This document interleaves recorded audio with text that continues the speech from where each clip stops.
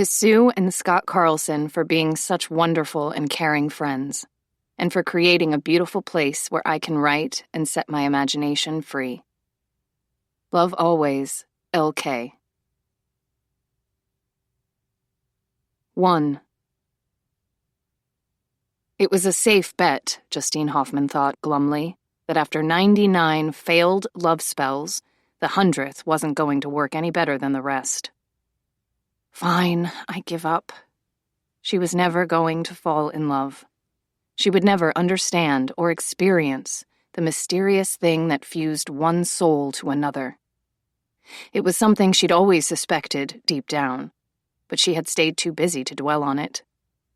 The problem with staying busy, however, was that sooner or later you ran out of things to do, and then the thing you'd been trying so hard not to think about became the only thing you could think about.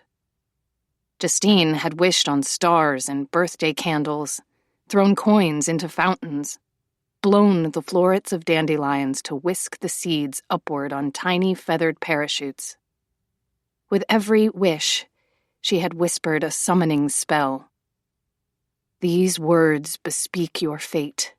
Have no repose while I await. Fate has found you. Love has bound you. Come to me. But her soulmate had never appeared. She had pored over every page of the grimoire her mother had given her when she was 16, but there were no rites or spells for a witch with an empty heart. Nothing for a young woman who yearned for something as extraordinary and yet entirely normal as love. Justine had tried to pretend to everyone, even herself, that she didn't care. She had said she didn't want to be tied down, didn't need anyone. In her private hours, however, she stared at the little tornado of water at the drain of her bathtub, or the shadows thickening in the corners of her bedroom, and she thought, I want to feel. She wanted the kind of love that would take her on the ride of her life. She dreamed of a man who would strip away her defenses like silk garments, until at last she could surrender all of herself. Maybe then the world wouldn't seem so small, or the nights so long. Maybe then her only wish would be that the night would never end. The mournful parade of thoughts was interrupted as her cousin Zoe entered the kitchen. Good morning, Zoe said cheerfully. I brought the book you asked for. I don't need it anymore, Justine said, barely looking up from her coffee. She sat at the wooden work table, leaning her chin on her hand. But thanks anyway. A September morning breeze had swept inside the inn, the air bitten with ocean salt and a hint of marine diesel from the nearby docks of Friday Harbor.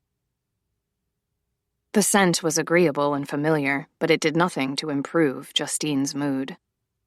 She hadn't slept well for the past few nights, and caffeine wasn't making a dent. No time to read? Zoe asked sympathetically. Just keep it for a while.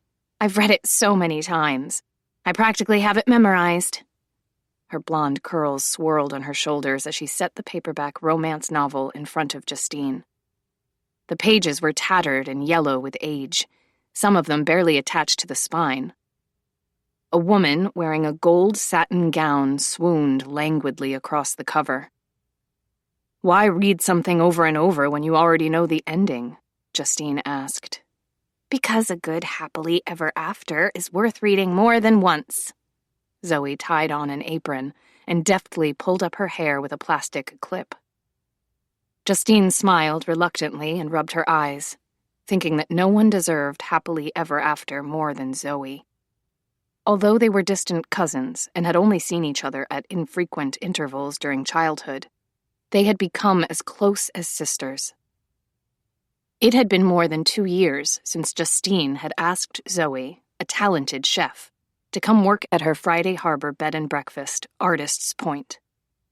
Justine handled the business side of things, including the office work, cleaning, and building maintenance, while Zoe took care of inventory, food buying, and cooking. Zoe and her culinary skills had been so essential to the inn's success that Justine had offered her a share in the ownership.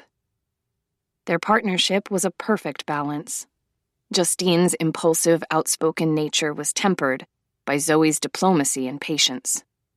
They shared a strong bond of loyalty, seeing each other at their worst, confiding their dreams and fears and insecurities.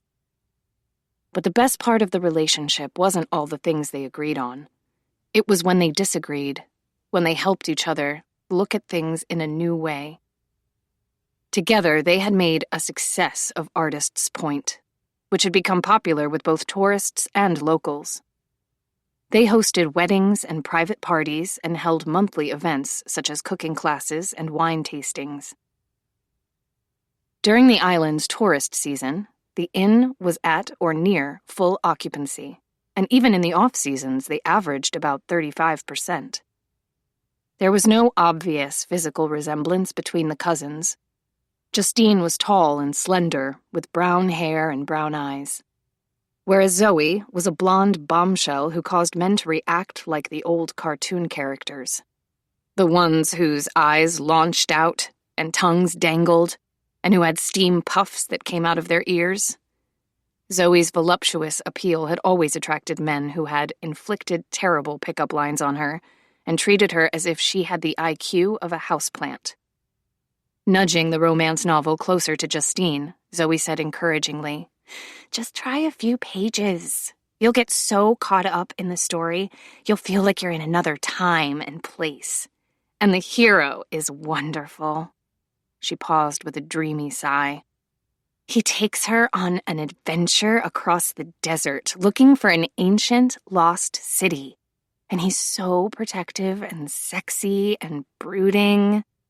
I'm afraid that reading about fantasy men might raise my expectations at a time when I need to lower them.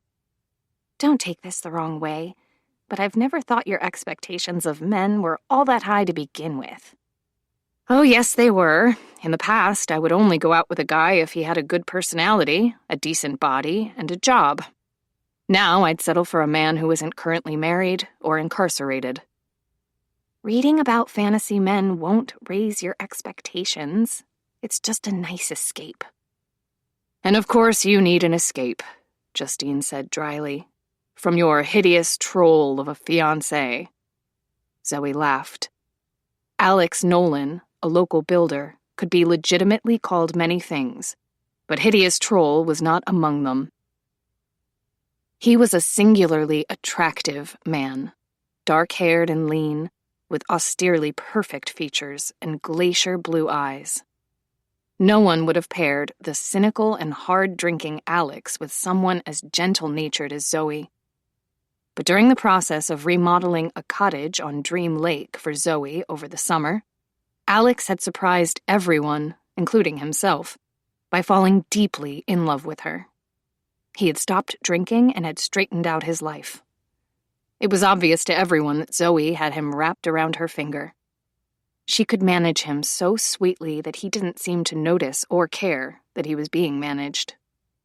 Although Justine had never experienced real love, she knew it when she saw it. When Zoe and Alex were together, they tried to be casual, but the emotion was still too new and raw for either of them to be easy with it. Their intense awareness of each other was emblazoned in the air, no matter how discreet they were. Sometimes it was even in their voices, as if love had filled them until they had to remind themselves to breathe. You could feel terribly lonely being around that kind of love. "Snap out of it," Justine told herself sternly. "You have a great life. You have everything you need." Most of the things she had longed for had finally come to her. Caring friends, a home, a garden, a front porch with potted impatiens and trailing verbena. For about a year, she'd even had a boyfriend, Duane, a biker with tattoos and big sideburns and an easy laugh. But Duane had broken up with her just a few weeks ago, and now, whenever they happened to cross paths, he was distantly friendly, his gaze never meeting hers. They had broken up when she had inadvertently scared the hell out of him. Her gaze lowered to the romance novel. She pushed the book away like a sated diner refusing an extra piece of cake. "Thanks for bringing the book." she said, while Zoe turned on the ovens and went to pour herself some coffee. But I wasn't actually planning to read it in the first place. Zoe cast a quizzical glance over her shoulder. What were you going to do with it? Self-mocking amusement twitched the corners of Justine's mouth as she admitted, Burn it and buy you a new copy? Zoe fumbled with a spoon as she stirred cream into her coffee. Turning to Justine, she asked blankly, Why were you going to burn my romance novel? Well, I wasn't going to burn the whole thing, just a page. Seeing her cousin's confusion, Justine explained sheepishly. I was planning to cast a spell, and it called for setting fire to words of love scripted on parchment. So I thought a page from a romance novel would do the trick. Who were you going to put a spell on? Me. Judging from Zoe's expression, an inquisition was about to start. You've got some cooking to do, Justine said hastily, and I need to roll out the coffee cart to the lobby. The coffee cart can wait, came the gentle but inflexible reply. Justine sighed and settled back in her chair. Silently, she reflected that although she was known as the bossy and opinionated cousin, Zoe was the one who got her way more often. She just happened to be quieter about it. You've mentioned this stuff about spells before, Zoe said. And I remember when I was having problems with Alex and you offered to put a curse on him. I thought you were joking, trying to make me feel better. But now I'm getting the impression that you weren't kidding. No, Justine had not been kidding. She had never made a secret of the fact that she had been raised in the pagan tradition. What she hadn't admitted outright was that she, like her mother Marigold, was a hereditary witch. So many varieties of witchcraft existed that the word itself was practically meaningless without a qualifier. There was classic witchcraft, eclectic witchcraft, monotheistic witchcraft, Gardnerian, Goth, Wiccan, and so forth. But family tradition witchcraft was a rare, centuries-old category of natural-born witches, those with magic in their DNA. Throughout Justine's childhood, her mother had instructed her in the ways of the tradition. She had taken Justine to festivals, camps, classes, often moving the two of them at a whim with no regard for school schedules. One year, they had lived in Oregon, and the next, they'd stayed in a pagan community in Sacramento. And then a few months in New Mexico, Alaska, Colorado. Justine couldn't remember all the places they had stayed, but they had returned most frequently to Friday Harbor, which was the closest thing to a home that Justine had ever known. If the soot pattern on the inside of a glass candle holder resembled a heart pierced by swords, Marigold would say it was time to leave again. She saw signs in footprints, the shape of a cloud, the path of a spider, the color of the moon. Justine couldn't remember exactly when she had started to resent the nomadic pattern of their lives. She only knew that at some point, it had bothered her that they could pack up everything they owned in a quarter hour. It's so much fun to go to new places, Marigold had told her. We're free as birds, Justine. All we lack is wings.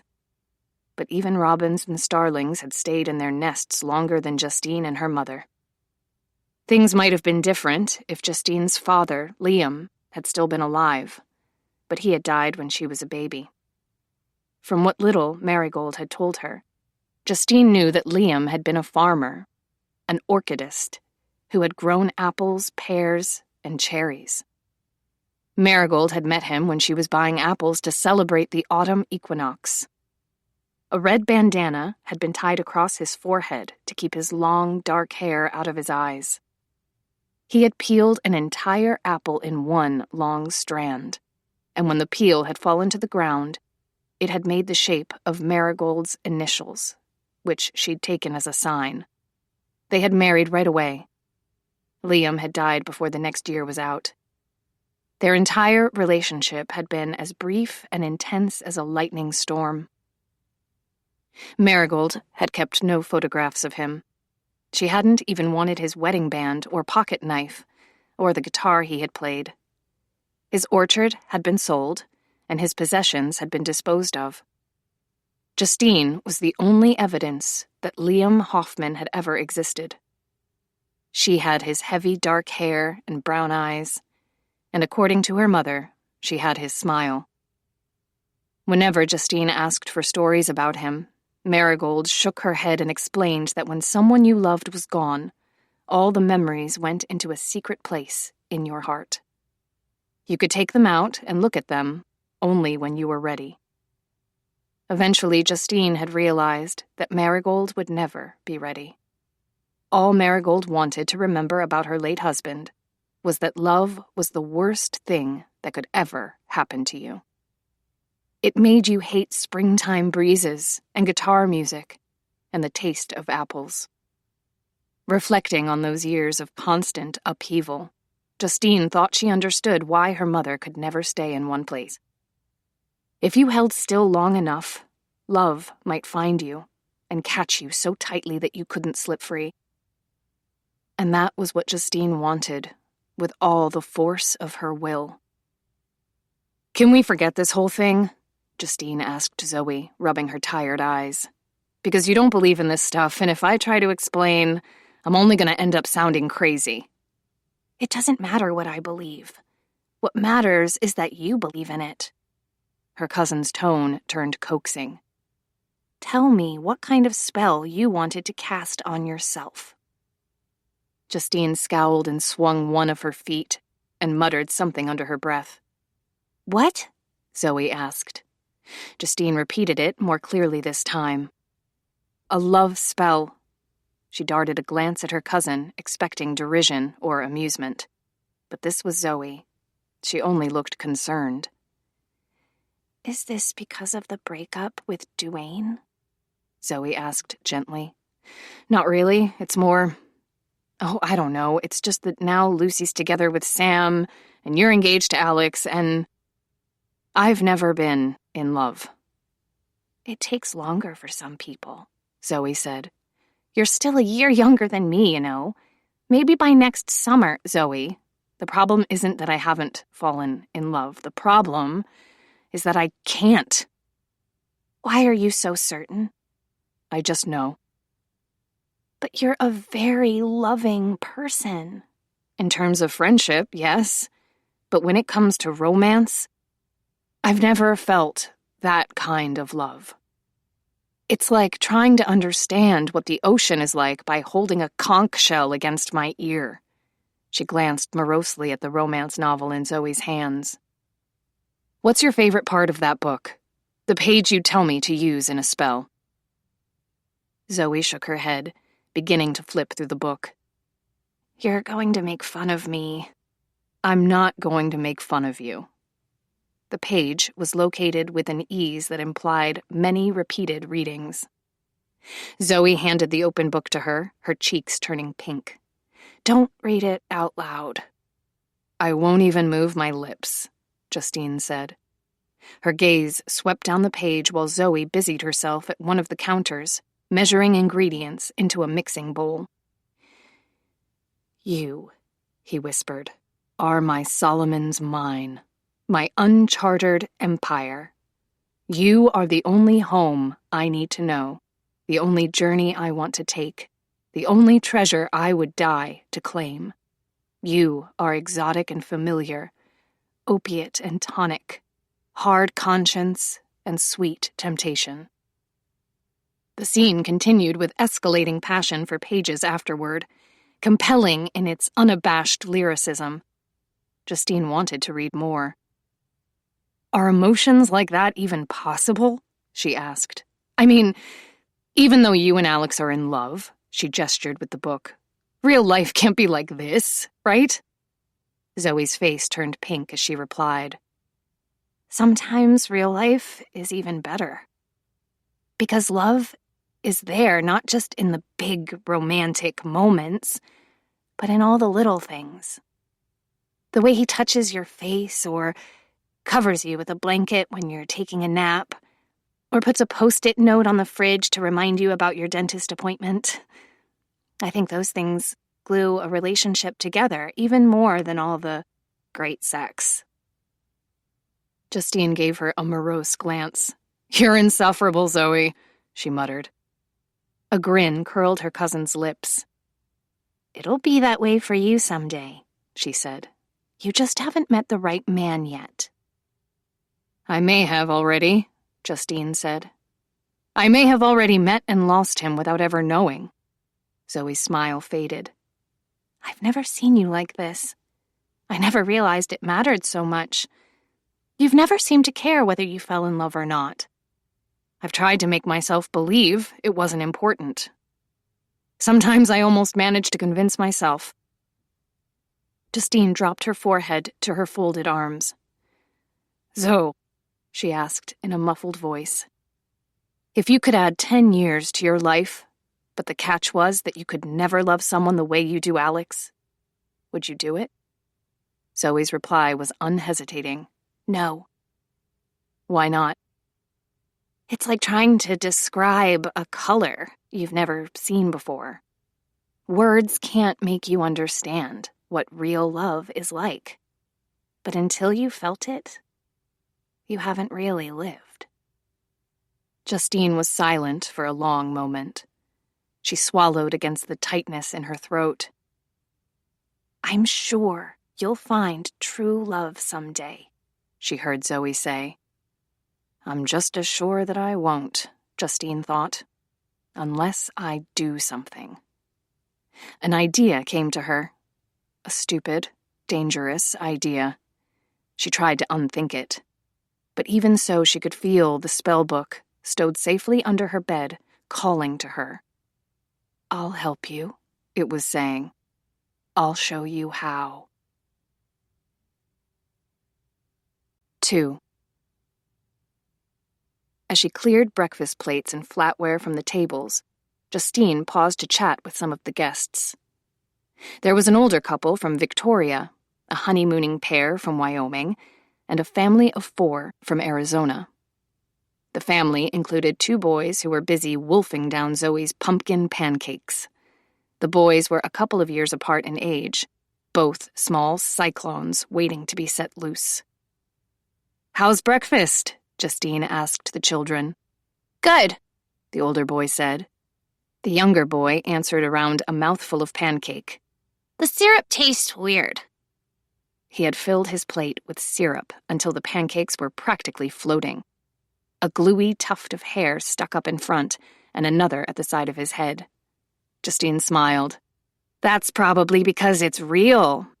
Most pancake syrup you buy at the stores doesn't have maple in it at all. It's all corn syrup and flavoring." "I like that better," the boy said with his mouth full. "Hudson," the mother scolded. "Mind your manners." She glanced up at Justine apologetically. "He's made a mess." "No problem at all," Justine said, and gestured to her empty plate. "May I take that for you?" "Yes, thanks." The woman returned her attention to the boys while Justine removed her plate and glass. The boy's father, who was talking on his cell phone, paused his conversation long enough to say to Justine, "Take mine too, and bring me some tea, Earl Grey, with non-fat milk. Do it fast, we have to leave soon." "Of course," Justine said pleasantly. "Should I bring it in a to-go cup?" He responded with a brief nod and a grunt, and resumed his phone conversation. As Justine headed to the kitchen with the dishes, someone appeared at the doorway of the dining room. "'Excuse me." The speaker was a young woman in a slim black skirt suit and sensible medium-height pumps, her penny-colored hair cut in a perfect shoulder-length bob. Her features were fine, her eyes luminous blue. She wore no jewelry except for a fine gold chain around her neck.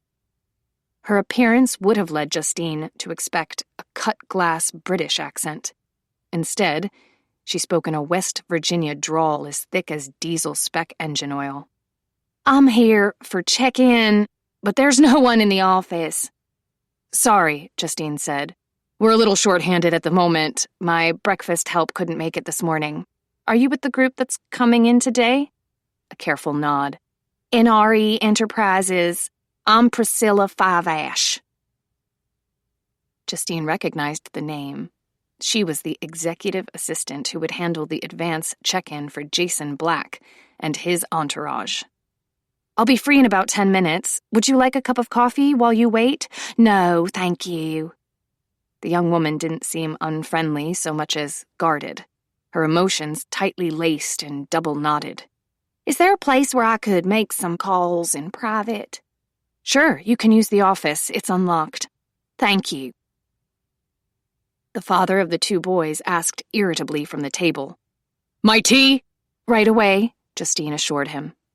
But before leaving the room, she paused to say to the woman, Five-Ash, that's an unusual name. English? Irish? I'm told it came from England. A village they can't find anymore, with 5 ash trees in the center. It sounded like a tradition name. Ash trees were nearly as powerful as oak trees, and the number 5 was especially significant to those in the craft, whose symbol was the 5-pointed star enclosed in a circle. Although Justine was tempted to ask more, she only smiled and headed toward the kitchen. A few moments later, she heard alarming sounds from the dining room. A mother's cry, a clatter of plates and flatware, a chair overturned. Turning swiftly, Justine hurried back and dumped the armload of dishes onto a table. The younger of the two boys appeared to be choking. His eyes were wide and white with panic, his hands pawing at his throat. The mother patted his back helplessly. Priscilla had already reached the boy. Locking her arms around him from behind, she jerked her fist upward and inward in a sharp movement. The procedure was repeated 3 more times, but the obstruction was not dislodged. The boy's face was gray, his lips moving in spasms. You're hurting him! The mother cried. Stop! She's hurting him! He's choking! The father snapped. His fists clenched as he watched Priscilla. Do you know what the hell you're doing? Priscilla didn't answer. Her mouth was grim, her face white except for 2 patches of red color high on her cheeks. Her gaze met Justine's. Won't come loose, she said. Might be stuck all the way along his gullet. Call 911.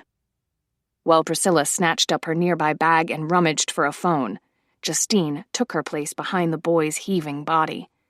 She tried a couple of steep-angled jerks up into the surface of his upper abdomen and muttered a few words under her breath.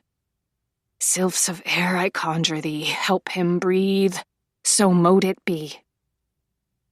The plug of food was abruptly expelled. The boy stopped writhing and began to draw in huge breaths.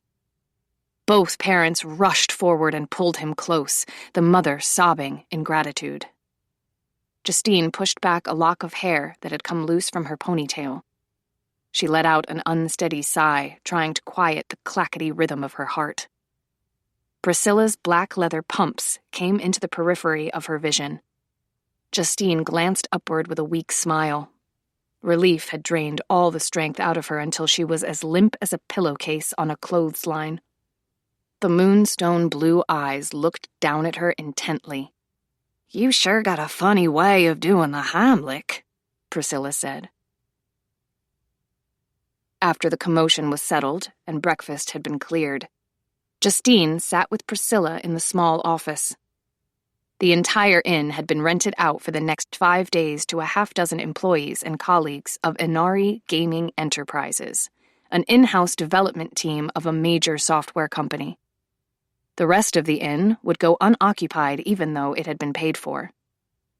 Jason likes his privacy, Priscilla had explained, which had hardly been a surprise. Jason Black, who had produced the most successful fantasy video game series ever released, was notoriously elusive. He never attended promotional events. He turned down all interview requests from broadcast media and only agreed to the occasional print interview with the provisions that his private life would not be discussed, and he wouldn't allow his picture to be taken. In fact, Justine, Zoe, and the 2 women who helped to clean the inn had all been required to sign non-disclosure agreements in advance. As a result, they were legally prohibited from revealing details about Jason Black. If they so much as revealed the color of his socks, they would be sued into the next century. After typing his name into a few internet search engines, Justine had found reams of information about the gaming company and its achievements, but only a sparse handful of facts about the man himself. He'd been brought up in California and had gone to USC on a football scholarship. Halfway through sophomore year, he'd taken a leave from college and had gone, of all places, to live at a Zen monastery near the Los Padres National Forest. He had dropped off the radar for a couple of years and had never returned to school. Eventually, he had applied for a job in the game development division of a software company. After several successes, he had taken another job with Inari Software to head its gaming division, and he had become the project leader and developer of the top-selling video game series of all time. As far as Jason Black's personal life went, there had been a few discreet relationships, but he'd never been engaged or married. There were a few candid photos of him available on the net, getting in and out of a car, escorting someone to a social function, but his face was averted in most of them, his dislike of the camera obvious. The best shot of him had been a pixelated blur. "Why is he so publicity-shy?" Justine asked Priscilla. "You can ask, but I can't say." "Is he handsome?" "Too much for his own good," Priscilla said darkly. Justine's brows lifted. "Are you involved with him?" Priscilla's brief huff of laughter held no amusement. "Never! My job is too important to me. I'd never risk it for anything. Besides, he and I wouldn't suit." "Why not?" Priscilla began to check off reasons on her fingers. "He's too used to having his way, and basically, I wouldn't trust him with my left shoe." She pulled an electronic tablet from her briefcase and brought up a file. "Here's the updated list for Jason's room. Let's go over it." "It's already taken care of. You emailed the updated list to me a few days ago." "This is the updated list." Jason Black required a west-facing, second-floor room maintained at a temperature of 68 degrees. A king-size bed with high thread-count sheets and goose-down pillows with no feathers. 2 bottles of chilled spring water were to be brought to his room every morning, along with a health shake. He also required 2 white bath towels per day, unscented soap and shampoo, an LED desk lamp on the table in his room, wireless access, a white flower arrangement, and a package of foam earplugs on the nightstand. A selection of organic, unwaxed fruit. No newspapers or magazines. He preferred digital formats. And every night at 9, 2 shots of chilled Stolichnaya vodka were to be delivered to his room. "Why 2?" Justine asked. Priscilla shrugged. "I don't usually ask Jason why he wants something. It makes him ornery, and he never explains anyway." "Good to know." Justine returned her attention to the list. "I think I've got everything, except for the flower arrangement. What kind of white flowers? Daisies, lilies?" "That's up to you. Nothing too strong-smelling, though." "I have one more question. You know how each room at the inn pays homage to a different artist? Well, there are 2 second-floor, west-facing rooms. One is the Roy Lichtenstein, and the other is the Gustav Klimt. Which one do you think Mr. Black would prefer?" Tucking a coppery sweep of hair neatly behind her ear, Priscilla considered the question. "To me, they both sound like something you'd take antibiotics for," she said. "Could you tell me about them? I don't know art from apple butter." Justine liked her frankness. Roy Lichtenstein was an American pop artist. His most famous paintings looked like comic strips with lettering and thought balloons. His work is more about irony and technique than emotion. Klimt, on the other hand, is all about sensuality. He was an Austrian painter in the 1800s, and his style was what they call Art Nouveau, with lines and curves inspired by Japanese woodblock prints. His best-known painting is The Kiss. There's a print of it in the room. So, which one would suit Mr. Black? Liechtenstein or Klimt? Priscilla frowned. Justine waited patiently. Klimt, the woman finally said, her eyes narrowing. But don't read nothing into it. I signed the non-disclosure contract, Justine reminded her. But even if I hadn't, you wouldn't need to worry. I'm good at keeping secrets. I imagine so. After a deliberate pause, Priscilla shot her a direct glance and asked, What's a sylph, anyways? So she had heard the incantation. Justine answered casually. An elemental spirit that represents air. There's another one for earth, one for water, and so on. Are you one of those tree-hugger types? Justine smiled. I've never technically hugged a tree, but I've discovered they make great listeners. What faith are you? I was brought up in the Angels on Fire ministry. I'm not familiar with that one. They preach sexual abstinence in the apocalypse, and our pastor was convinced that Satan put dinosaur fossils in the ground to fool people. Not without pride, Priscilla added, I was exorcised twice before I was 15. Really? What for? I was caught listening to rock music. Both times? First one didn't take. Priscilla paused as a ringtone sounded from the depths of her bag. Excuse me. She pulled out her phone and glanced down at the tiny screen. I've got some emails and texts to take care of. Stay in the office for now, if you'd like. I'll get one of the rooms ready for you. Thank you. If you wouldn't mind, I'd like to collect all the room keys once they're ready. Okay. Usually I show the guests to their rooms when they arrive. Jason prefers me to take care of that. He's not much on chin wagging. No problem. I'll stay out of the way when they get here. Thank you. Priscilla's head bent over the phone as she began texting.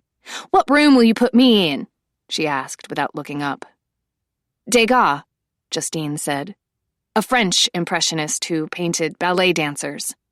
It's not the biggest room we have, but it's the prettiest. Lots of white lace and pink roses, and a crystal chandelier. Priscilla didn't pause in her texting. What makes you think I'd like a girly tap room?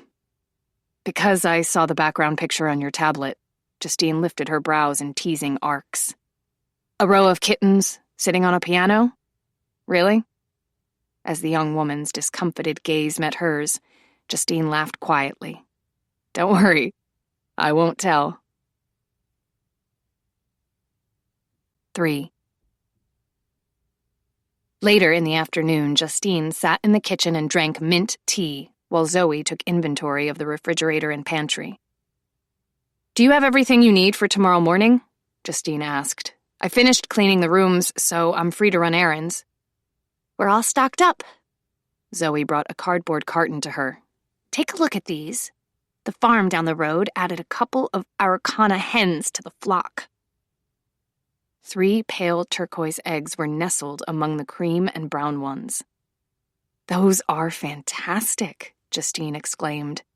Zoe, we have to start keeping chickens. No, we don't. Think of the free eggs. Think of the smell and the noise. We'd have to build a coop. The expense of keeping chickens would cancel out any money we'd save on eggs. 1 chicken. It would be like a pet. It would be lonely. Okay, 2 chickens. I could call them Thelma and Louise. We are not getting chickens, Zoe said, her tone soft but inflexible. You have more than enough to do around here. You can barely keep up with the garden as it is, and I don't think you need a pet. As you used to tell me before I got together with Alex, you need a boyfriend. Justine lowered her head to the table. There's no point, she said dolefully. Her mint-infused breath collected in the space between the scrubbed wood and her chin. It would end up the same way it did with Duane. From now on, I'm swearing off men. Maybe I should become a nun. You're not Catholic. I'd have to convert, Justine said against the table. She sighed as another thought occurred to her. But I'd probably have to wear a habit and the floppy hat. Wimple, Zoe said. And don't forget, you'd have to live in a convent. All women and lots of gardening. I might as well join the coven, Justine thought glumly. At this point in her life, Justine had been expected to become initiated into the circle of Crystal Cove. Her mother, Marigold, belonged to it, and the rest of the coven were honorary relatives. Most of them had known Justine all her life. As much as Justine loved the Coveners, however, she had never wanted to become one of them. She liked to cast an occasional spell or brew a potion now and then, but the idea of centering her entire life around the study and practice of magic was not at all appealing.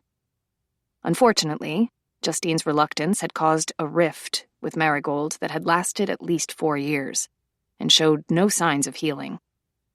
In the meantime, Justine had received support from Rosemary and Sage, a pair of elderly crafters who were the closest thing to family that Justine had, besides Zoe. The two women lived together in a lighthouse on Cauldron Island, where Sage's late husband had served as a lightkeeper. She sat up as she heard the sound of people entering the inn. Voices, the rattle of luggage wheels.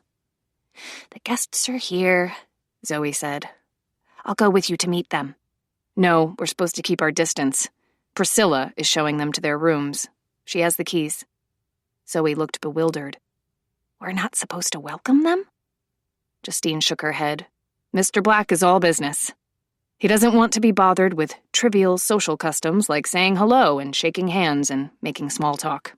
The group will be down for breakfast in the morning, but he wants a health shake brought up to him at 6. Priscilla said she would email you the instructions. Zoe went to pick up her phone from the counter to check her emails. Yes, it's here. She did a double take as she read the email. There must be a mistake. Why? Spinach, protein powder, peanut butter, soy milk. I won't tell you the rest because your stomach is already upset.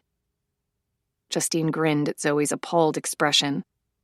That sounds like a variation on the green monster smoothie.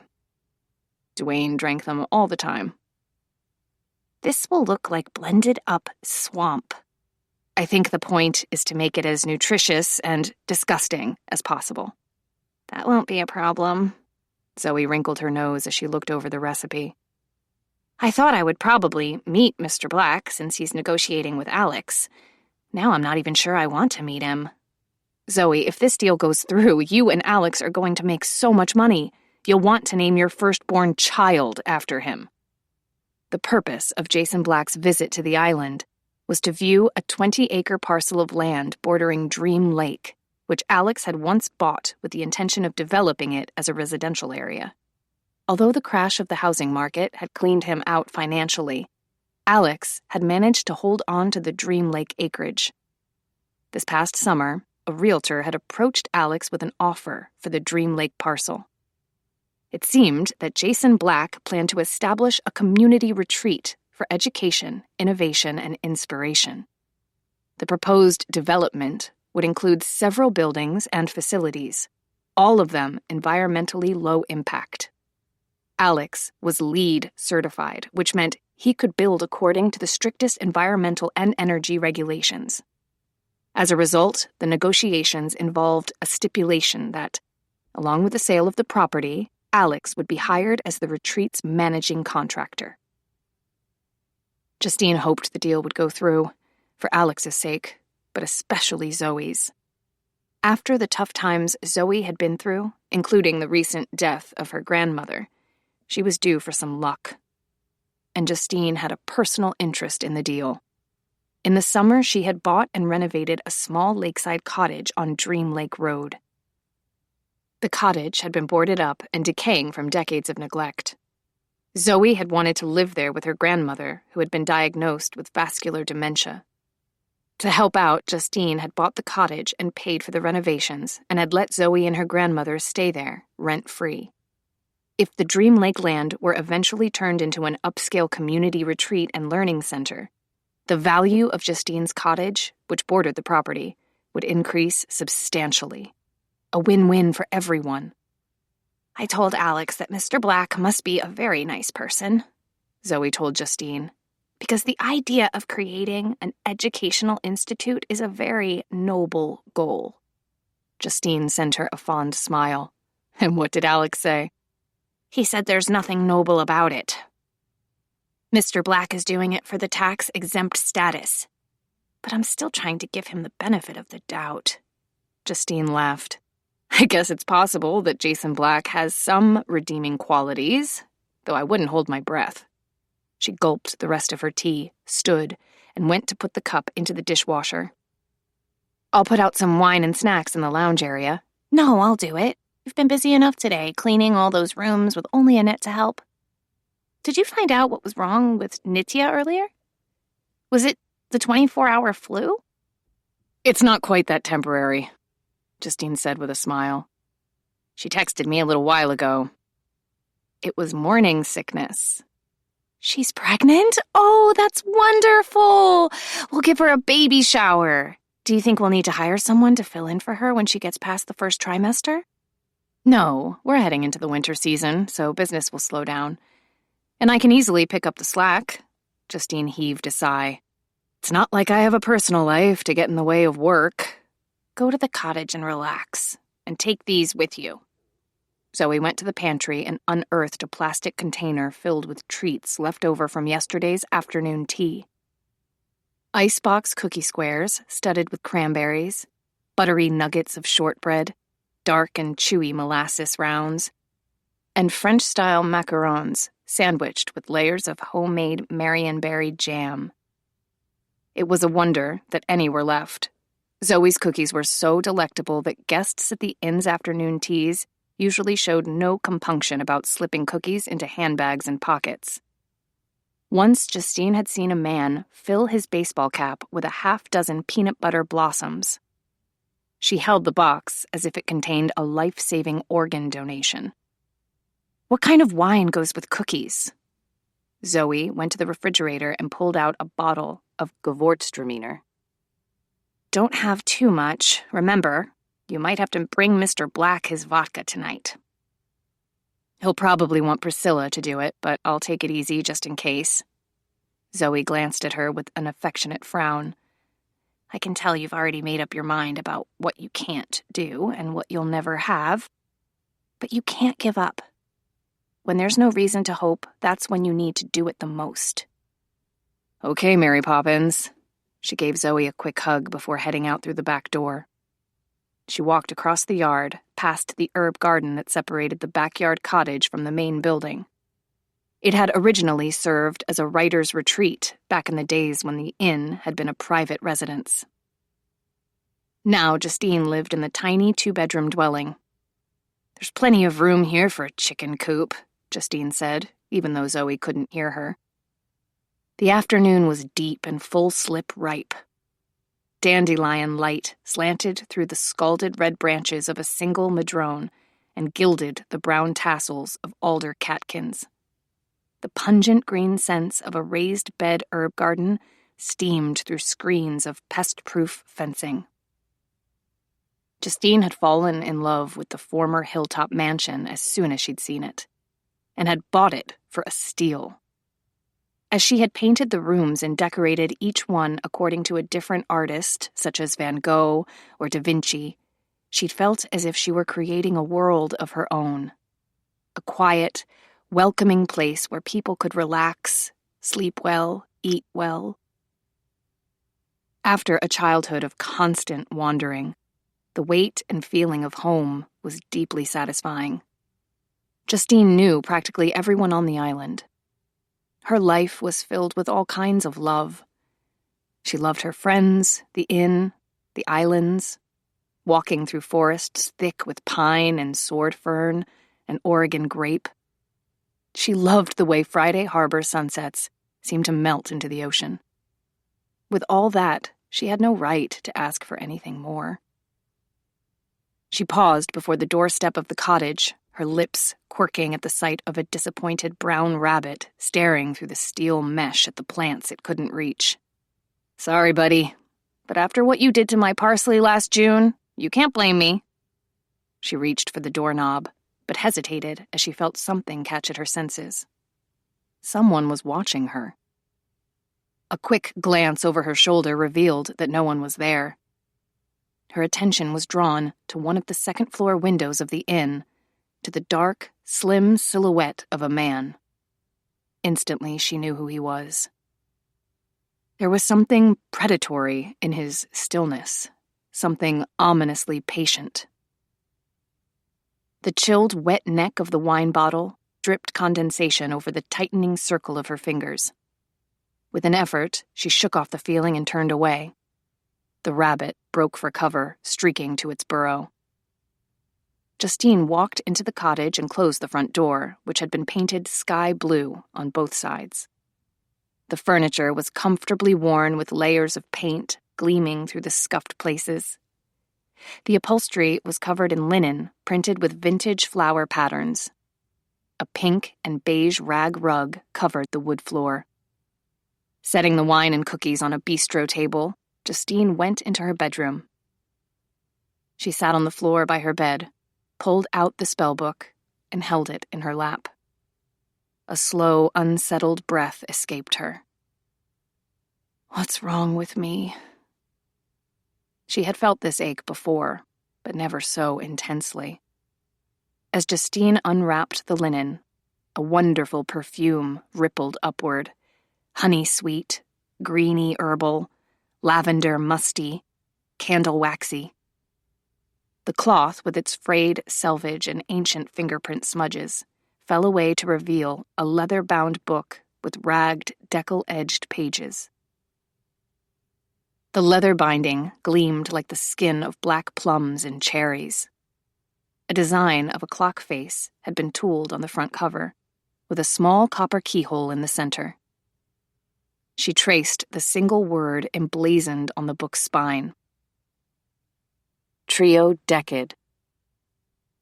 It was the word for a group of 13, a number that bonded multiplicity into oneness. The ancient book, more than 2 centuries old, was filled with spells, rituals, and secrets. Usually a grimoire was burned upon its owner's death, but a few, like the Trio Decad, were too powerful to destroy. Such rare and revered volumes had been passed down through generations. Since a grimoire preferred to remain with its keeper, it was almost impossible to steal one. But even if someone did manage such a feat, he or she would never be able to open the book without a key.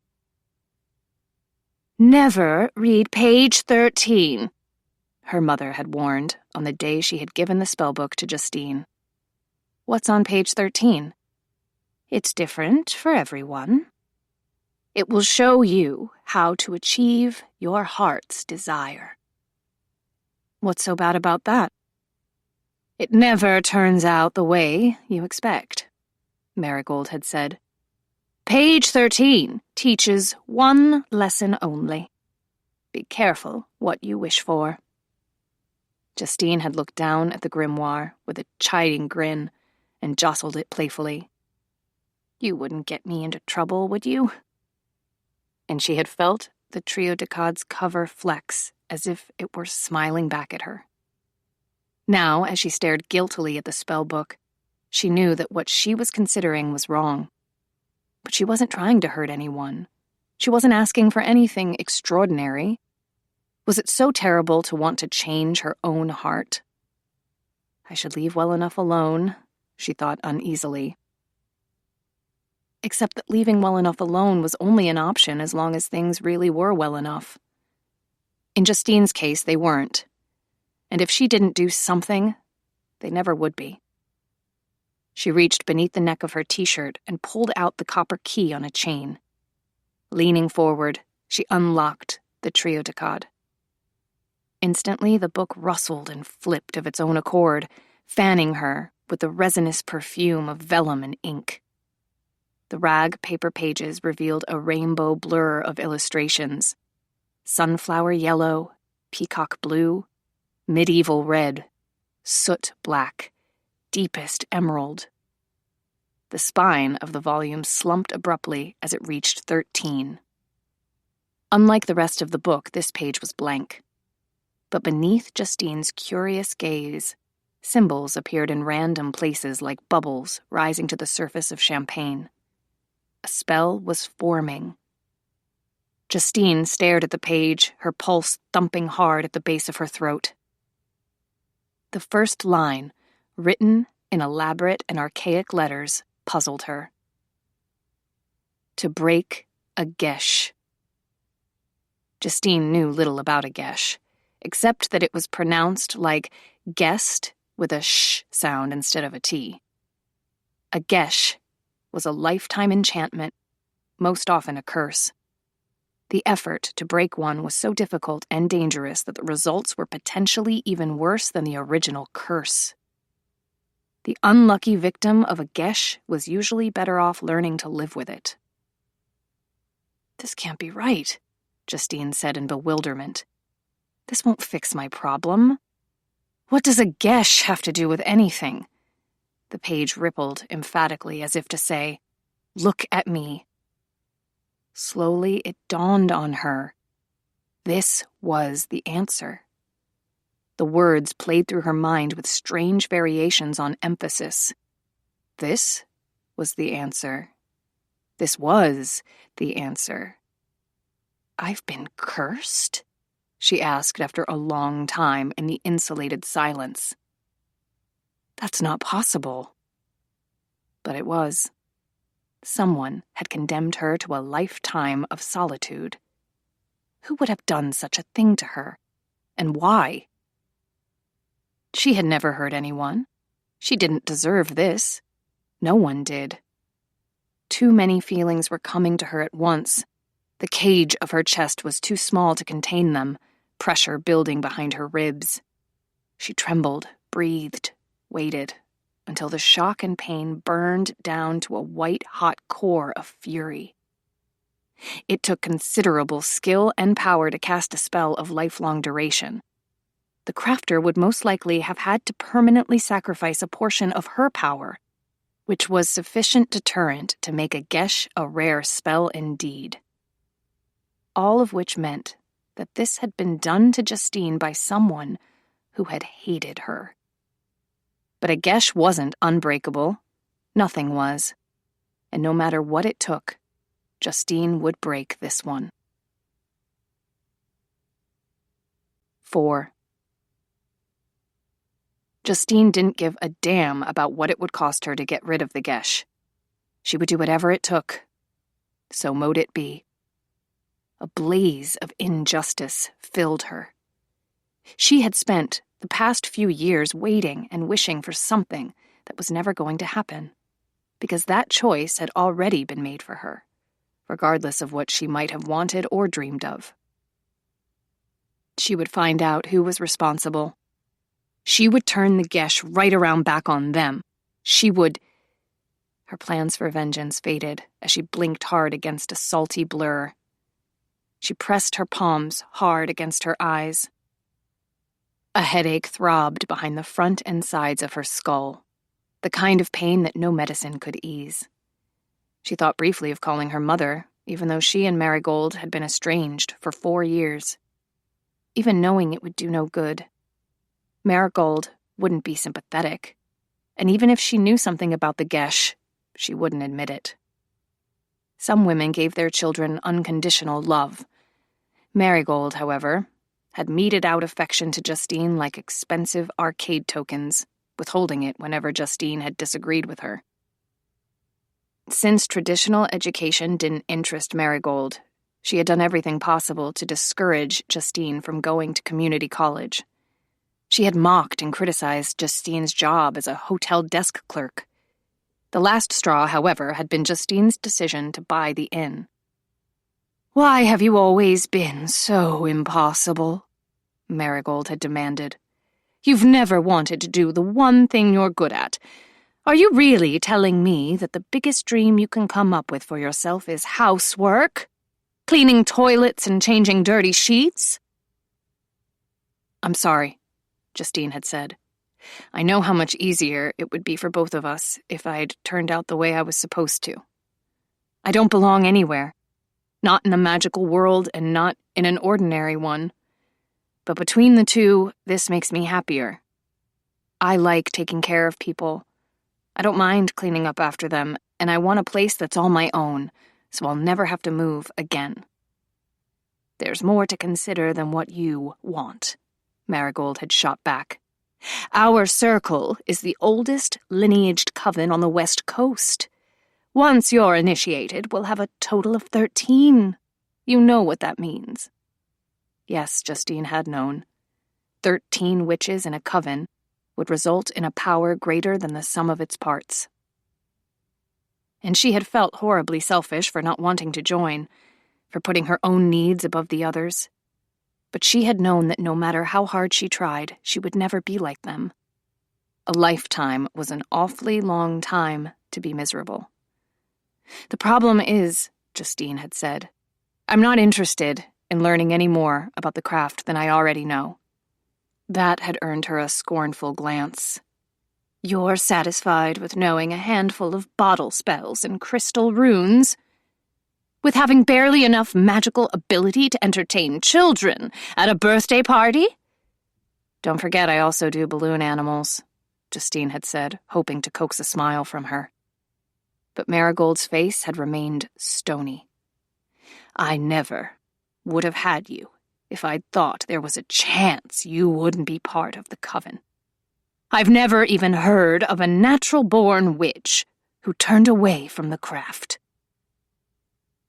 The impasse had been hopeless. Marigold was convinced that her plans for Justine's life were infinitely better than anything Justine could have come up with. Justine had tried to make her understand that it was every person's right to make those decisions for herself. But eventually she had realized that if Marigold had been capable of understanding the point, she never would have been controlling in the first place. And if Marigold couldn't have the kind of daughter she wanted, she didn't want a daughter at all. As a consequence, Justine had developed an ambivalent relationship with magic, which was inherently an all-or-nothing proposition. Trying to remain a magical dilettante was like trying to stay a little bit pregnant. She read the spell again. If she were reading correctly, the rite had to be performed beneath a waning moon at midnight. That made sense. The last phase before the new moon was the ideal time for banishing, releasing, reversing. To succeed in lifting a curse as powerful as a gesh, it was best not to cut corners. Standing, Justine went to the antique writing desk by the window to consult a lunar phase website on her laptop. As luck would have it, tonight was the last night of the waning crescent.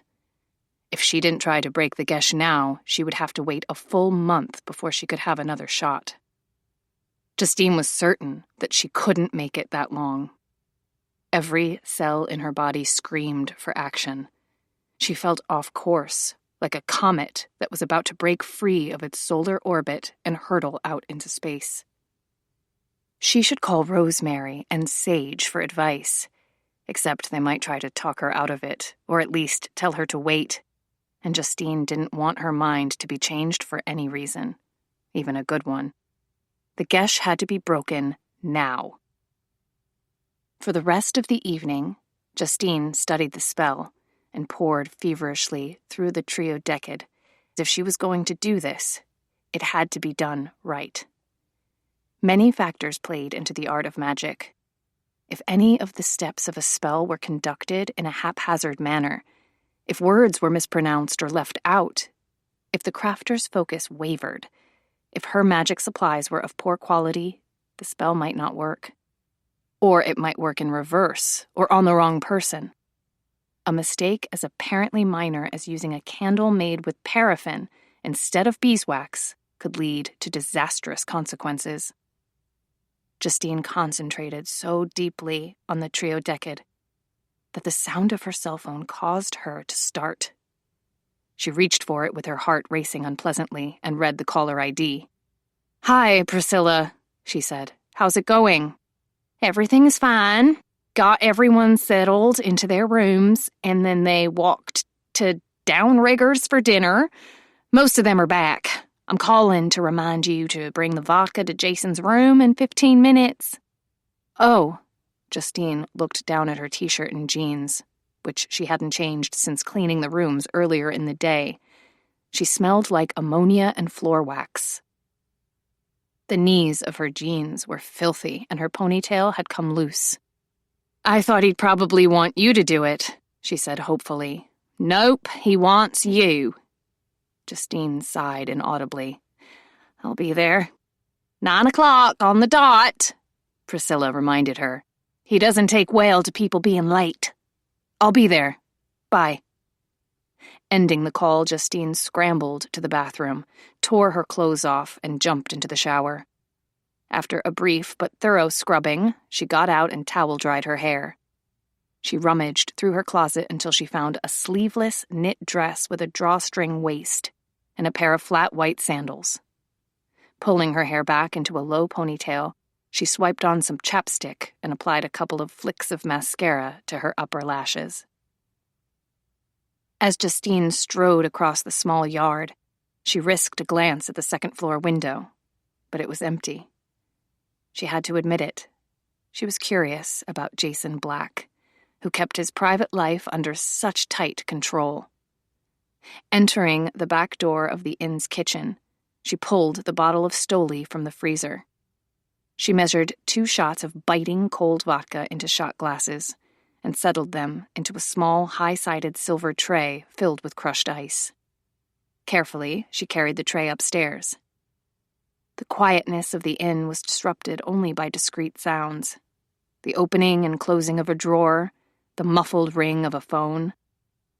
As Justine approached the Klimt room, she heard a man's voice inside. It sounded like he was in the middle of a phone conversation. Should she knock? She didn't want to interrupt, but it was 9 o'clock. Schooling her features into a polite mask, Justine rapped her knuckles lightly on the door. Footsteps approached the threshold. The door opened. Justine had a brief, dizzying impression of midnight eyes and hard features, and a sexy disorder of short black hair. He gestured for her to enter the room, pausing just long enough to tell Justine, "Don't leave yet." He looked at her directly. The glance lasted only a half-second, but it was nearly enough to knock Justine backward.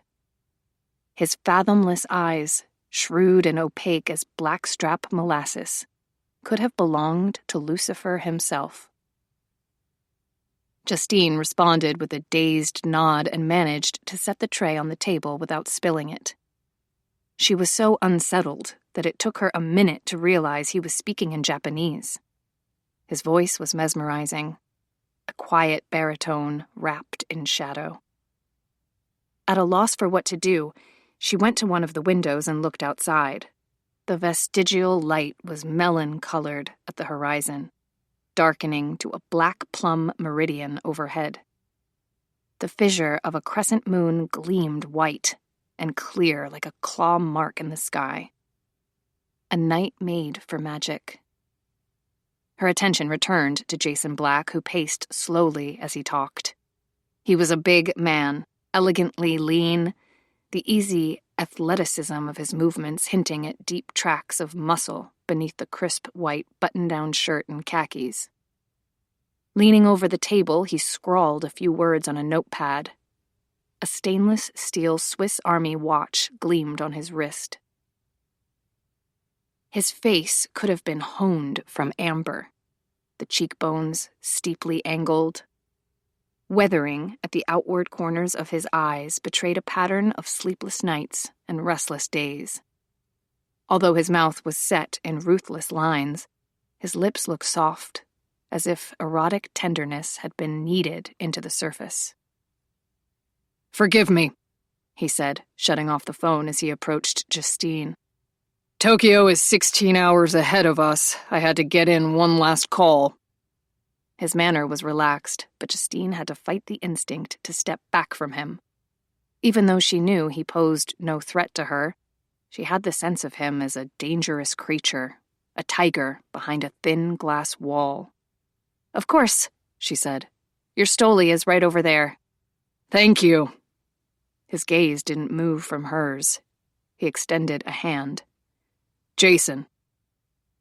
"Justine." Her fingers were swallowed in a deep grip that sent a jolt of warmth to her elbow. "I hope your room is satisfactory?" "Yes, however," releasing her hand, he said, "I'm curious about something." He nodded toward the glazed earthenware flower pot on the table. It contained a double-stemmed moth orchid, each stem bearing an inflorescence of snowy white blooms.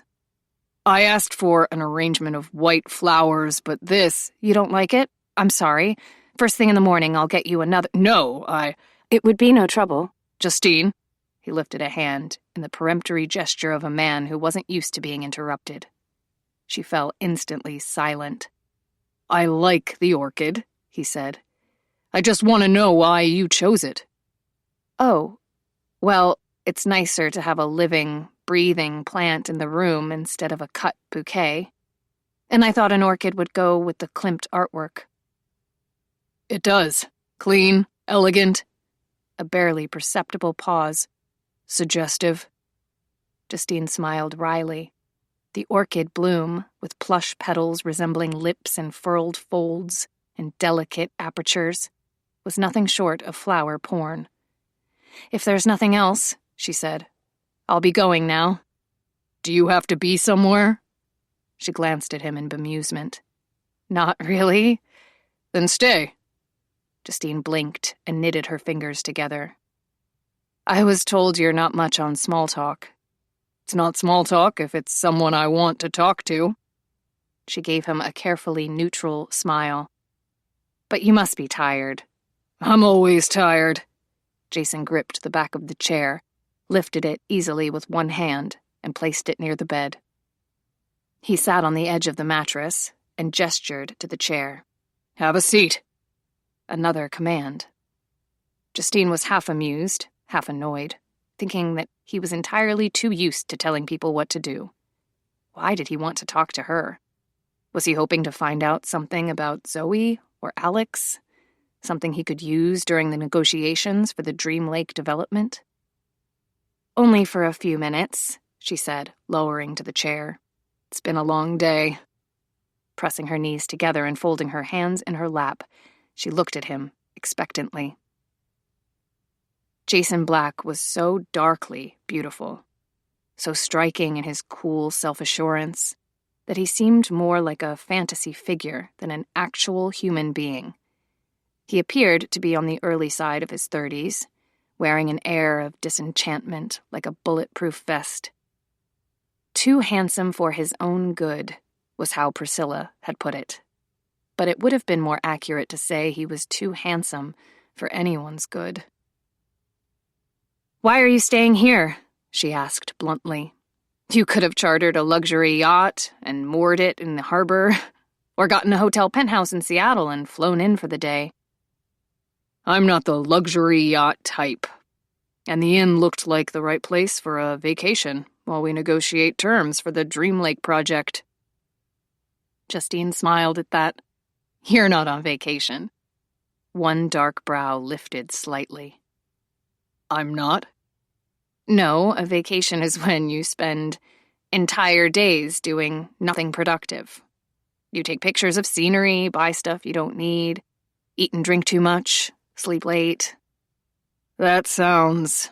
He paused in search of the right word. "Grotesque." "You don't like to relax," she said rather than asked. "I don't see the point." "Maybe the point is that every now and then you should take a break to look back and enjoy what you've accomplished." "I haven't accomplished enough to be able to enjoy it." "You're the head of a big company, and you're a gazillionaire. Most people wouldn't complain about that." "What I meant," he said evenly, "is that I can't take credit for the company's success. I have a good team, and we've had some luck."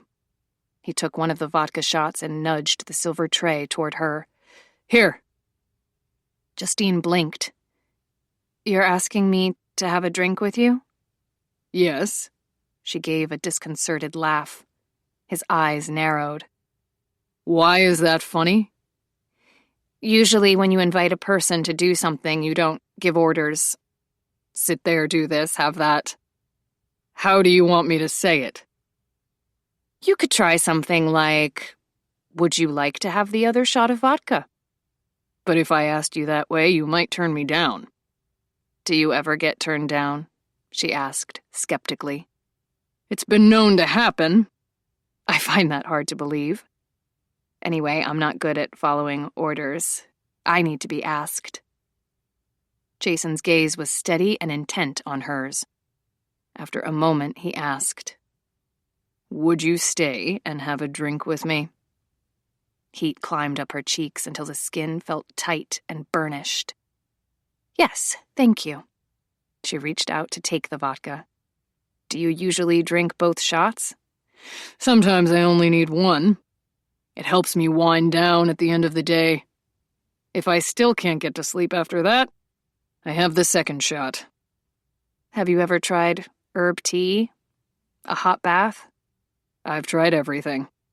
Pills, progressive relaxation, sleep music, books about golf. I've counted sheep until even the sheep can't stay awake. How long have you had insomnia? Since birth. Fine-spun amusement played at the corners of his mouth. But there are benefits. I'm a champ at online Scrabble, and I've seen some great sunrises. Maybe you'll have luck getting some sleep while you're here. The island's quiet, especially at night. I hope so. But he sounded unconvinced. It wasn't external stimuli that kept him awake. Lifting the small glass to her nose, Justine sniffed cautiously and detected a slightly sweet odor like cut hay. I've never had straight vodka before. A cautious sip of the glacier-cold liquid set her upper lip on fire. Wow, that burns. Don't sip it. Take it in one swallow. I can't, she protested. Yes, you can. Breathe out, knock it back, and wait 10 or 15 seconds before breathing in. That keeps it from burning. To demonstrate, he downed his shot efficiently. She could see the movement of his swallow at the front of his throat, where his skin was smooth and sun-glazed. Tearing her gaze away, Justine concentrated on the tiny glass in her hand. Here goes nothing, she said, and expelled her breath. Swallowing the vodka, she tried to hold her breath, but her lungs spasmed as if they were about to explode. Giving up, she took a deep gasp of air and was instantly sorry as her throat was scorched with wintry fire. She choked, her eyes watering. You breathed too soon, Jason said. A laughing cough escaped her before she could reply. I have this habit of needing to take in oxygen at regular intervals. She shook her head, wiping a trace of moisture from beneath her eyes. Why vodka? Wine is so much nicer. Vodka is efficient. Wine takes too long. You're right, Justine said. Vile, inefficient Cabernet. I can't believe all the time I've wasted on it. He continued as if he hadn't heard her. Vodka also makes food taste better. Seriously? How? Ethyl alcohol is a solvent for flavor chemicals. If you eat something right after a sip of vodka, the flavor is stronger and lasts a longer time on your taste buds. Justine was intrigued. I'd like to try that. It works best with spicy or salty food, something like caviar or smoked salmon. We don't have caviar, but we can almost always put together a cold plate. Justine studied his inscrutable face. You probably didn't go out to dinner with the others, did you? I'll bet you stayed in your room and made phone calls. I stayed here, he admitted. Are you hungry? The question seemed to merit careful consideration. I could eat, he finally said. Without a doubt, he was the most guarded person she had ever met. Did he ever relax and let go? It was hard to imagine. She wondered what he sounded like when he laughed. "Hey," she said gently, following an impulse. "When was the last time you raided a pantry?" I can't remember. "Why don't you come downstairs with me? I'm hungry too. We'll find something to eat. Besides, I owe you a second shot of vodka." To her surprise, and undoubtedly his, he agreed. 5. Jason sat at the scarred wooden table and glanced around the kitchen. It was a spacious and cheerful room with painted cabinets, retro, cherry-printed wallpaper, and soapstone counters. The massive pantry was filled with baking ingredients stored in penny candy jars and canned goods stacked 3 and 4 rows deep. He watched as Justine unearthed glass mason jars filled with pickled vegetables and brought them to the table. Pulling a bottle of Stolichnaya from the freezer, she set it in front of Jason along with 2 glasses. "You pour," she said, and went to slice a baguette into delicate ovals. He could barely tear his gaze from her long enough to comply. So far in their brief acquaintance, Justine Hoffman had teased and mocked him in a way that no one else dared. She had no idea how much latitude he was giving her, how easily he could have crushed her. But the truth was, she interested him more than anyone had in a very long time. She was a beautiful woman, with a slender build, long, dark hair and fine skin, and a delicately angular face. She gestured as she talked. Had there been a blackboard in front of her, it would have been erased several times over by now. He should have found that annoying, except that he couldn't stop imagining ways to slow her down with his mouth, hands, body. A background check had revealed a woman who wasn't given to excesses of any kind. She had grown up without a father, which would have made her more likely to have had behavioral problems, drop out of school, abuse alcohol or drugs. But there had been no signs of trouble. No credit issues, no prolific sexual history, only a couple of quiet relationships, neither of which had lasted more than a year. No arrest records, medical issues, or addictions, only a parking ticket issued by her college's campus security. So the usual things that made people tick, lust, greed, fear, none of that seemed to apply to Justine Hoffman. But everyone had something to hide, and everyone wanted something they didn't have. In Justine's case, he knew what the first thing was. The second thing, however, that was the question mark. Standing at the table, Justine arranged food on a large, sectioned plate. "You're a vegetarian, right?" When it's possible. "Did you start eating that way when you went to stay in the Zen monastery?" How do you know about the monastery?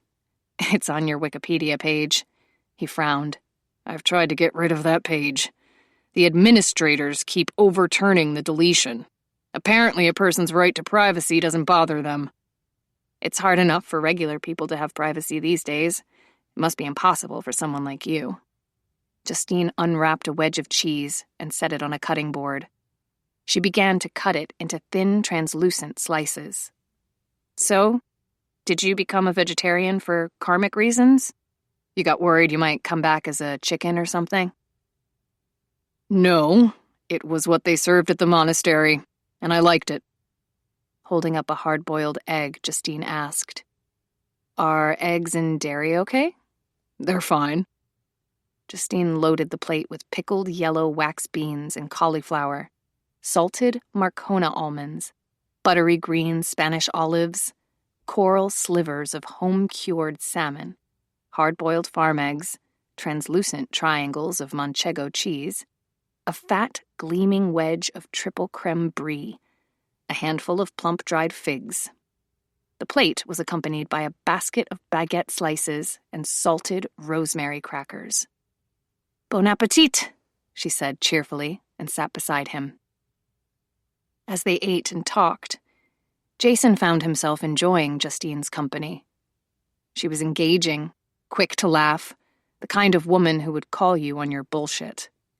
Her face was as cleanly structured as a haiku.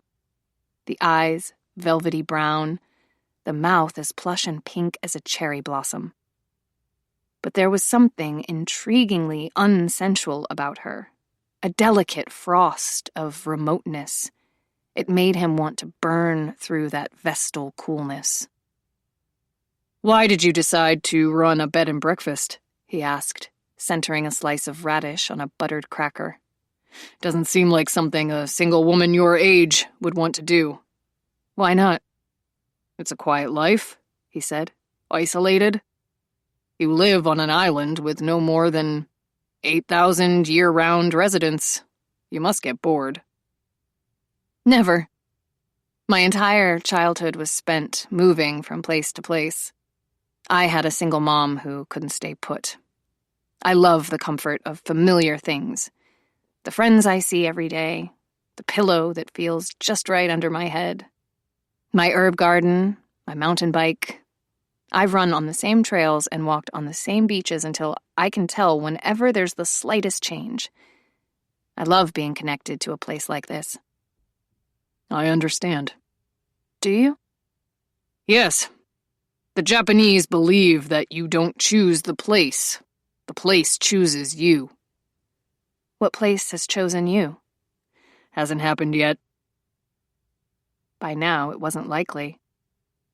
He owned a condo on San Francisco Bay, an apartment in New York, and a lodge on Lake Tahoe. Each of them was beautiful, but none had ever given him a feeling of belonging when he walked through the front door. Justine stared at him speculatively. "Why did you go to the Zen monastery?" "I needed the answer to a question." "And did you get it?" That brought a faint smile to his lips. "I found the answer, but also several more questions." "Where did you go after that?" Jason lifted his brows into mocking arches. "It's not on my Wikipedia page." "No, your life is a big blank for a couple of years. So what were you doing?" Jason hesitated. The habit of protecting his privacy wasn't easy to set aside, even when he was willing.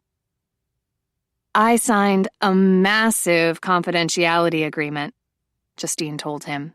"You can spill your guts and I won't say a word." "What happens if you break the agreement?" he asked. "Jail time? Monetary damages?" "You don't know? It's your contract." "We have 3 versions with different fine print. I want to know which one Priscilla gave you." Justine shrugged and grinned. "I never read the fine print. It's always bad news." Her unguarded smile went through him like slow-motion lightning. He hadn't expected her effect on him. He'd never felt anything like it before. Something about her had set his nerves on tripwires, unknown feelings ready to be sprung. Carefully, he closed his fingers around his second shot of vodka and drank it in a practiced gulp. Justine tilted her head, studying him. "Why did you go into the video game business?" "I started as a game tester when I was an undergrad and wrote a couple of simple 2D games. Later, a friend of a friend was setting up a studio and needed someone to help with designing and programming. Eventually, I was hired to launch the gaming division at Inari." "That explains how you got into the business," Justine said. "But I'm curious about why. What is it about video games?" "I'm competitive," he admitted. "I like the aesthetics of a well-designed game. I like world building, setting up challenges, pitfalls." He paused. "Do you like gaming?" She shook her head. "Not my thing. The couple of games I've tried are complicated and violent, and I really don't like the sexism." "Not in the games I produce. I don't allow storylines that include prostitution, rape, or demeaning language toward women." Justine seemed unimpressed. "I've seen some of the ads for Sky Rebels. That's one of yours, right? And most of the female characters are dressed like space hookers. Why do they need to wear leather minis and boots with 5-inch heels to fight off an attack of armored soldiers? She had a point.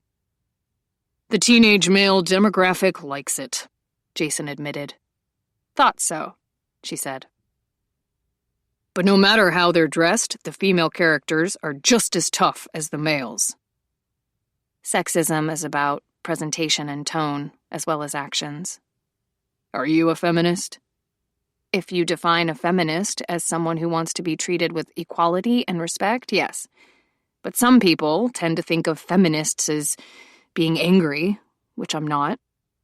I'd be angry if someone sent me to war in 5-inch boots and a leather mini. Justine burst out laughing and poured more vodka. She took a sip and nibbled at a big green olive. As Jason watched the movements of her mouth, her lips pursing around the plump swaddle of the fruit, he felt a deep, disconcerting tug of response. Have you ever played Truth or Dare? Justine asked, setting aside the pit. Not since high school, he said. I can't say I've missed it. Me neither. Still. Want to play a couple of rounds? Settling back in his chair, Jason gave her an assessing glance. No doubt she thought it would disarm him, coerce a couple of answers he wouldn't have given otherwise. But it would work both ways. I never take dares, he said. Okay, then for you, it's all truth. Now, about limits, I think we should... No limits. It's not worth playing otherwise.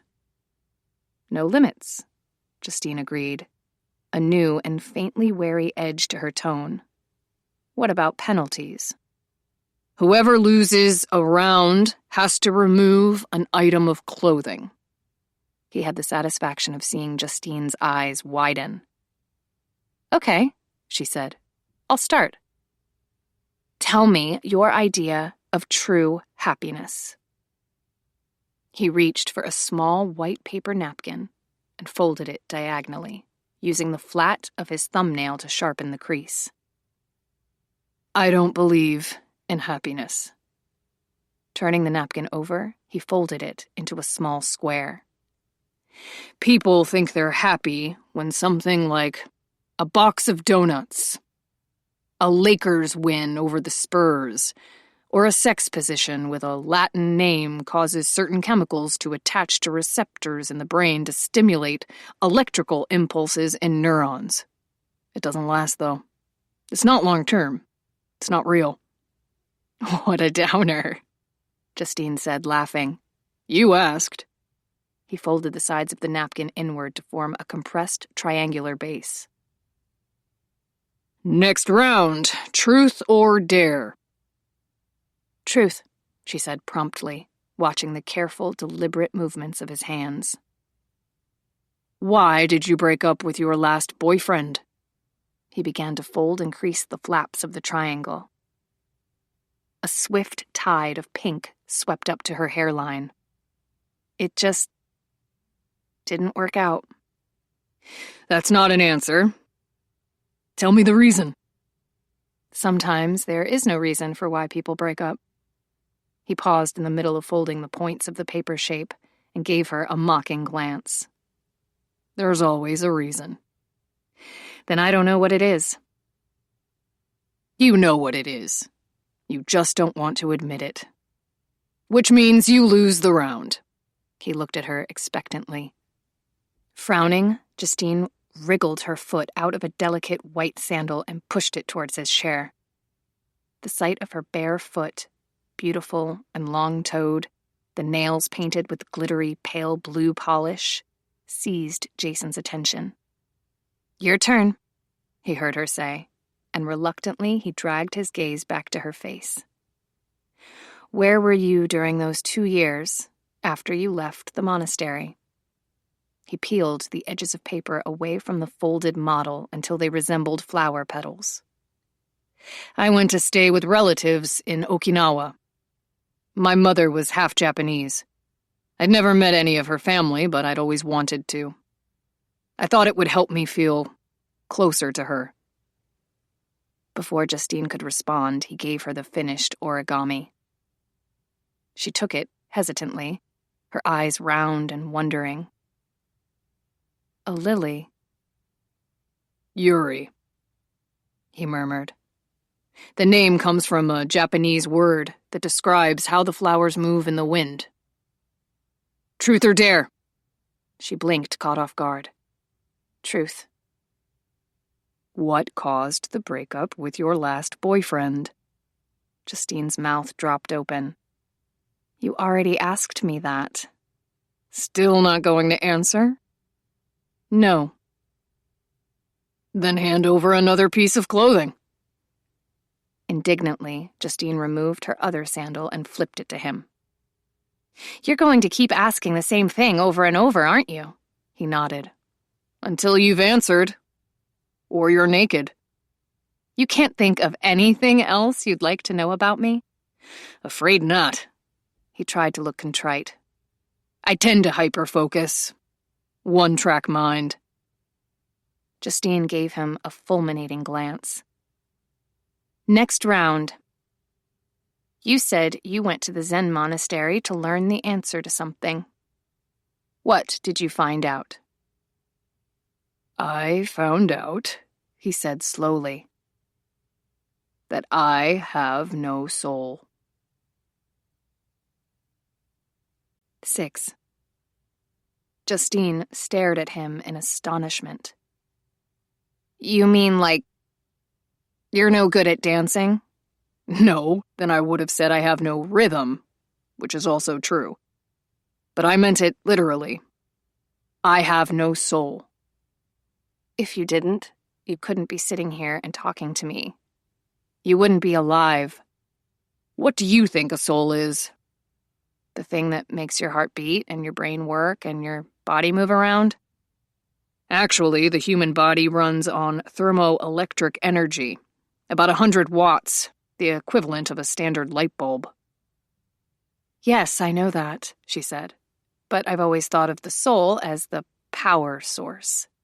No, the soul is something separate. She looked bewildered and troubled as she contemplated Jason, absently tapping a forefinger against the tip of her nose.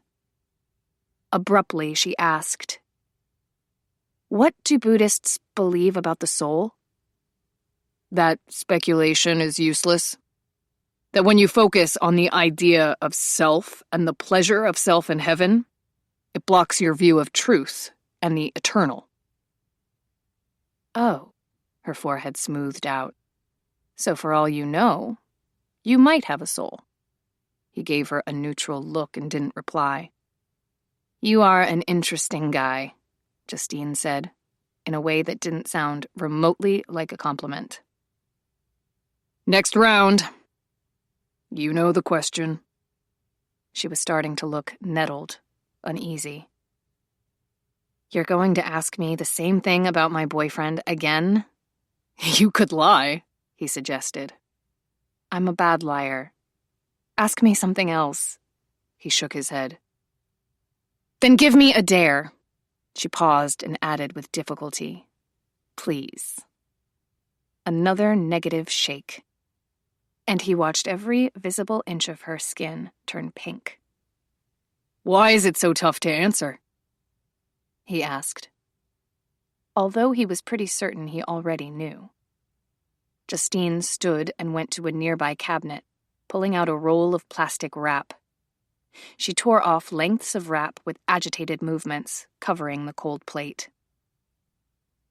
Your question has to do with something I hate talking about, so naturally, I'm reluctant. It appears to be more than simple reluctance, he said, reaching beneath the plastic wrap to steal one last olive. It seems more like something you can't talk about. Justine picked up the plate, took it to the refrigerator, and shoved it onto a shelf. I'm going back to my cottage. I have to get up early, and I still have a couple of things to do tonight. Such as? None of your business, she said curtly.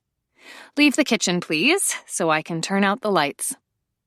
Jason stood, bringing the vodka bottle and the shot glasses to the counter. You're going to bail before the game is finished? You owe me an answer, or you have to take the penalty. Well, I can't answer. And since I didn't dress in layers, and you've already gotten my shoes, I can't take the penalty. It's a no-win situation. They both knew she wanted him to let her off the hook. A gentleman would have. We agreed to the rules, he reminded her. Yes, but the point was to get to know something about each other and pass the time in a friendly way. What should I have asked you? I'm interested in what makes you uncomfortable. At the moment, that would be you. Jason approached her, his gaze flickering to the visible pulse at the base of her throat. Quietly, he said, If you won't give me an answer, ante up. Justine faced him fully, pressing back against the countertop as if she needed it for balance. Her eyes were huge, depths of bittersweet brown swirled with dread and curiosity. As he stood close, he became aware of her trembling. "Touch me and I'll sue you," she said gruffly. I'm not going to take your dress. Slowly, Jason lifted a hand and ran his fingertips along the side of her neck. Her skin was silky and impossibly fine. He let his thumb dip gently into the hollow at the front of her throat, where panic throbbed. Justine stiffened, her face filled with rioting color. "I'll do it," she muttered, evidently having come to some conclusion. Reaching beneath the shoulder of her sleeveless dress, she hooked her thumb around a slender white bra strap and pulled it out. With a hasty wriggle, she tugged her elbow through. After repeating the procedure on the other side, she delved beneath the neckline of her dress, unfastened the front closure, and fished out a white bra. "Here," she said, a defiant flash in her eyes as she gave him the bra. "Game over." Jason took it automatically, his hand closing over the unlined elastic fabric, straps dangling between his fingers. The garment was still permeated with the warmth of her body. He couldn't keep from glancing at the front of her dress, where the tips of her breasts pressed distinctly against the thin cotton. The small act of uncovering something private, holding an article of clothing that had just been stretched intimately around her, stirred the most profane thoughts in him. He wanted to touch her, tease her. He wanted her under him, flushed and writhing. Arousal dilated his veins, his flesh thickening. It was going to become obvious in a few seconds if he didn't put an end to this. He went to the table, bent to scoop up her discarded sandals, and brought them back to her, along with the bra and the folded origami flower. I was only going to take down your hair, he said blandly, which was the truth, and she gave him a sullen glance, her cheeks bright. "Good night." She pointed to the door leading back to the hallway. "You'll have to find your room by yourself." He bit back a grin, enjoying her discomfort. Are you going to bring up my health shake in the morning? No, I'll give it to Priscilla. She paused at the back door, her free hand hovering near the light switches. Go. Obligingly, he went to the opposite threshold. Good night, he said, just as the lights switched off and the back door closed firmly. Jason went back upstairs at a slow pace, his mind occupied with the revelation of Justine Hoffman. He had already known more about her than she would have guessed, certainly more than she would have preferred. It had been easy to uncover the basic information: date of birth, past places of residence, of which there were many, level of education, a degree in hotel management from a community college, financial situation, modest and carefully managed. But that skeleton of factual knowledge couldn't begin to convey the uniqueness of a woman like Justine. vivid, glowing, with the raffish spirit of an adventuress. And yet there was something agreeably settled about her. She had found her place in the world and was happy in it. Happy, but not altogether content. He wanted, on the most instinctual level, to fill that space between what she had and what she needed. It was an unwanted complication, this compelling attraction to her. It made him regret the necessity of having to use her to take what she valued most. But he needed magic in the most literal sense, and it could only come from a witch, a spellbook, and a key. Justine felt shaken and hollow as she went into her cottage. She wasn't entirely certain what had just happened, only that she had started a casual game, and Jason had turned it into something threatening, something sexual. Her gaze went to the clock on the wall, 1:45. Just enough time to prepare for the spell. All thoughts of Jason Black fled from her mind as she glanced at the shadowy space beneath her bed, where the trio decade waited. Am I really going to do this? She had to try. There was no choice now that she knew about the gesh. She couldn't rest until it was broken. She went to her bedroom closet to pull out a besom broom with a cedar handle. Cinnamon fragrance flourished upward as she began to sweep the floor in a counterclockwise direction. Widdershins, as it was called in the craft. The ritual broom would whisk away negative energies. After a few minutes of vigorous sweeping, Justine replaced the broom in the closet and stood on her toes to reach the top shelf. She took down a mason jar filled with a mix of stone and crystal. Quartz, calcite, pyrite, obsidian, agate, turquoise, and other varieties poured around a candle in the center. After lighting the candle, Justine set the jar on the floor. The last necessary element for spellcasting was to create a protected area. She retrieved a bundle of soft hemp rope cord from the closet and unwound enough to form a large circle on the floor. She retrieved the triodecade from under the bed. The book felt warm and vibrant in her hands. Unwrapping the book from its linen covering, she carried it to the center of the circle and sat with it in her lap. She grasped the fine chain around her neck, withdrew the key from beneath her shirt, and unlocked the spellbook. It opened immediately to page 13. Justine stroked her fingers across the parchment as words appeared. She had always wondered why anyone would cast a spell that had been predestined to end in disaster. And now she understood. Sometimes you wanted something so much that you didn't care about the consequences. She concentrated on the candle flame, the flick of blue at its heart, the radiant yellow outer layer, the dancing white summit. Her mouth was dry. She was nervous. Not because she was afraid the banishment would fail, but because she knew it was going to work. And nothing would be the same afterward. She read the banishing rite once, twice, thrice, but it wasn't enough. Her heart was still a tight knot. Nothing had changed. Something more was needed. A tear slipped down her cheek as she cradled the spellbook in her lap. She remembered watching Marigold in the middle of a particularly tricky act of spellcasting. "These are the bones of magic," Marigold had once told her, sifting through handfuls of minerals and crystals in a bowl. "Everything taken from the earth. Stones, fibers, roots.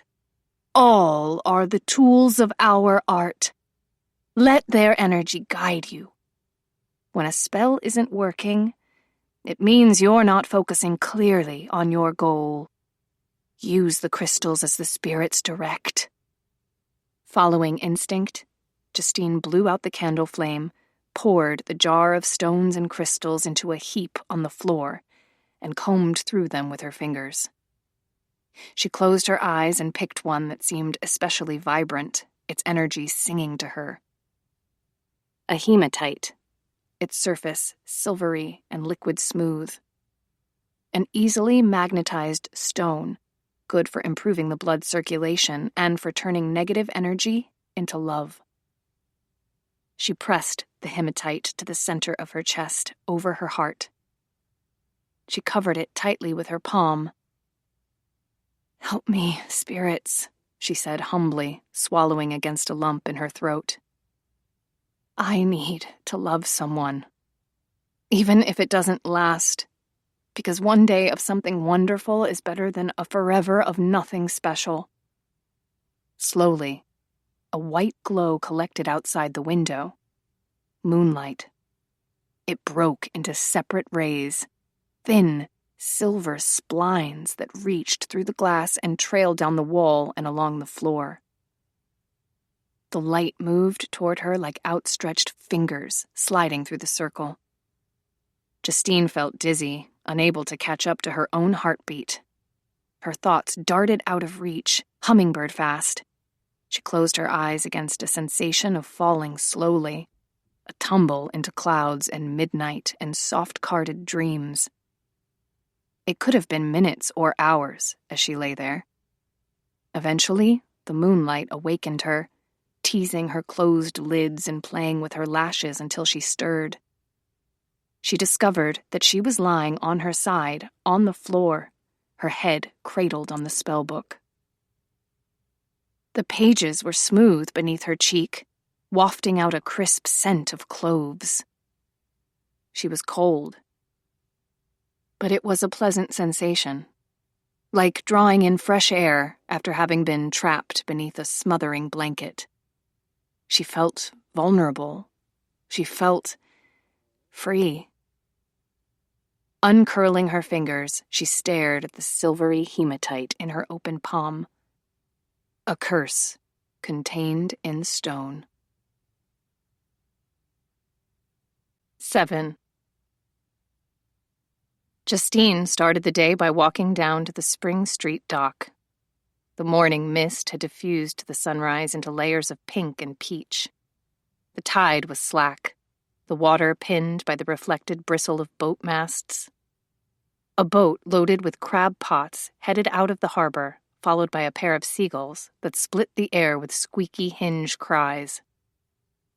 Justine went out to the farthest boat slips with the hematite in her hand. She drew back her arm and threw the stone as far as possible.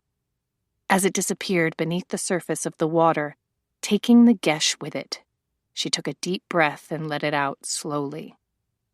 No excuses now. Nothing to stand in the way of whatever life dared to throw at her. She felt as if she could jump up into the sunrise and be caught by a cloud. She felt fragile and raw, newborn. A fractious breeze came out of nowhere, carrying the promise of rain. Narrowing her eyes against the cool rush, she saw that the sky had darkened near the horizon. Waves slapped against the dock pilings like a dog lapping from its bowl. By the time Justine walked into the kitchen at Artist's Point, Zoe had arrived and started breakfast. The air was laced with the tang of coffee and the sense of browning butter and hot ovens. "Good morning," Justine said exuberantly. "What are we having?" "Brioche French toast with berry compote." "Yum." Justine's attention was caught by the sight of the nearby blender, half filled with vivid green sludge. "Mr. Black's health shake," Zoe said with a grimace. Justine poured a small quantity into a glass and sampled it. The flavor was fresh and fruity, the texture light. "Did you remember to put in the hemp protein powder?" "Yes, why?" "Because a green monster smoothie is supposed to be a gluttonous slop, and this is delicious." "I may have adjusted the ingredients a little," Zoe said. She frowned. as she saw Justine's reaction. I know, but it was so disgusting. Justine grinned. It's supposed to be. Has Priscilla already taken a glass up to Jason? Yes. Zoe began to slice homemade brioche loaves, golden and cake-like with shiny puffed tops. I've never seen anyone multitask the way Priscilla does. She just drank a triple-shot espresso and had conversations on 2 cell phones and texted on a 3rd. Simultaneously. According to Jason, they're all on a working vacation, Justine said dryly. Makes you wonder what their normal day is like. Alex and his lawyer are going to spend most of today with him. That should be interesting, Justine said. I'd love to hear Alex's take on him. Did you get to meet him last night? What did you think?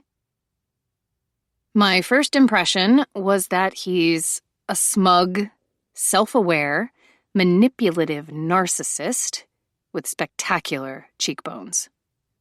They both jumped a little as a new voice entered the conversation. I disagree, Priscilla said, walking into the kitchen, carrying a glass of the green health shake.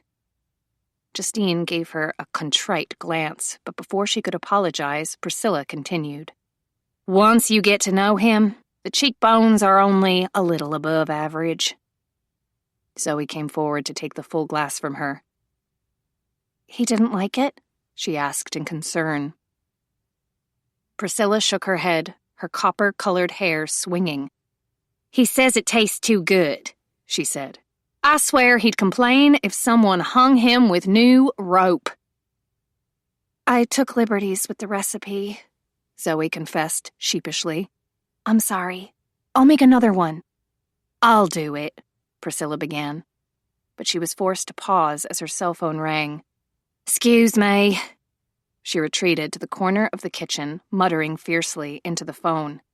Toby. A brief pause. Don't even try.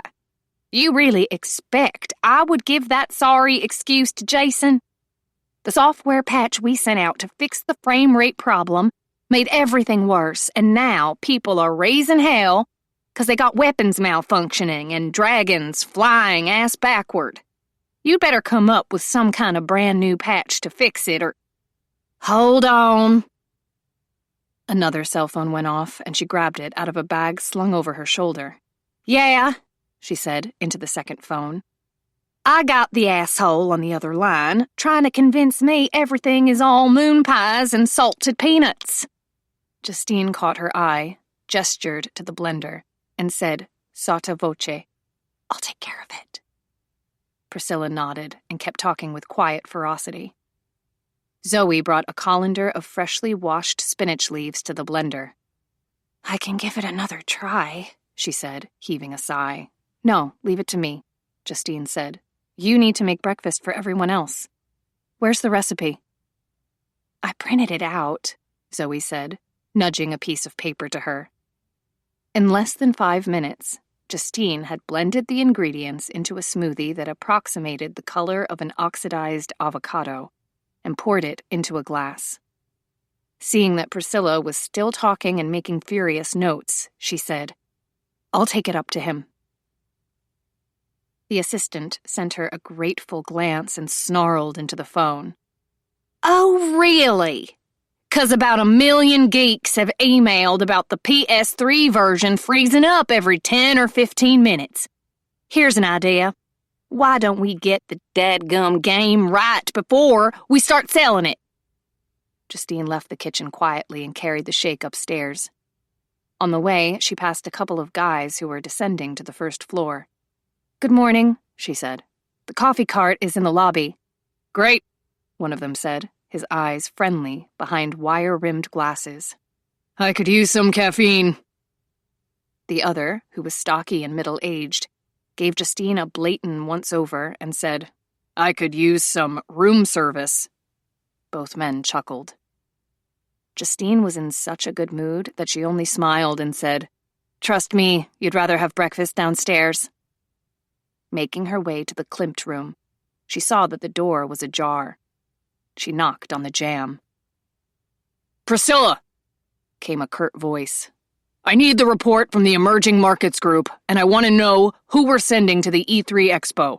Also, get me a hard copy of the exhibitor list and a plan of the show floor. Save your breath, Justine said. It's me. I have your breakfast shake. A short silence ensued. Are you coming in? Are you decent? The door opened fully to reveal Jason dressed in jeans and a white t-shirt, printed with the Inari logo. The eye formed in the shape of a stylized dragon. I'm clothed, he said. Decency is open for debate. His black hair was damp from a recent shower, his face clean-shaven. Forcing herself to look into those cool, coffee-dark eyes, Justine felt her heart jam up against her ribs until every throb was a sharp little pain. Even though she kept her gaze on his, she was aware of every detail of him. The carnal mouth, the long, superbly conditioned body. The indefinable threat was still there, raising the fine hairs on her arms and neck. Something physical, something shadowy, something erotic. She extended the drink to him, careful not to let their fingers touch. Who made this one? Jason asked. I did. She smiled at his dubious expression. Taking a sip of the shake, he nodded in approval. Just the way I like it. What a relief, she said. Because if I'd had to bring up a third one, I might have added a splash of hemlock. You wouldn't poison me, he said, and took another swallow. You have that much faith in my integrity? No. It would be too much trouble for you to drag me outside and bury me in the yard. Justine grinned reluctantly. Jason stared at her in the unsettling way he had, taking in every detail. I made you uncomfortable last night, he said. Her smile faded instantly. No harm done. So, we're good now? No, I still don't like you. A glint of humor entered his eyes. Justine, you have to admit, he broke off, appearing to think better of what he'd been about to say. What? Jason set the health shake on the table beside his laptop. You were the one who suggested playing Truth or Dare. And you were the one who turned it into a cat-and-mouse game. He didn't bother to contradict her. They both knew she was right. And he didn't look the least bit remorseful. I should have warned you that I don't play well with others. Yeah, I'm clear on that now, Justine muttered, turning away. Let Priscilla know if you want the rest of what's in the blender. God knows no one else will touch it. Wait, he said as she began to leave. She turned back to him reluctantly. Yes? Jason approached slowly, his gaze holding hers. A visceral pulse awakened in all the vulnerable places of her body. All she could do was stand there helplessly, wondering how his mouth might feel against hers. If his kisses would be hard or soft. If his hands would be impatient or gentle. Taking a deep breath, she fastened her gaze on the logo of his t-shirt. She couldn't help wondering what it would be like with a man like this. She would be at his mercy as she had never been with Duane or any other man. He would demand total surrender. Would you go out to dinner with me tonight? Thrown off balance, Justine stared at him blankly. Just the two of us? Jason gave a single nod, his expression unfathomable. She shouldn't. There was a complexity in him that was beyond her ability to untangle. Secrets contained like some volatile substance. If she were stupid enough to have anything to do with him, she would deserve whatever she got. No, thank you, she said unsteadily. But if you want company, I know some great women I could fix you up with. I don't want another woman. I want you. You can't always have your way. Actually, I do, most of the time, he told her. That drew a reluctant smile from her. I can see that's done wonders for your personality. What about your girlfriends? Do they have to pander to you and let you have your way? My favorite ones do. Justine's smile turned rueful. About the question you asked me last night? The most I can tell you is that we were together almost a year. He's a nice guy. I was lucky to be with him. But we broke up because I don't do well with nice guys. Good, he said promptly. You can go out with me then. She shook her head. Justine, he chided, a wicked glint in those dark eyes. What will it take to soften you up? I'm sorry, really. Any woman would be thrilled by the idea of going out to dinner with you. But you and I are not just from different worlds, we're from different realities. In these matters, I've learned not to factor in reality, he said. It's very limiting. The whole thing is pointless. I don't do vacation flings or spontaneous hookups, and I don't have any Cinderella fantasies about some rich guy sweeping me off my feet. So, thanks for asking, but I think it's better for both of us if I turn you down.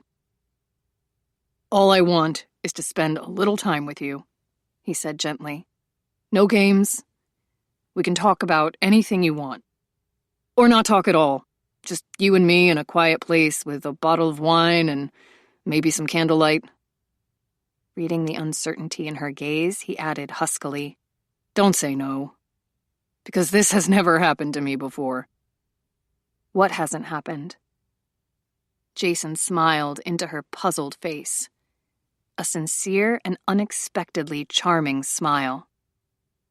I can't put it into words yet, but it may be as close as I'll ever get to having a soul. 8. Immediately after Justine had agreed to go out with Jason, she had known it was a mistake. Now that she'd committed to it, however, there was no backing out. It may be as close as I'll ever get to having a soul. How was she supposed to refuse him after that? After clearing the breakfast dishes and bringing them to the kitchen, she carried a bucket of cleaning supplies upstairs. Annette and Nita, local women who came to help clean the inn, were already busy stripping the beds. Nita, how are you feeling? Justine asked, entering the Degas room and setting the bucket on the floor. The petite young woman, whose Coast Salish heritage was evident in her gleaming black hair and smooth cinnamon skin, smiled and patted her still flat stomach. Pretty good. I'd be better if I didn't have to take horse pill vitamins. Make sure not to overdo it today, Nitya, Justine said. Take a break whenever you need to. Annette and I already have it worked out. She's going to do the heavy lifting and I'll handle all the dusting. Annette grinned and told Justine. Nitya was determined to come to work today no matter what. She wanted to get a look at Jason Black. Did you? Justine asked. Nita nodded, her expression turning dreamy. Sweet, sweet man candy. He's pretty good looking, Justine admitted with a rueful grin. He's hot, Annette said fervently. The Inari people were leaving the bed and breakfast just as we were heading in, and Mr. Black held the door open for us, and the second he looked at me, I felt my ovaries explode while that Seal song, Kiss from a Rose, started playing in the back of my head. Jason Black is mine, Nita said, spraying ammonia solution onto the bedroom mirror. We're like one of those movies where fate wants us to meet and we keep missing each other, and then when we find each other, I'm accidentally engaged to John Corbett. But John Corbett lets us off the hook because he never stands in the way of true love. She ran a squeegee over the glass in expert strokes. Nitya, Annette said, you're happily married and pregnant. For Jason Black, I would kill my husband with this squeegee. Nithya paused reflectively. I might even kill him for John Corbett. Justine was laughing. Death by squeegee. How does that work, Nithya? Well, basically, No, never mind. I don't need to know. I have to sweep and mop downstairs. And she fled while Annette and Nithya argued over who was going to end up with Jason. After working for the rest of the morning and the first part of the afternoon, Justine went into the office and closed the door for privacy. Picking up her cell phone, she auto-dialed the Cauldron Island lighthouse where Rosemary and Sage lived. She called frequently to ask how they were and to find out if they needed anything. In good weather, she would paddle her sea kayak across the nautical mile between the north of San Juan Island and Cauldron Island to visit them weekly. The elderly women, who had lived together for almost 40 years, refused to consider moving to a less isolated place. Cauldron Island was approximately 2 square miles in size, with only a handful of full-time residents. The only way to reach the island was by private boat, or to land a small aircraft on a mown grass landing strip. Coven meetings were held at the lighthouse about a half-dozen times a year. Marigold attended the meetings, of course, and according to Rosemary and Sage, she was doing well. She had started an internet store that sold magical supplies, including herbs, stones, candles, divination tools, and even some bath and cosmetic products. "Does she ever mention me?" Justine had asked Rosemary recently. "She asks how you are," Rosemary had said. "But she's as stubborn as ever. Until you agree to join the coven, she says there's nothing for you to discuss." "What do you think I should do?" "I believe you should decide what's best for yourself," Rosemary had said. "And don't allow anyone, even your mother, to pressure you into making a commitment you're not ready for. I've said as much to Marigold. If you don't feel called to it, you shouldn't join." "What if I never feel ready?" "Then the coven will go on as we always have." "Maybe it's fate's way of telling us that we're not ready for the power of 13. Sage had agreed. "No one can tell you what your path is," she had told Justine. "But someday you'll discover it." She had smiled pensively.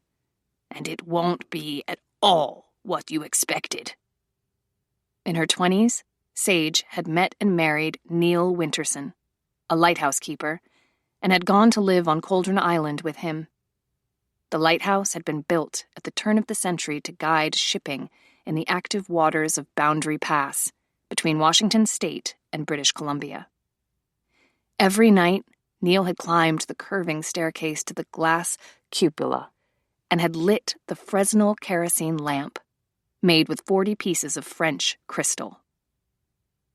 Once lit, it could be seen from 14 miles away. In heavy fog, Neil and Sage had taken turns ringing the lighthouse's 1,000-pound bell to warn approaching ships. Sage and Neil's marriage had been a happy one, despite their disappointment over not having children. 5 years after the wedding, Neil had gone out in a small wooden dory in good weather and had never returned. His boat was found capsized, and his body was later found still wearing a life jacket. Most likely a gust of wind had knocked the dory over, and Neil hadn't been able to right it. The members of the coven had all helped Sage through her mourning, some of them living with her at the lighthouse for short periods of time. Sage had assumed her husband's job as lightkeeper, and she also taught a half-dozen children in the one-room schoolhouse on the island. Approximately a year after Neil's death, Rosemary had come to stay at the lighthouse for a week. Sage had asked her to stay another week, and another, and somehow that visit had turned into a lifetime together. "Love will break your heart," Sage had once told Justine. "But love can also mend it. Not many things in life are both the cause and the cure." The phone rang twice, and someone picked up. "Hello?" came Sage's familiar voice, sweetly frayed like antique lace and faded roses. "Sage, it's me." "I was expecting your call. What's the trouble?" "Why do you assume there's trouble?" "I was thinking about you last night, and I saw blood on the moon." "Tell me, what's happened?" Justine blinked and frowned. A red-hazed moon was a bad sign. She wanted to contradict Sage and tell her that nothing had happened, and the sign had nothing to do with her. But she was more than a little worried that it might.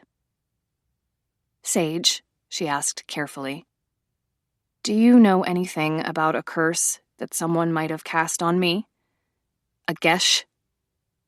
The silence was as thick as molten tar.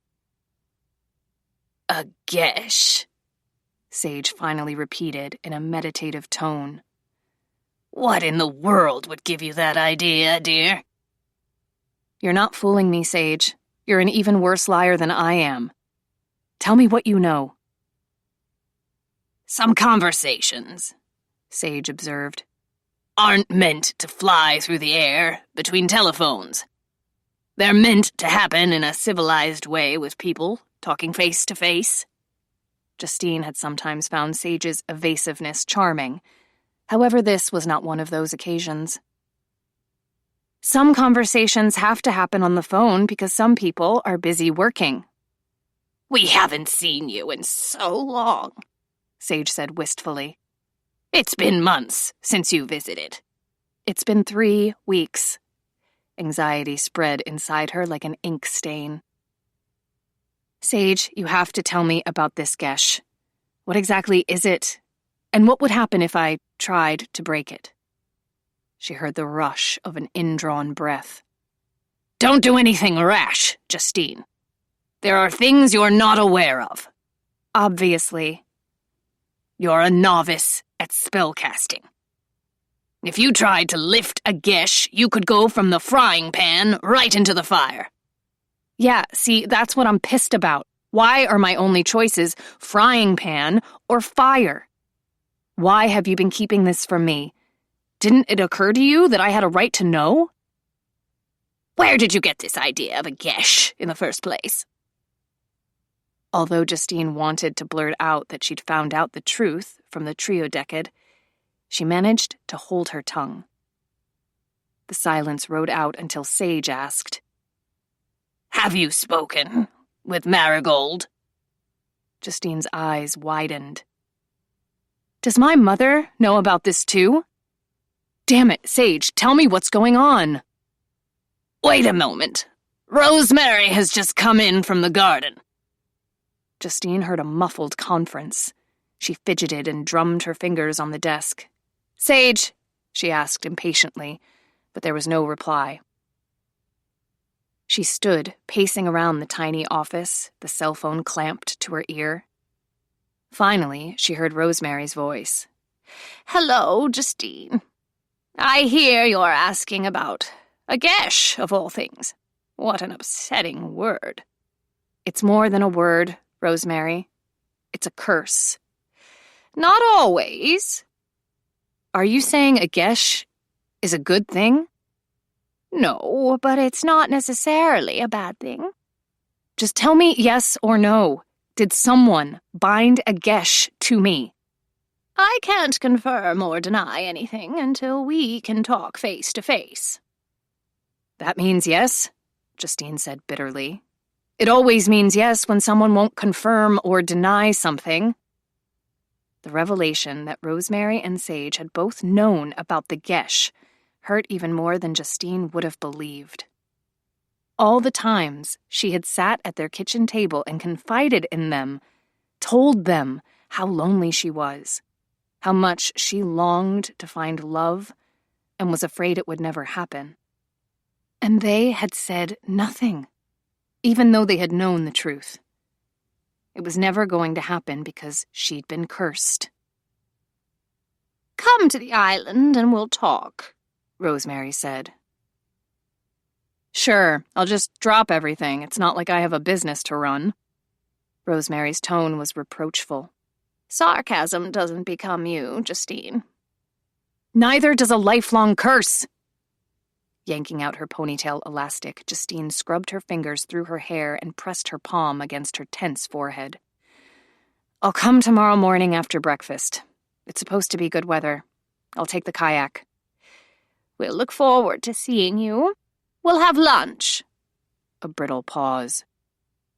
You haven't tried anything, have you? What, like breaking the gesh? Justine asked with careful blandness. Is there a spell that could do that? It would be a difficult feat to accomplish on one's own, especially for someone who hasn't practiced magic any more than you have. However, if someone did manage such a thing, the consequences could be severe. A gesh is a powerful enchantment. Creating or breaking one exacts a heavy price. What do you mean? We'll talk tomorrow, Rosemary said. A defiant frown worked its way across Justine's face as the call ended.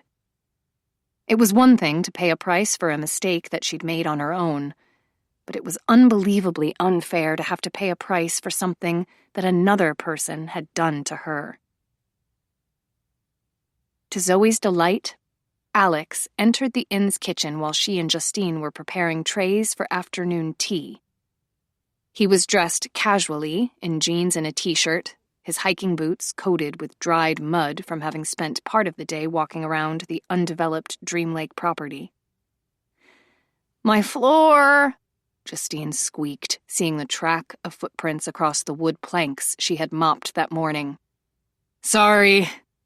Alex had headed directly for Zoe, who was arranging plates of miniature fruit tarts on a silver tray.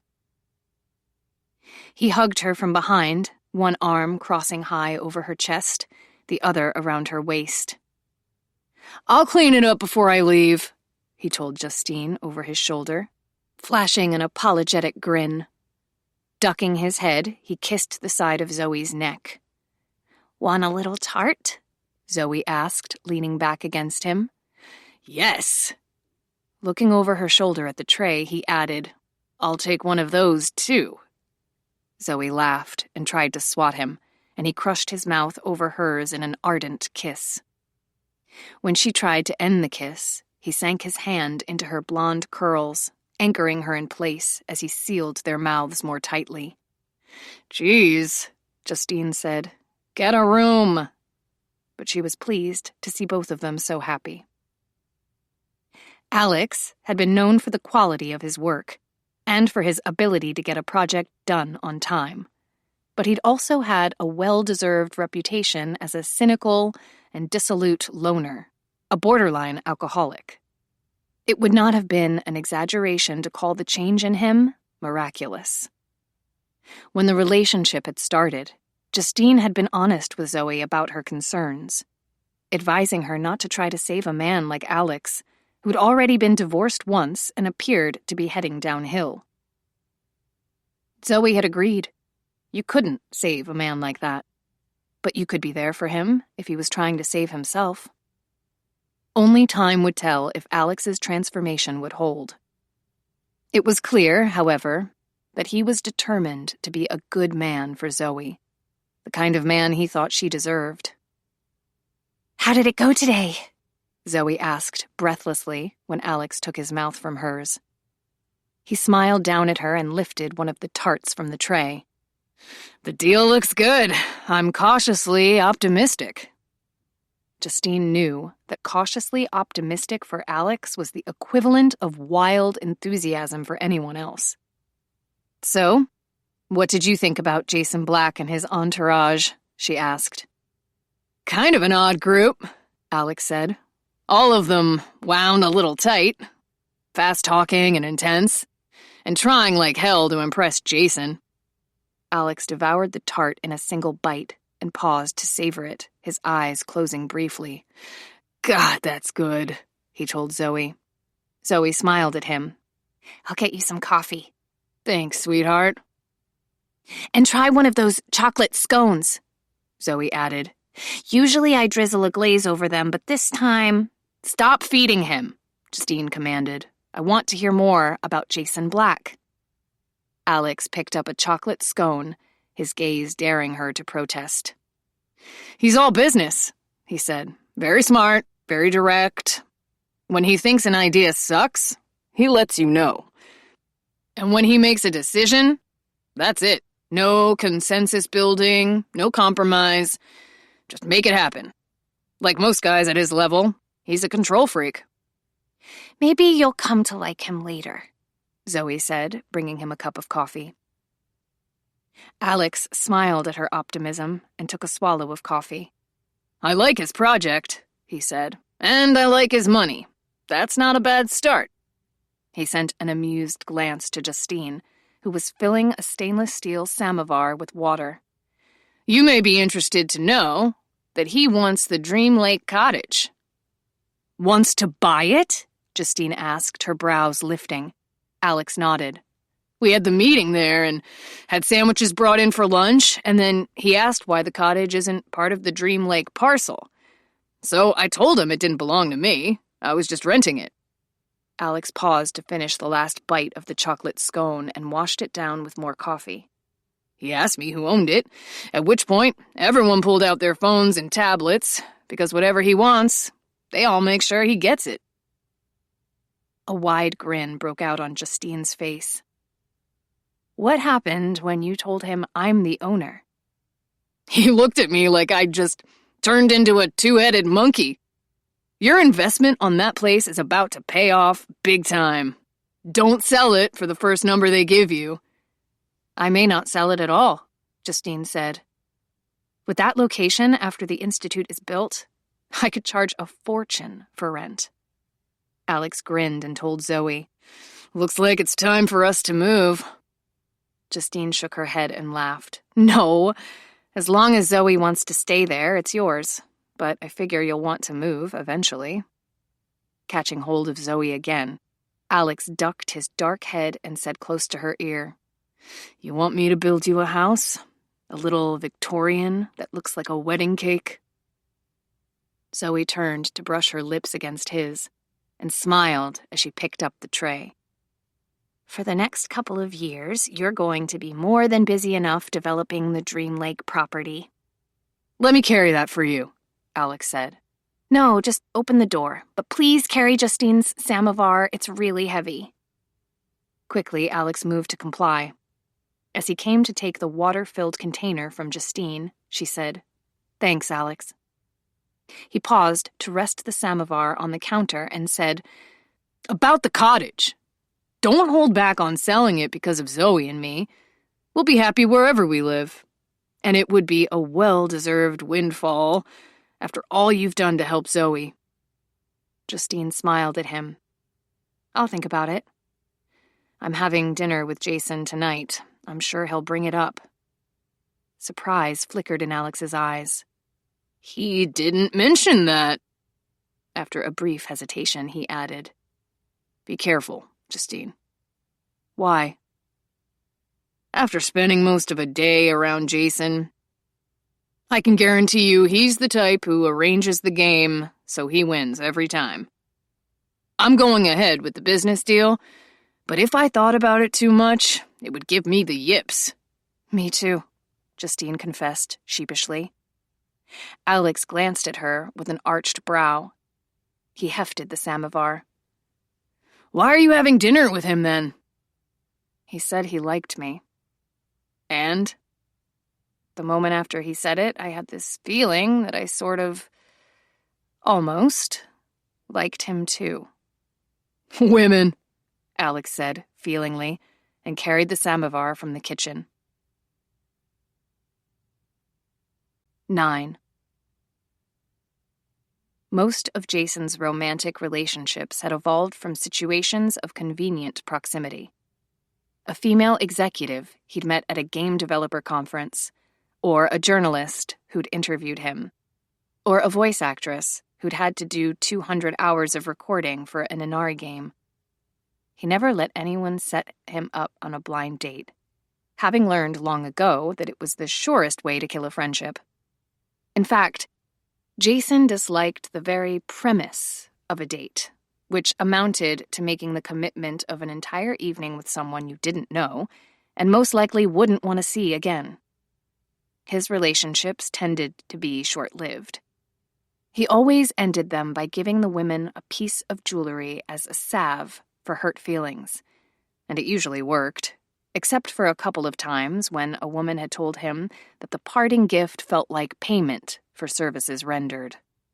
A fuck-off bracelet, the last one had called it sourly. Sliding the Tiffany diamond bangle onto her slender arm, but she hadn't given it back.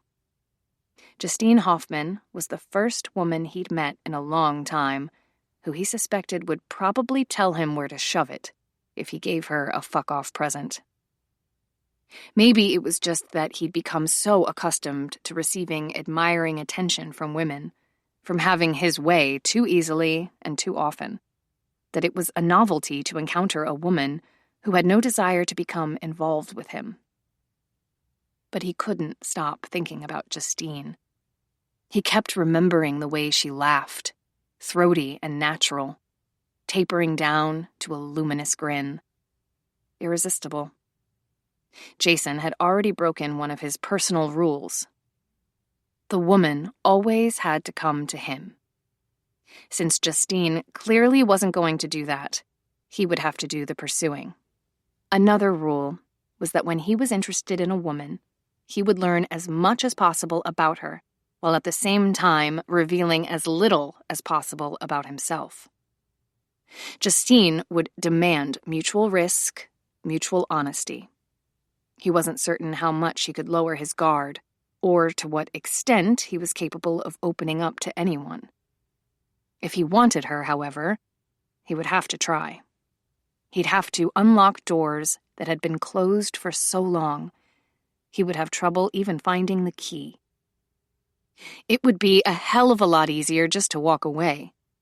He was good at walking away from things he wanted, ignoring temptation, letting the rational part of his brain override emotion. But once in a blue moon, he encountered something or someone he wanted too badly to deny. Jason went to the doorstep of the cottage behind the inn at 7:01 and knocked. Justine opened the door, all silk and slender curves. "Hi." Her smiling gaze ran over him. "Come in."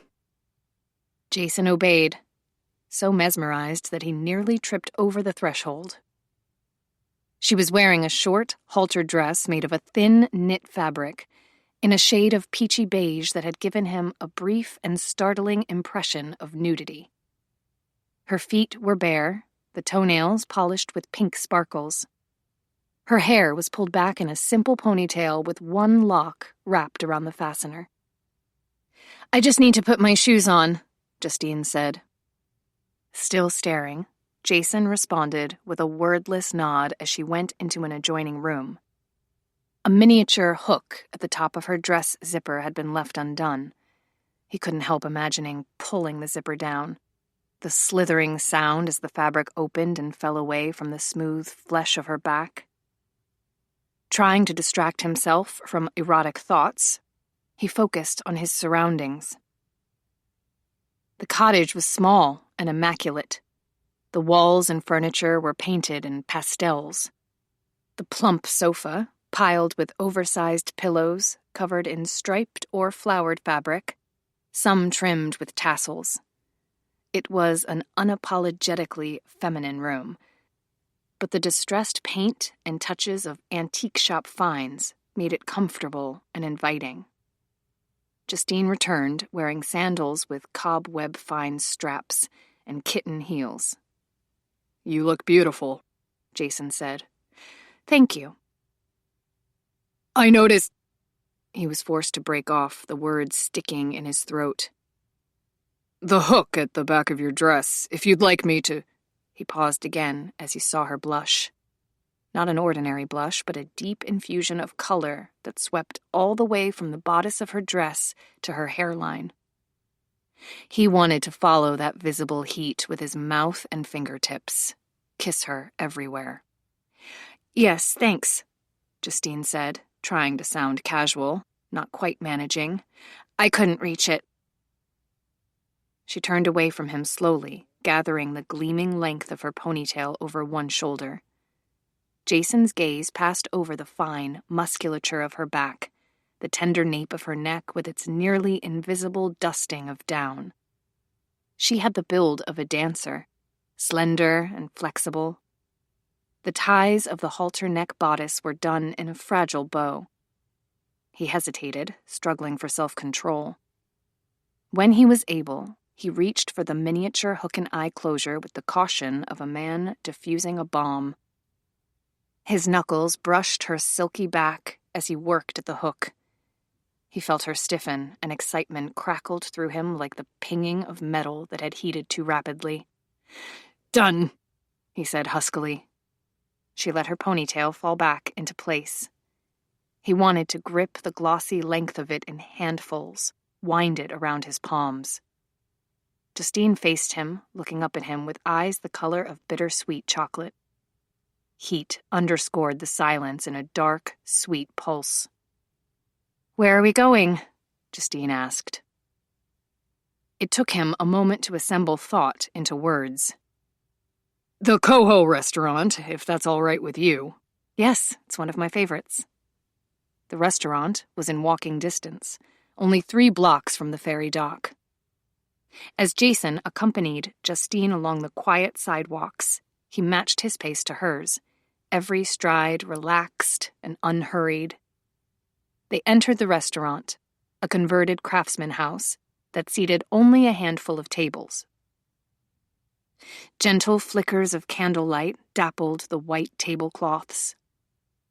The servers achieved the perfect balance of attentiveness and restraint, appearing at the table when needed, becoming invisible for just the right amount of time. "Did you have a good meeting with Alex?" Justine asked after the wine was poured. Jason nodded. "He seems like the right guy for the job." "Because?" "It's obvious he cares about the details. His work is good, and he brings projects in on time. And he doesn't scare easily. We ended the day talking to the lawyers about adding a financial risk transfer mechanism to the contract. If the project isn't finished by a specified date, we lose $1 million municipal tax credit, and Alex will be on the hook for it. He's fine with that. He knows he can get it done. I like that kind of confidence." Justine looked perturbed. "But if something happens, Alex will be ruined? He wouldn't be able to come up with $1 million. Jason shrugged. "Big risk, big reward." Picking up her wineglass, Justine said, "Well then, here's to obtaining your municipal tax credit." Her expression was innocent, but Jason knew when he was being mocked. "I would have suggested a more lyrical toast," he said. "Feel free." After a moment, he quoted, "Every day is a journey, and the journey itself is home." Justine gave him an arrested glance. "Who wrote that?" "Matsuo, a Japanese poet." "You read poetry?" "Sometimes." "I didn't know men did that." "Being well-read is one of the benefits of insomnia." They touched glasses and drank, savoring the berry and smoke flavors of a Willamette Pinot Noir. "Alex mentioned that you own the cottage at the end of Dream Lake Road," Jason said. A glint of enjoyment appeared in Justine's eyes as if she'd been waiting for such a remark. "Why, yes, I do." "How did you end up owning it?" "I never even knew about the cottage until this past summer. Zoe's grandmother, Emma, owned it, but no one had lived there for years. It was in terrible shape." She stared into her wineglass, swirling the bright liquid. Emma had been diagnosed with vascular dementia, and she was going downhill fast. Zoe wanted to take care of her for the last few months of her life, so I offered to buy the cottage and renovate it, which gave Zoe and Emma some cash, and also a rent-free place to stay. "That was generous of you." From what he'd seen of Justine's finances in a background check, She wasn't exactly swimming in cash herself. It was no big deal, Justine said. And Alex outdid himself with the renovations. He threw in a lot of custom stuff we didn't have to pay for. A quick smile crossed her face. Somehow I think that had more to do with Zoe than with me. Doesn't sound like you have an emotional attachment to the place.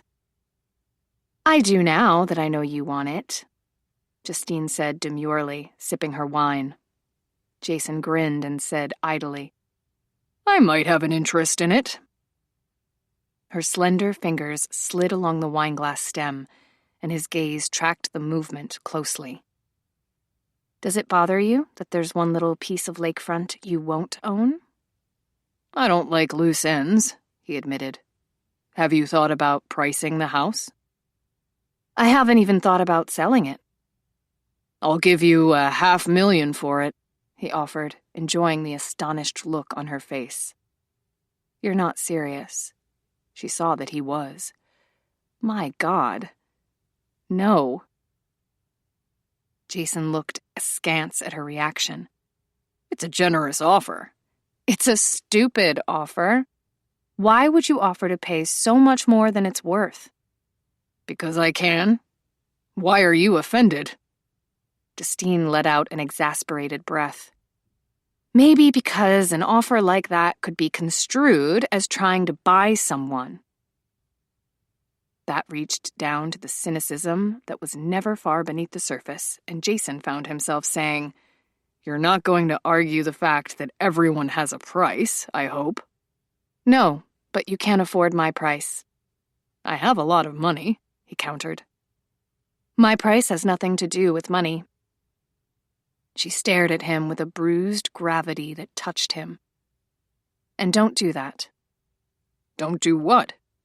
Don't try to impress me with your oversized wallet. It's annoying, and it's not fair to either of us. Jason gazed at her for a long moment. I apologize, he said gently. Her face relaxed. It's okay. Conversation paused as the server brought their entrees. They had both ordered halibut, sheathed in potato crust and doused with Chardonnay cream sauce, accented with the crackle of fried basil leaves. As they enjoyed the fresh, perfectly prepared food, they turned the discussion to their families. They quickly found they had something in common. Neither of them had one. In response to Justine's tentative questions, Jason told her about the point in his life when everything had fallen apart, midway through his sophomore year at USC. It started when I realized I was never going to be more than competent at college ball, he said. I didn't have the instinct that makes a competent player into a great one. He smiled wryly. And on top of that, I'd become obsessed with game design. Whenever I was working out or going through conditioning drills, all I could think about was when I'd get a chance to hang out in the campus digital media lab. Catching the stem of his wineglass between his fingertips, Jason traced along it slowly, remembering. So I went home at Christmas to tell my parents I was dropping out of the football program. I would pay my own way. I'd already written and sold a 2D game, so I had a foot in the door. But the second I saw my mother, I forgot all about my personal crap. In 2 months, she turned into a skeleton. Why? Justine asked softly. She'd been diagnosed with liver cancer. She hadn't told me, refused treatment of any kind. That kind of cancer moves like a freight train. She died within a week of that visit. College hadn't mattered after that. Nothing had mattered. He'd left school and home and everything familiar in the attempt to find meaning in something. I'm so sorry, Justine said. He gave a quick shake of his head, not wanting sympathy. It was a long time ago. Her hand crept toward his. Jason let his hand open naturally, palm exposed. Her touch was tentative, warm. What about your dad? Justine asked. Do you see him at all now? Jason shook his head, still staring at their adjoined hands. If I did, I might kill him. Her fingers stilled against his palm. He was a bad father? She asked in a neutral tone. Jason hesitated before answering. You could either describe a man like his father with 100,000 words, or one. Violent. As a residential plumber, Ray Black had had no shortage of work supplies to use in disciplining an unruly son. Wrenches, pipes, brass chains, flexible plumbing line. Jason had endured more than a few emergency room visits, joking with the nurses and doctors about what a clumsy teenager he was, always getting contusions and fractures. High school football injuries. Got his bell rung again. That was contact sports for you. Your father knows he went too far. He promised it won't happen again. Smile and say it was an accident. And Jason had done what his mother asked, smiling and lying, knowing it was far from the last time. Knowing also that the way to be as different as possible from Ray was never to lose control. Before my mother died, he heard himself say, she asked me to forgive and forget. But so far, I haven't managed to do either. There were no reserves of forgiveness left in him. The details of his childhood were as indelible as headstone engravings. He remembered things he didn't want to remember, although no one could understand him without knowing at least some of those details. He'd never brought himself to confide in anyone. His past was not something to be used as a bargaining chip to force someone's sympathy. And so far, he hadn't seen any benefit in having someone understand him. Justine's fingers slid across the inside of his wrist, rubbing lightly as if she could feel his heartbeat. I haven't managed it either, she said. My mother and I are estranged. We blame each other. She can't forgive me for... A helpless pause. So many things. Mostly she can't forgive me for not wanting her life. Which is? Oh... Justine shrugged and looked away from him, her smile evasive. When her gaze cut back to his, she seemed to look at him through a hedge of secrets. She's... different. Different how? She's very committed to what you might call an alternative religion. Another weighted pause. Nature-based. She's Wiccan? Sort of beyond that. Jason stared at her alertly. Her hand began to pull away, but Jason closed his fingers over hers in a gentle snare. I was raised pagan, she said. Most of my childhood was spent at psychic festivals, spirit gatherings, magical arts meetings, drum circles. I even marched in a couple of pagan pride parades. I'm sure it looked pretty crazy to outsiders. It looked crazy from the inside, too. Justine smiled and tried to sound light, but a vein showed on the porcelain surface of her forehead, a delicate blue longitude of tension. I was always different, she said. I hated it. Jason wanted to touch her face, smooth away the signs of distress. Instead, he let his thumbs skim her knuckles in soothing strokes. At Halloween, Justine continued, I never got to dress up in a costume and go trick-or-treating. Instead, I had to go to a Samhain dinner and sit next to empty plates set for the spirits of deceased relatives. His brows lifted slightly. Did any of them show up? I can't tell you, or you'd freak out and run away.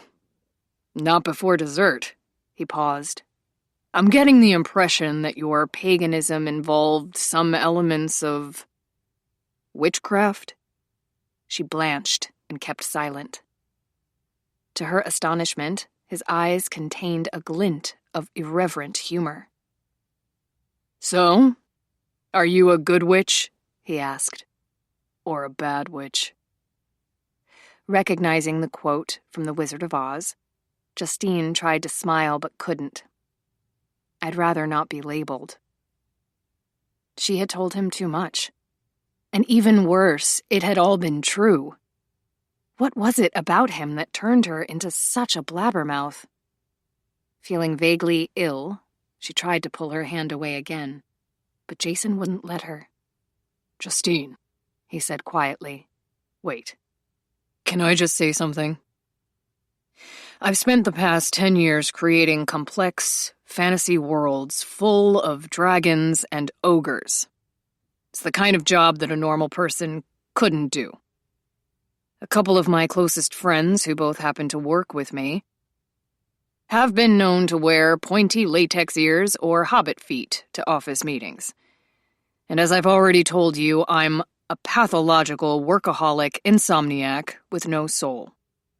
So a little dabbling in the black arts during your spare time is hardly a problem for me.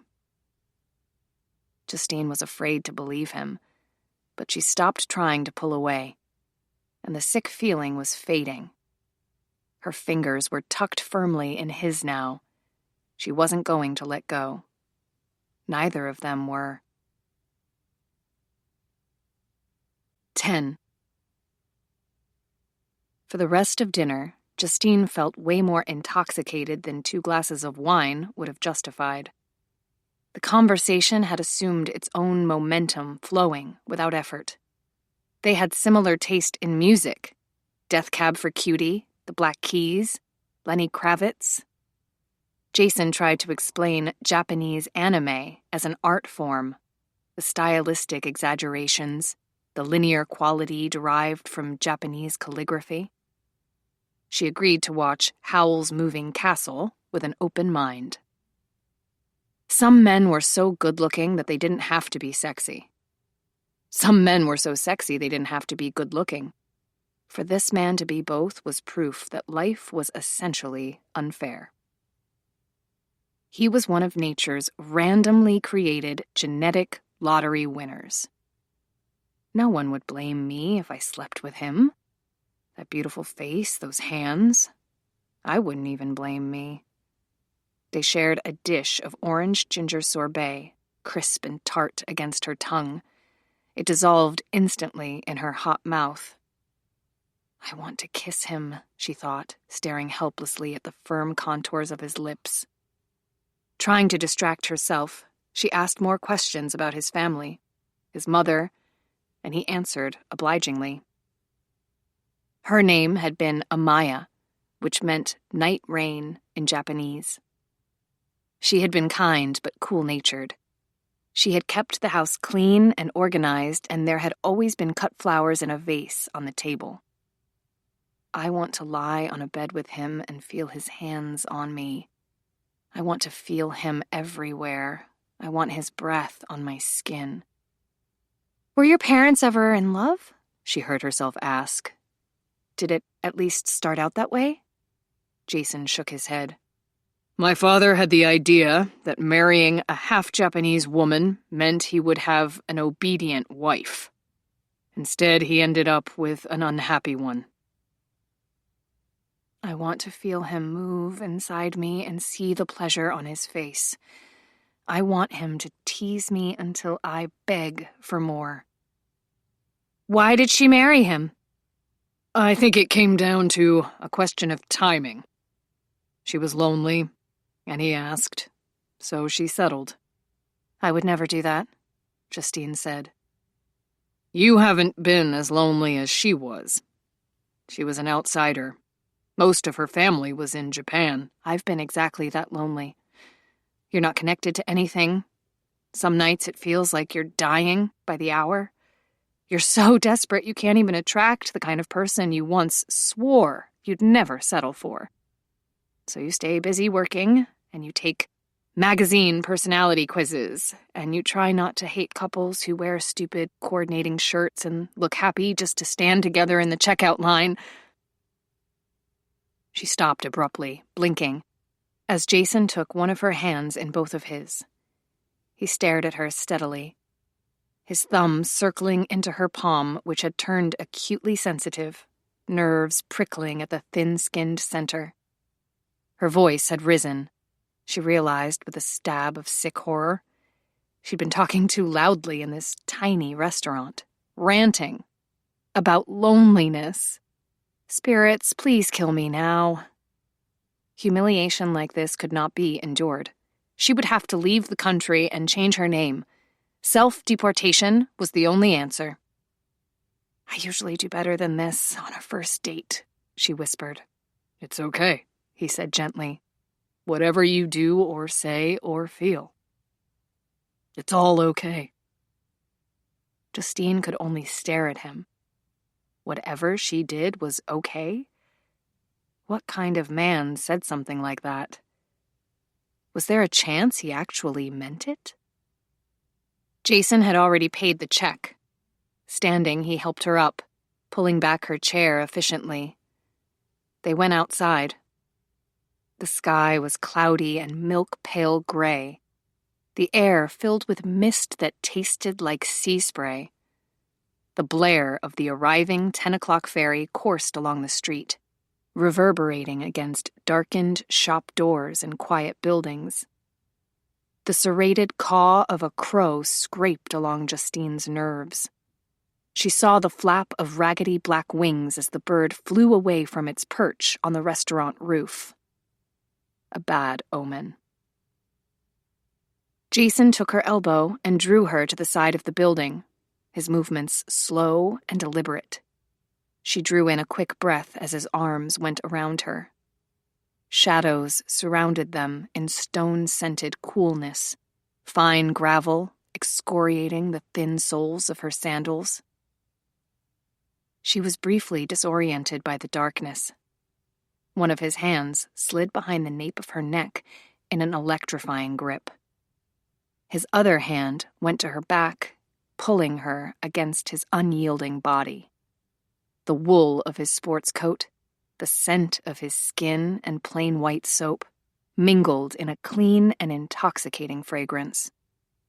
His head bent, his mouth finding hers with searing pressure. She gasped, and he went after the hushed sound as if he could taste it, his mouth stroking over hers. Kisses easy and slow, melting heat wrapped in coolness. He stroked a wisp of hair that had slipped from her ponytail, gently tucking it behind her ear, and his mouth went to her exposed neck. So gentle, as if her skin were as delicate as jasmine petals. He found a tender pulse point, and she shivered and arched against him. Pleasure pooled low in her stomach and the tips of her breasts and between her thighs. Shaking too hard to support her own weight, Justine leaned against him. His arm braced her back, reinforcing her balance. His lips shaped hers, pressing them apart. He tasted like oranges, sweetness on his tongue. Some of her breaths broke into moans, and she tried to swallow them back, tried to make herself be quiet. Harder, deeper kisses, slowly ravishing until she couldn't breathe or think. All she could do was feel, her body absorbing sensation, brimming with it. She didn't know how many aching minutes had passed before Jason eased back. His mouth was slow to leave hers, stealing back for another brief nudge of a kiss, then grazing her cheek as if he couldn't stop tasting her.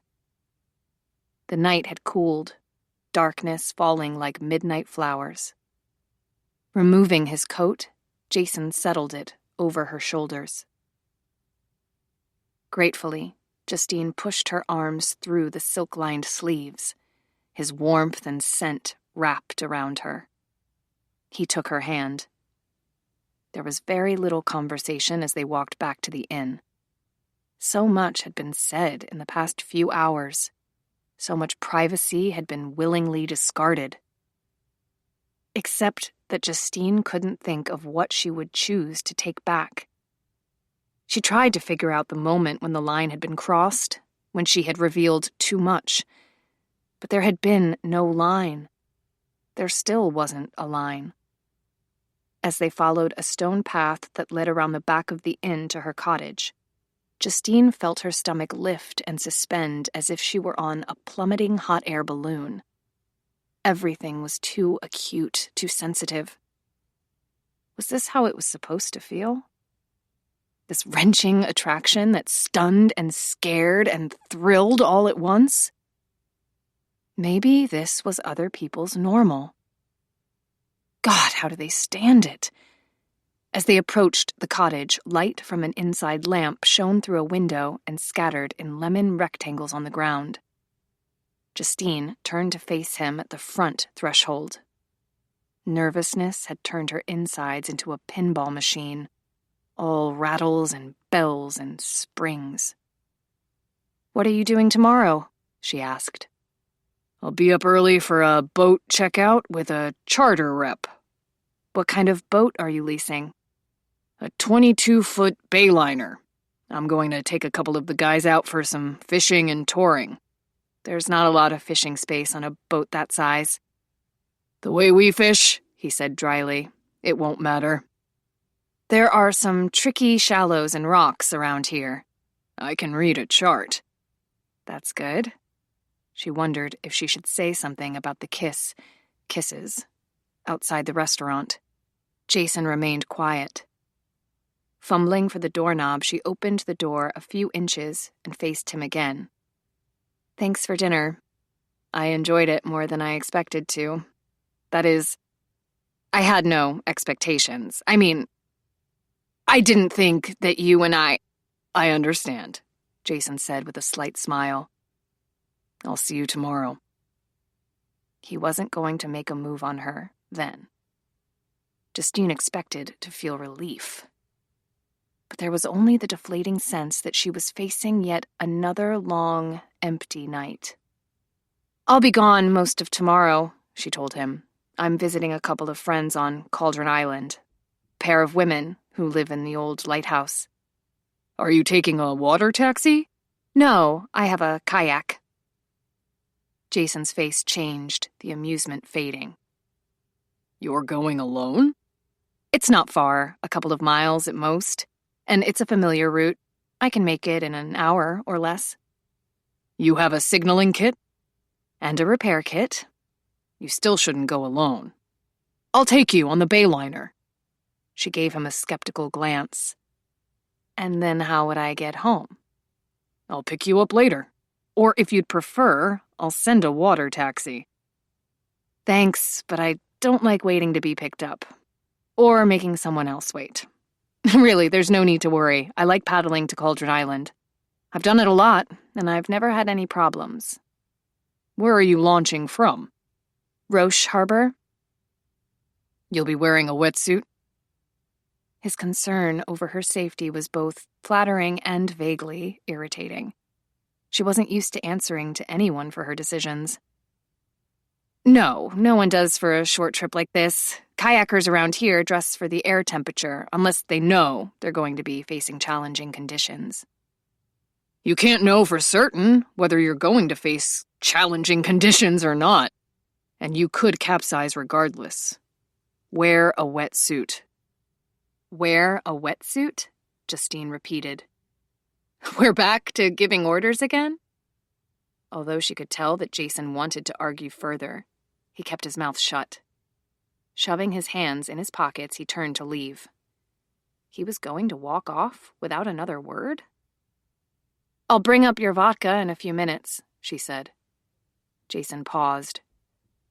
"Thanks, but I don't want it tonight," he said without turning around. "It's no problem. And I'm not going to risk being bitch-slapped by Priscilla tomorrow for skipping her instructions." Jason returned to her, looking annoyed. "You can skip the vodka if I tell you to skip it." "I'll leave a tray outside your door. You can take it or leave it, but it's going to be there. He gave her a cold stare. Why would you insist on doing something I've just told you not to do? Especially when it's unnecessary work for you. You're not refusing the vodka to spare me unnecessary work, she shot back. You're refusing it because you're pissed at me for taking my kayak out alone tomorrow. Jason shouldered his way into the cottage, taking her with him. The jacket slid from her shoulders to the floor. He took her upper arms and hauled her upward until she was forced to stand on her toes. She was pressed all along him, the feel of him electrifying.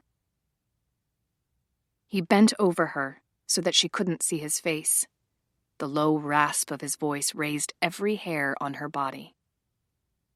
The reason I don't want you to bring anything to my room, Justine, is because there's only so much temptation I can handle.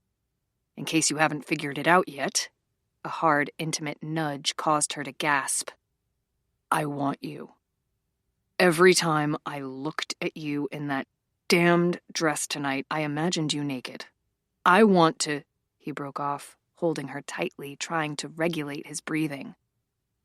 Do not come to me tonight, he said eventually, or you'll end up in my bed, and I'll screw you to the Stone Age and back. That clear enough for you? Justine nodded in a daze. The thin layers of their clothing did nothing to conceal the shape of his aroused flesh, the aggressive hardness and heat. It felt so good being caught tightly against him that she was paralyzed. She could smell his skin, salt and amber and night air. After a sweltering pause, Jason's chest rose and fell unsteadily. I have to let go of you, he said, seeming to speak more to himself than to her. Justine clung to him. You could stay, she managed to whisper. Not tonight. Why?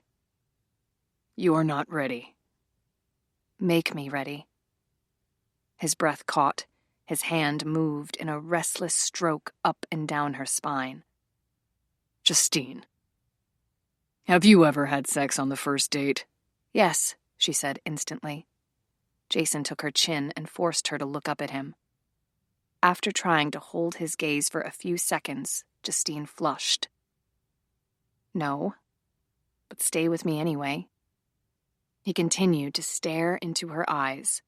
The strong angles of his features were thrown into sharp relief by the lamplight, one side cast in shadow. It's too soon, he said flatly. Some people can hook up without feeling bad about it the morning after. You're not one of them. No matter how good it was, you would regret it tomorrow. I wouldn't, she protested. It's written all over you. So we're going to take it slow. As she opened her mouth to argue, he said, not for my sake, for yours. Her body was a collection of hungering aches. She could hardly think past the desire that had turned her insides molten. A lifetime's worth of desire, leading to this man, this moment. But I want you, she said, appalled by the plaintive note in her voice. Something in his face gentled. He approached her slowly, reaching for her. His hands slid over her body, feeling her through the silky knit fabric, gently gripping the high curves of her hips. She lifted her face blindly as his mouth descended, her thoughts scattering in a rush of excitement. A moan stirred in her throat, and he licked deep as if he could taste the sound. His hand traveled from her midriff to her breast, cupping the firm curve while his thumb moved over the tip in teasing swirls. Perspiration bloomed on the surface of her skin until the synthetic fabric of her dress clung uncomfortably, and all she could think about was how much she wanted to strip it off. Jason reached low behind her hips. grasping through the back of her skirt to curl his fingertips beneath the elastic strap of her thong. He exerted just enough light tension to pull the tiny crotch of the underwear taut between her thighs. Justine quivered as the scrap of silk cradled a hard, urgent throb. "I can take care of you," Jason whispered. You changed your mind?" she asked, her lips feeling swollen. Letting go of the thong strap, he tugged her skirt higher and slid his hand beneath. He caressed the sensitive curve of her hip. "No, but I'll make you feel good. Right here and now." His thumb slipped beneath the elastic strap of the thong. "All you have to do is hold on to me. Tell me you want it. Just tell me." As his hand slid over her bottom, Justine reached back and caught at his wrist. "Wait.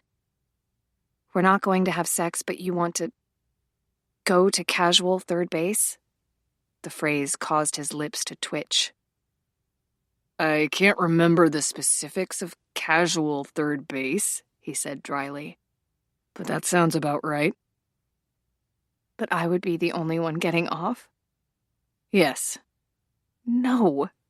Scowling, Justine stepped back from him. "Condescending jerk. You turn me down for sex because you've decided that I'm too immature, too inexperienced. Same thing. No, it's not. Too immature," she continued heatedly, "to be able to make decisions about what I want to do with my own body? It's not an insult when a man wants to take it slow with you." "Then what is it?"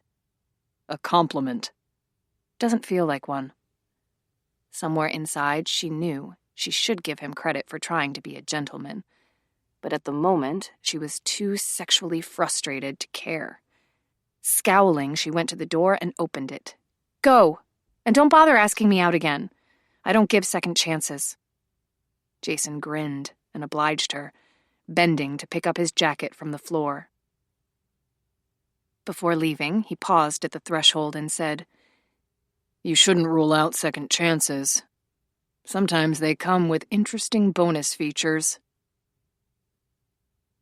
After a broken night's sleep, Justine woke up early and began the day as usual, filling and starting the commercial coffee machine in the kitchen, setting the tables in the dining area, and preheating the ovens for Zoe. When Zoe arrived, looking as fresh as sunshine and daisies, she took one look at Justine and asked, "What happened?" "Nothing," Justine grumbled. She was sitting at the kitchen table, holding a mug of coffee with both hands. She lifted the mug to her lips and drained its contents without stopping. After stirring cream and sugar into a fresh mug of coffee, Zoe brought it to her. "The date didn't go well?" "The date was fantastic. Incredible food and wine. Great conversation with the most gorgeous guy I've ever met. By the end of dinner, I was ready to have sex with him on the hood of the nearest car." "Then why?" "He didn't want to. Something about too soon and for my own good, which everyone knows is guy speak for you're not bangable." And then he took off like he was heading out of the forest covered in bees. "You're exaggerating," Zoe said, a tremor of laughter in her voice. "Is it possible that he respects you enough not to want to rush into anything?" "Guys don't think like that. Their idea of a great first date is not, wow, I'd really love to watch that woman eat and then go home by myself." She shook her head morosely. "It's all for the best. He's too rich, too controlling, too everything." "What can I do?" Zoe asked, her eyes soft with concern. "If you wouldn't mind keeping an eye on Annette and Nitya while they work today, I'm going to paddle out to Cauldron Island and visit Rosemary and Sage." "Of course. I'm glad you're going to see them. It always seems to do you good." It was nearly impossible to dress for a combination of 75-degree air and 50-degree water temperature. Kayak outfitting that provided a decent amount of warmth in the water would be unbearably hot and restrictive while paddling. Given such a choice, most kayakers decided to forego wetsuits and take their chances. Justine decided to compromise by wearing a short-sleeved Gore-Tex dry top and neoprene knee-length pants. It wouldn't be as comfortable as a simple base-layer tee and shorts, but if she capsized, she would need the extra protection. Sudden immersion in cold water was dangerous even for experienced swimmers and kayakers. Justine had experienced it a couple of times in the past while taking a kayaking class. Even being prepared for it, the cold shock was nasty and overwhelming. It forced an involuntary gasping response, which was big trouble if your face was underwater. And even if your head was above water, your larynx could close up your airway, a form of death known as dry drowning. The day was overcast, the wind brisk, a light chop to the water. A low-pressure system was moving in, which might result in light rain and stronger winds. Having managed those conditions easily in the past, Justine wasn't worried. "I wouldn't stay out for long if I was you," a boater at the Roche Harbor dock said, while Justine folded up her kayak dolly and stowed it.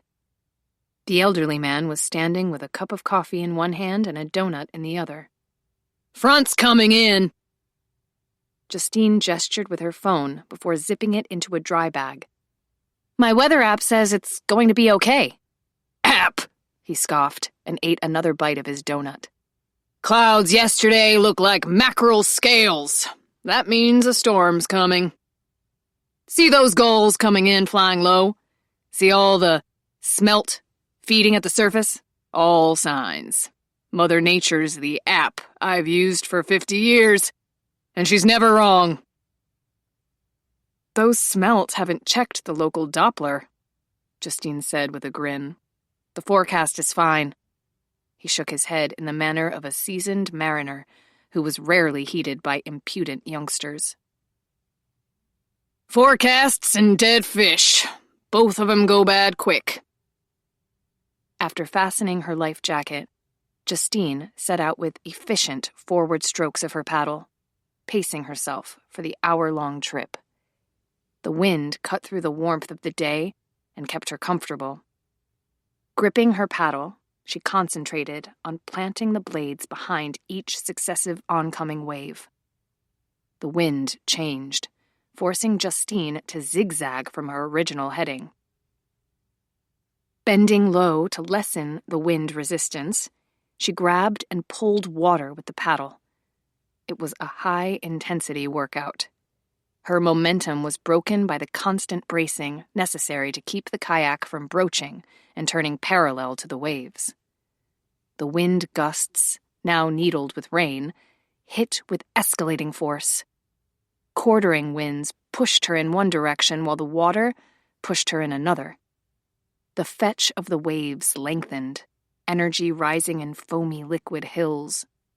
Squinting at the sky, Justine was startled by how dark and thick the cloud cover had become, the leading edge thick and abnormally tall. It was happening too fast. It didn't make sense. This isn't natural, she thought with a stab of fear. "Don't try to bluff fate," Rosemary had once warned her. She had been paddling for at least an hour. She should have reached Cauldron Island by now. As she tried to get a fix on her position, she was stunned to realize that the 50-foot bluff of Cauldron Island was still at least a mile away, and the current had pushed her well off course. If she didn't make headway fast, she was going to find herself tossed like a child's toy in the rough and tumble of Harrow Strait. Waves broke hard over the bow, knocking out items she had tucked beneath the elastic deck line. A bottle of Gatorade, her signal kit. Her heart was slamming with effort. If she'd had a free hand, she would have shaken a fist at the sky. Attacking the water with renewed fury, she muscled her way through roller coaster swells. In a couple of minutes, better sense prevailed, and she tried to spare her aching arms by keeping the paddle strokes low and using her trunk muscles. The only thoughts left were those connected to survival. The entire world was water. Rain and ocean above and below, spraying and roiling, pushing and tossing. Billows shoved the kayak parallel and broadsided her. She leaned into each oncoming surge to keep from capsizing, and paddled to turn the bow of the kayak into the white caps. Another wave hit, but she couldn't react fast enough. The kayak flipped. 11. Burning cold blackness. Pain everywhere, all at once, as if she'd been set on fire. She tried to complete an Eskimo roll, but the kayak had capsized toward her weaker rolling side, and she couldn't carry the movement through. Suspended upside down, disoriented by the cold shock, she grappled for the fastening loop of the waterproof spray skirt that held her into the cockpit of the kayak. The cold had already begun to mix her up. She couldn't find the loop, and panic was taking over. She managed to fight her way sideways until her face broke the surface for the split second necessary to drag in a quick breath. Going back under, she searched for the loop and found it. A frantic tug and the spray skirt came off. She fought her way out of the kayak. Coming to the surface, she grabbed the overturned craft and filled her lungs before another wave broke. It was unbelievably cold. Her skin and flesh were numb, her blood pressure ratcheting furiously. The kayak paddle bobbed a few feet away. Still tethered to the bow, on a leash fastened with nylon snap hooks. Panting, she maneuvered to the bow, gripping the elastic deck to maintain her hold on the kayak. Gripping the leash, she tugged until the paddle was in reach. It was hard to make her hand close around the handle. She had to get out of the water. Her fine motor skills were gone. In about 10 minutes, blood flow to non-essential muscles would shut off. Reaching under the kayak, she found the foam paddle float stored beneath the bungee cord on the deck and pulled it free.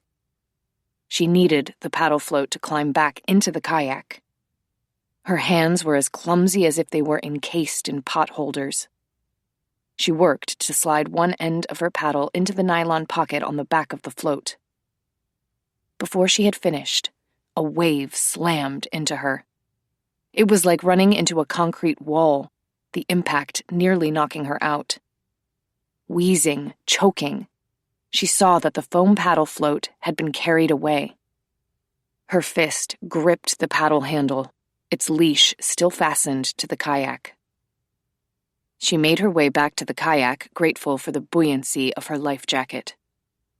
With the paddle float gone, the only option was to flip the kayak right side up and try to climb onto the stern in a ladder crawl maneuver. As she grappled for the deckline, however, she found she barely had any grip strength left. It was happening too fast. The cold knifed deeper, her muscles stiffening as if she were turning to stone. She was scared, but that was a good sign. It was when you stopped feeling scared, when you stopped caring, that you were in the worst danger. She tried to think of a spell, a prayer, anything that made sense. But words floated at the top of her head like the letters in a bowl of alphabet soup. The yellow plastic surface of the kayak bumped against her head, galvanizing her. The choice was simple. Get back in and live. Stay in the water and die. Panting, grunting with effort, she flipped the kayak over and worked her way to the stern. The water shunted her in violent surges up, down, sideways.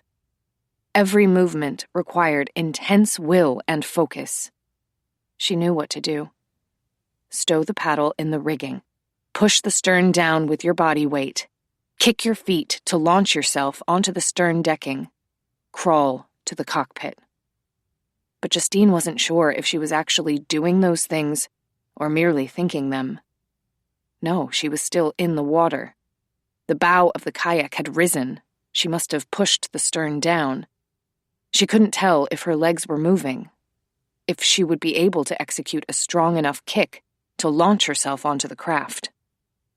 If she screwed up, there wouldn't be another chance. In a moment, she found herself sprawled on the stern, her legs straddled on either side of the kayak.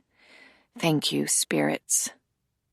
Fighting to keep the craft balanced, she began to crawl toward the center. But another wave was coming. A 5-foot wall of water rolled directly toward the side of the kayak. Justine watched it approach with a strange sense of resignation, understanding that she was going to capsize again. It was over. She closed her eyes and held her breath as the world spun. The kayak and the paddle were ripped away from her, and she was submerged in a hell of churning coldness. The life jacket buoyed her to the milk froth surface.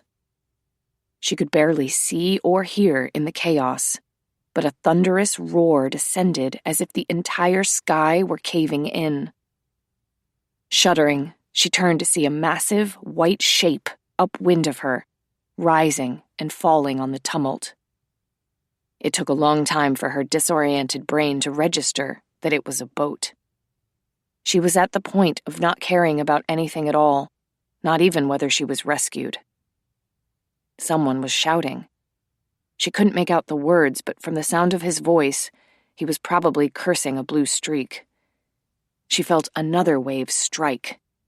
Coughing up a mouthful of salt water, she tried to push a wet curtain of hair out of her eyes, but there was no feeling left in her hands.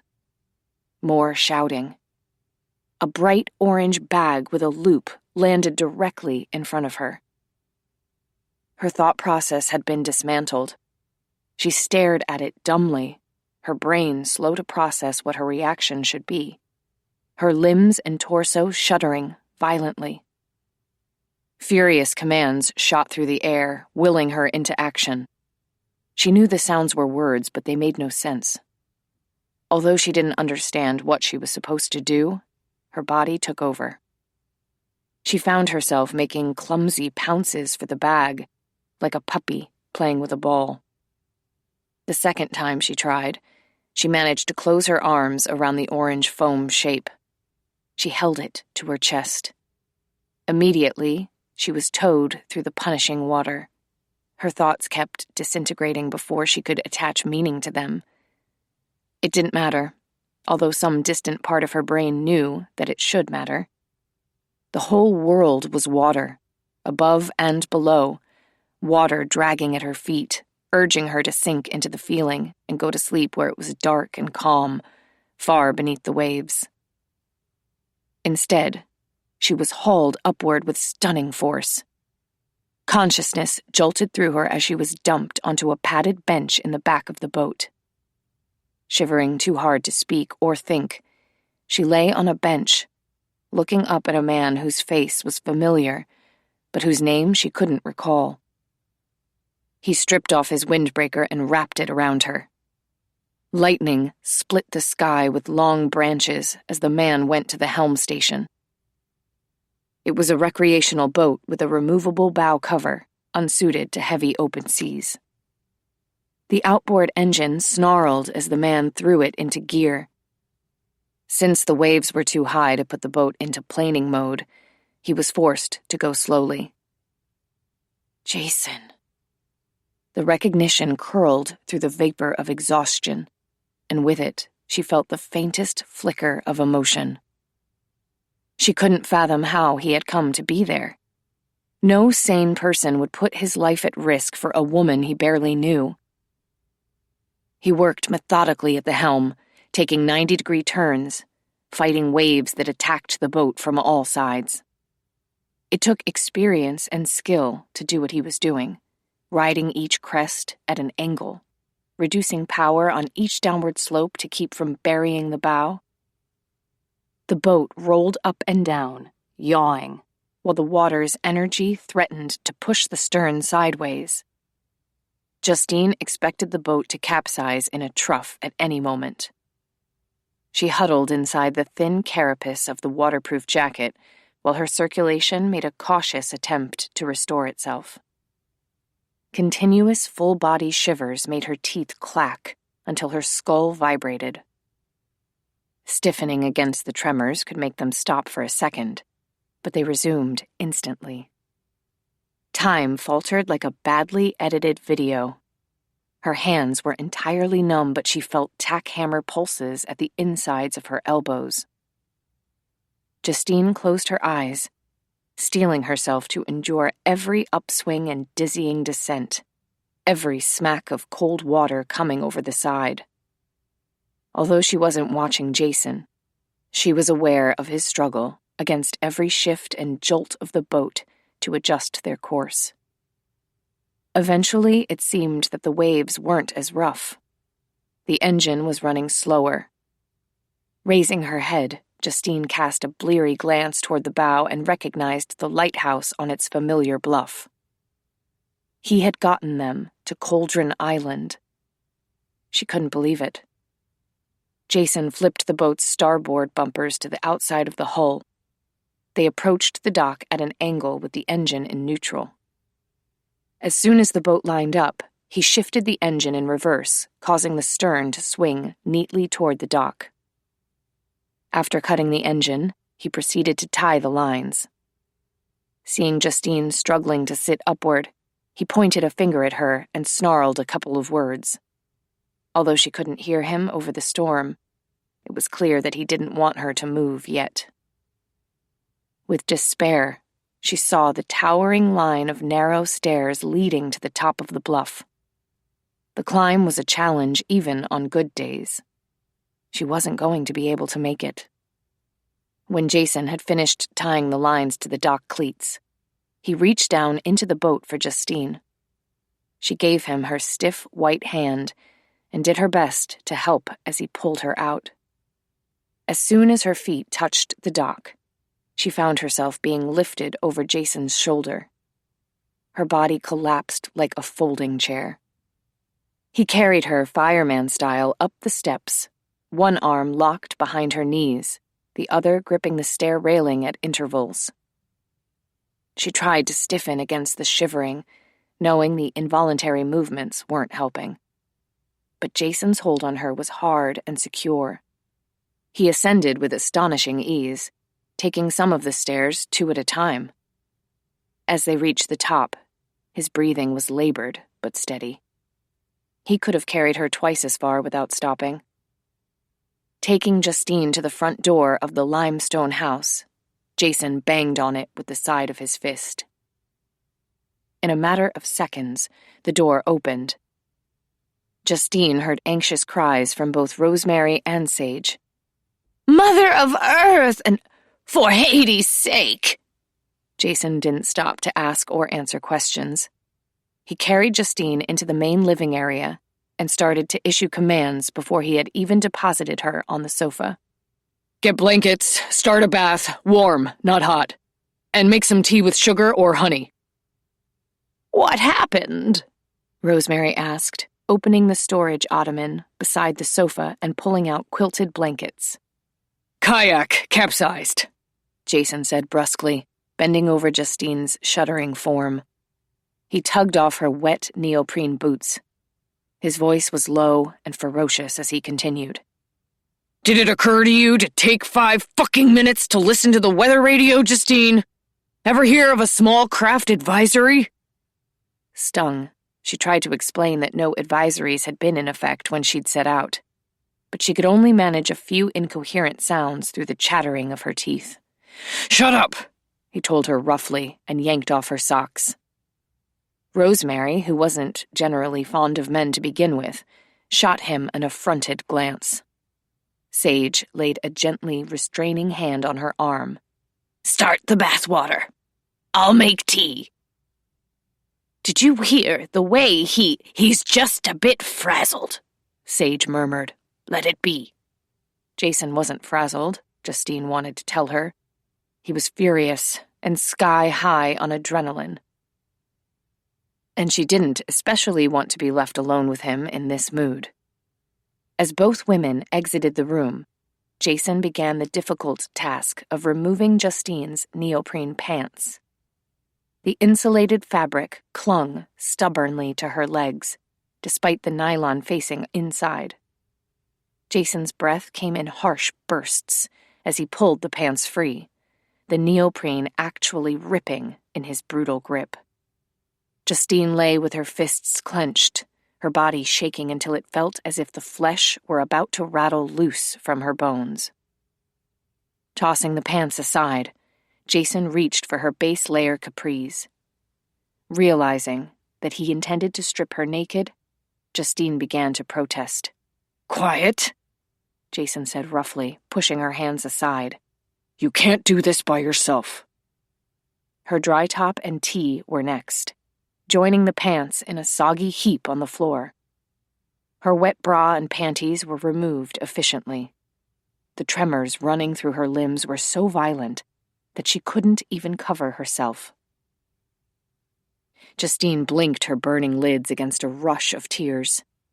She felt like a miserable, half-dead sea creature, like some unwanted catch that had been dragged up in a fisherman's net. Standing over her, Jason grasped the hem of his damp t-shirt. Justine's eyes widened as he stripped it off in an efficient movement. He was powerfully built, all tough, defined muscle with no hint of softness.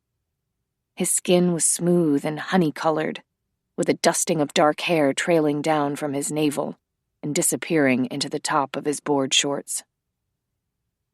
Kicking off his boat shoes, Jason lay beside Justine. He pulled her naked torso against his and arranged quilts around them both. It's the best way to warm you, she heard him say gruffly. Justine nodded against his shoulder to let him know that she understood. He tightened his arms, his shoulders hunching in the effort to surround her with himself. He was inhumanly hot, or it must have seemed that way because she was half frozen. The sensation made her frantic to have more. As another attack of bone-jarring shudders went through her, she struggled to get closer. I've got you. Try to relax. He was still breathing fast from exertion, searing strikes of air against her neck, his hair-roughened legs tangled with hers, the solid muscles of his thighs clamping to keep her still. She wouldn't have survived without this. His body heat feeding into her, penetrating down to the lurking coldness. He was all around her, his breath mixing with hers, his skin salty with sweat and ocean water. She could feel his pulse points, the flex of muscles, the movement of his throat when he swallowed. At some point in the near future, she was going to be humiliated by the memory of this, but at the moment, she was too desperate to care. She was overtaken by another paroxysm of shuddering, and another, while he murmured to her, gripping her close. Gradually, her skin began to prickle with the return of sensation. Her hands hurt, palms needling until her fingers opened and closed convulsively. Wordlessly, Jason reached for her hands and pressed them flat against his sides. Sorry, she croaked, knowing her touch was icy. Everything's fine, he said gruffly. Relax. You're angry. He didn't bother to deny it. When I saw your kayak floating upside down, he paused and took a short breath. I knew that even if I managed to find you, you were going to be in bad shape. A savage note entered his voice. Do you know what would have happened if I'd taken a few minutes longer, you reckless idiot? I wasn't reckless, Justine burst out. The weather wasn't that bad when I... She was forced to stop as a cough tore through her salt-scoured throat. You were stubborn, he insisted. Pig-headed. That's just great coming from you, she wanted to say, but she stayed silent, her chest heaving. Every time she tried to breathe, a sob escaped. She felt Jason's hand pass gently over the tangled, wet mass of her hair. Don't cry, he said, his tone softening. I won't say anything else. You've had enough for now, poor baby. It's all right. You're safe. She struggled to hold back the humiliating tears and pushed at him. Let me hold you, he said. I'm an asshole, but I'm warm, and you need me. He sat up and lifted her into his lap and wrapped the quilt around both of them. You scared the hell out of me, he murmured. When I pulled you out of the water, you were only half conscious and you were turning blue. He used a fold of the quilt to blot her wet cheeks. If this is an example of how you look after yourself, I swear I'm going to take on the job, because someone has to take care of you. He rocked her as if she were a child, murmuring roughly into her hair. Someone has to keep you safe. Justine's sobs eased into sniffles. His arms were solid around her, his heartbeat strong beneath her ear. She had never felt so dependent on someone in her adult life. The surprise was that it wasn't altogether unpleasant. The gentle rocking motion lulled her, and she wanted to sleep. But Jason kept asking questions. Whether she felt cramps in her legs, and what day of the week it was, and what she remembered from being out on the ocean. I'm tired, she told him at one point, her head slumped on his chest. I don't want to talk. I know, baby. But I can't let you sleep yet. His lips brushed the rim of her ear. What was your favorite toy when you were a little girl? A few last shivers ran through her, and his warm hands chased them. Stuffed animal? What kind? A puppy, the kind with black and white spots.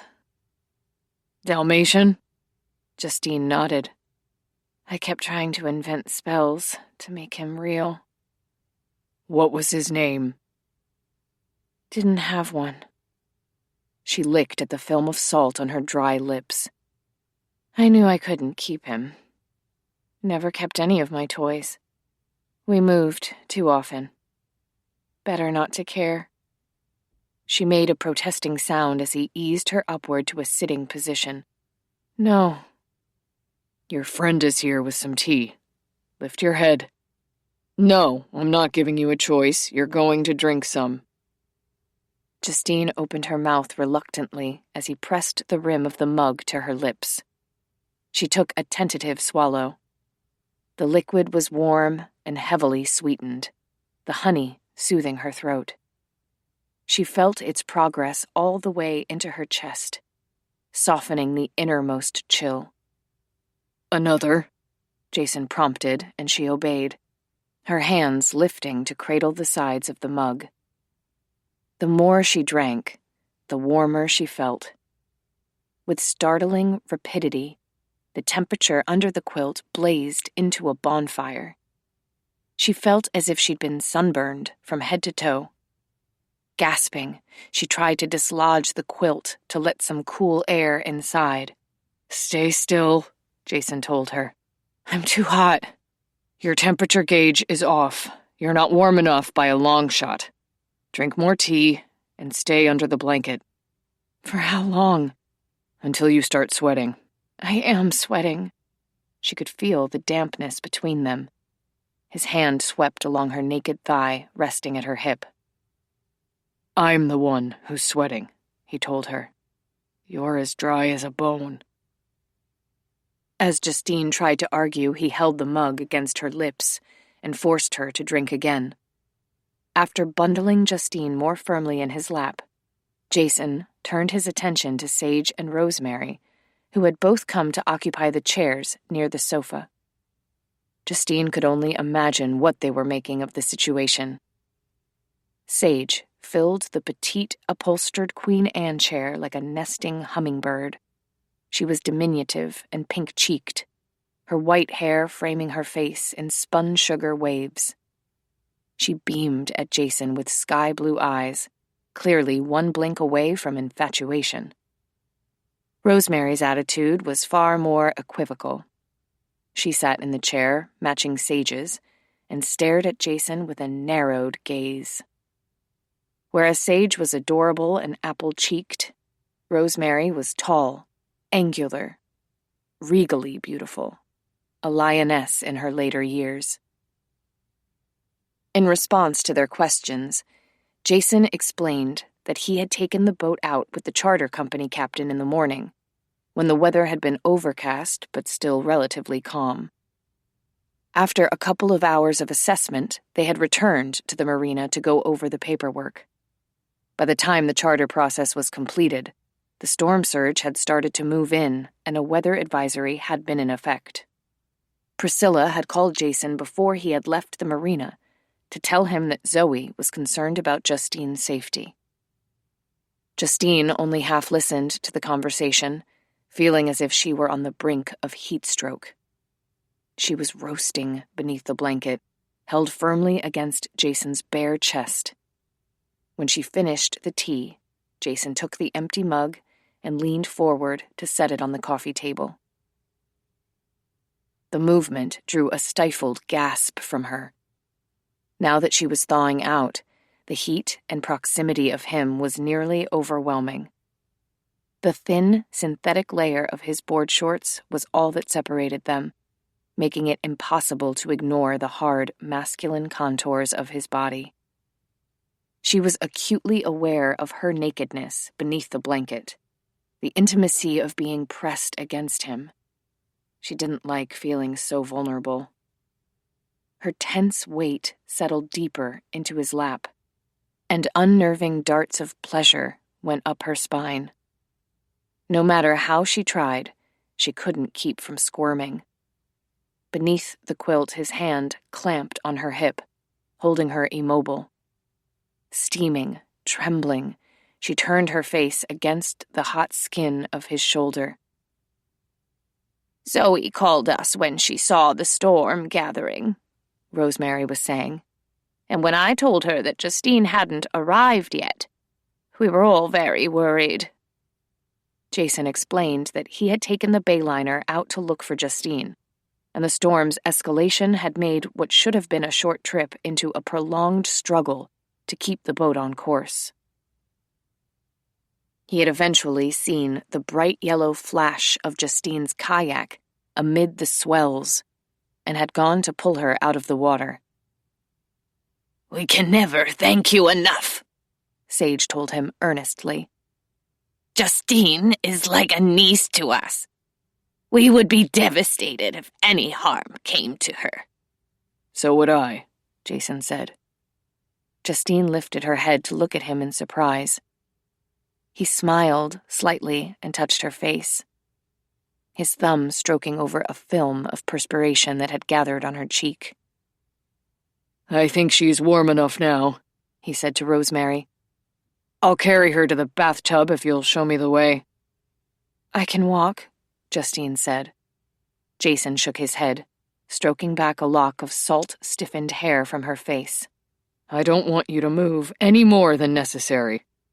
There can be an afterdrop with hypothermia when your core temperature keeps going down." "Really, Justine began to argue, but he ignored her, lifting her against his chest as if she weighed nothing. "It seems you'll be staying with us for the night, Mr. Black," Sage said. "According to the latest report, the storm isn't likely to end until tomorrow." "I'm sorry to impose on you." "It's not an imposition in the least. There's a pot of soup on the stove and 2 loaves of dark mother bread in the oven." "Dark mother? Jason repeated with polite interest. A reference to Hecate. We're nearing the autumn equinox, or what we call Maybone, which is the modern word for the celebration of...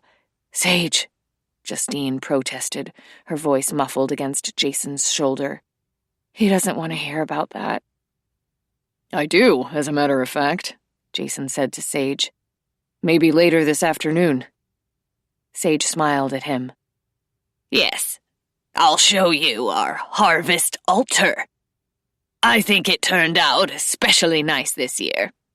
Still chattering happily, Sage headed to the kitchen. Jason followed Rosemary through the lighthouse, into the master bedroom and connecting bathroom. The storm pummeled the stalwart limestone and wood-shingled lighthouse, rain hitting the multi-paned windows like the sound of marbles being dropped onto the floor. The lighthouse, having withstood 1,000 squalls and tempests, creaked as it settled in patiently for a long, wet night. I need to make a couple of calls, Jason said to Rosemary. I've already phoned the inn to let them know that you brought Justine here safely. You probably won't get a self-signal out here, but you're welcome to use our landline in the kitchen. Thank you. Jason carried Justine into the bathroom. He lowered her feet to the floor, wrapped a towel around her, and lifted the toilet lid. The kidneys go into overdrive when you've been exposed to extreme cold, he said in a pragmatic tone. Justine gave him an affronted glance. He was right, of course, but the way he was standing there seemed to indicate an intention to remain during the process. I'd like some privacy, please. To her disgruntled surprise, Jason shook his head. Someone should stay with you in case there's a problem. I will, of course, Rosemary said from the doorway. Don't leave her alone, even for a minute. I don't intend to, the older woman replied, her dark brows drawing together. There's another bathroom in the lighthouse tower bedroom. You may shower there. Thank you, Jason said. But right now I have to go back to cover the boat and pump excess water from the bilge. It may take a while. No, Justine said in concern, not wanting Jason to go out alone in the storm. He had to be tired after all he'd done. Rescuing her from the ocean, carrying her up all those stairs from the dock. You should rest first. I'll be fine. Jason paused at the door, keeping his gaze averted from her as he continued. After your bath, go straight to bed. You're ordering me around again, Justine said, although her tone was wry rather than accusatory. Jason still didn't look at her, but she saw the flicker of a smile at the corner of his mouth. Get used to it, he said. Now that I've saved your life, I'm responsible for you. He left the bathroom, and Rosemary stared after the extraordinary stranger with a stunned expression. After Justine had settled carefully into the warm comfort of the bath, Rosemary dropped an herb-filled sachet into the water. This will help with muscle soreness, she said. And the tea Sage brewed for you was a special medicinal blend. You'll be back to your usual self soon. I thought she must have put something in it, Justine said. I felt much warmer right after I drank it. The other woman's tone was gently astringent. I suspect sharing a quilt with Mr. Black might have helped the warming process considerably. Rosemary, Justine protested with a discomfited laugh. How long have you been involved with him? We're not involved. Justine stared at the surface of the water, which quivered from the infinitesimal trembling of her legs. We've gone out once for dinner, that's all. What happened to the last boyfriend? What was his name? Duane. I rather liked him. So did I. But I messed it up. We were having an argument about something stupid. I don't even remember what it was. And I got so angry, Breaking off, Justine sloshed her hand through the water, sending ripples across the surface. The headlight on his motorcycle exploded. I tried to come up with an excuse for it, but Duane knew I caused it. Now every time he sees me in town, he makes the sign of the cross and takes off at a dead run. Rosemary looked at her sharply. Why didn't you tell me? I just did. Justine felt a riff of unease as she heard the consternation in the other woman's voice. I don't want to bother you with every twist and turn of my love life, and besides, not Duane, Rosemary interrupted. I meant about the bulb exploding. Oh, well, it's not all that unusual, right?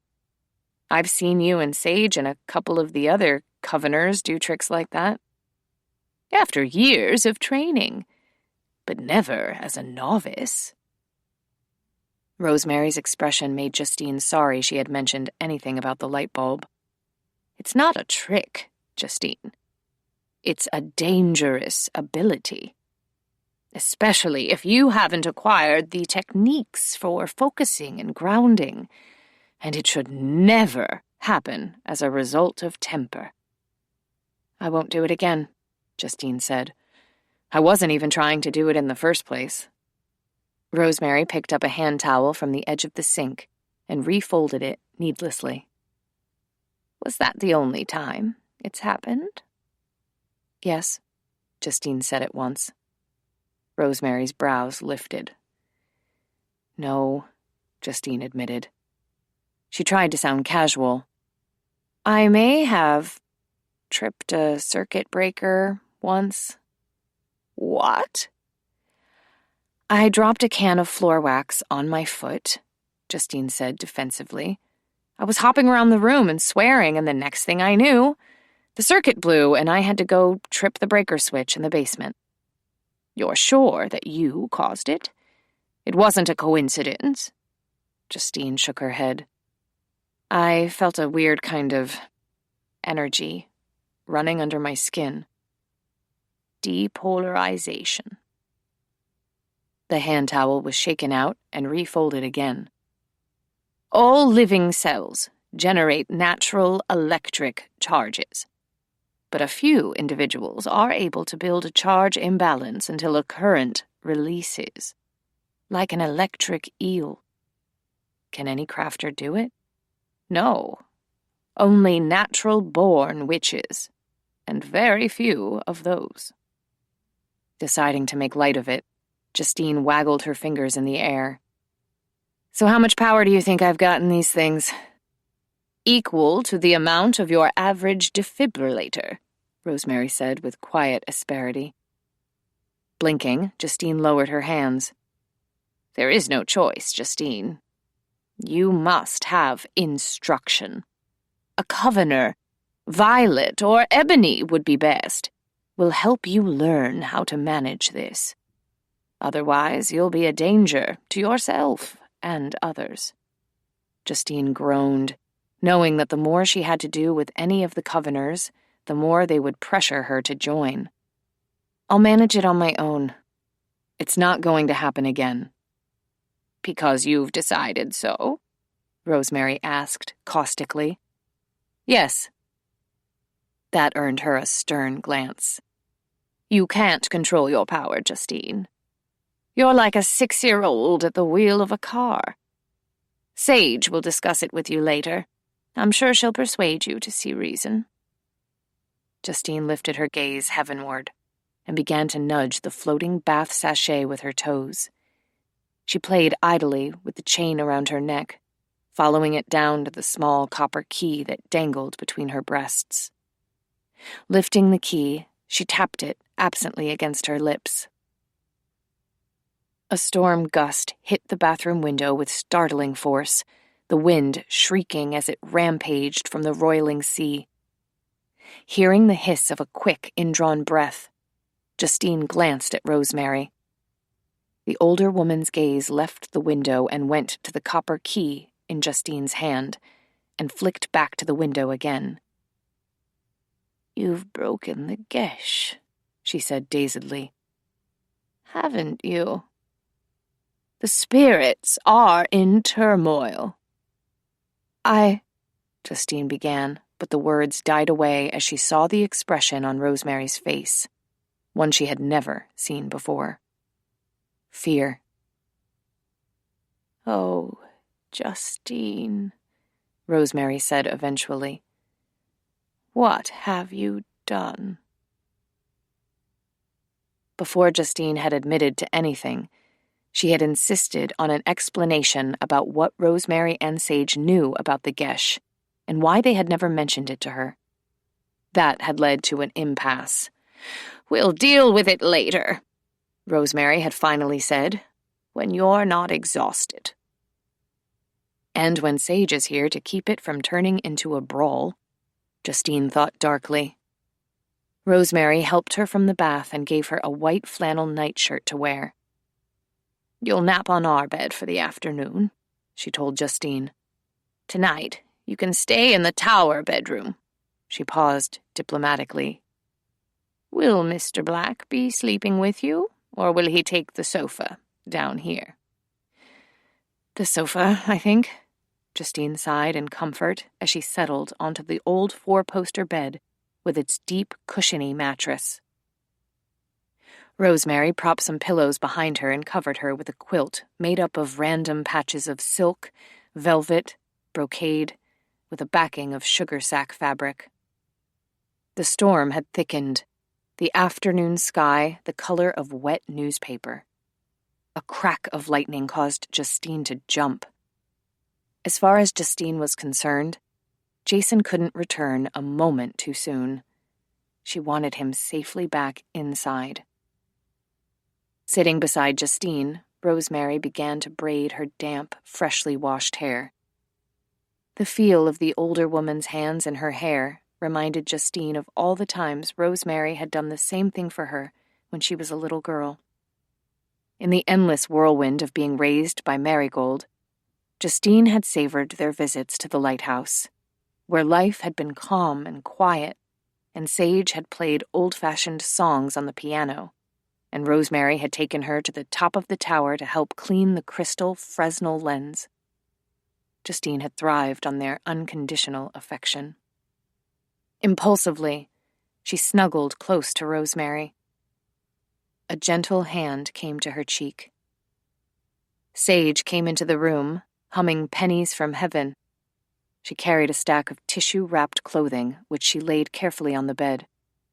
"What is all that?" Rosemary asked, resuming her work on Justine's hair. "Mr. Black will need something to wear.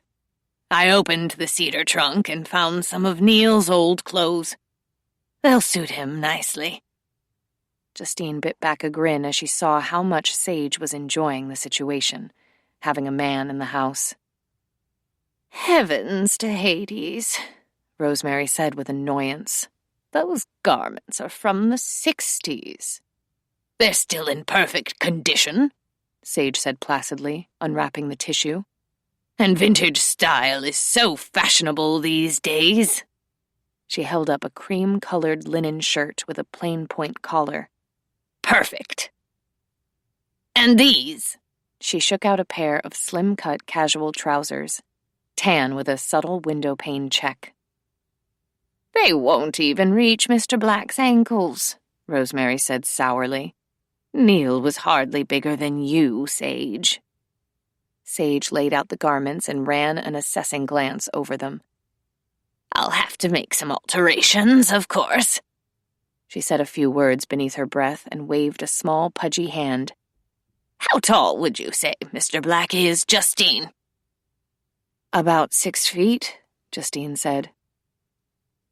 Sage tugged at the hem of one of the trouser legs. With each little pull, the fabric extended until she had added a good 6 inches to the inseam. The magic was accomplished with an ease that Justine admired. "A wonderful-looking man, isn't he?" Sage asked of no one in particular. And so well endowed. Sage, Justine protested. I was not referring to the fruit of his loom, dear. I meant endowed with looks and intelligence. Although, Sage proceeded to lengthen the crotch of the pants. She held them up and asked Justine, What do you think? Have I allowed enough room in the rise? I think you're a little too interested in what he's packing. Rosemary gave a little snort. Sage is trying to find out in her usual circuitous way whether you've slept with him, Justine. No, Justine replied with a sputtering laugh. I haven't, and I don't intend to. That's probably for the best, Sage said. I agree, Rosemary added promptly. Sage smiled at her partner. You noticed, then. She began to work on the linen shirt, adding inches to the sleeves. Of course, Rosemary finished Justine's braid and fastened an elastic band around it. Justine's puzzled gaze swept across them both. Noticed what? What are you talking about? Sage replied with equanimity.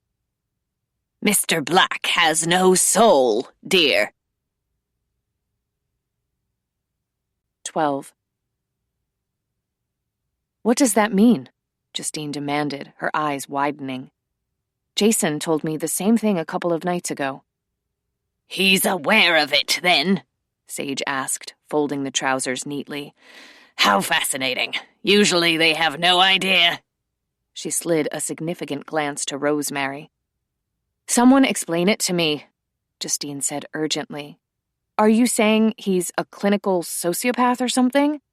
Oh, not at all. Sage chuckled and leaned over to pat Justine's knee through the quilts. I've met some perfectly lovely people with no souls. It's nothing to criticize, and it certainly can't be helped. It just is. How did you know about it? What tipped you off? Hereditary witches usually have the knack of sensing when someone is soulless. Didn't you feel it when you first met Mr. Black? After considering the question, Justine replied slowly. For a second, I sort of wanted to step back from him. I wasn't sure why. Exactly. You'll experience that from time to time, when you meet someone new. But of course, you must never say anything about it. Most of the soulless aren't aware of what they lack, and they would never want to know. Justine was unaccountably upset. I don't get this. Any of it. Even without a soul, Rosemary explained, you would still have emotions, thoughts, and memories. You would still be you, but you wouldn't have transcendence. There would be nothing left after the body dies. No heaven or hell, Justine said slowly. No Valhalla, Summerland, or Underworld? Just poof, and you're gone for good? Exactly. I've always wondered if they don't sense it deep down, Sage mused aloud. People without souls rarely seem to reach old age, and they tend to live so very intensely, as if they're aware of how limited their time is. It reminds me of that little poem you've always liked, Sage, the one about the candle. Edna St. Vincent Millay, Sage smiled as she recited. My candle burns at both ends. It will not last the night. But ah, my foes, and oh, my friends, it gives a lovely light. That describes the soulless perfectly, Rosemary told Justine. They are driven to experience everything they can before the ultimate demise. Voracious appetites. But no matter how much success they achieve, it's never enough, and they never understand why. How does someone end up without a soul? Justine asked in a hushed voice. Some people simply aren't born with one. It's a trait, just like eye color or the size of one's feet. But that's so unfair. Yes, life is often unfair. How can this be fixed? Justine asked. How could a person manage to get a soul if he doesn't have one? He can't, Rosemary replied. It's not possible. Or at least I've never heard of such a thing happening. But if they realize they are soulless, Sage said, that's when things become precarious. Every living creature is compelled to preserve its own existence. Is there anything a man like Jason wouldn't do for a chance at eternity? No. He would stop at nothing. Justine's hand crept to the center of her chest, where the little copper key was hidden beneath the bodice of the nightgown. Rosemary glanced at her with compassion. I see that you understand now. Associating with a man like Jason Black could turn out to be a dance with the devil. Could Jason ever love someone if he has no soul? Of course, Sage said. He still has a heart, after all. What he doesn't have is time.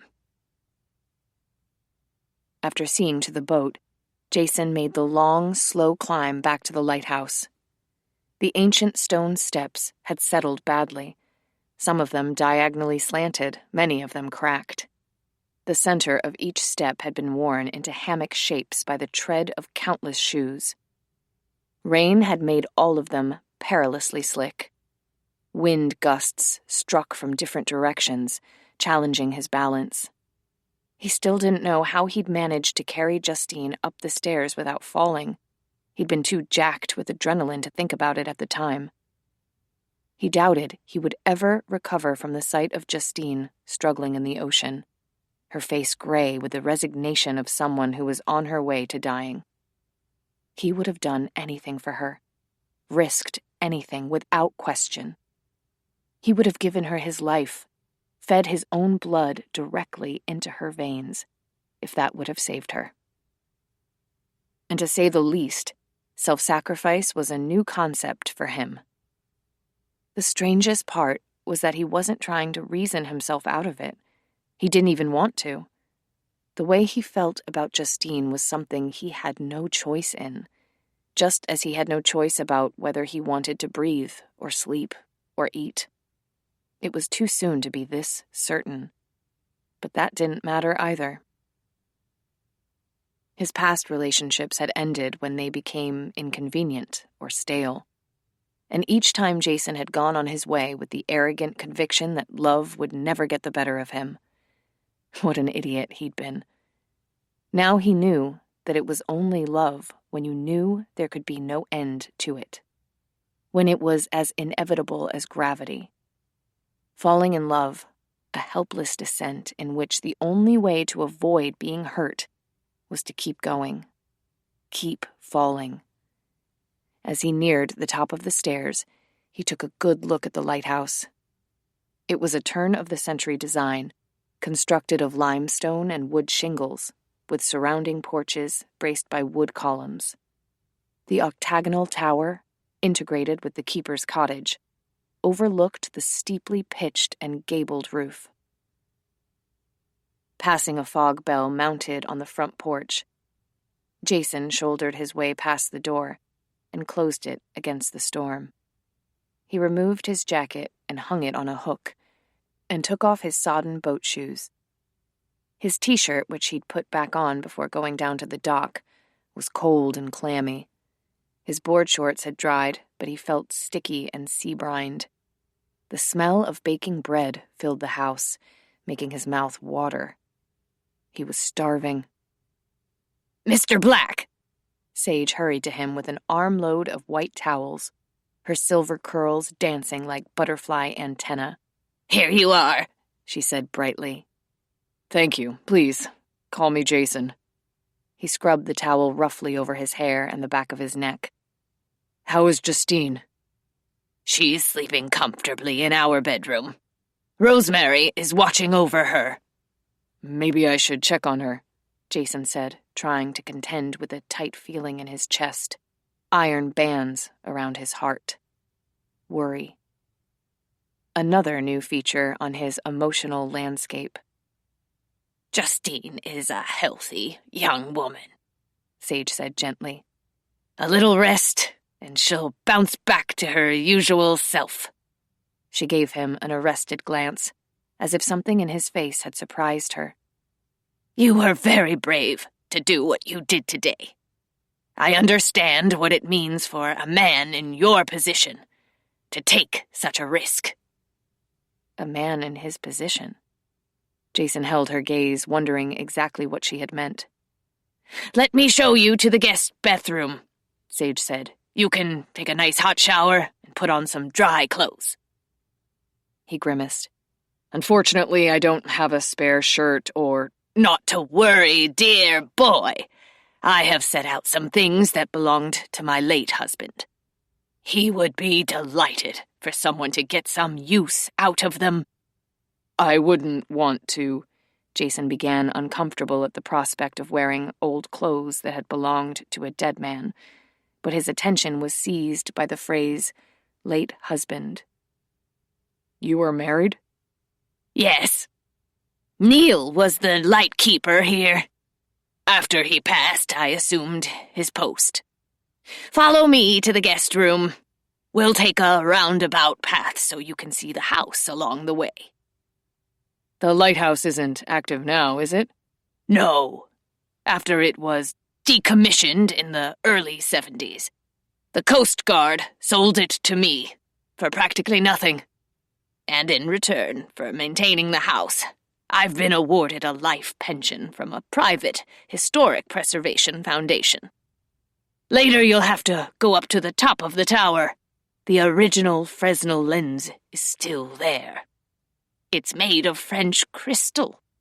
Very beautiful, like an Art Deco sculpture. The rooms were painted in delicate shades of robin's egg blue and sea green, and filled with cozy upholstered furniture and polished woodwork. The main room opened into a large kitchen and a smaller room that served as a multi-purpose area. This is called the keeping room, Sage said. Most of the time we use it for craft projects. But when we have guests, such as tonight, we put an extra leaf in the table and make it into a dining room. Jason went to the corner of the room where an antique bronze diving helmet had been set on a built-in shelf.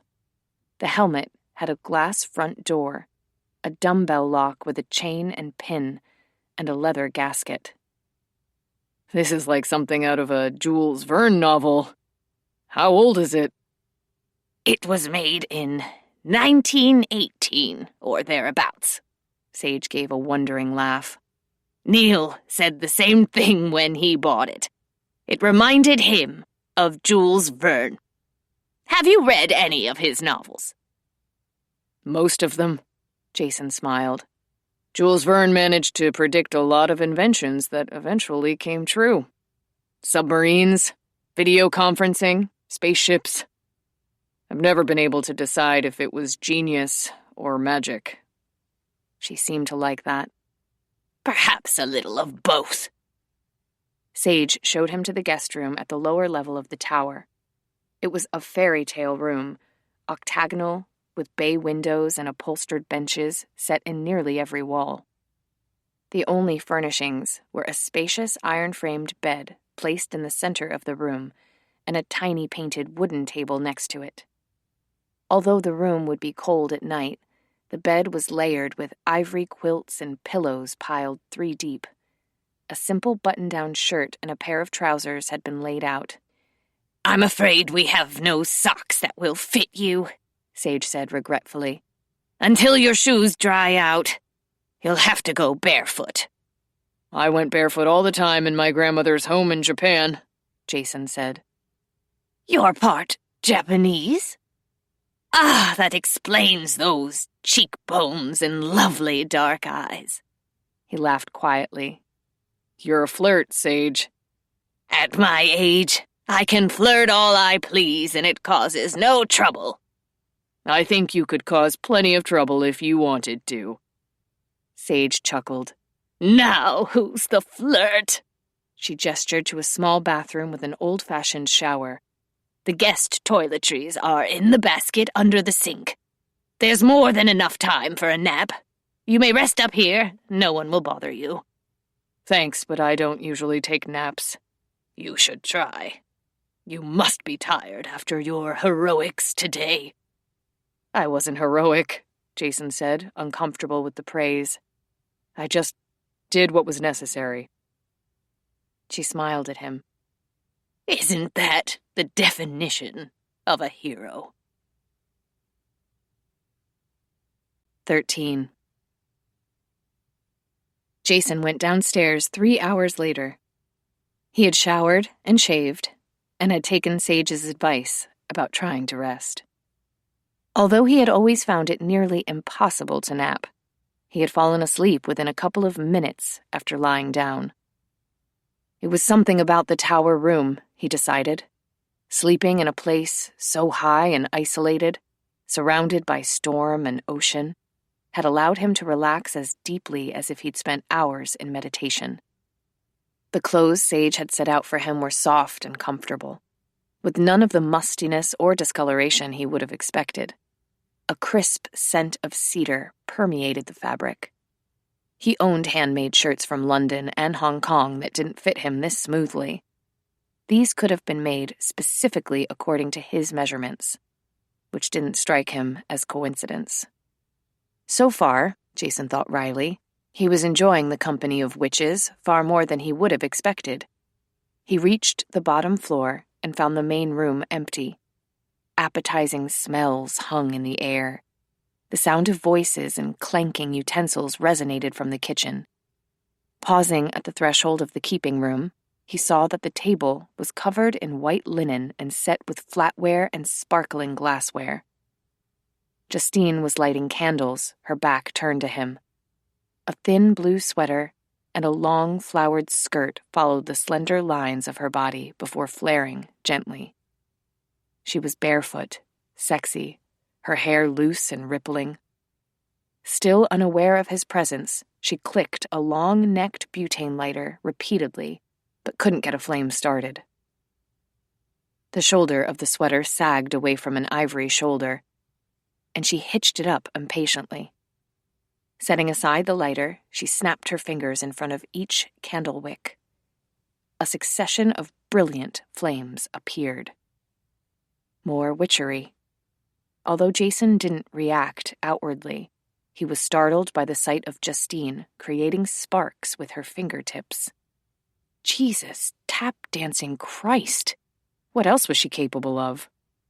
Staring at her, he slid his hands in his pockets and leaned casually against the side of the door jamb. At the sound of the floor creaking beneath his feet, Justine started and whirled to face him. She turned white and then flushed, her velvet brown eyes wide. "Oh, One hand made a fluttering gesture to the table behind her. "Trick candles!" His mouth twitched. "How do you feel?" "Fine. Great." Justine sounded breathless. Her gaze took a swift, nervous inventory of him. "How about you?" "Hungry." She motioned in the direction of the kitchen, nearly knocking over a candlestick. "Dinner's almost ready." "Those clothes are great on you." She hitched up the side of the sweater again. "How do you feel?" "Better since you put me on a defrost cycle." Her color deepened. "Thank you." "I didn't mind thawing you out," Jason said, reaching out to stroke his fingers through a few of the wavy, shiny locks of her hair. Gently, he tugged the sweater down her shoulder, caressing the silky, exposed curve with his palm. He heard her breath change. He thought about the things he wanted to do to her, all the ways he wanted to penetrate, pleasure, possess her, and he forced himself to let go of her while he was still able. Justine wandered into the kitchen, seeming dazed, while Jason went to the front door and opened it. Standing in a blast of cold air, he tried to create a peaceful scene in his mind. an Alaskan glacier, a snow-topped mountain. When that didn't work, he thought about foreign debt crisis, piranhas, Oompa Loompas.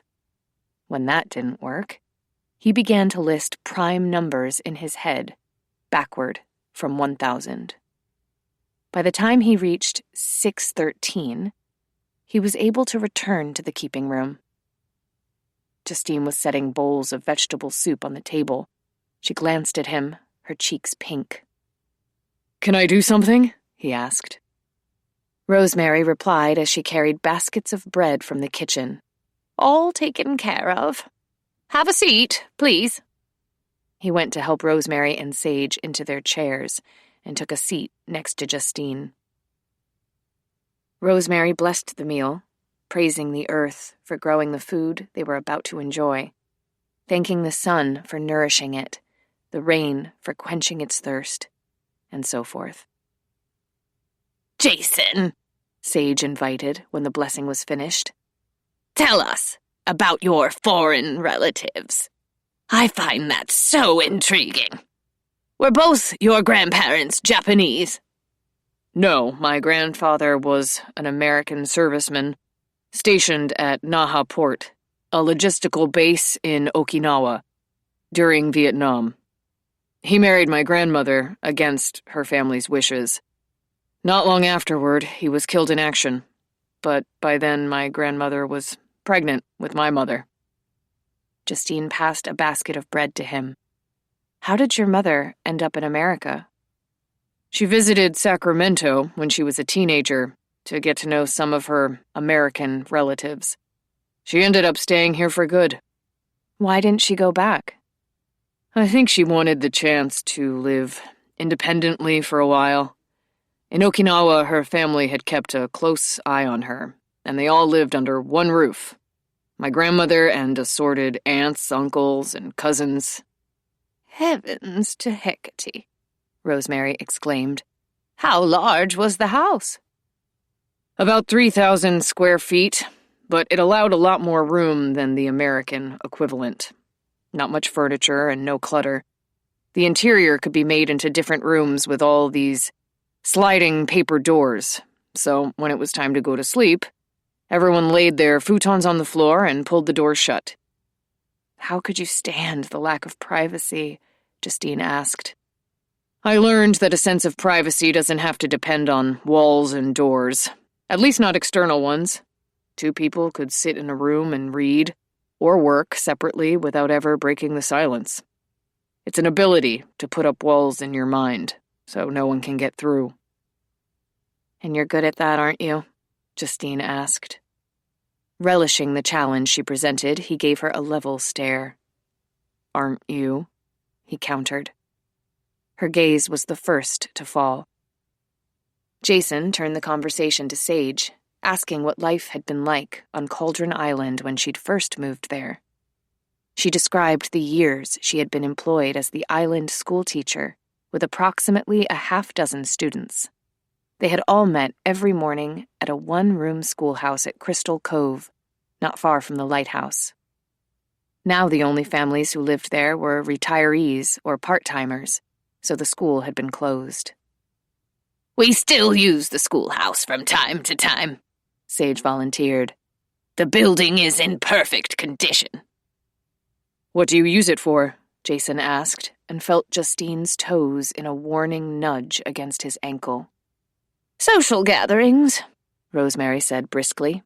"Are you enjoying your dinner, Jason?" "It's terrific," he said.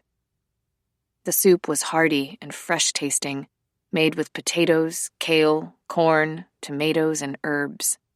Honey-sweetened dark mother bread was served with homemade apple butter and slabs of local white cheese.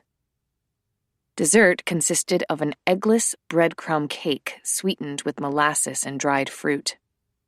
According to Sage, the recipe was from the Depression era, a time when eggs and milk hadn't always been available. The elderly women were like an old married couple, reminiscing about their life on the island. They told stories about Justine as a child, such as the time she had been so determined to have a surprise birthday party for herself that she had planned it out and given Rosemary and Sage meticulous instructions. They had thrown it for her, of course, and had called it Justine's unsurprise party. And during one winter visit, Justine had complained about their pagan Yule traditions because she had wanted a Christmas tree. "I explained to Justine," Rosemary said, "that our tradition was to put a straw Yule goat out in the yard. She asked what tradition we would have if it weren't for the goat, and I said I wasn't certain. And the next morning," she paused as Sage chuckled and Justine buried her head in her hands, "I looked out the window to discover that the Yule goat was gone. There was only a smoldering pile of ashes on the ground. Justine denied all responsibility, of course, but she said with great enthusiasm, 'Now we can have a tree.'" "You burned the Yule goat?" Jason asked Justine, amused. She explained with chagrin, "It was a ritual sacrifice. He had to go." "We've had a Christmas tree every year since," Sage said, "even when Justine wasn't with us." Justine reached out and put her hand on Sage's shoulder. "I visited every holiday I possibly could," she said. "We haven't missed one for a while, have we?" Sage smiled at her. "No, indeed." After dinner, they went into the main room to sit by the fire and relax with glasses of elderberry wine. Eventually, Sage and Rosemary sat side by side at the piano and played a showy duet of Stardust, embellished with arpeggios and glissandi. Justine curled up in the corner of the sofa, gathering up her knees beneath the long flowered skirt and hooking an arm around them. She smiled at Jason as he settled next to her. "They like you," she said in an undertone. "How can you tell?" "Stardust is their best piece. They only play it for people they like." "Are they together?" he asked tactfully. "Yes. They don't usually talk about their relationship. The only thing Sage has ever said to me about it is that no matter how old you get, you're always capable of surprising yourself." Jason watched Justine's expression as the melancholy notes of autumn leaves filled the air. It was the kind of song that didn't need words. Emotions balanced on every lonely note. Firelight played over Justine's porcelain skin and the wistful curve of her mouth. Delicate shadows smudged her eyes. She was tired. He wanted to hold her while she slept, her body tranquil and dream-heavy in his arms. Lightning shot through the sky, accompanied by an ear-splitting crack that caused Justine to start. "It feels like the storm will go on forever," she said. "I think it will die down enough for you to leave tomorrow," Sage said, still playing the piano. "Of course, we'll have to work up a good, strong protection spell before you go." Justine's expression tautened, and she gave Jason a wary glance. "Protection from what?" he asked, his voice pitched so the other women couldn't hear. "The storm?" "Sort of." Justine's fingers harrowed the folds of her skirt, plucking and smoothing. His hand covered hers, subduing the restive movements. "Can I help?" The question nudged a brief smile to her lips. Saving my life was more than enough. As Sage finished the song, Rosemary turned on the bench to face Justine. "We have something important to discuss," she said. Even though he knew it was none of his business, Jason couldn't stop himself from saying, "It would be better to wait until the morning." Justine was still fragile from the day's events, not entirely in control of herself. At the moment, the only likely result of a discussion or argument was mutual frustration. Justine frowned, pulling her hand from his. "It's something I have to talk to them about," she told him. "I wouldn't be able to sleep otherwise. It's why I came to visit in the first place." Her mouth pulled into an apologetic little grimace. I don't mean to be rude, but could you go to the guest room for a little while? Of course. Standing, Jason went to the built-in bookshelf near the fireplace. I'll grab a couple of books to take with me. I've been wanting to catch up on my reading. He pulled a couple of random volumes from the shelf. Especially, he paused to glance at the top title in the stack. Mushrooms of the Pacific Northwest. And The History of Marine Propellers and Propulsion. You'll love that one, Justine told him. He gave her a sardonic glance. Don't spoil the ending for me. Jason had insisted on carrying the dishes into the kitchen before going upstairs to the tower bedroom. It had pleased and surprised Justine to discover that a man of his position would help with housework. And it amused her to see how much Rosemary liked him, in spite of herself. "It's not that I dislike men," Rosemary said defensively after Justine had made a comment to that effect. "It's just that I dislike so many of them." That remark and her sour expression caused both Justine and Sage to crack up as they rinsed and stacked dishes at the sink. Rosemary wiped the countertop with great dignity. "I will admit," she said after a moment, "that Jason is a charming and well-spoken man, not to mention intelligent. I can hardly credit that he once played football." Justine affected a tone of grave concern. "I hope he hasn't ruined any stereotypes for you, Rosemary." "I don't stereotype. I generalize." "Is there a difference?" Justine asked with a grin. "You have to explain it to me, because I don't see one." "I'll explain it," Sage interceded. "If Rosemary were to say that all men are insensitive brutes who love football and drink beer, that would be stereotyping. However, if Rosemary said that most men are insensitive brutes who love football and drink beer, she would be generalizing." Justine listened with a dubious expression. Neither version gives men much credit. "That's because none of them deserve it," Rosemary said. Sage said to Justine, sotto voce, "That is stereotyping." The three of them worked companionably in the kitchen, rinsing dishes and loading the dishwasher until it was full. Justine volunteered to wash the large soup pot in the sink. As she plunged her hands into hot, soapy water and scrubbed the pot, she pondered how best to open the subject of the curse when Sage did it for her. "Justine, darling, Rosemary seems to believe that you have somehow managed to break the gesh, which I told her couldn't be true, since it would be nearly impossible for you to accomplish such a thing on your own." Justine didn't pause in her scrubbing.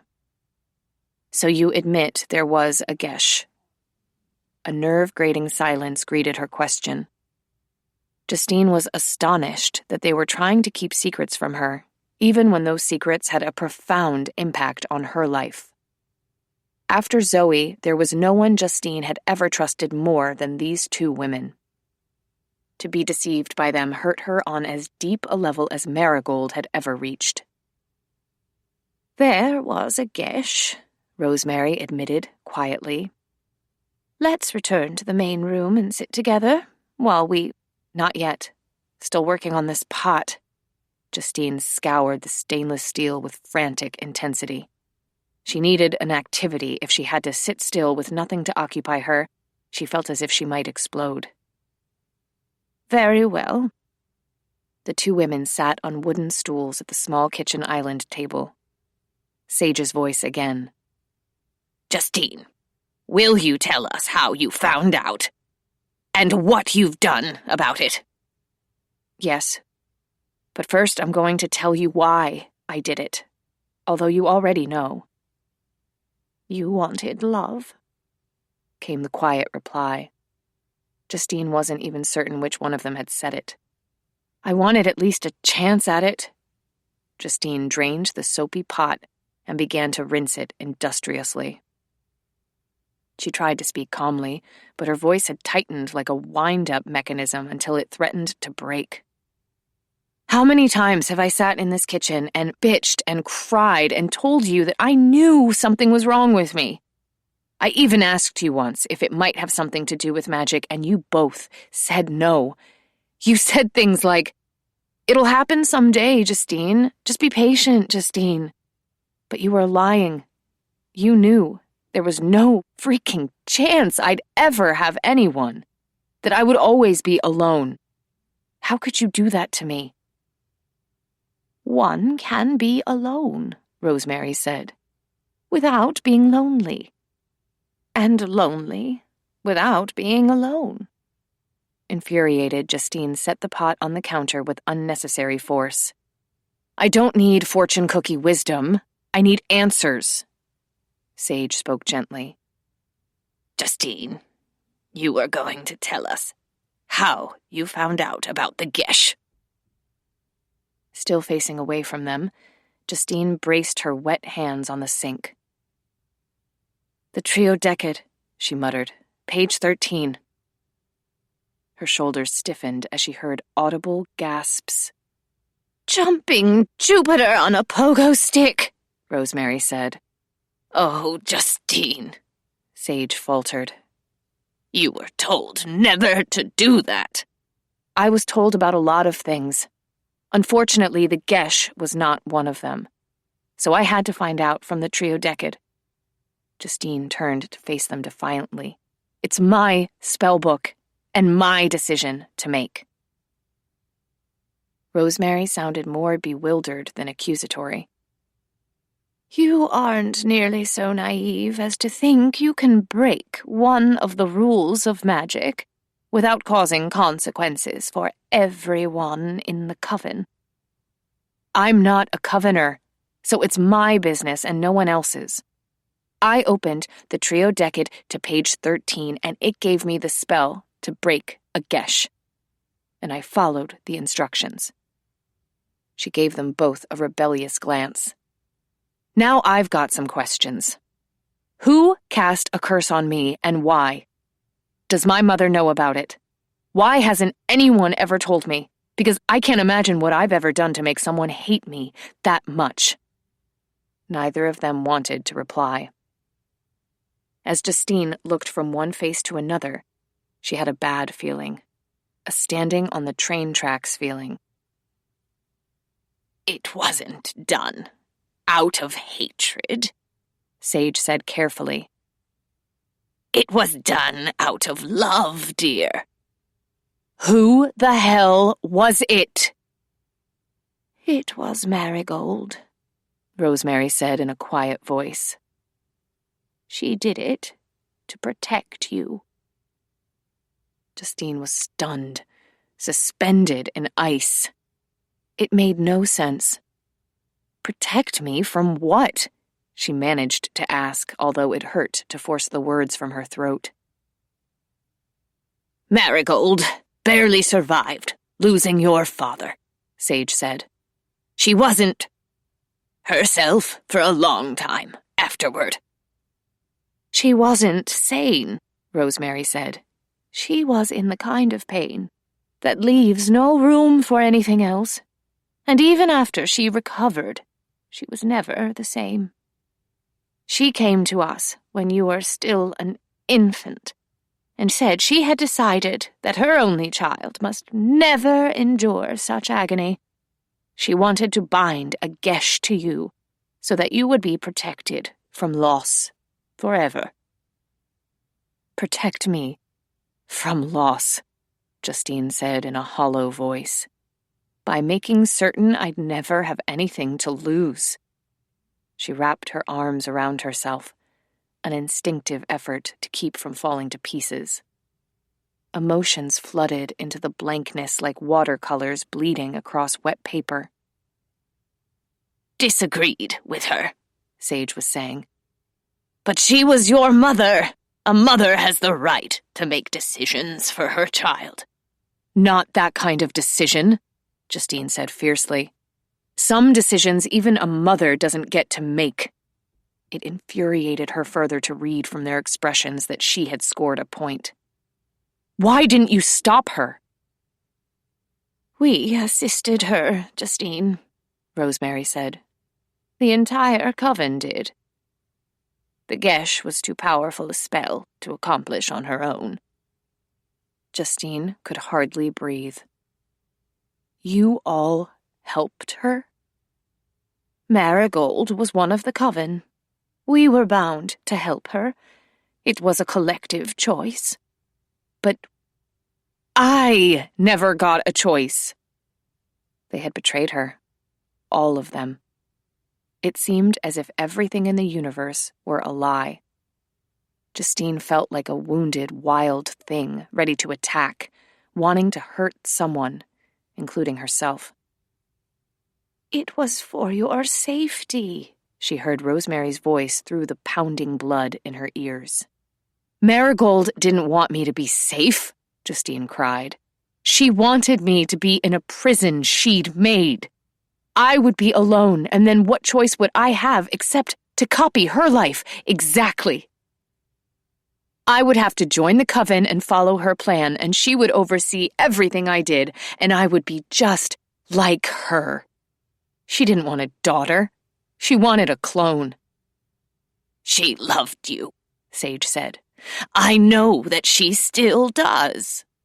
It outraged Justine more than anything else that Sage could look at what had been done to her and call it love. "How do you know that? Because she said so? Don't you understand the difference between love and control?" "Justine, please, try to understand." "I understand," she said, thrilling with anger so intense it felt like panic. "You're the ones who don't understand. You want to believe every mother wants the best for her child, but some don't." "She didn't mean to hurt you, Justine." "She meant to do exactly what she did." "She may not have been a perfect mother, but—" "Don't try to tell me what kind of mother Marigold was.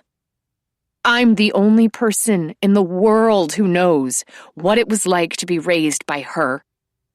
A mother is supposed to want her child to have an education and a stable home. Instead, I was dragged around like a cheap suitcase. My mother never stayed anywhere or stuck with anything unless it was fun. And whenever parenting wasn't fun, which was most of the time, I had to fend for myself because I was inconvenient." It was the truth, but neither of them wanted to hear it.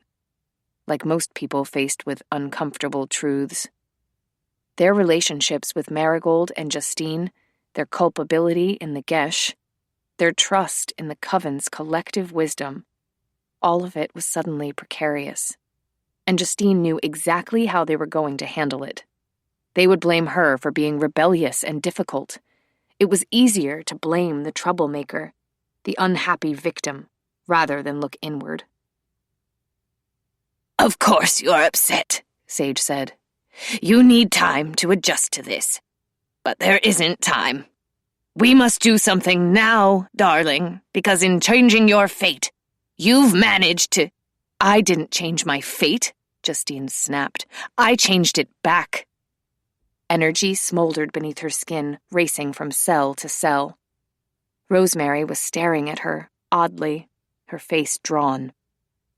"Justine," she said carefully, "you can't ever change things back to exactly what they were before. Your fate has been shaped by every action you've ever taken. For every action, there is a reaction. And in breaking the Gesh, you've upset the balance between the spiritual realm and the physical world. You've created a storm in more ways than one." As far as Justine was concerned, the last straw was having to endure a lecture from a woman who had helped to place a lifelong curse on her. "Then you shouldn't have helped to curse me in the first place!" The energy released in a volatile and undirected snap, flooding the light fixture on the ceiling. A trio of bulbs exploded. glass raining and glittering in the remaining glow from the corner lamp. "Justine," Rosemary said sharply. "Calm down." Flatware rattled and jumped beside the sink. Justine's mouth was filled with the taste of ashes. The rage and hurt cut through her like blades. Sage was white with astonished concern. "We only want to help you. I don't need your kind of help." A paring knife and a few stray pieces of magnetized flatware shot across a counter and stuck to the side of the stainless steel refrigerator. Justine was half blind with fury. Nothing was the way she'd thought it was. Nothing was real or true. She heard them calling her name, Rosemary's voice angry, Sage's pleading. Amid the turmoil, she was aware that Jason had come into the room. Rosemary told him harshly to stay back, that Justine was out of control and would hurt him. Somewhere beneath the rage, Justine was terrified that Rosemary was right. Ignoring the warnings, Jason reached Justine in a couple of ground-eating strides and pulled her close. He took her head in his hands, forcing her to look up at him. "Justine," he said, his voice low and urgent. "Look at me. It's okay, baby. Remember what I told you. Whatever you do or say or feel, look at me." Gasping, crying, Justine dragged her unfocused gaze to his. She was held by those midnight eyes, by the way he stared at her as if he knew her inside and out.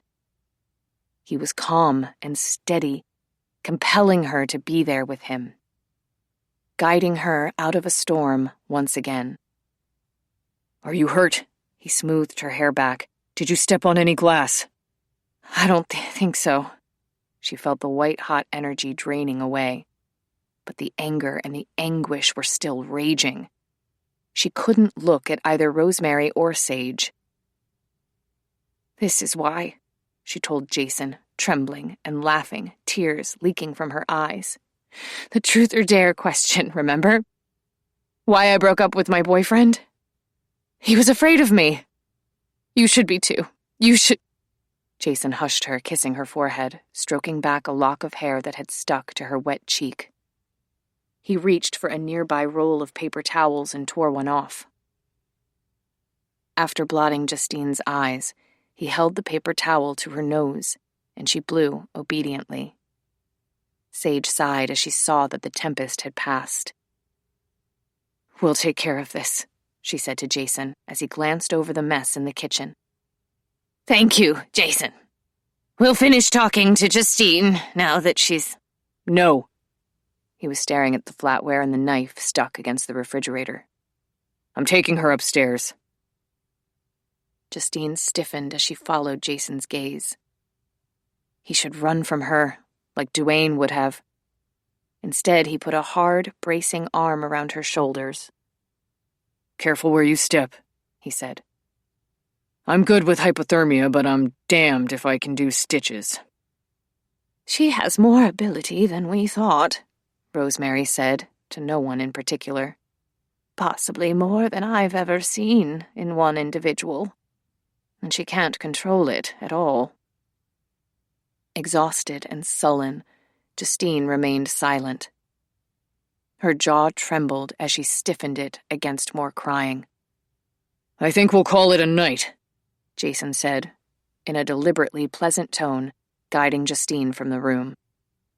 "There is something both of you must know," Rosemary said.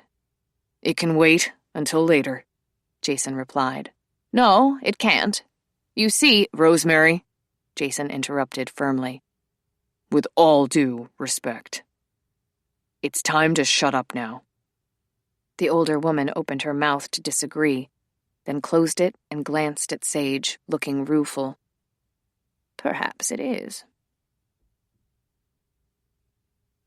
14. Consciousness came to Justine by degrees. The sound of rain, the bruised soreness in all her limbs, the scent and softness of clean cotton sheets. The bleak gray light of morning slipped beneath her eyelids, and she closed them more tightly. The air in the tower bedroom was cold, but it was warm all along her back and bottom and legs, as warm as sunlight. Jason was with her. He had slept in his clothes on top of the sheets and blankets, using one of the quilts to cover himself.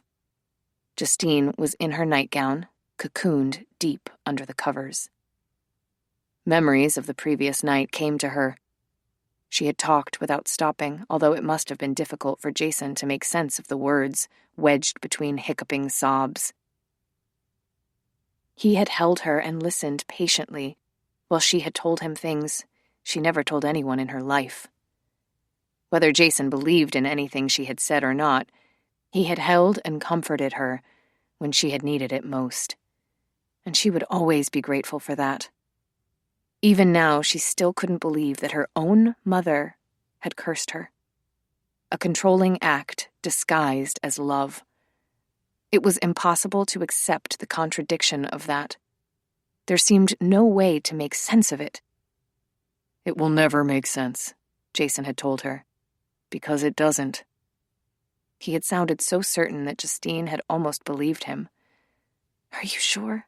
she had whispered, resting in the crook of his shoulder. "Rosemary and Sage believe it was for my own good. Does that put me in the wrong? Do I get to be angry about it?" As he had replied, his hand played with her hair, gathering the long, wild locks into a single stream.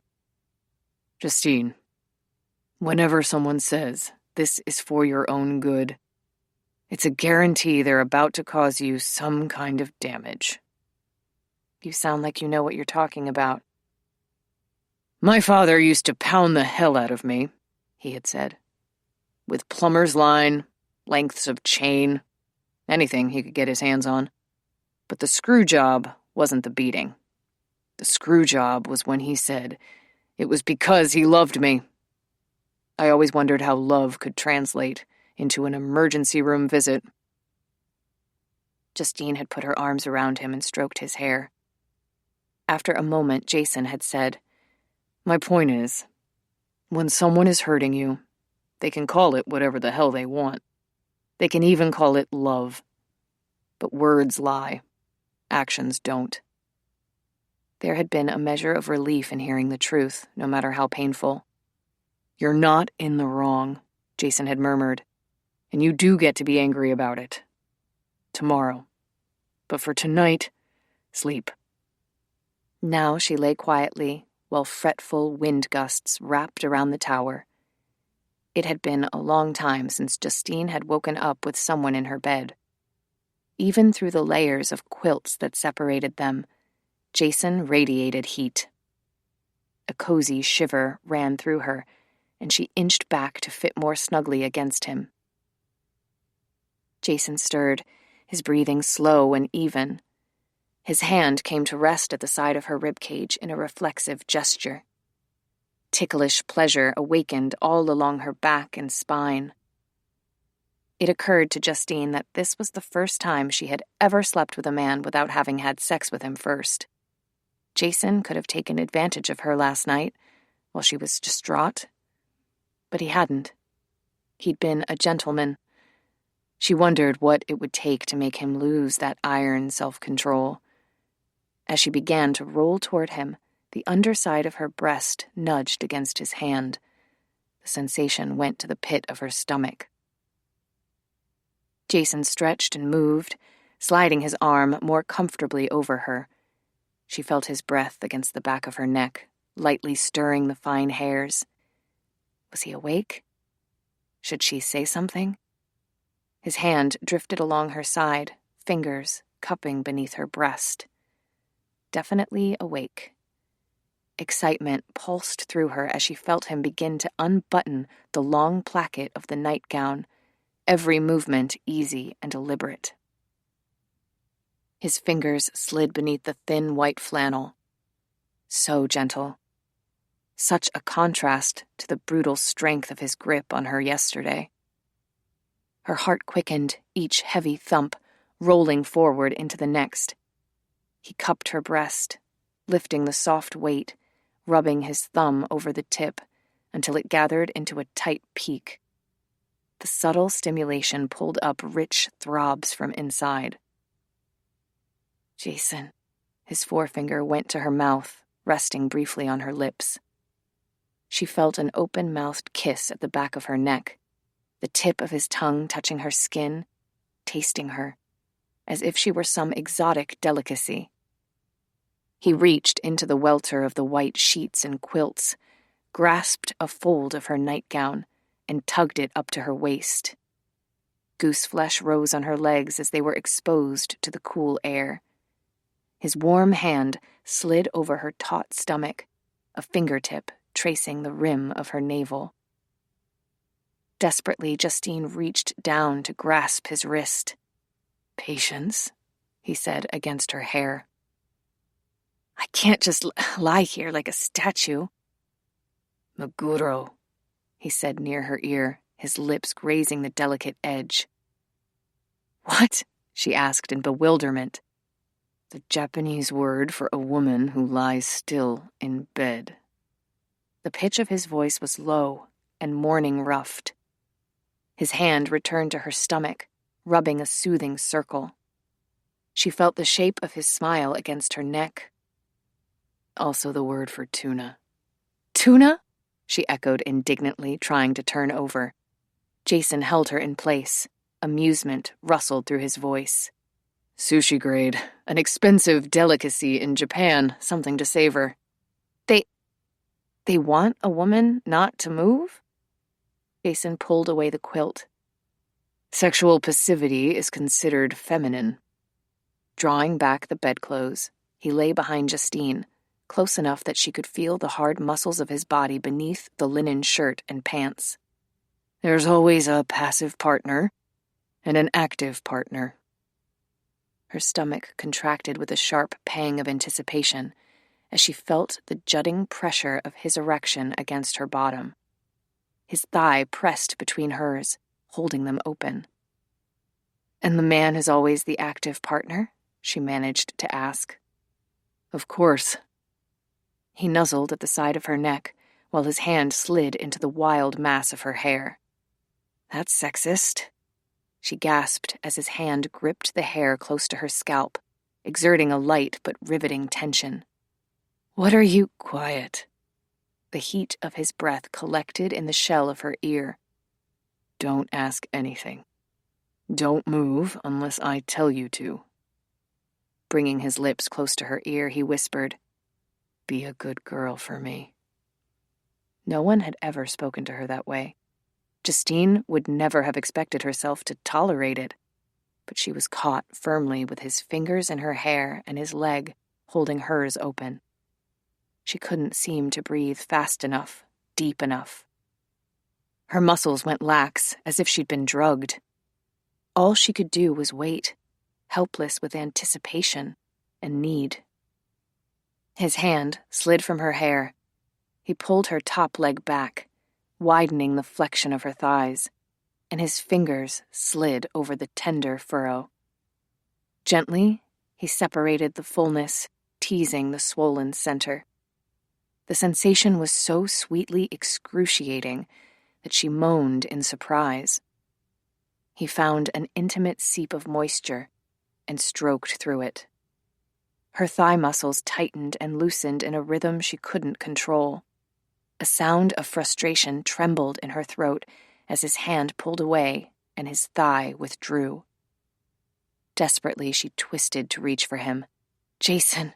His fingers touched her lips, a wordless imperative. A light saline perfume rose to her nostrils, the intimate scent of her own body. She fell silent, trembling with confusion and heat, her inner muscles clasping on emptiness. "On your back," he said quietly. She obeyed, gasping as he pulled at the open neckline of her gown until her breasts were uncovered and the tight fabric trapped her arms. His fully clothed body lowered between her naked thighs. She felt a soft touch on her breast, his mouth, surrounded by the electrifying roughness of morning bristle. He covered the tip and tugged lightly and stroked with his tongue, She gritted her teeth to hold back the plangent sounds rising in her throat. "Open for me," he said against her breast. Her legs parted, revealing a slow leak of wetness. "Wider." She obeyed, burning with embarrassment, aroused beyond anything she had ever thought possible. His thumb came to rest at the center of sensation, stroking and tickling with butterfly lightness. Craving more pressure, dying for it, she hitched upward against his hand. Instantly, his touch was withdrawn. She sobbed his name, her hips lowering, her hands clenching at her sides. Jason waited, his discipline absolute. The silence was punctured only by the agitated gusts of her breathing. Pleading words hovered at her lips. Do something. Anything.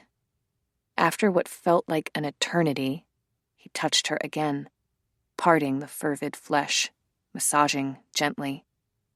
Tension gathered like folds of silk, layering until it accumulated in the weight of pleasure. He slid 2 fingers in her, his touch gentle but insistent. She felt him stretching her. Another finger, the inner pressure uncomfortable. She began to protest, but he wouldn't stop, thrusting slowly as he told her that she would take everything he gave her, and then he slid lower on her body, licking and nibbling.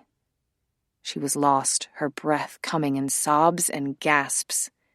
His mouth closed over her tender flesh in a long, sucking kiss. She cried out and shuddered, unable to stop the rush, unable to control anything. More visceral sensation, and more, until she thought she would pass out. But instead, she was pushed into a lush, hot, briary release that bore no resemblance to the weak spasms she'd felt in the past.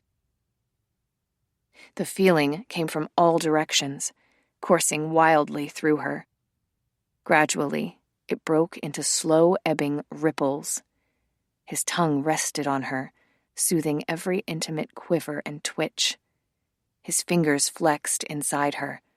Justine moaned, her body replete. But he wasn't finished. He pressed deeper, more of a pulse than a thrust, over and over. Using his mouth, he built the sensations with fiendish patience, staying with her, not letting her twist away. Unbelievably, the heat was flooding her again. "No," she whispered, certain that she couldn't survive it again. But he wouldn't stop, only drove her ruthlessly into another climax. By the time he had finished, she was limp and half-conscious. Pressing a kiss to the skin of her inner thigh, Jason left the bed and went into the bathroom. As she heard the shower running, Justine sat up, blinking and rubbing her eyes. "What about your turn?" she asked, dazedly, but he didn't hear her over the running water. Standing on unsteady legs, Justine went to the bathroom and opened the glass stall. She flinched as a mist of cold water hit her face. He was taking a cold shower, his body facing away from her to allow the spray to hit his chest and run downward over his aroused body. He was a magnificent sight, his skin honey-colored under a shimmer of water, his shoulders and back and buttocks a mass of bulging muscle. "Jason," she said, bewildered, "why are you doing that? Come back to bed, please." He glanced at her over his shoulder. "We don't have condoms." Justine steeled herself against the chilling spray and reached into the stall to turn up the water temperature. When it had warmed sufficiently, she stepped into the shower with him. She embraced him from behind, pressing her cheek on his smooth back. "We don't need condoms," she said. "I'm on birth control." His tone was vaguely apologetic. "I always use them. A personal rule." "Oh, okay." Flattening herself against his back, she savored the heat of the water rushing over them both, as if they were one being instead of two. Her hands slid slowly around his middle, palms riding the unsettled pattern of his breathing. Carefully, Her fingers investigated the subtle depressions between the sturdy framework of his ribs. Her blind exploration progressed to the coarse silk of body hair. A fine pathway leading to a denser, thicker patch. He tensed in every muscle as her hand closed around hard, distended flesh. She caressed him up and down, gripping at intervals. A harsh gasp escaped him, and another, and he turned in the slender compass of her arms to grip her body high and tight against his. She was lifted nearly off her toes, her weight pitched forward. He ground against her abdomen in water-slicked thrusts, and in a matter of seconds, he muffled a low growl into the wet ribbons of her hair. Pleasure unraveled in the heat of constant rushing water. Rushing and receding, leaving them entangled and spent. Eventually, Justine thought that she should unwrap herself from around him, but Jason seemed in no hurry to let go. And she wasn't certain where to start anyway. There seemed no way to separate out which limbs and hands and heartbeats belonged to whom. Mercifully, breakfast was not a long sit-down meal. Instead, Rosemary had set out food on the kitchen counter: fig muffins, sliced fruit, and plain yogurt made at a local dairy. Although Justine was tempted to maintain an injured silence, she found herself joining in the casual conversation, all of them covering the underlying tension as if with a tarpaulin. She had been deceived by Rosemary and Sage, but that didn't negate all the good things they had done for her in the past. She loved them. She wasn't sure how her trust in them could be restored, but love was not something that could be thrown away easily, even imperfect love. Besides, it was awfully hard to act cool and resentful when she was basking in an afterglow that wouldn't quit, her nerve endings glowing like fiber-optic filaments. She kept glancing at Jason, who looked athletic and sexy in the t-shirt and board shorts that Sage had washed for him. Every now and then, he sent her a brief, private smile that made her lightheaded. This is what it's supposed to feel like, her senses told her. This is what you were missing. And she wanted more. Only one thing nagged at the edge of her afterglow: the question of where all this was leading. She didn't want to think about that, since the obvious answer was nowhere. They had met at the intersection of two divergent paths. Jason's fast-paced lifestyle held absolutely no appeal for Justine, and whenever she tried to imagine a place for him in the low-key pattern of her days, she couldn't fathom it. So the question wasn't whether the relationship would last. Clearly they weren't destined for a happily ever after. But Justine wouldn't mind dragging out the happily part for as long as possible. The strange thing was, even knowing they could never be together couldn't stop her from feeling connected to him on a level that had nothing to do with reason. Almost as if they were soulmates. But how could you be soulmates with a man who had no soul? The storm surge has died down, Jason said after breakfast. There's some chop to the water, but nothing the Bayliner can't handle. It's your call, Justine. If you want to leave later in the day, that's fine. No, I need to get back to the inn, Justine said, although her stomach turned over at the thought of getting back onto a boat and heading out across that rough water. Jason stared at her for a long moment. It'll be fine, he said gently. You don't think I'd let anything happen to you, do you? Surprised that he could read her thoughts so easily, Justine gave him a round-eyed glance and shook her head. Justine, Sage said quietly, before you leave, we have something for you. Following her to the sofa, Justine sat with her, while Rosemary stood at the threshold. Jason remained at the window, his arms folded negligently across his chest. We went to Crystal Cove at sunrise, Sage told Justine, to cast a protection spell. It's not permanent, and we don't know how much it will help, but it certainly won't hurt. Wear this to strengthen its effects. She gave Justine a bracelet made of chunks of pink, translucent stone, strung together in a glittering circle. Rose quartz? Justine slid the bracelet over her wrist, holding it up to admire the beauty of the crystals. A balancing stone, Rosemary said from the doorway. It will help to harmonize the spirits and protect you from negative energy. Wear it as often as possible. Thank you, Justine managed to say, although she was strongly tempted to point out that she wouldn't have needed protective spells or crystals if they hadn't helped create the Gesh in the first place. Wear it for Jason's benefit as well, Sage said with a nod in his direction. We tried to extend the spell to him. Why would Jason need protection? Justine asked warily. He had nothing to do with breaking the Gesh.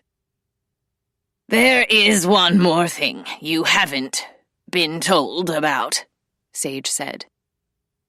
There wasn't a need before now, but since the Gesh has been broken, there is a particular danger that you must be made aware of. I don't care if I'm in danger. Don't tell me. You're not the one in danger, Rosemary informed her. He is. Justine glanced at Jason's expressionless face. She looked back at the elderly women, feeling sick inside. I'll explain, Rosemary said. As you already know, Justine, the universe demands balance. For the power that a hereditary witch enjoys, a price must be paid. I don't enjoy it, Justine said. I'd give it away if I could. You can't. It's part of you, and like the rest of us, you will pay a forfeit. What forfeit?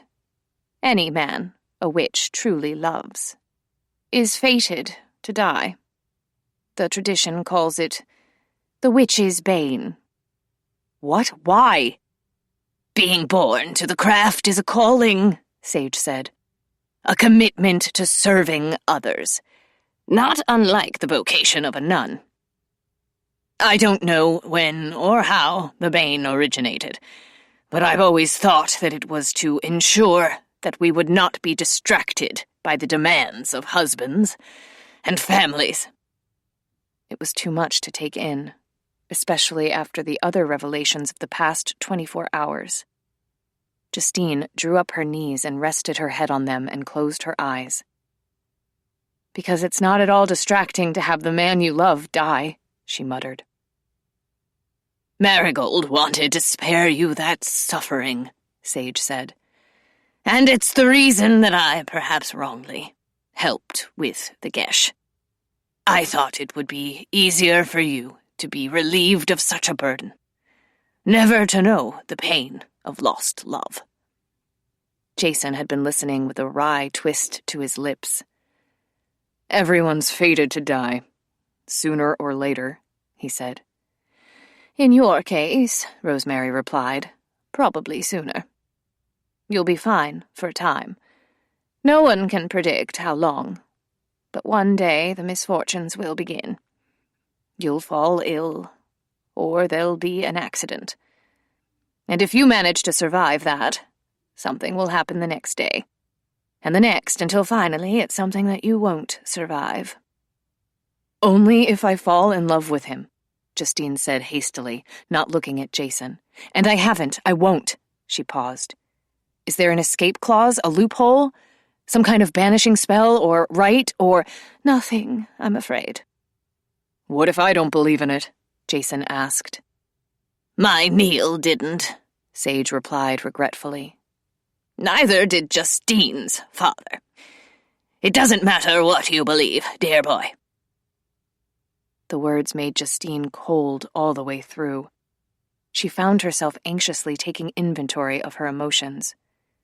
It wasn't too late. She didn't love Jason. She would never let herself love anyone if it would turn him into a victim of some supernatural penalty. Occupied with her thoughts, she didn't notice Jason's approach until she felt his warm hand on her back. Justine, don't, she said, stiffening, shrugging off his hand. Don't what? Don't touch me. Don't make me love you. I don't want to talk about this anymore, she said in a monotone, averting her gaze. I want to go home, and then I'm going to do my best to stay away from you. 15. The ride to Roche Harbor was lightly choppy, a few cloud breaks revealing flashes of porcelain blue sky. Jason navigated with care, mindful of the rocks and islets rising through the water. Many of them had been designated as bird refuges for gulls, auklets, oyster catchers, and cormorants. An eagle surveyed the ocean from its perch on a bone-clean tree snag. As the harbor came into view, a wedge of whistling swans crossed in front of the bayliner, headed to California for the winter. Jason glanced at Justine, who barely seemed to notice the scenery. She played with the rose quartz bracelet around her wrist, her mouth set and moody. Ever since they had left the lighthouse, she had been remote, as if even the attempt to make conversation might pose a mortal danger to Jason. They docked in the slip, and 2 of the red-shirted marina staff came to grab the lines and take care of the boat's maintenance. Jason helped Justine from the boat and walked with her along the wooden dock. He slung an arm around her shoulders and felt her tense. Sorry about your kayak, he said. Maybe it'll turn up somewhere. It's probably at the bottom of the ocean. Letting out a quick breath, Justine tried to sound cheerful. But at least I'm not in it, thanks to you. Can I offer to buy you a new one, while at the same time making it clear that I'm not trying to impress you with my oversized wallet? Justine shook her head, a reluctant smile appearing. Thank you, but no. So what now? He asked. Her mouth turned wistful. We go back to the inn, she said. You go to work, and so do I, and that's it. Jason stopped with her at the end of the dock, his hands gripping either side of the rail as she backed against it. Their bodies weren't touching, but he knew how she would feel against him. His body remembered the soft, radiant heat of hers. He stared into her troubled brown eyes. We have unfinished business. She understood what he meant. I can't do that with you. You were willing this morning. I wasn't thinking straight. A blush covered her face, but now I am. You're afraid you might start to care about me. He let a trace of sarcasm enter his tone. And that will somehow put me in danger. Is that it? No, yes. Look, no rational person would claim that you and I should be together anyway. I mean, would you pick me for you? I just did. She tried to move out of the enclosure of his arms, but he wouldn't let her. It's not worth it, she said, facing away from him. Jason, I know what happens when a person without a soul dies. That's it. There's nothing left of you. Your time is limited enough as it is. How I spend it is my choice. But if I hurt you in any way, I'm the one who has to live with it. Her face contorted, and she struggled with a sudden urge to cry. And I couldn't, she said thickly. I couldn't stand it. Justine. He pulled her closer, and she twisted away and ended up with his arms wrapped around her front. His head bent until his mouth was near her ear. It's a risk I'm willing to take. This happens once in a lifetime. You meet someone and have this crazy reaction. You touch her skin, and it's the best skin you've ever felt. And no perfume on earth could be better than her smell. And you know you could never be bored with her because she's interesting even when she's doing nothing. Even without knowing everything about her, you get her. You know who she is, and it works for you on every level. His arms tightened. I've spent the past 10 years being with one wrong person after another, which qualifies me to know when I've found the right one. He kissed the little space behind her earlobe. You feel it too. You know we're supposed to be together. Justine shook her head. Incredulously, she felt him smile against her ear. I'll make you admit it, he said. Tonight. No. Jason turned her to face him. Find a spell, then, he said in a low voice. Find a way for us. Justine bit her lip and shook her head. I've already racked my brain. The only thing I could come up with is a longevity spell, and I can't do that. His gaze sharpened. Why not? It's in the area of high magic. Anything that messes with life or death is forbidden. Those kinds of spells are dangerous even in the hands of the most experienced crafters. And if a longevity spell worked, it would be terrible. People usually think of longevity as a blessing, but in just about every grimoire you look in, it's classified as a curse. It's a cruel fate to live beyond the natural order of things. You would outlive everyone you care about, and your body and mind would decay. But no matter how much pain or loneliness or sorrow you felt, you would keep living. You would end up begging for an end to your suffering because death would be a mercy. What if I still wanted you to try? What if I said it's worth it to be with you? She shook her head. I wouldn't do that to you. And even if I were willing and I cast the spell correctly, it still wouldn't work out for us. We're too different. I would hate your life. I could never be part of it. And I can't see you giving up everything you've worked for to live on a quiet little island. Eventually, you'd be unhappy. You'd blame me. Justine turned to face him, her face hidden. It's no good, she said in a muffled voice. We're better off apart. It's fate. Jason wrapped his arms around her and held her for a long time, oblivious of strangers who passed them on the dock. It seemed as if he had resigned himself to the inevitable. Except that when he finally spoke, he sounded anything but resigned. The only kind of fate I believe in, Justine, is what happens when you don't make a choice. I want you, and I'll be damned if I let anything get in the way of that. Jason's return to Artist's Point was greeted with relief by the Inari group, which consisted of Jill Summers, a college friend who now ran the company's development shop, Lars Arendt, his lawyer, Mike Tierney, an accounting and acquisitions manager, and Todd Winslow, the architect for the Inari building in San Francisco. Didn't think you could survive without a cell signal, Jill had said with mock concern. I enjoy the break, Jason had told them pointedly.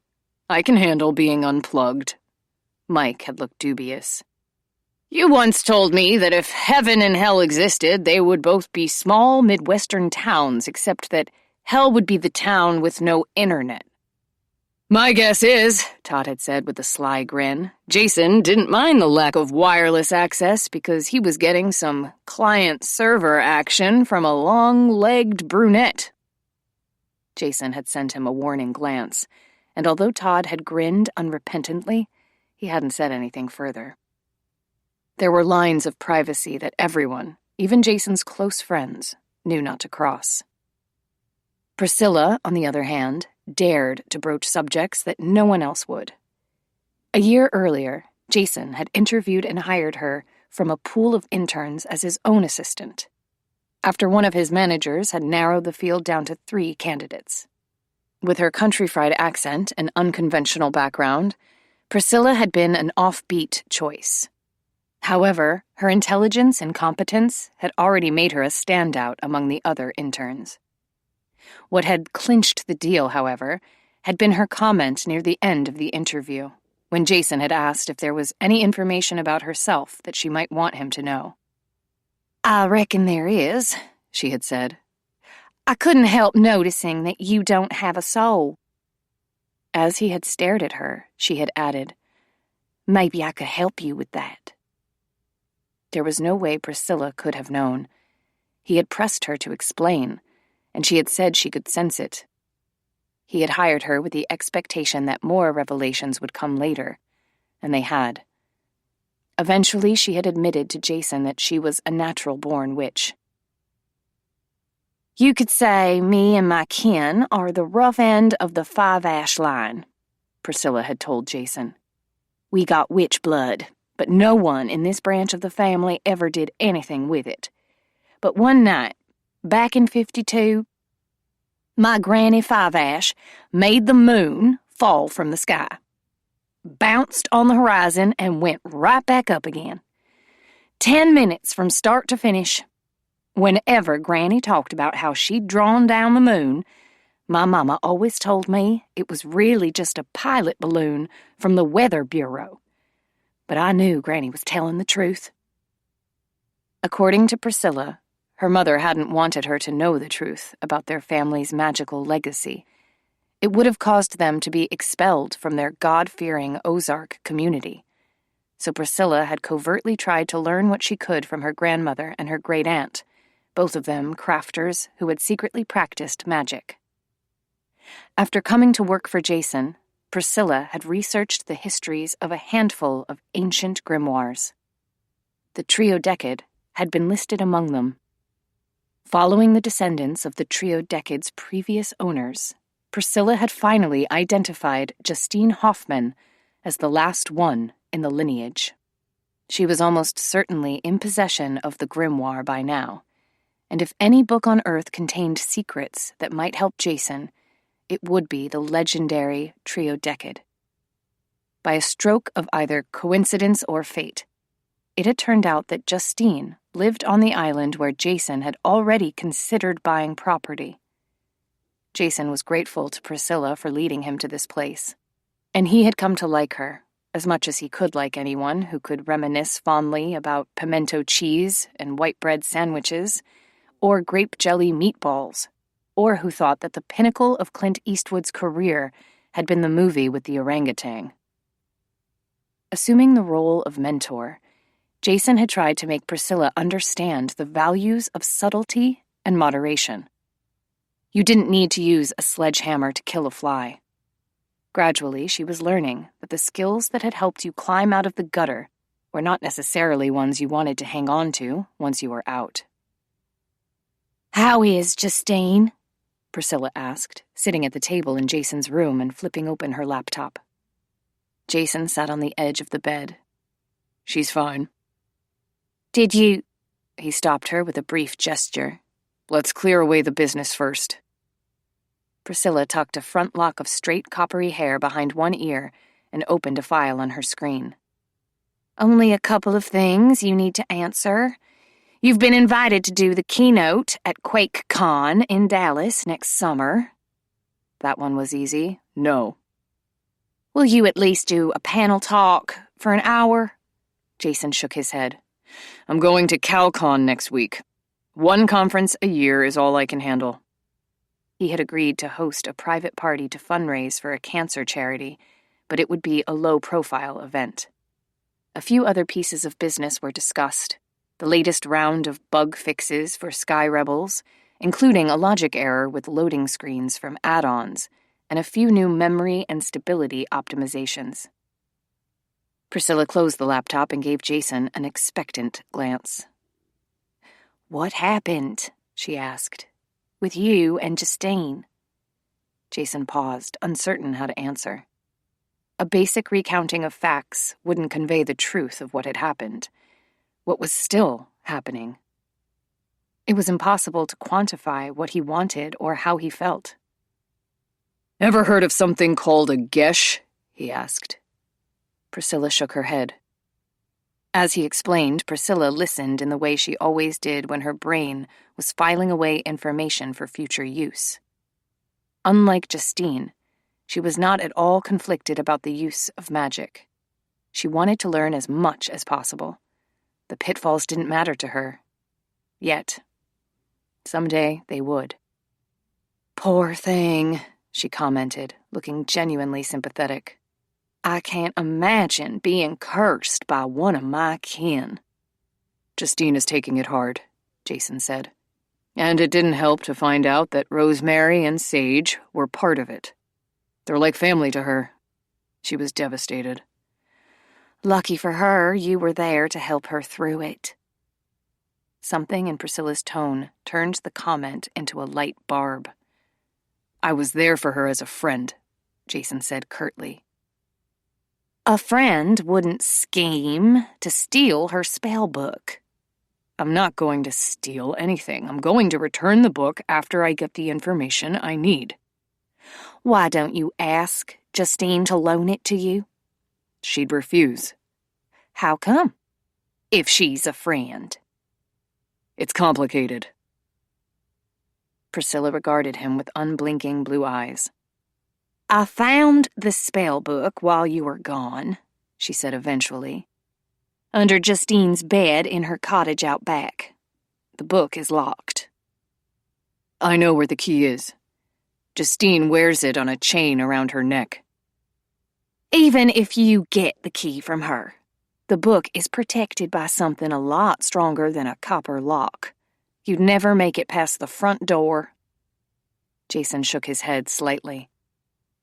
Seeing his incomprehension, Priscilla explained. A grimoire is held to its owner by a whole lot of binding spells. If you try to pull it away, it resists, like a magnet. How do I get past that? My best guess is you get Justine to trust you, care about you. Priscilla looked troubled. The agreement we shook on, you're going to hold to it? You won't hurt Justine by taking away her spell book for good. I've already said I'm going to give it back. I have no intention of hurting Justine or making an enemy of her. Just the opposite, in fact. Priscilla looked vaguely startled. You're not planning on trying to stay friends with her after this, are you? That's my business. Priscilla studied his impassive face. Remember what I told you. Never, ever get involved with a witch. If she falls in love with you, you're doomed. Even the nicest of us are man-killers. We can't help it. Every man in my family died before his time, including my daddy. You don't want to have anything to do with this. You can't win against it. You just told me to make Justine care about me. Care, yes, not love. After you get what you want, leave Justine as fast as possible and don't look back. You're sure you're all right? Zoe asked again, stocking ingredients in the pantry. Everything's great, Justine exclaimed as she cleaned the commercial coffee machine. I'm fine. Other than losing my kayak, but it's replaceable. I guess my pride's a little wounded. I felt like an idiot getting caught in that storm. You must have been relieved when Jason appeared. Beyond relieved, Justine said, deciding there was no need to worry Zoe by explaining that she'd been half dead at the time. After returning to the inn, Justine had been gratified to learn that everything had gone smoothly at the inn during her brief absence. Annette and Nithya had cleaned the rooms and common areas, and Zoe had taken care of the kitchen. No complaints from the guests. They had been happy to lounge in the reading room by the fireplace during the storm, while Zoe had brought in trays of refreshments. Zoe seemed to sense that Justine wasn't telling her everything about the experience on Cauldron Island. After listening to Justine's expurgated version of the night at the lighthouse, she asked skeptically, Nothing happened between you and Jason? An image appeared in Justine's mind of being held against Jason's muscular body, that skin as golden and hot as sunlight, and she felt herself flush. I guess I wouldn't be human if I didn't have a little crush on him. She tried to look nonchalant. What about Jason? Zoe asked, bringing a roll of paper towels for Justine to use on the coffee machine. Does he feel something for you too? Well, that doesn't matter. Why not? He's my total opposite, Zoe. He's a 1%er. He has a company plane. He has 3 houses and doesn't spend time in any of them. I can't be with someone like that. Zoe gave her a look of fond exasperation. Is he kind to you? Does he make you laugh? Do you enjoy talking to him? After Justine nodded in answer to all 3 questions, Zoe said, "Maybe those are the only things you need to focus on." "It's not that simple." "I think it is that simple." People use complications as an excuse to give up too soon. Zoe helped Justine to push the heavy coffee machine back into place. "A group of the girls want to get together this weekend. Are you up for a movie night?" "Sure, but do me a favor. Warn them beforehand not to ask me anything about Jason." "You're going to have to come up with some PR version to tell them," Zoe said. "Otherwise, they won't stop pestering you." PR as in public relations? Or do you mean pointless rambling? "Provocatively risque," Zoe suggested with a twinkle in her eyes. Justine smiled and went to one of the tall kitchen cabinets and opened the door. "Where's the little marble mortar and pestle you use for grinding herbs?" "I'll get it for you." Zoe went to open one of the upper cabinets. Pulling out the white mortar and pestle, she brought them to Justine. "Can I help with something?" "No, I was thinking about trying out a recipe for an oatmeal and honey mask." "Add a squeeze of lemon juice," Zoe suggested, reaching for the fruit bowl. "It'll brighten your complexion." She picked up a ripe lemon and handed it to Justine. "As for what we were talking about, try to stay open-minded, Justine. Sometimes love happens in unexpected places." Justine gave her a dark glance. "So do weeds." Zoe smiled. "All right, I'm going." After Zoe left, Justine went to her cottage, retrieved the spellbook from under her bed, and brought it to the kitchen. Leafing through the sections on potions, tonics, and tinctures, she found the recipe she wanted. A discouragement potion. One guaranteed to break the bonds of any romantic attachment or attraction. If given to Jason by her hand, he would lose all interest in her. Since he could not be expected to drink the potion voluntarily, Justine would have to find a way to slip it to him without his knowledge. She felt more than a little guilty about that, but there was no other choice. It was for his own good, after all. She was trying to save his life. She winced, however, as she remembered him telling her, "Whenever someone says, 'This is for your own good,' it's a guarantee they're about to cause you some kind of damage." Wasn't there a word for when you had to choose between 2 equally unpleasant options? Screwed, she decided ruefully. She went out to her herb garden to gather fresh licorice root, mint, cilantro, and marjoram. Returning to the kitchen with fragrant handfuls of green, she locked both doors. It was important to follow the recipe to the letter. She wasn't going to risk interruptions. She ground the herbs with the mortar and pestle, scraped the pungent green mash into a copper saucepan, and added water. After setting the pan to simmer on the stove, Justine went into the pantry to retrieve a cardboard box from the top shelf. It contained a few basic magic supplies, including small glass jars and bottles and packets of resins. Crushing a small lump of myrrh and a pinch of dragon tree resin into powder, she added them to the contents of the saucepan.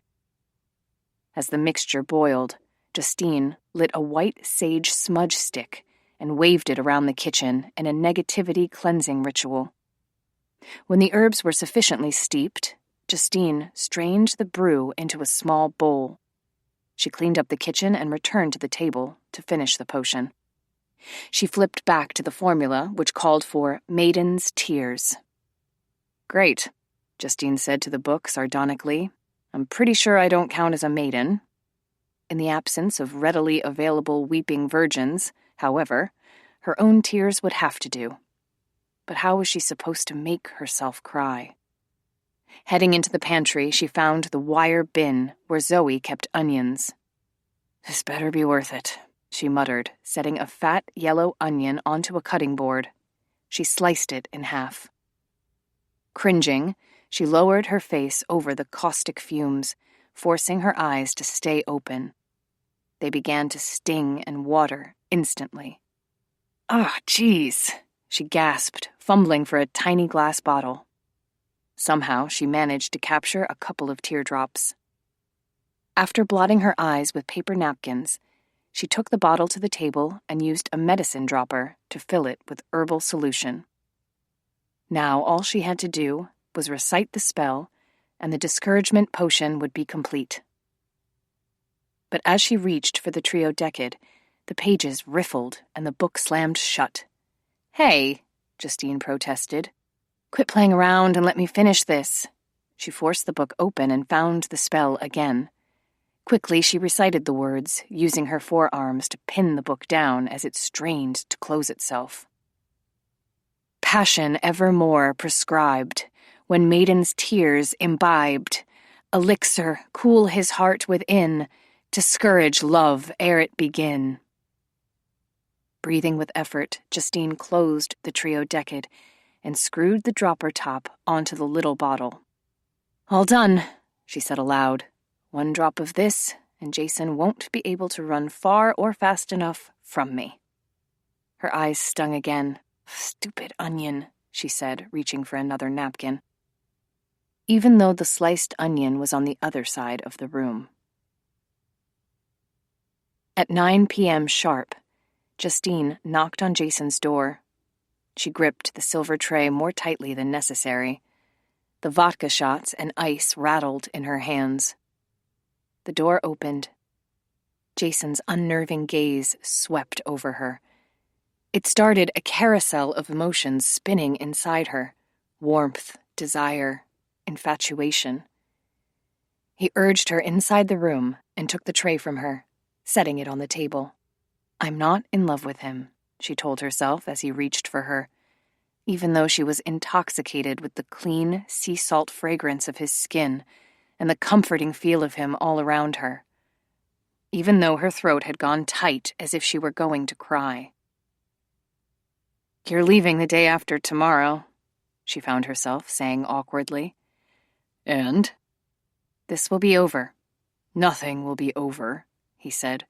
"We've just started." "Any other woman would be better for you. You know I don't fit in your life."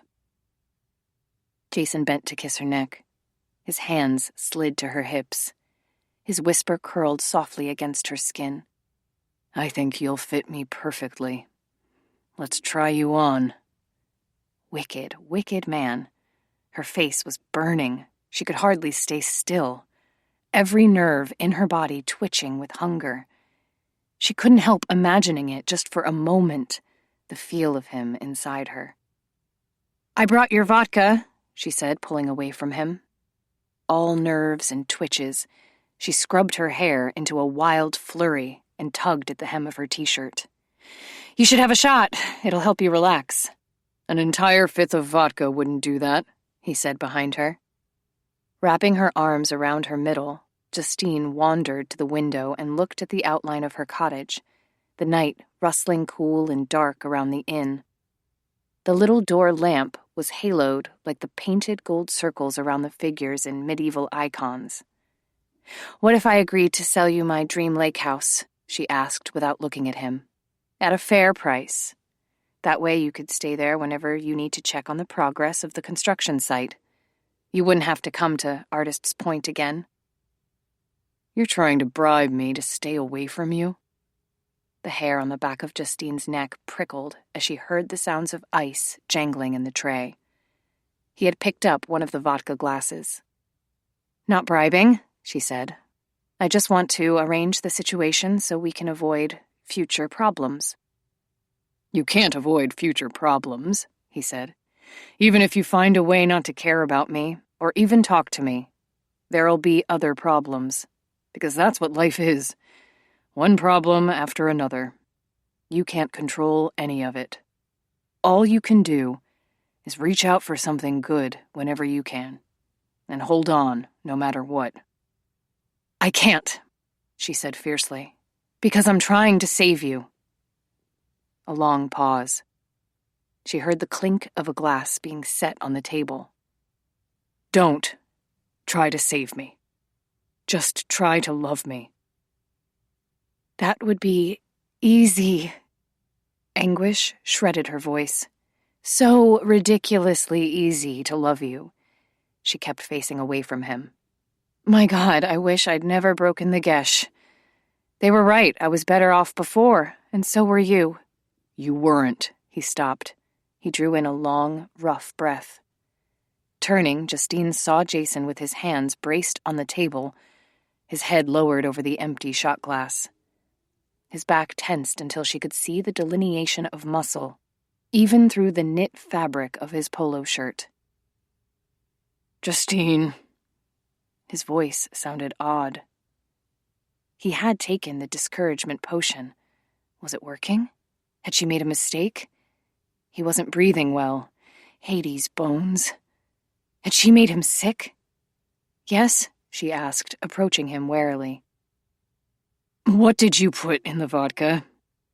His voice was deceptively mild.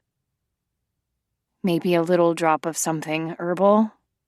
Sort of a, health tonic. How do you feel? He was breathing and swallowing, his skin infused with a darkening flush. Like a racehorse on steroids. Justine shook her head in consternation. That didn't sound good. Something had gone wrong. Jason looked at her then, his eyes dilated into pools of molten black. Justine, he muttered. What the hell have you done to me? 16. You should sit down, Justine said anxiously. I'll get you some water. She broke off in surprise. One glance along his body revealed that he was aroused. Really aroused. Definitely not the side effect of a discouragement potion. Astonished, she reached for the second shot of vodka and took an experimental sip, barely wetting her lips. A flash of heat covered her from head to toe all at once, taking her breath away. She felt fire racing through her veins, and between her thighs, a hard, intimate throb. She could hardly think through the haze of lust and confusion. All from a single taste of the vodka.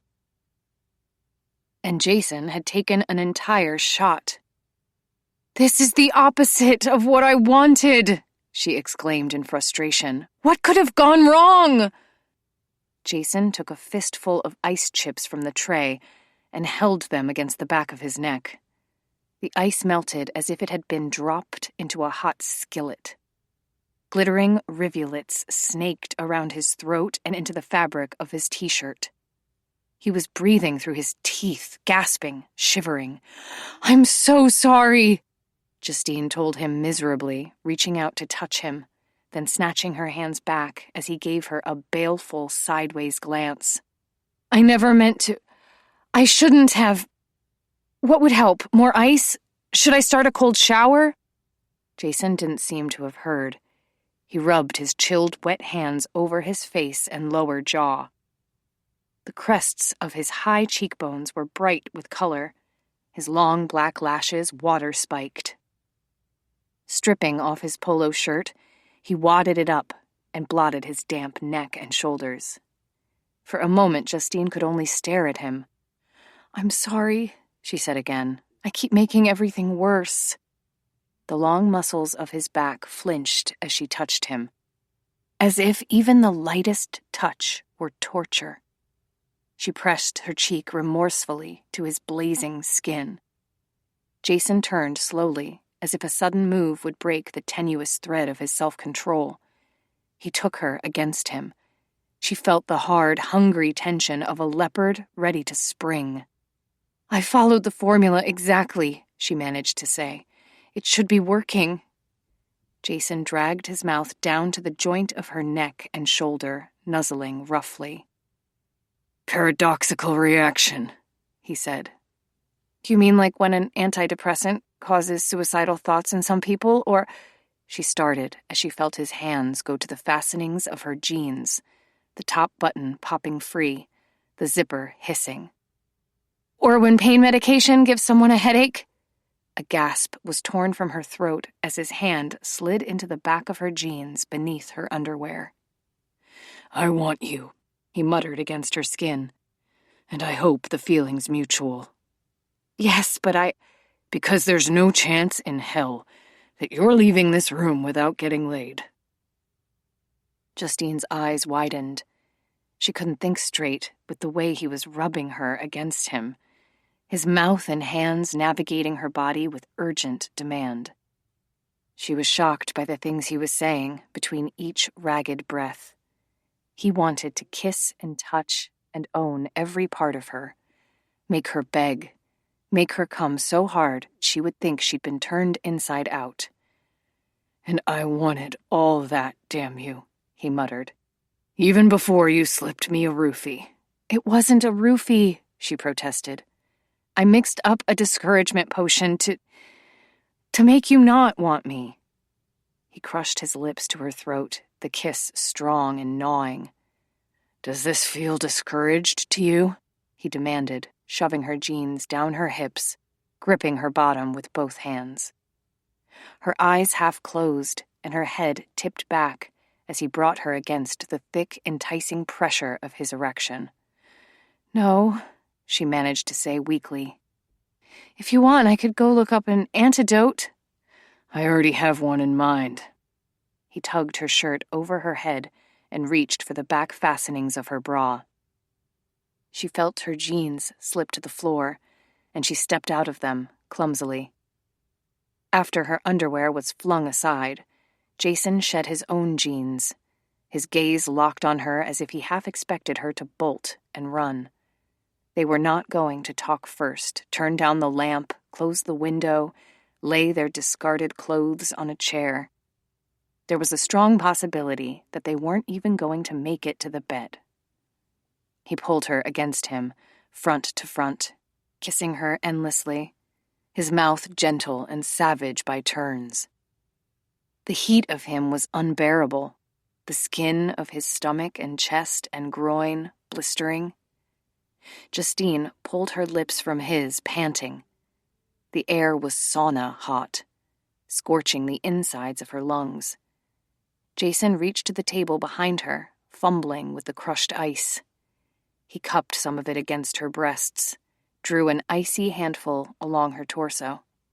Justine shivered and gasped in relief. The water trickled over her skin, raising goose flesh.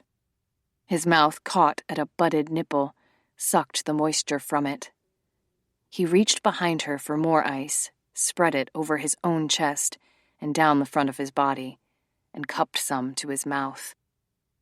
Burning and disoriented, Justine gripped the edge of the table behind her as Jason lowered to his haunches.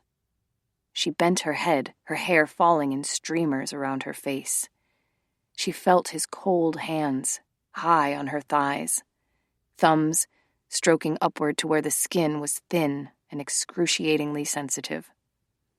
The blushing folds were parted, held open. She jerked with an incoherent sound as she felt the startling chill of his mouth, his tongue against her tender flesh, stroking cool circles around the swelling peak. She sobbed with every breath, struggling to keep quiet, but it was impossible. She covered her mouth with one hand to smother a low cry and pushed frantically at his dark head. A slow, shameless lick across the delicate, full ache. A hoarse murmur, and then he stood. He nudged her toward the bed, but her legs were too stiff to walk. Picking her up with astonishing ease, he carried her to the mattress and lowered her onto her back. Her thighs opened in a wanton sprawl, her arms half curled and defenseless above her head. She was on the edge of climax, red-faced and dazed. Reaching up for him, she drew him fully over her and pulled his head down. He kissed her, sending his tongue deep, and it felt so good that she moaned into his mouth. Widening her thighs with his knees, he entered her in a demanding thrust. Her knees drew up, her body buckling into the delicious masculine weight of him.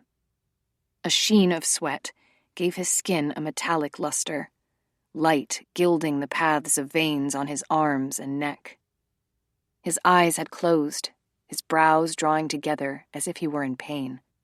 He drove inside her with a fast, vehement rhythm, not holding back, and she didn't want him to. She pushed back at him, lifting and lifting, her flesh ratcheting tighter around the thickness of him until both of them groaned and shuddered in pleasure, shocks searing through every nerve. Jason shoved deep and held, and she could feel the heat of his release inside her. Eventually, Jason rolled to his side, bringing her with him. His breathing had slowed, the movements of his chest steady and even. They were still locked together, the pulses and tremors of his flesh secreted deep inside her. She was going to regret this later, but at the moment she couldn't bring herself to care. She gasped as he withdrew from her. "Oh, you're still—" "Yes." His tone was dry. "I've never taken Viagra, but as far as I can tell, you've managed to whip up one hell of a substitute." "I'm so sorry. I really, truly didn't mean to do that to you." At his silence, she asked tentatively, "Are you mad at me?" "Yes, but it's hard to focus on that when I'm drowning in endorphins." She smiled slightly and relaxed against him.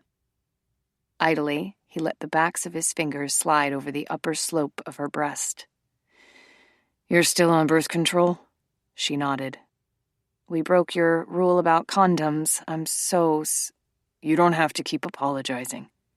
He caught the tip of her breast with his knuckles and tugged softly. No one had ever held her for so long after sex, nor had she ever wanted anyone to. But Jason's hands were gentle as he coaxed delight to uncurl softly inside her, blooms and blooms of it. "This is okay as long as I don't fall in love with you," she heard herself say. "But you will." That was enough to jolt her out of the euphoria. Pushing up on her elbow, Justine frowned at him. "No, I won't. The only reason I'm in bed with you is because you're suffering from one of those 4-hour emergencies they're always mentioning on TV. "Caused by you?" he pointed out.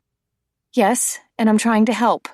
But I'd appreciate it if you wouldn't try to make this into something romantic or meaningful."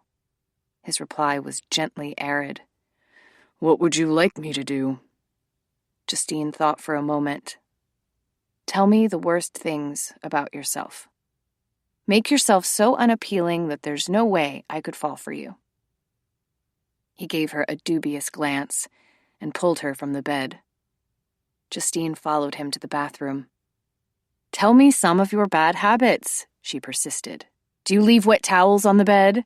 Clip your fingernails in the living room?" "No." Jason stepped into the shower and gestured for her to join him. "Then what?"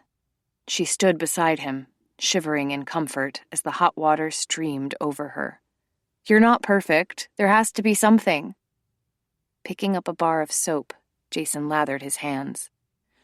"When I get sick," he ventured, "I have the personality of a rabid bull terrier." He began to wash her, his big, soap-slick hands moving over her body. "During a movie, I always point out plot holes while everyone else is trying to watch." Noticing the growing smile on Justine's face, he bent his head to steal a kiss. "Sometimes during an argument, I'll pull out my cell phone to look up information to prove I'm right, and break back into the conversation when it's no longer relevant." He paused. "I leave empty containers in the fridge. Whenever there's a dish of mixed nuts around, I eat all the almonds and cashews and leave the peanuts for everyone else. And sometimes when I can't sleep at night, I randomly correct other people's Wikipedia pages." His mouth swiped over hers, absorbing the sounds of her laughter as if he could taste it.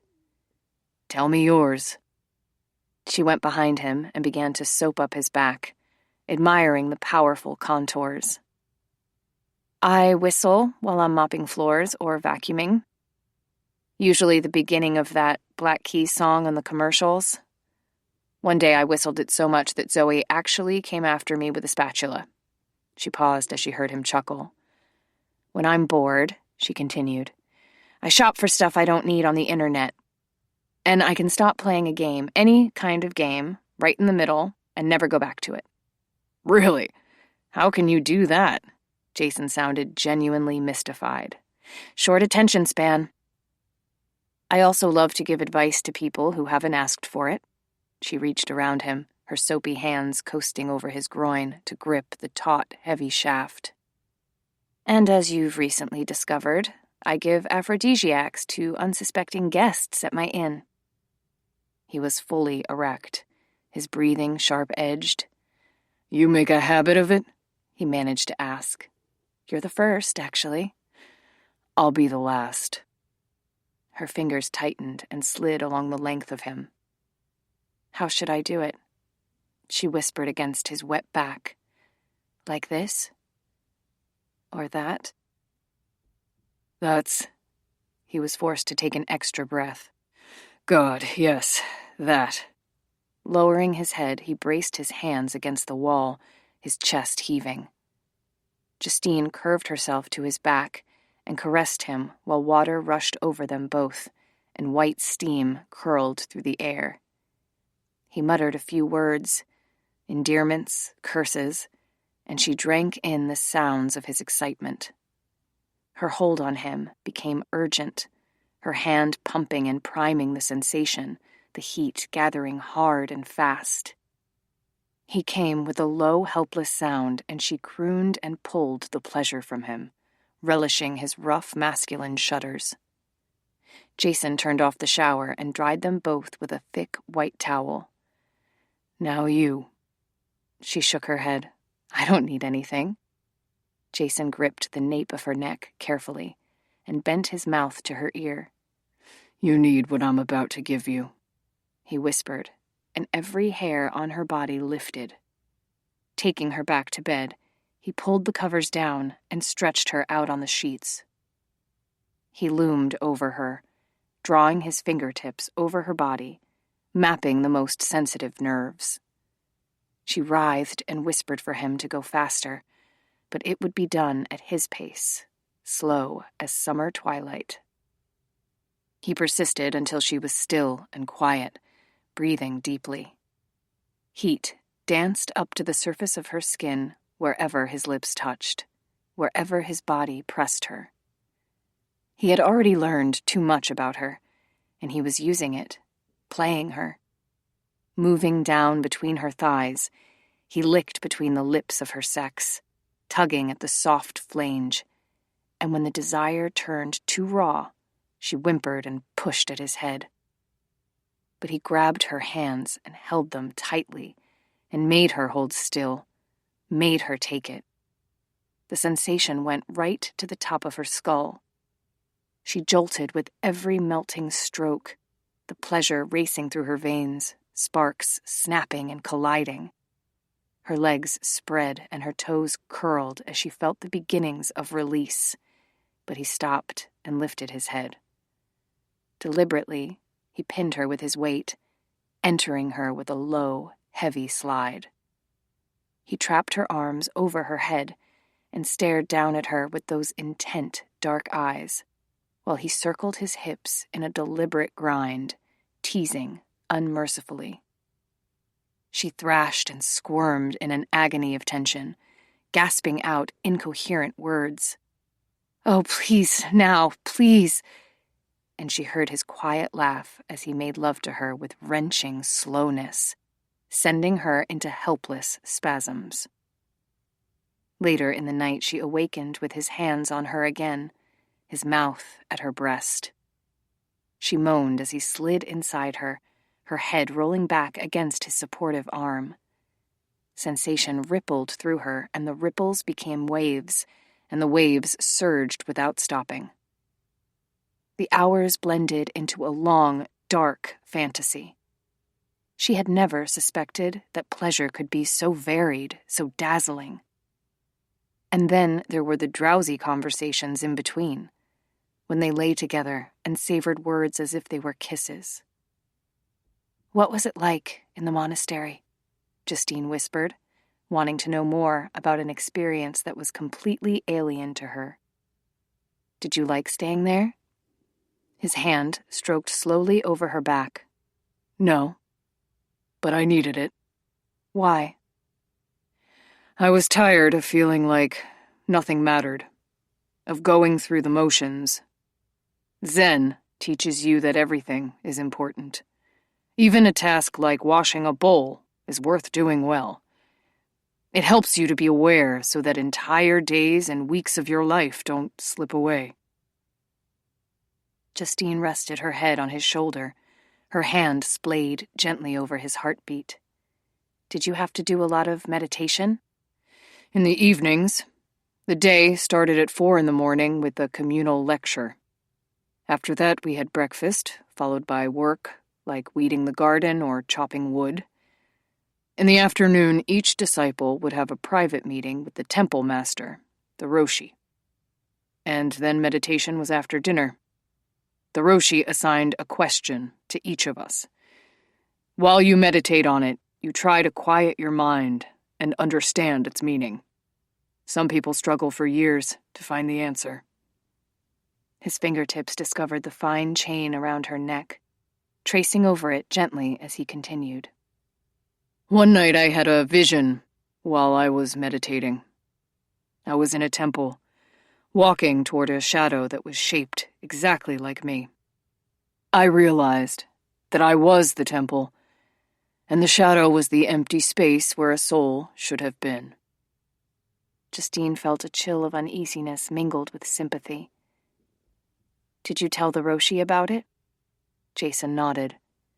He didn't think the lack of a soul was anything to worry about. He advised me to accept it. Emptiness is a key concept in Buddhist philosophy, part of the path to enlightenment. Jason's voice turned wry. Unfortunately, I turned out to be a lousy Buddhist. I'd make a worse Buddhist than you. I hate questions with no clear answers. Justine raised her head to look at him. So you never came to accept it? Not having a soul? Would you? He asked wryly. She hesitated and shook her head. No, she would probably be exactly like him, trying to fill the soul-shaped void inside. The morning after was wretched, of course. Justine awakened early by force of habit and managed to dress and sneak out before Jason had opened his eyes. She was sore and clumsy from exhaustion and nearly sick with worry. Swearing and stumbling, she went to her cottage and took the hottest shower she could stand. An inspection in the mirror revealed that her eyes were dark-circled and bloodshot.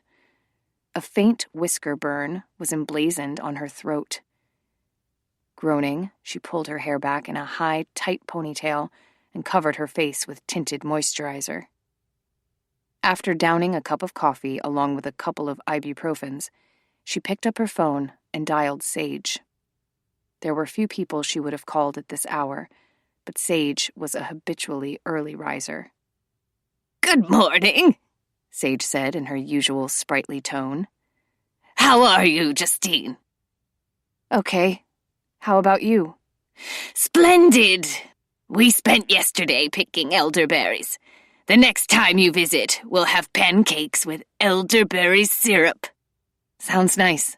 Justine rubbed her forehead wearily. Sorry to bother you so early, but... Oh, no bother at all. I have a question I was hoping you could help me with. Yesterday, I brewed a potion that didn't work, and I need to figure out why. Tell me all about it. Alchemy was Sage's specialty. She loved nothing more than brewing and mixing magical formularies. In the past, she had taught classes on oils, powders, elixirs, salves, and washes. She was knowledgeable about which ingredients might be substituted or which ones could be added to augment a potion's power. It was a discouragement potion, Justine said. I decided to give it to Jason yesterday. What a good idea. I thought so too, but it didn't work. Are you sure? You should allow sufficient time for it to take effect. I'm pretty sure, Justine said, squirming a little as she recalled the sexual gymnastics of the previous night. Are you confident in the quality of the ingredients you used? Did you ritually cleanse the workspace first? Yes. Justine described exactly what process she had used and listed the elements of the formula. Is it because I gave it to Jason in a shot of vodka? Would alcohol ruin it? No, Sage said thoughtfully. That shouldn't have made any difference. Maybe it's because I'm not a maiden? Blank silence. It called for maiden's tears, Justine said. But I didn't think it would make that much of a difference if I wasn't, innocent, so I... Justine, are you saying you put literal tears into the potion? You made yourself cry? Well, yes. I've seen weirder ingredients in potions. I didn't think much about it. Sage's tone was gently acerbic. Maiden's tears is a plant, dear. A plant? A weed, also known as bladder campion. It's listed in the book on herbology I gave to you. You promised you would read all of it. I skimmed parts, Justine admitted. It's hard to stay awake when I'm reading about plants. If you intend to practice magic, even at the most basic level, Justine, you must study and prepare thoroughly. No skimming, no dabbling. The potion didn't result in adverse effects for Jason, I hope. Justine was too tired to put it delicately. Other than making him as randy as a three-balled tomcat, you mean? Oh, dear. A disconcerted pause. Are you going to brew another batch? No. Jason's leaving tomorrow morning. Praise Hecate, came Sage's immediate response. Yes. I should never have broken the gesh, Sage. I had no idea I would be opening a Pandora's box. It wasn't your fault. After some soul-searching, I've come to regret the decision we made on your behalf so long ago. It was a mistake. Done with the best of intentions, but still a mistake. Ruefully, Sage added. The Circle of Crystal Cove is a talented coven. But I wouldn't say that the study of magical ethics has ever been our strong suit. You've always said magic is fine as long as it doesn't hurt anyone. You told me that's why so many spells end with, and harm ye none. Yes. But how are we to know when a spell will harm someone or not? We can never be certain of all the repercussions. That was the dilemma we faced when Marigold asked us to bind a gesh to you. But she persuaded us that it would spare you suffering. She may have been right, Justine said mournfully. Sage let out a slow sigh. Oh, Justine. All day yesterday, I kept remembering how it felt to lose Neil. Even now, there are times when it takes my breath away to remember that he's gone. But there are gifts that we receive only through grief. I don't want to think about the possible benefits of grief, Justine said. All I want is for Jason to be safe. Will he be? Justine knew that what Sage really meant was, are you in love with him? I don't know. She gripped the phone tightly. I'm scared. I'm not sure how far it's gone. I keep telling myself that it can't happen this fast. I mean, I can't fall in love with someone I've only just met. Of course you can, Sage said gently. Some people's hearts are very efficient that way. Justine's throat clenched. If I've put him in danger, I have to fix it, she said. There must be an answer in the trio decade. There has to be something I can do. My poor darling girl. Don't you think I tried anything and everything to save my Neil? Don't you think your mother sought to have your father spared. Whatever you do will only make things worse. The nature of the bane is sacrificial. A human sacrifice. Was that the price of love for someone like her? You once told me that nothing is impossible in magic, only improbable. Yes, but I also told you that we must never attempt the improbable. No meddling with matters of life or death. That is the spiritual realm of high magic, which is beyond our power.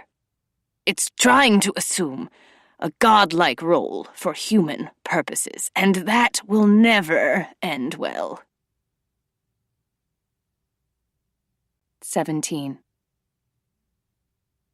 Jason spent the better part of the day sitting at a table with Alex Nolan, the two of them signing reams of documents while lawyers and realtors supervised. A preliminary design-build agreement, letters of intent concerning purchase and sale, qualifying language, timing of events and obligations, and ownership transfer. Jason signed each efficiently and without hesitation. He had wanted to establish a learning institute ever since his first big success at Inari, understanding that he had to do something good in the world before he left it. He saw no point in accumulating wealth for its own sake. Better to use the money to create a place where people could find connection and community and learn things that would make their lives better. The decision to establish the institute on San Juan Island was made all the easier by the fact that he would be closer to Justine. Thoughts of her lingered in his mind like a soft autumnal perfume, earth and leaves and rain. He and she were right for each other in the same way darkness was complemented by light, night by day. Inyodo was the Japanese word for it. If Justine were willing to make a place for him in her life, he would stop at nothing to be with her. As the day progressed, Jason was disgruntled but not surprised to discover that Justine wasn't returning his calls. According to Zoe, Justine had gone for the day. Jason knew exactly why Justine didn't want to face him yet. She was trying to come to terms with what had happened, and no doubt figuring out a strategy to deal with him. Reining in his impatience, he packed for the morning's departure. As evening approached and there was still no sign of Justine, Jason went out to dinner with the rest of the Inari group. Alex and his fiancée, Zoe, had agreed to join them in celebrating the preliminary signing for the Dream Lake development. I haven't heard from Justine today, Jason said casually to Zoe during dinner. I hope everything's okay. Yes, she's fine, Zoe said, a blush infusing her porcelain skin. She was busy with errands. All day? Jason couldn't resist asking. Zoe looked flustered and vaguely apologetic. She replied in an undertone that no one else at the table could hear. Justine said she needed some time alone. What kind of mood was she in? She was quiet, Zoe hesitated before adding. She said that having a wish come true was one of the worst things that had ever happened to her. Jason gave her a puzzled glance. What did she wish for? After a long hesitation, Zoe replied without looking at him, I think it was you. The lights in Justine's cottage were on when Jason returned to the inn after dinner. He waited until the inn was settled and still before walking across the lawn. The night was clear, stars blinking as if to semaphore-coded messages. The scythe-shaped moon was angled to cut a swath through the dark sky. A nightjar cried in a low chirr as it chased moths into the shadows. Jason knocked at the front door. His stomach had contracted into a tight knot. He was accustomed to taking risks. In the past, he'd agreed to business deals involving unthinkable sums of money and launched games that would bury the company if they flopped. He'd handled it all without flinching, but nothing had ever unnerved him like the prospect of losing Justine. The door opened slowly to reveal Justine with her hair pulled back in a ponytail and her face clean scrubbed. There was something damaged in her posture, a slump like a broken flower stem. He was filled with the desire to comfort her, give her respite and pleasure and ease. "I missed you today," he said. She swallowed audibly. "I had errands." Jason lifted a hand to her tense jaw, gently tilting her face upward to stare into her tired eyes. "Talk to me for 5 minutes, please. I can't leave tomorrow morning without us settling a couple of things." Justine started to shake her head before he had finished the sentence. "There's nothing to settle." Jason stared at her, considering his options. Charm, seduction, bribery. Begging was not out of the question. "There's at least one thing." "What?" He said in a businesslike tone. "I'm here to complain about my room." Her eyes slitted open. "What's wrong with it?" "The bed is too hard, and the sheets are scratchy." Seeing that Justine was going to argue with this assessment of her luxurious guest accommodations, he added, "And my orchid's wilting." "Try putting water on it." "My bed?" Justine tried to look severe. "Your orchid. I can't do anything about the bed. Besides, you're an insomniac, so you don't sleep anyway." "I want to hold you tonight," he said. "No sex, I just want to lie next to you while you sleep." Her expression didn't change, but he thought he saw a spark of amusement in her eyes. "Like hell." "Okay, I want sex," he admitted, "but after that, I would let you sleep." The hint of a smile faded. "I can't be with you again. And don't make me explain, because you know why." Jason reached out for her, unable to hold back any longer. "It's not all your decision. It's mine, too." "There's nothing you can say." "Tell me what you want, Justine. Not what you're afraid of. Not what you've already decided. Just what's in here." He slid one hand to the center of her chest and flattened his palm over her rapidly beating heart. She shook her head, looking unsettled but stubborn. "You're not going to admit it?" he asked, tenderly mocking. "What a little coward. I'll say it for you then. You want me. You're in love with me, which means that I'm already living on borrowed time." "Don't say that," Justine snapped, trying to push away from him, but he wouldn't let her. He hugged her close, surrounding her with his warmth. "I'm a dead man walking," he said, his voice muffled in her hair. "A goner. My goose is cooked. My number's up. I'm Scrudini." "Stop it!" she cried. "How can you joke about this?" His arms tightened. "One of the few advantages of not having a soul is that you have no choice except to live in the moment. And any moment that I have you in my arms is a good one." He kissed her hair. "Let me in, Justine. It's lonely out here." Justine went still. She took a long, broken breath. When she looked up at him, her eyes glittered with some strong emotion. "Just for a few minutes," she said, and stepped back as he crossed the threshold. As soon as she closed the door, he hauled her close until they were pressed front to front. He took Justine's wrists and pulled them around his neck. Her breath was fast and anxious against his skin. "Help me do what's right," she begged. "This is what's right." Jason cupped his fingers around the back of her skull, guiding her head to his shoulder. It felt insanely good to hold her, the embers of last night dancing into fresh flame. "I'm leaving tomorrow," he said, "but I'm coming back in a week or less. I just have to make some arrangements." "Arrangements for what?" "Restructuring. There's no reason I can't delegate some of my responsibilities at Inari. The stuff that only I can do, I'll either handle remotely, or it can wait until I make it back to the office." Justine sounded dazed. "What are you trying to say?" Jason traced the delicate rim of her ear with his thumb and kissed her earlobe. I want to be part of your life. I have to be. Since you have to stay at the inn to do your job, I'll come to the island as often as I can.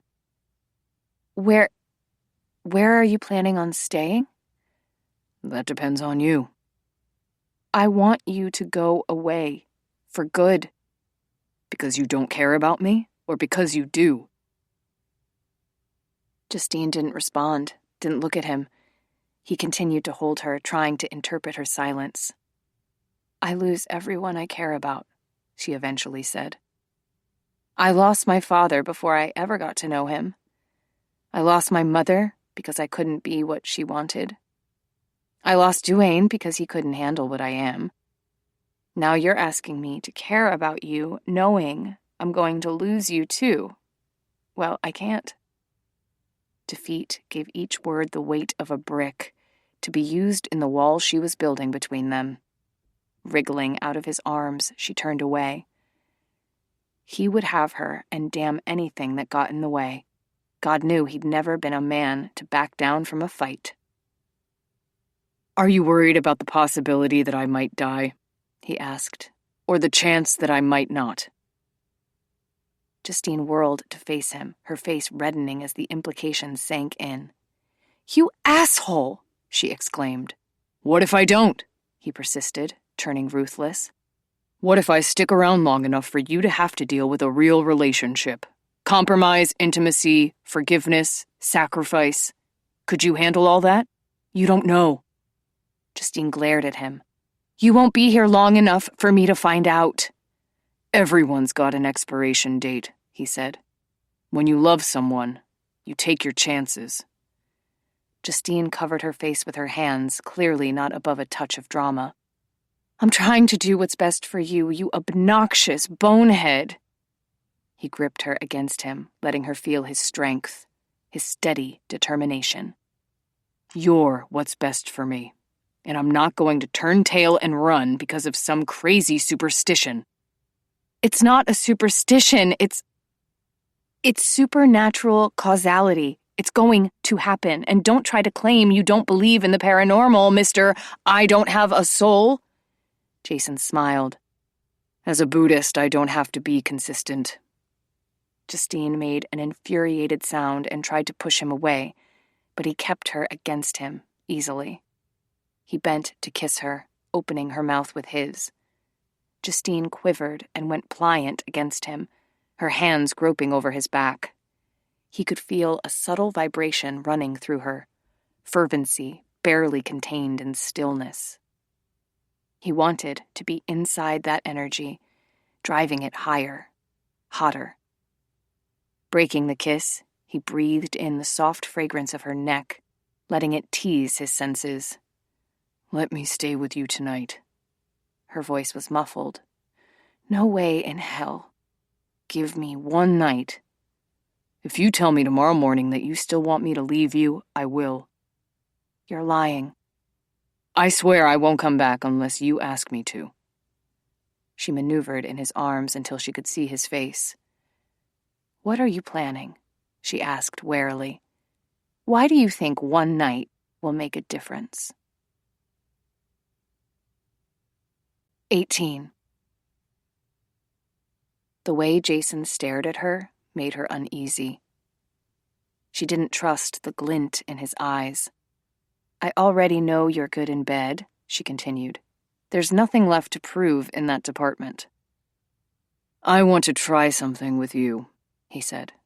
It's a kind of ritual. Ritual, she repeated, narrowing her eyes in suspicion. It's called kinbaku. The foreignness of the word, 3 distinct and precise syllables, tapped delicately on her eardrums and made her shiver. Is that something sexual? Something physical. It doesn't have to be sexual if you don't want it to be. Mystified, Justine chewed on the insides of her lips. What does that word mean? A faint smile touched his lips. It's translated as the beauty of tight binding. Do you have any cord or thin rope? Yes, I keep some in my closet for... Justine stopped, her eyes turning huge. Are we talking about bondage? No, I don't have any rope. You just said you did. Not for that. I don't like pain. There's no pain involved. He paused, clearly considering how to convey the meaning of a Japanese word when there was nothing in English to approximate it. It's artistic. Rope work shaping the body into a living sculpture. The basic form is shibari, but it becomes kimbaku when emotion is involved. Justine wasn't buying it. That sounds like a sophisticated way of saying you want to truss me up like a rotisserie chicken at the grocery store deli, and I don't see the point. It's like trying to explain the point of skydiving or skiing to someone who's never done it. You have to experience it to understand. Have you ever done it before? His face was inscrutable. I was involved with a woman in Japan who introduced me to it. There are shows where shibari is performed as an art form, not to mention seminars. What kind of woman? Justine asked, surprised by the bitter tang of jealousy. Like an escort service woman, or... No, not at all. She was an executive at a software company, smart, successful, and very beautiful. That hardly eased her jealousy. If she was so great, why did she let you do that to her? Wasn't she... Justine broke off and swallowed audibly. Ashamed? There's no shame in a willing exchange of power. The ropes are an extension of the dominant partner. He uses them to hold a woman, focus on her, guide her into deeper layers of surrender. My partner said that when she was restrained on the outside, it allowed her to be unrestrained on the inside. It revealed things she'd never known about herself. Their gazes held, the silence charged and impellent. Justine didn't know what to say. She was amazed by her own reaction, the darts of heat that went through her. She had to admit that she was intrigued. It didn't seem like the kind of thing that would end well, but she couldn't quite bring herself to refuse. I can do that for you, Jason said, if you're willing to trust me. Her lips had gone dry. Should I? I hope you will. That's not a yes. It's not a no. Justine let out an uneven laugh. Damn you. Why don't you just say yes? Because trust is not something I can talk you into. It's your choice. What does your gut tell you? I don't trust my gut either. Jason was silent, waiting patiently. She didn't understand herself, why she was even considering it. The rational side of her brain was aware that he was tempting her into some kind of novelty sex, but her intuition pulled toward a different understanding. As she stared into his midnight eyes, a word came to mind. Charmer. Not the modern definition of the word, but the ancient biblical meaning. A worker of spells. Binding blessings or curses to an object using knotted cord. One night, and then he would leave. Promise you wouldn't trick or hurt me, she said suddenly. I guarantee it. Flutters awakened inside her as he fitted his hands at her waist. What if I don't like it? What if I want you to stop? You'll have a safe word. The second you say it, I'll stop. What if I forget my safe word? His lips twitched. All you have to do is answer a security question and I'll send you an email to reset it. Justine smiled, uncertainly, and took a nervous breath.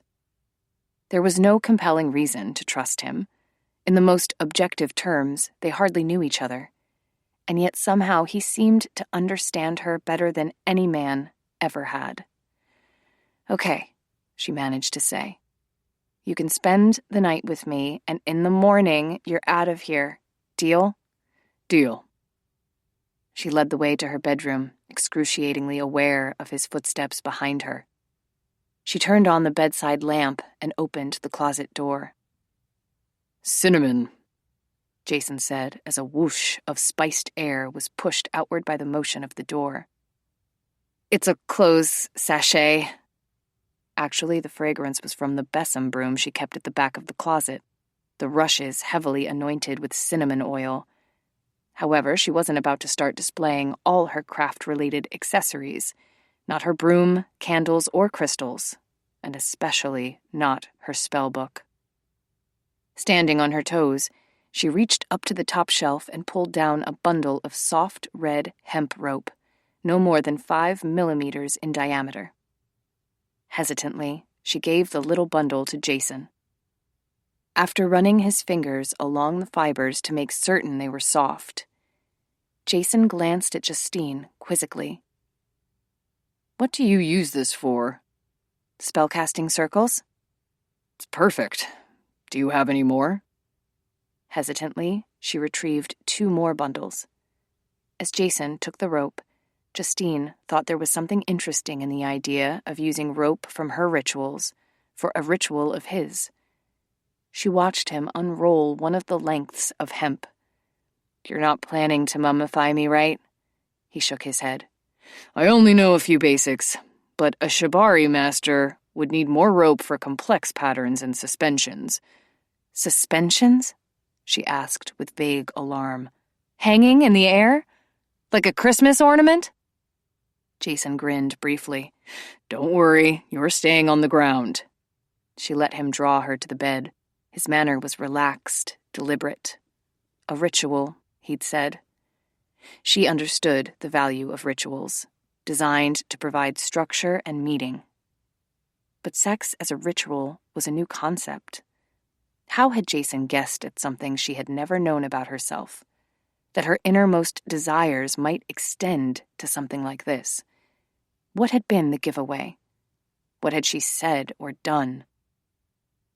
She remained standing as he sat on the edge of the mattress.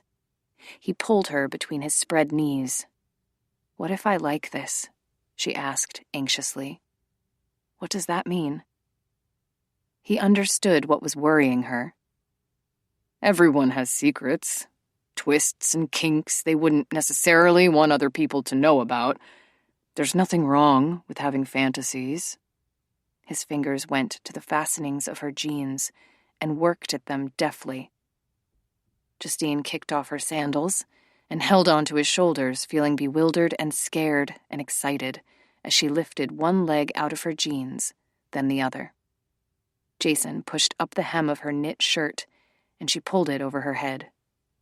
Seeing the tiny copper key dangling from the chain around her neck, he asked, "Would you mind if we took that off?" Justine hesitated before lifting the long chain over her head and setting it on the nightstand. Jason touched her breast over the unlined bra, stroking the curve with the pads of his fingers and then the backs of his knuckles. Leaning forward, he pressed his parted lips against the deep curve. She felt him breathing hotly, sucking through the fabric until it was wet and her nipple jutted into the delicious ache. "What's your safe word?" he whispered. "Chicken." He smiled and unfastened her bra, drawing it from her shoulders. Pulling her to sit next to him, he made a soothing sound as he felt her trembling. "You don't have to be scared. I'm not going to hurt you." "I'm not afraid of that. I'm afraid I'll feel silly." He considered that. "Sex with dignity is never really an option." "Yes, but," she gasped as he hooked a finger into the side of her panties and eased them down. "Relax." "I'm not good at relaxing." "I know," Jason said kindly, tugging at the other side of her panties. "That's why I'm going to tie you up." Her breath caught as he slipped her panties off. She clamped her inner thighs into a prim, tight seam, acutely aware of his every movement.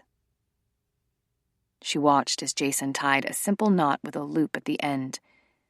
Lifting her ponytail, he laid a length of the rope around the back of her neck. "I'll start with a lightning harness," he said, threading a section of cord through the loop. "It won't restrain you in any way." "Why is it called a lightning harness?" "It makes a zigzag pattern." Justine stared at him fixedly as he knotted the cord at the high center of her chest. Now that he had begun, he had the intent look of someone trying to solve a complex puzzle, or someone absorbed in a fascinating hobby. Jason leaned forward, clamping the loop with his teeth to hold it in place, while he reached around her back with both arms and rigged the rope across. Justine jumped a little, feeling his mouth so close to her skin, the searing rush of his breath. He drew his head back, created another loop, and repeated the process. Each time he wrapped the rope around her back, he used his teeth to hold the front loop in place. With each new loop added, he moved lower and lower on her body. The rope began to form a zigzagged web across her torso. Most of these are slip knots, Jason said. Anytime you want to stop, I can have you out of this right away. Justine didn't want him to stop. It felt unexpectedly pleasant, this slow and meticulous binding. She spoke like someone in a trance. "Can I talk while you're doing this?" He threaded another loop. Talk the whole time if you want. This is like a new sport. Extreme macrame. Are you uncomfortable? She shook her head. It was strange to feel snug and so exposed at the same time. Her breasts protruded between the lines of rope in a way that made them feel larger, fuller. The harness had formed a light corset that seemed to contain and concentrate all the sensation in her body. Justine could feel her heartbeat between her thighs and at the insides of her elbows and the tips of her breasts.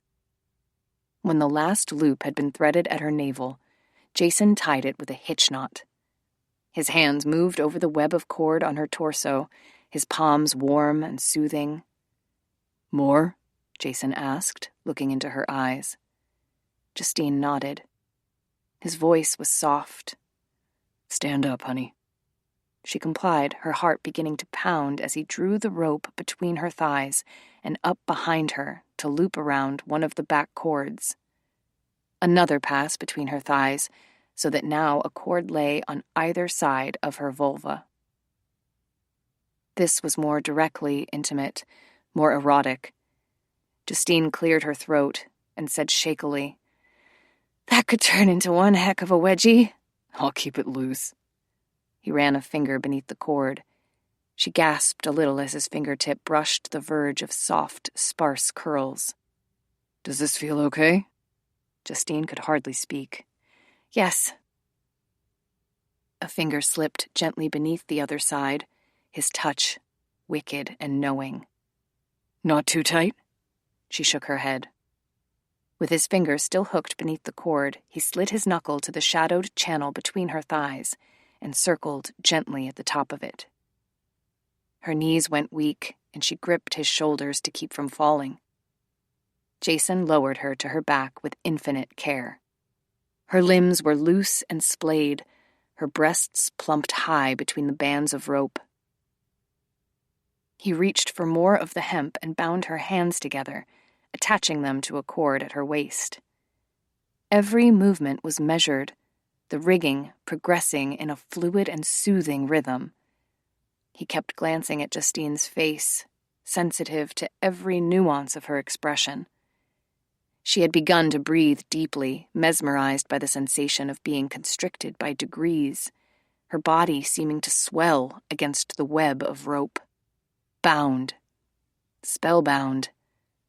There was no room to be embarrassed, no room for words or even thought. Moving behind her on the bed, Jason gently turned her head to the side and unfastened her hair. The loose waves cascaded over his hands. His strong fingers curved beneath her head to lift it slightly, massaging her scalp. Justine moaned in pleasure and relaxed as he cradled the weight of her head. One of his hands worked down to her nape, gripping the tight muscles with delicious squeezes until they loosened. Jason bent over her, his lips grazing hers in an upside-down kiss. "More?" he whispered, Yes, yes. She lifted her face, her tongue touching the edge of his mouth where the masculine texture of shaven bristle met the silk of his lips. She felt the shape of his smile, smelled the hot mint of his breath. His fingers stroked her throat and face tenderly. She was lost, floating, her blood humming. Keeping her eyes shut, Justine waited as he moved to the other side of the mattress and grasped one of her ankles. He took her foot in both his hands, warming her sole, her toes, his thumbs massaging into the sensitive arch. She writhed, delight unfolding like a multifoliate flower. His lips brushed her heel before his teeth dug in lightly. The little nip caused her to twitch in surprise, runners of heat going through her, a bloom of intimate moisture between her thighs. A nibble at her toes, a ticklish kiss, and then Jason began to wrap her ankle. His hands were gentle and clever, bending her leg until her heel nearly touched her bottom, winding the thin, soft rope in a spiral toward her knee. Justine opened her heavy-lidded eyes to watch Jason's dark, silhouetted form. He knew what he was doing. Every tug of the cord tightened the urgency inside, hunger and confusion knotting exquisitely until she writhed from the inner pressure. A large, warm hand came to rest on her stomach. Jason was looming over her, hooking a muscular arm around her bent knee. "Beautiful," she heard him say softly. "The patterns on your body. Red cord and ivory skin. Like an image from a shunga print." He kissed the inside of her knee. "If I had a soul, I'd have sold it for a chance to see you like this." How peculiar it was that she could feel naked and secure all at once, all her protections gone. She was nothing but a bundle of bare flesh tied in red cord, her nerves charged with need. Jason worked carefully, purposefully, tying and threading rope to shape her body as he wanted. Her knees were drawn upward and secured so that she was held defenseless and exposed. She was throbbing everywhere, her sex full, the air wafting coolly against a slick of moisture. Jason drew his hands over her legs, tracing the pattern of the cord. The air was filled with the mingled rhythms of their breathing. Even with her eyes closed, Justine could feel the intensity of Jason's concentration on her. It gave her a disembodied feeling, being held and stroked and restrained, no choice except to submit.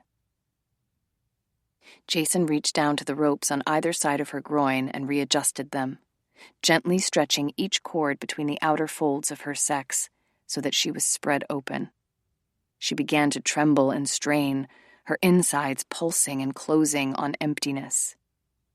Another whisper. "More?" "Yes," she said on a sob of breath.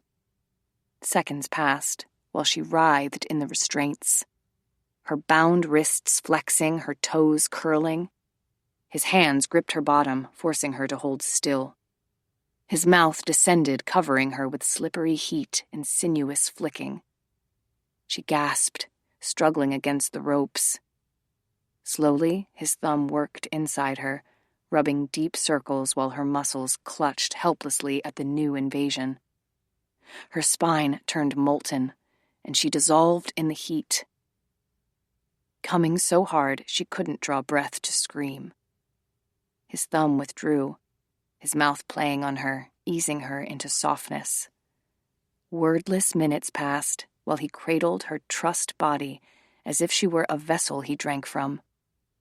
The lamplight slid over the dark head between her thighs, the layers of his hair touched with gold. She whimpered in surprise as the need built again, her swollen flesh tightening and twitching. She felt the caress of his breath as he spoke hoarsely. "Use the safe word, Justine, or I'm going to take you while you're tied. Do you understand, honey?" Tell me to stop before it's too late." "Don't stop," she managed to say, the words sweet and raw in her throat. He pressed a rough kiss at the entrance of her body and stood to undress. His body was sleek and powerful, shadows cutting across his golden skin like tiger stripes. Standing at the edge of the bed, he gripped the harness of ropes and pulled Justine to him. He was astonishingly strong, lifting her without effort. She was helpless to move or participate, her body so neatly restrained that he could manipulate her like a toy. Reaching down, Jason positioned himself and entered her in a wet, skewering thrust. His mouth came to hers, absorbing her pleasured groans. He continued to kiss her as he gripped the ropes, using them to lift and rock her against him. It was like riding on waves, a steady undulation while the cords held her open, exposing her sensitive flesh to each lubricious plunge. His mouth covered hers, his tongue filling her, while his hands gripped the ropes to make her ride every hard thrust. She bounced helplessly, weightless, sightless, washed in the heat of a climax so prolonged that it had no definite beginning or end. She had never surrendered herself so fully, had never imagined it possible, and yet it was what she had always craved, to be sublimated in pure feeling. To hear her name in Jason's voice, his body shuddering against hers, the thick pulse of him buried within her, to feel his arms go around her, his face nuzzling hard into her neck. When the final tremors dissipated, Jason eased her back and worked at the knots, untying them slowly, smoothly, pausing only to caress a private curve, a damp hollow. Each length of red hemp was deftly coiled and set aside. Dazed and dreamy, Justine lay in a passive sprawl while he rubbed and kissed the faint cord marks on her body. Her limbs were heavy, her heartbeat unhurried. Every nerve was alert to the pleasure of Jason's hands on her, the intimate energy that flowed back and forth between them. "What's a shunga print?" she asked eventually, her voice blurred as if she'd just come out of a deep sleep. "Ancient erotic art." Jason wrapped a blanket around her and held her against his chest. "Hand-painted images, showing couples in sexual positions." His hand played gently in her hair. "To make it as stimulating as possible, the men are usually shown with exaggerated genitalia." "In your case, that would be accurate." She felt Jason's smile against her head. But a second later, he eased her head back to look down at her with a flicker of concern. "Did I hurt you?" "No." She traced the edge of his upper lip with her fingertip. "I just meant that you're very satisfying." Yawning, she leaned her head back against his chest. "And you are right." "About what, baby?" he whispered. "Being tied. I feel a little different somehow. I feel..." She groped for words. "There was a moment when I was open and feeling everything and taking everything. And even though you were the one in charge, I felt like..." She hesitated, unwilling to say it. "You owned me?" Jason said quietly. "You knew I was yours?" Justine couldn't reply, even though it was true, especially because it was true. Settling deeper in his arms, she became aware of a slight soreness here and there, subtle reminders of ropes and flesh and pleasure. After a while, she was dimly aware that Jason had left the bed and had returned with a damp washcloth. The moist heat moving over her face and limbs and between her thighs. The need for sleep was overwhelming.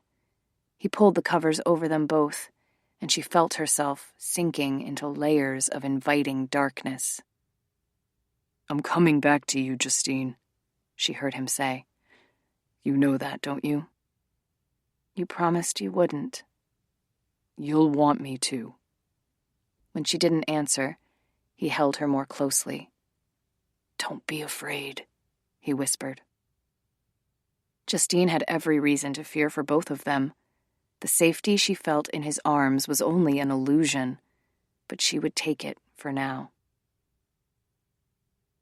The shriek of the alarm clock woke Justine into a state of heart-pounding alertness. With a muffled exclamation, she crawled across the mattress and hit the snooze button. Collapsing onto her back, she groaned at the prospect of starting the day.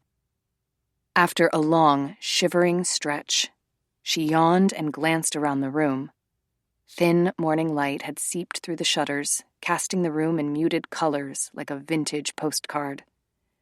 Her gaze was attracted by an incongruous splash of red, 3 bundles of hemp rope on the nightstand. Mortified color spread over her as images flashed through her mind. She wished she could have claimed that the previous night had happened as a result of 1 glass of wine too many, because no one had that kind of sex while sober. Crazy sex, off-the-chain sex, I can never see you again sex. Justine inched lower on the bed and tugged the sheet up to her nose. Had those bundles of hemp not been left out, she might have convinced herself it had been a dream. Unfortunately, she could recall every detail. The way Jason had gripped the ropes to pull her body onto his, the way he had traced and kissed the marks on her skin afterward. The sight of him so deliberate and intent, a flush of passion on his face. His smoke and brimstone whisper, "You owned me." She had felt it. She'd had him going hard, all wrapped up in her, taking her mouth with hard, sweet kisses and breathing her name in between, every muscle in his body straining to get closer, deeper. At the end, a sound had caught in his throat, as if something had hurt him. Unable to hold him in her arms, she'd gripped him down below, a tight, caressing clasp, while he spilled inside her. Remembering, Justine let out an unsteady sigh. Her chest was heated with a leftover erotic glow. The warmth faded, however, as she reminded herself that Jason was gone. Spirits willing, he would be safe now that he was away from her. Don't think about him. Don't miss him, or his blinding smile, or those long kisses, or how his skin always seemed hotter than normal, like a perpetual low-grade fever. How did you stop yourself from loving someone? You could end a relationship, but you couldn't end the feelings that had fueled it. Only time could do that. Maybe. Sitting up, Justine pushed back the tangled sheaf of her hair and reached over to the nightstand for her necklace, the long chain with the copper key. It wasn't there. Had it fallen? Frowning, she slipped out of bed and hunted for the chain on the floor. She looked behind the nightstand. Still nothing.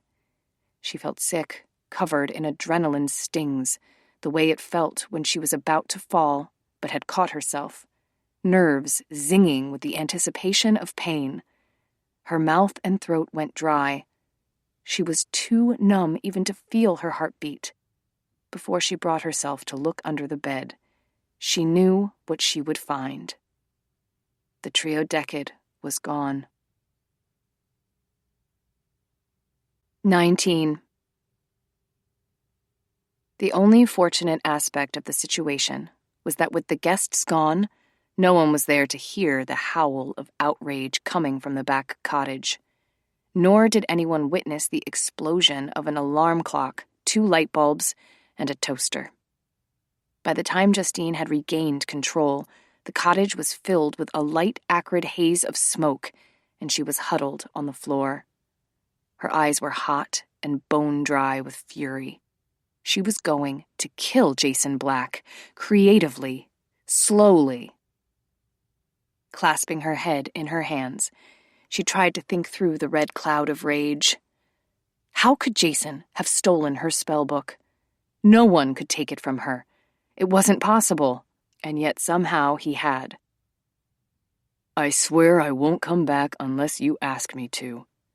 The bastard had known that she would want him to come back if only to return her spellbook. She let out a guttural cry of rage. What the hell did he think he was going to do with the trio decade? Did he think he could just open it and recite a spell like he was reading a Betty Crocker recipe? No. Whatever else Jason was, he wasn't stupid. He knew he would need a crafter to help him. The concept of paying someone to cast a spell, magic for hire, was as old as time. From Jason's point of view, stealing the trio decade was a Hail Mary play, a gamble with no downside. As he had told her the previous night, he was already living on borrowed time. He intended to do exactly as he pleased and then talk Justine into forgiving him. Fat chance, she thought darkly. Struggling to her feet, Justine went to her bedroom. She pulled on some leggings and an oversized tee. Her gaze went to the dark space beneath the bed and her chin trembled. She hadn't been separated from the trio decade since Marigold had given it to her. Justine left her cottage and went to the empty inn. The Inari group was gone, and Zoe wasn't coming until the afternoon. 4 of the rooms had been booked for the weekend, but that was a couple of days away. Bounding up the stairs, Justine went to the Klimt room. Jason had left nothing behind. No note, no message on her phone. The covers had been drawn up neatly over the bed. Justine sat on the mattress and dialed Priscilla. It was especially galling that Justine didn't even have Jason's cell number and had to reach him through his assistant. Stupid, stupid, stupid, she said to herself through gritted teeth. Justine Hoffman, do not ever sleep with a man without getting his phone number first. At the moment, Priscilla and Jason and the others were on the company plane, flying back to San Francisco. Or maybe the Inari group was going to San Francisco and Jason was heading somewhere else. With the trio decade. Damn him! What was he going to do with it? The call clicked through to Priscilla's voicemail, directing her to leave a message. Priscilla, she said tersely, have Jason call me as soon as possible. He has something that belongs to me. I want it back. Ending the call, Justine flopped back on the bed. She tried to think of what to do next. Undoubtedly, she should call Rosemary and Sage for guidance, but the idea of having to confess how monumentally she had screwed up, that she had lost possession of one of the most revered grimoires in the tradition? No way. She would handle this on her own. It was her mess, her fault, and she would deal with the fallout. Continuing to lie on the bed, she redialed Priscilla and left another message. It's me again. This is important, Priscilla. Tell Jason he doesn't know what he's doing. He's going to put himself and possibly other people in danger. Make him call me right away. Fuming, Justine ended the call and stared at the ceiling. Priscilla had to know something about what Jason was planning.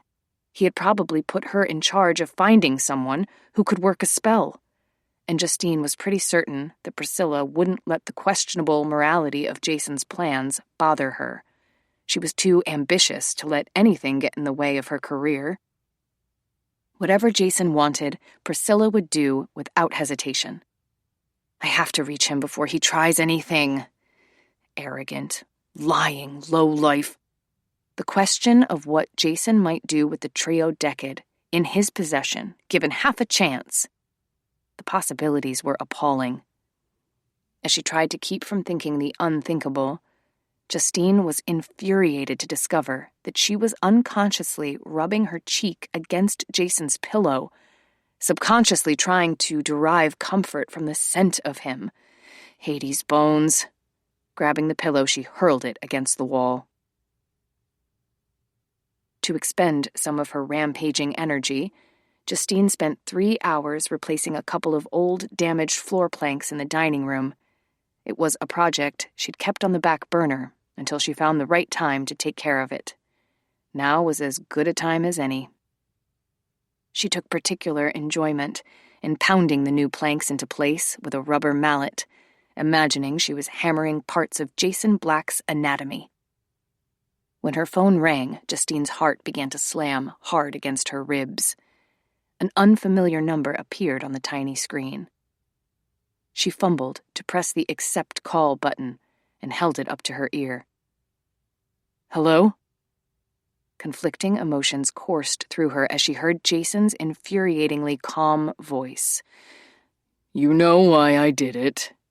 Yes, I know why, and it doesn't make you any less of a sneaky, self-serving shithead. Where are you? Traveling? Traveling to where? East Coast. Where on the East Coast? We'll talk about that later. Justine burned with indignation. I want my book back now. The trio decade isn't going to do you any good. You don't understand the first thing about magic. This is a disaster waiting to happen. You'll have the book back soon. The next time I see you, I will taser you with my bare hands. His tone turned gently cajoling. I understand why you're upset. Yeah, funny how I tend to overreact when I'm robbed. I didn't steal it. I borrowed it. Oh, please, she said wrathfully and hung up. In fewer than 30 seconds, her phone rang again. Justine answered it without preamble. Tell me who's going to do the spellcasting, or I'll hang up again. He hesitated for a long moment. Priscilla. Priscilla? Justine's fingers went to her mouth, mashing her lips against her teeth. When she could manage to speak, she said unsteadily, Five Ash, I knew her last name meant something. She's a crafter. My God, is she natural born? Yes, inexperienced, but she has the creds. This wasn't heartache. This was a body and soul ache. A toxic mixture of shame, anger, hurt, mainlining into her veins. You used Priscilla to come here and prey on me. You were planning to take the trio decade from the beginning, before you even knew me. At least Jason didn't insult her by trying to deny it. After I met you, the reasons changed. Before, I was going to do it out of self-interest. Now it's because I want to be with you, because I don't give a damn if your reasons changed or what your motivation is, she said hotly. Your actions are the same, and whatever you try with my grimoire is going to backfire. I'll take my chances. I'm not just talking about you, you self-absorbed ass. It could backfire on Priscilla, or me, or someone else down the line who had nothing to do with this. Listen to me. The burden of proof falls on the crafter to make certain the spell won't harm anyone. You don't know who will be affected. I know there are risks if I go ahead with this. But if I don't, Justine, I have no chance. No sand left in the hourglass. And to be with you, for as long as possible, is all that means anything to me now. You can't use magic to screw around with matters of life or death. The spirits will find a way to turn it against you. Then you make the choice, Jason said coolly. You love me. We know the consequences of that. You want me to sit back and wait for the anvil to drop? I don't love you, Justine tried to say, except that she was forced to stop between words and take a painful extra breath, and to her disgust, she was fighting not to cry. Love, she reflected bitterly, wasn't something you bargained with or negotiated terms with. It lived by its own rules. Love appeared when you didn't want it and refused to go. It was like an invasive species that entered your garden without warning and proceeded to grow wildly out of control, resistant to every method employed to kill it. Basically, love was pigweed. All I want, Jason said, is to take care of this and come back to you. I'll do whatever you ask from then on. I'll give you anything you've ever wanted. Don't you dare try to buy me. I'll rub your feet when you're tired. I'll hold you when you're lonely. I'll love you like no woman has ever been loved on this earth. He paused. You just have to give me a pass on this one little thing. Her brows rushed down. You don't get a pass for stealing my grimoire. borrowing. You'll do the same thing again when you decide you need some handy spell to fix something. I won't. And I'm supposed to believe that? How stupid do you think I am? A long pause. You're not stupid, he said quietly. You care about me, and I took advantage of that, and I'm sorry. You're not sorry for anything you've done. You're only sorry that I'm angry. I'm not sure what kind of sorry it is. I only know I feel a lot of it.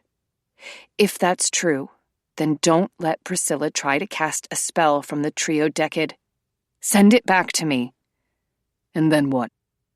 I'll find a way to keep you safe. I'll stop caring about you. I'll cut my heart out if necessary. Silence, and then a slow exhale. You can't do that, he said. You've already given your heart to me. The call ended. Jason? Jason! Frantically, Justine went to the recent calls list and auto-dialed the number. She was sent directly to voicemail. Oh, you bastard! As she glared at the supplies and equipment piled around her, she trembled with the urge to do something drastic. Destroy something. A woman in this mood, she thought vehemently, should not be left alone with power tools. 20. Another message from Justine, Priscilla said grimly, sliding her phone back into her bag. She's madder than an Amish electrician. She'll get over it. I wouldn't, if I was her. Priscilla looked down at the bulk of the trio decade, smoothing her hand over the linen that covered it.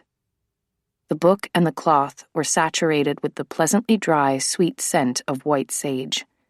Although Jason had suggested that she put the heavy volume in one of the back seats, she had insisted on holding it on her lap. You seem nervous, Jason said, driving the rented Nissan away from Little Rock National Airport. The afternoon light was strong and yolk-colored, causing him to squint through the lenses of his polarized sunglasses. Is it because you don't want me to meet your family, or because you're not sure the spell casting will work? Both, I guess.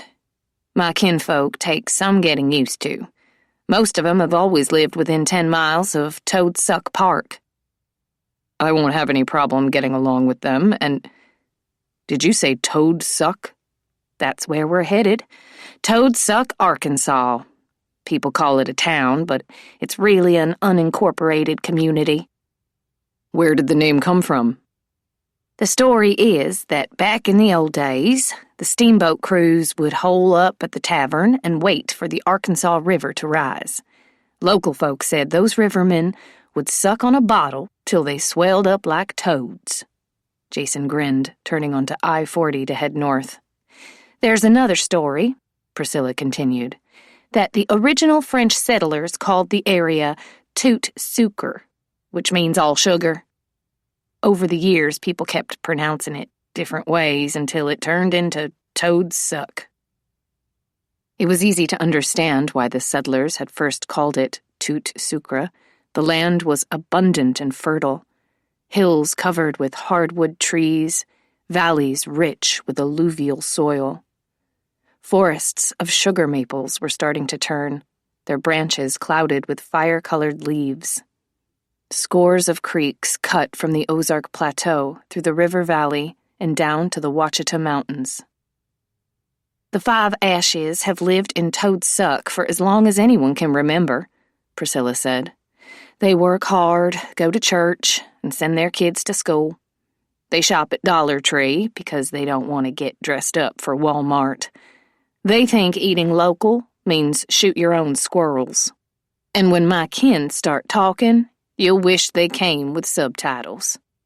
There won't be any problem, Jason said, mildly surprised by the defensive note in her voice.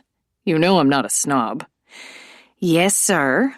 All's I'm saying is, you thought I had rough edges when I started working at an RE. Well, compared to the rest of the family, I'm Princess Di. Understood, Jason said, inwardly amused. There won't be any problem, Priscilla. She nodded, still looking troubled.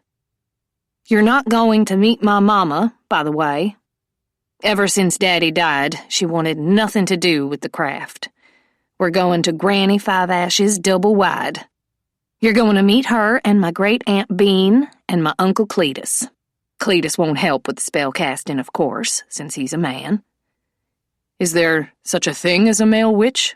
A warlock? No, that's just a myth. It says in the Malleus Maleficarum that... What's that? A witch-hunting book written by a Catholic priest in the 1400s. It says the devil tempted women by sending handsome fallen angels to seduce them, and the women became his handmaidens. That's how witches were started, hypothetically, but there's nothing satanic about the craft now. Does it bother you to think about the witch's bane? Jason found himself asking. It must. You must worry about falling in love with someone. Priscilla looked disconcerted, her color rising. It was rare for them to have such a personal conversation. Actually, I don't. My whole life, I've been single-minded about getting away from Toadsuck, getting educated, working my tail off. No time for romance.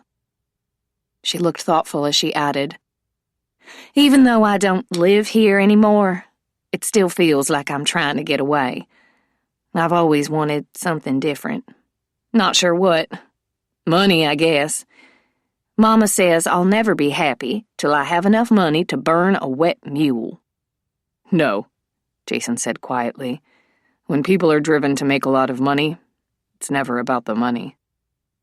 Priscilla fell silent as she pondered that. After a couple of minutes, Jason said, Don't get worked up over this spellcasting. Just do your best. Easy for you to say. I'm the one who has to get it right. Magic isn't like mathematics where there's a right answer. Sometimes it's a choice between a lot of bad answers. Or worse, a lot of right-sounding answers. Jason tried to think of something that might lessen the pressure for her. Priscilla, do you know what the most difficult shot in golf is? The windmill, she said decisively. The what? No, I'm not talking about putt-putt. I mean real golf. The most difficult shot is the long bunker shot. Glancing at her blank expression, Jason said, When the ball gets stuck in a sand pit, you have two ways to handle it. You can either pitch it or blast it. Pitching is a short, low-risk shot just to get it out of the pit. Blasting it with a long power swing ends in either glory or total defeat. So you're saying, when we try this magic spell tonight, you want to take the big risk? No. Play it safe. It's too important to risk everything. Just go for the short pitch. Get me out of the damn pit. If you can buy me a few years with Justine, I'll make them count for a lifetime. Priscilla stared at him in wonder. You're in love with her. Of course I am. What did you think? I thought you were just shining her on to get the spell book. He shot her an affronted glance. Why is it so hard to believe I might fall in love with someone? Because every time you break up with a woman, you tell me to buy some expensive jewelry and have it wrapped up for her. Your Tiffany's bill caused the economic bubble in the precious metals market. Jason scowled, keeping his gaze on the road. Justine's different from the others. Why? Because she's a witch? Because she's Justine. Priscilla stared down at the trio decade, smoothing circles over it. Is she in love with you? She asked carefully. I think so. Jason swerved slightly to avoid a vulture feeding on roadkill. And I'd like to live long enough to try and deserve it. Then I'd better find an extra-strength spell, came her tart reply.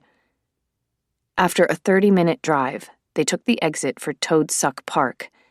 Priscilla directed him along a series of turns, the roads getting narrower and rougher until they reached a private drive lined with eroded gravel. the car wheels dipping into deep potholes. They pulled up to a double-wide tucked into a grove of dogwood trees. The trailer home was fronted with a patio improvised from a sheet of buckled plywood and a set of plastic lawn chairs. A dog of indeterminate breed blazed on the corner of the plywood, his scraggly tail thumping as he saw the car approach. "They'll probably seem a little crazy at first," Priscilla said as Jason stopped the car. "But after you get to know 'em, they'll seem even crazier." "No judgment," Jason assured her. It was one of the things he'd learned from living in San Francisco for nearly 10 years.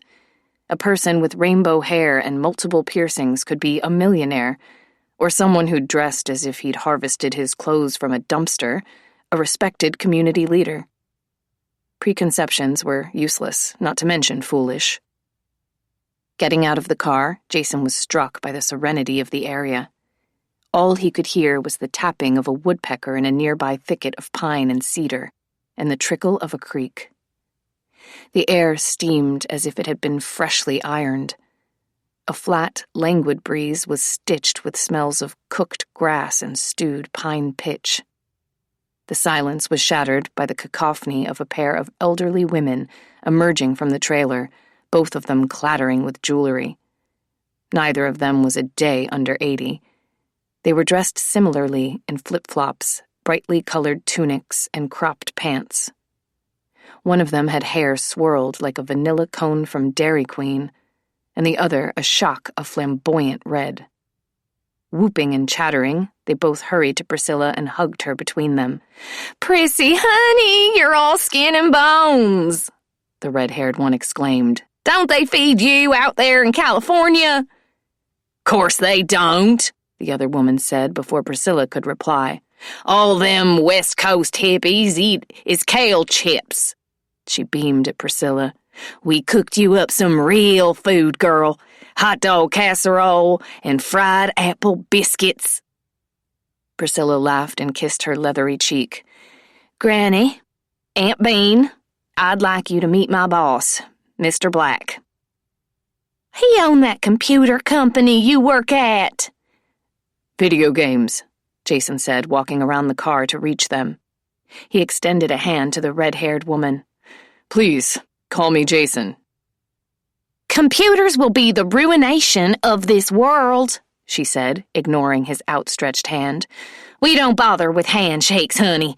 We just do hugs." She threw her arms around him, enveloping him in a bewildering mixture of scents. Hairstyling product, perfume, deodorant, body cream, and a distinct tang of bug spray. "I'm Priscilla's granny," she told Jason. "You call me that too."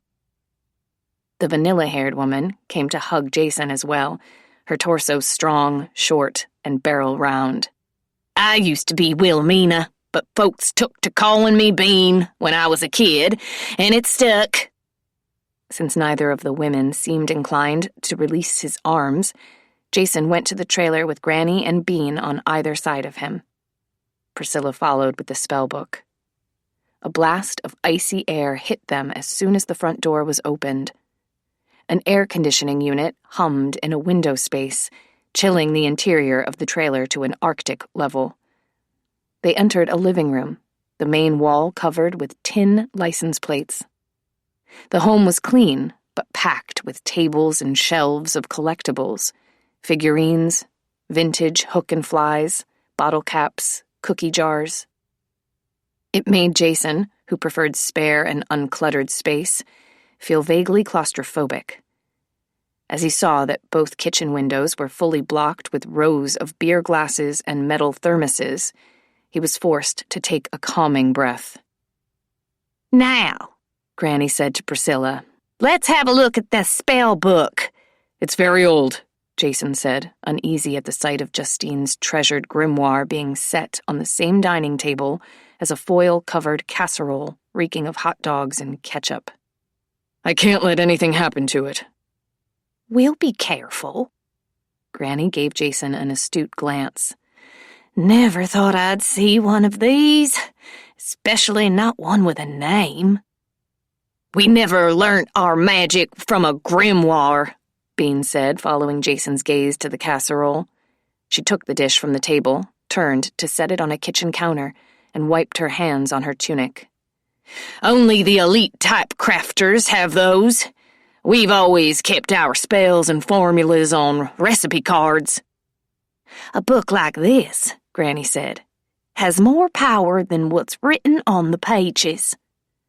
The older women let out little breaths of appreciation as Priscilla unwrapped the Triodecad. The leather cover gleamed with a black plum finish. A copper keyhole was centered in an unusual clock-face design. Even if Jason hadn't known the supernatural value of the book, he would have instantly recognized it as something ancient and priceless. "Why a clock face?" he asked.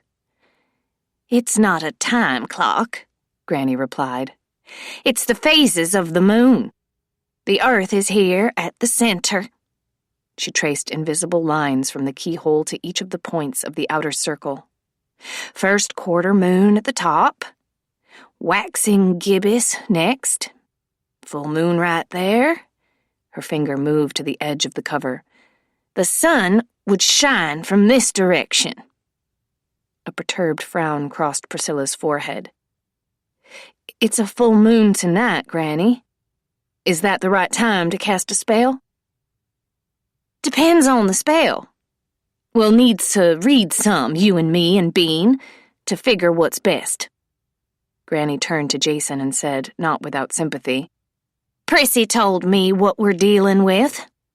Between the lack of a soul and the witch's bane, you got more problems than a math book. And we can only cast one spell at a time, or they start canceling each other out. She paused. Who's got the key? I do, Jason said, fishing out the chain from beneath his polo shirt. Granny received it from him with a businesslike nod. Bean, before we open the book, I think we'd best sweep the kitchen with the besom broom. I'll find it, Bean said, and hustled down the narrow hallway. Jason, Granny continued, we'll be reading for a while. Put your feet up if you like. You could watch TV. The Razorbacks are playing the Aggies. Would you mind if I took a walk? Go right on. As Jason picked up his sunglasses from the table and turned to the door, Bean hurried up to him with an aerosol can and started spraying. He backed away reflexively while Bean directed the spray over his pant legs and even reached for the hems to mist his ankles. The smell of insect repellent filled the air in a noxious cloud. No, really, I don't. You need it, Bean said with authority, going behind him, spraying busily without stopping. You don't know about Arkansas skaters, Granny told him. In 10 minutes, they'll bleed you dry as a hog on butchering day. My, came Bean's voice from behind him. This is what I call a superior posterior. Jason slid a narrow-eyed glance at Priscilla, who appeared to be repressing a grin. Thanks, he muttered, and fled as soon as Bean was finished. One more thing, Granny called after him. If you see Cletus upstairs, don't pay him no mind. The door closed. Jason stopped in his tracks. There's no upstairs on a trailer home, he said aloud. Slowly, he wandered around the rickety structure. He discovered that the dogwood trees at the front of the trailer had concealed a camping chair, a plastic cooler, and a tiki umbrella, all arranged on a corner of the flat roof. The chair was occupied by an elderly man, wearing a fishing hat, shorts, and a tee that proclaimed, "Not only am I perfect, I'm a Southerner, too." The man stared intently at a cell phone in one hand and held a beer in the other. Cletus? Jason asked cautiously. The man replied without taking his gaze from the phone. That's me. You the fella Priscilla brung for a visit? Yes, Jason. Come on up and have a cold one.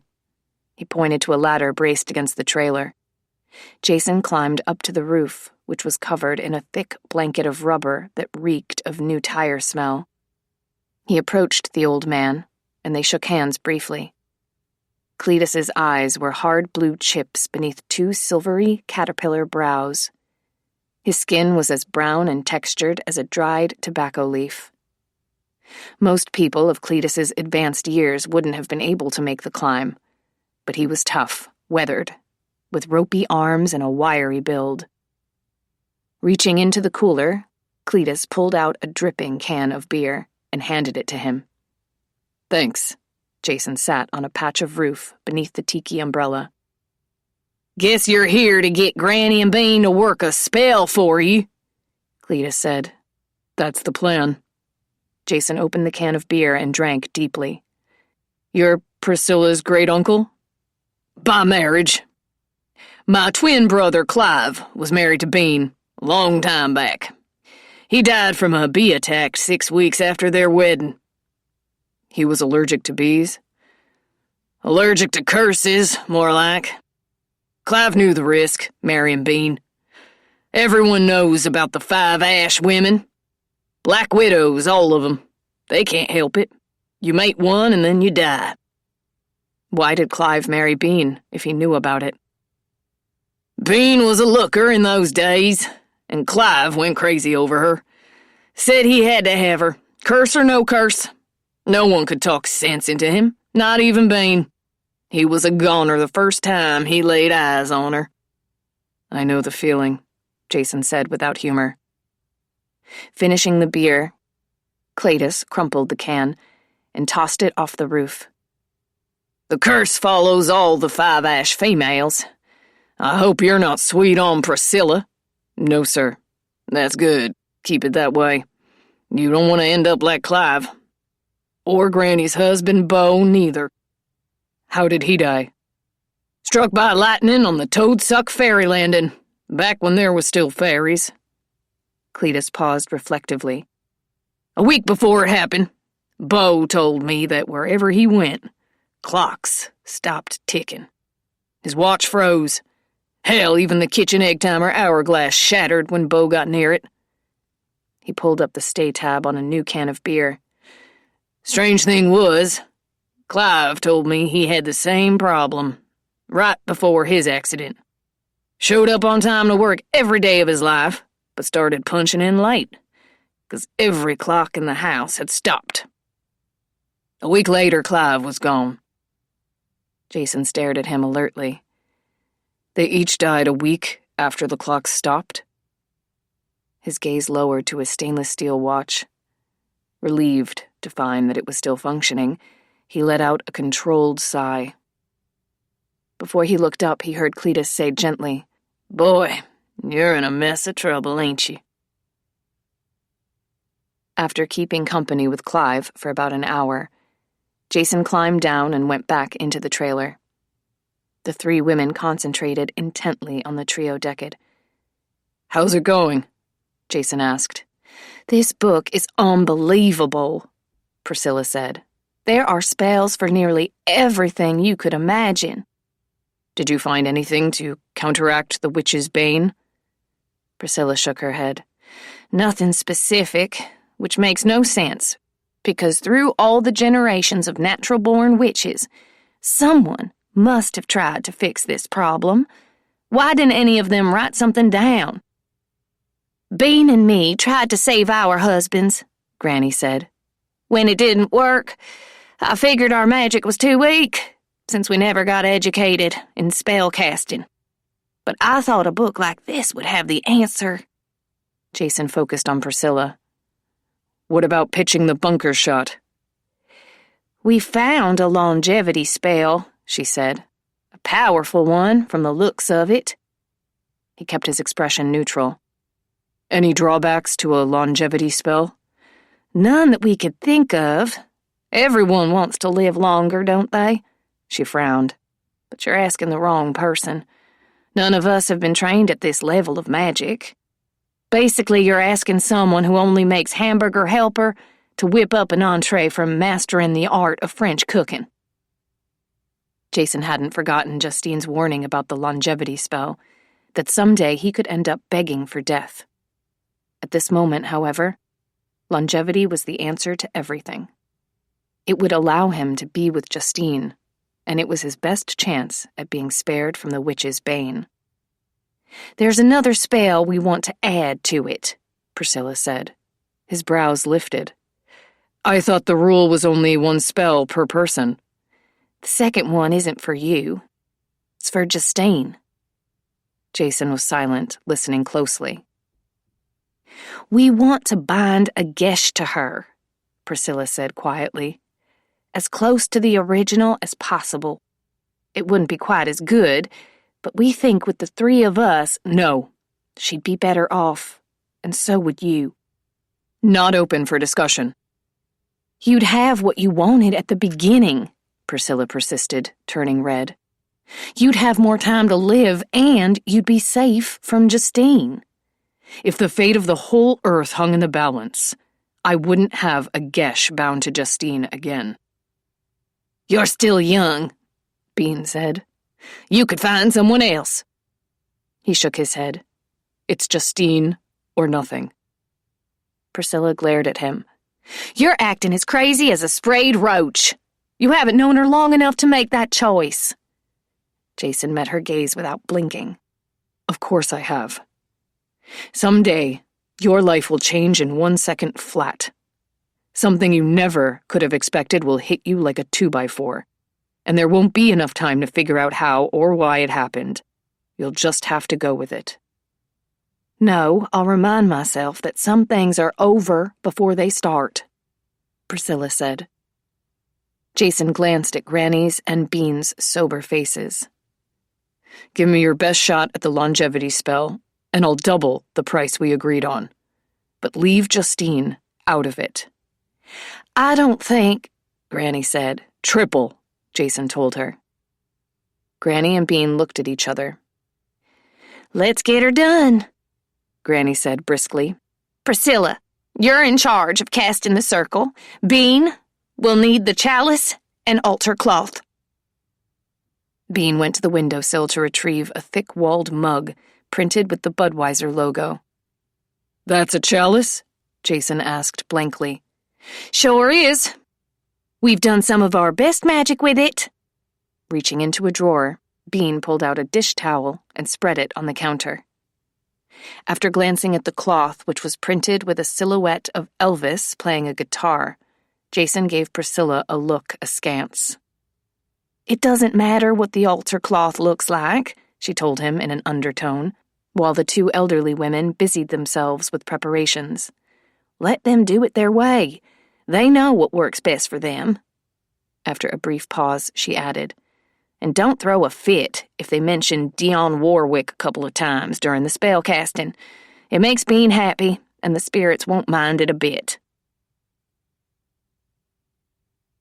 21. By the third morning after Jason had left the inn, Justine was struggling to stay angry. Anger had given her the energy to get ready for the new influx of guests. Maintenance such as fixing a broken toilet, resetting a television remote control, resupplying each room with soaps and toiletries. Anger had also propelled her through the tedium of bookkeeping and bill paying, ordering new supplies and sending email confirmations to guests who had reserved rooms. The problem was that Justine wasn't certain what would happen if she let go of the anger. She didn't want to soften toward Jason, and she didn't want to view his actions in context. Love was not a mitigating circumstance. She had to focus exclusively on what he had done and ignore his reasons for doing it, which was why she had confided as little as possible about the situation to Zoe, who was a big believer in context and love. In the middle of laundering linens and toweling, Justine received a call from Priscilla, who until then hadn't returned any of her wrathful messages. Justine had waited for that call, had kept herself awake at night rehearsing long, eviscerating rants that would leave Priscilla in an apologetic heap. But as she answered, Justine was furious to discover that all she could manage was a choked hello. All the vehement words had tangled up with each other like fine chains. "Jason has no idea I'm talking to you," Priscilla said. "He'd kill me if he knew." Where is my spell book? Justine asked tightly. Jason's got it. He's taken real good care of it. He'll bring it to you by the end of the week. Where is he now? There's a conference in San Diego. One of those big gaming shindigs. He has to do a charity fundraiser and... Are you with him? No. He stayed in Little Rock the night before last and left yesterday for California. Little Rock? Justine repeated, bewildered. Arkansas? Priscilla's voice was subdued. My granny and great-aunt are crafters. They help figure out the spell to use for Jason. Using my Triodecad? Justine said tautly. That's just great. What spell did you use? Longevity. Justine's anger dropped like a climber abseiling a rock face. Down into a thick fog of gloom. She closed her eyes and leaned against the clothes dryer, needing its heat. She had to take a few deep breaths before she could speak. You used high magic? Priscilla's tone was cautious.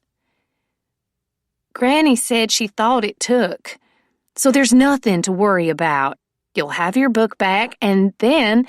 There are two things to worry about, Justine said sharply.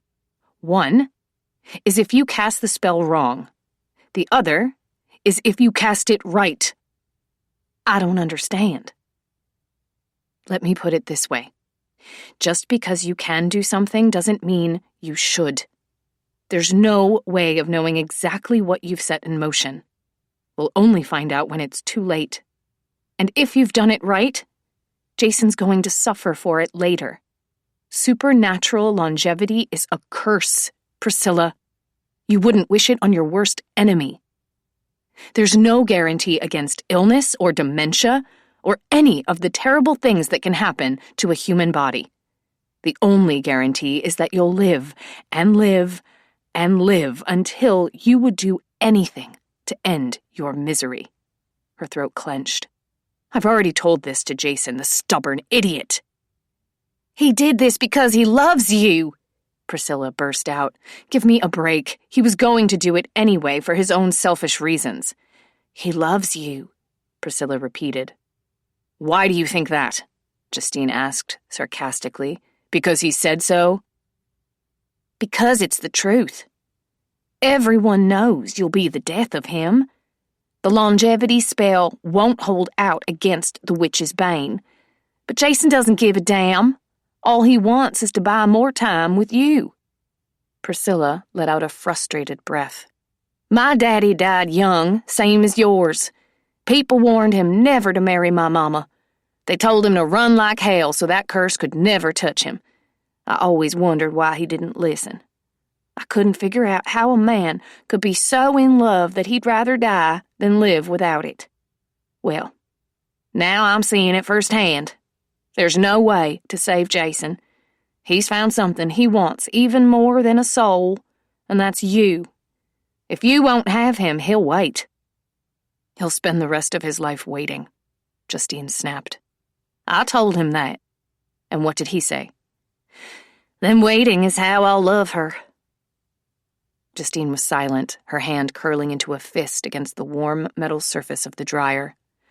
I hope to goddess no man ever wants me that way, Priscilla continued. And I'm sorry for my part in all this. But I'm calling to tell you where Jason is, in case you don't want to waste time. Because even if that spell worked, you don't have forever. Don't worry about a thing, Zoe said cheerfully, placing folded clothes into the open suitcase on Justine's bed. Not only had Zoe agreed when Justine had asked if she could cover for her, she'd been positively enthusiastic. In fact, Zoe had insisted on helping her pack for San Diego. Nitya's sister is coming in to help with the cleaning, Zoe continued. And Annette will be here early to help with breakfast in the morning, and we only have a few rooms booked. So stay the whole weekend. You're all trying to get rid of me, Justine grumbled. Zoe smiled. You deserve this. None of us can remember the last time you went away for a romantic weekend. It's not going to be a romantic weekend. I'm going there to get my spellbook from Jason, and then I'm going to yell at him and stay in my own room. The only reason I'm not leaving the same day I arrive is because all the return flights were full. Take an extra outfit just in case, and something cute to wear for dinner. Zoe pulled a little black dress from the closet. This will be perfect. I'm not going to dress for dinner. I'll have a hamburger in my room. Where are your strappy sandals? Justine scowled in the face of Zoe's determination. At the back of the closet. What about a necklace? I don't have one that goes with that dress. Here, this will be perfect.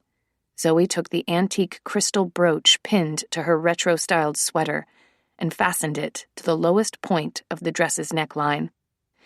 Zoe, thanks, but that's totally unnecessary. I'm not going out to dinner with Jason or anyone. Zoe folded the dress carefully. You never can tell. Jason doesn't even know I'm doing this. I'm only going there to tell him goodbye forever, and then I'm coming back here to resume my life of quiet desperation. I didn't know how good I had it. Why do you have to tell him goodbye in San Diego? Zoe asked gently. You could leave a message on his voicemail or text him. You can't text goodbye forever to someone, Justine said indignantly. It has to be done in person. In strappy sandals, Zoe added with satisfaction, dropping the shoes into the suitcase. The Hotel del Coronado had earned an instant iconic status upon its completion in the 1800s. Despite the massive size of the Victorian beachside resort, the broad swaths of white-painted verandas, pavilions, and terraced colonnades gave it a light and airy quality. Justine had never visited the Del, as it was called by San Diego residents, but she had read about it while studying hotel management. Countless celebrities had stayed at the Del in its history, including Hollywood royalty such as Rudolph Valentino, Charlie Chaplin, and Greta Garbo. The hotel had also hosted U.S. presidents, foreign royalty, and legends such as Thomas Edison and Babe Ruth. There was even a resident ghost, with sightings reported ever since an unaccompanied young woman had died there in 1892. Walking into the plush lobby with its towering vaulted ceiling, red and gold carpeting, and gleaming dark wood finishes, Justine briefly regretted her casual attire. Although nearly everyone else in the lobby wore jeans as well, it seemed like the kind of place where people should be dressed to the nines. Standing in a line that had formed in front of the reservations desk, Justine set her overnight bag by her feet. Priscilla had given her Jason's room number and a copy of his schedule. The gaming conference was located at another hotel, which meant Jason was probably out at the moment. But when he returned, she was going to tell him exactly what she thought of him, how low he was for stealing the trio decade, and what a fool she'd been for sleeping with him, trusting him. Her thoughts were interrupted as a feeling of warmth bristled along the back of her neck, all down her spine. She slid a guarded look around. The others standing in line looked unconcerned. People in seating areas continued to laugh and chatter idly. A small group of men had left the old-fashioned cage elevator to walk through the lobby at a relaxed pace. Engrossed in conversation, they paused at the huge round table weighted with the largest flower arrangement Justine had ever seen. One of the men was sexy and sophisticated in a slim dark suit, radiating a charisma that almost, but not quite, crossed the line from confidence into swagger. His black hair had been neatly brushed, but was beginning to fall into casual disorder over his forehead. She remembered the feel of that hair beneath her hands, the sweet, firm pressure of his mouth against hers. Justine turned away and ducked her head. She was appalled by the strength of her pleasure just to be in the same room with Jason. Her heart had begun the clickety-clack rhythm of a runaway locomotive. She focused on staying still when all her muscles had tensed with the urge to bolt, toward or away from him, she wasn't entirely certain. She thought he might be looking at her. She could almost feel his gaze. But the lobby was full of people, and Jason wasn't expecting her to be there. It wasn't likely he would spot her. After a moment, she risked a quick glance at the group. They were gone. The line moved forward and she bent to pick up her bag. A pair of gleaming black lace-up shoes came into view. Straightening slowly, Justine felt her heart rise in her throat. She looked up at him, her thoughts tumbling in a confusion of eagerness and need. Jason spoke in a casual tone, but his gaze was caressing. You can't get a room here. They're all booked up. The inside of her throat felt as if it had been coated with honey. Justine swallowed hard before replying. I have a reservation. He took the overnight bag from her nerveless fingers. It's been canceled. You can share my room. Their electric mutual awareness had communicated itself to the others around them. A few gazes followed them, some curious, some envious. Guiding Justine to the partial concealment of a tall potted ficus, Jason set her bag and his briefcase aside. He surveyed her intently. Why are you in San Diego? Before she could reply, he added, Let me make it clear that I'm not complaining. I'm happy as hell to have you here. You're not having me here. I've come to get the trio decade. I was going to bring it to you the day after tomorrow. I couldn't wait that long. For the spell book? He asked. Or me? She had already decided in advance that she would not flirt with him, would not smile or relent or succumb to his charm. I want my book. Wordlessly, Jason picked up his black leather briefcase and gave it to her. Bemused, she asked, You've been carrying it around with you? Jason smiled faintly. Like it's the nuclear codes. Turning away from him, Justine opened the briefcase and peeked inside. She reached in to pull up a corner of the linen cloth. A sigh of relief escaped her as she saw the grimoire's familiar cover. Jason drew close behind her. His head bent, his mouth lightly caressing the side of her neck. A sensual shiver ran through her. I'm still going to fry your ass. Yes, do it, he said, right before she felt his teeth in a gentle bite. With both hands. Fuming, Justine turned to face him. You lied to me. Not technically. Bullshit. If nothing else, it was a lie of omission. It was the only way I could be with you. And the end justifies the means? She asked caustically. You haven't even justified the end. Jason studied her with outward calm, but she sensed the force of strong emotion locked beneath the surface. This is why you got rid of the Gesh, he said. You wanted love. Now you've got it. I love you enough for a dozen people. Maybe there's something I wouldn't do to have you, some rule or law I wouldn't be willing to break, but I'm damned if I can think of one. I know I'm not perfect, but if you are the opposite of perfect. Justine clutched the briefcase and stared at him unhappily. And I didn't want the kind of love where people get hurt and things go wrong and you're not even sure who you are anymore. Jason had no right to look so sympathetic when he was the cause of her misery. He reached for her hand, his grip warm and firm. Let's go somewhere, honey. I'm not comfortable discussing my innermost feelings behind a potted plant in a hotel lobby. Picking up the overnight bag with his free hand, he pulled Justine toward the concierge desk. Seeing their approach, a man emerged from behind the desk, radiating an air of confident knowledge befitting a concierge of a world-class hotel. It was said that a great concierge was part Merlin, part Houdini, able to solve a wide spectrum of problems with lightning speed.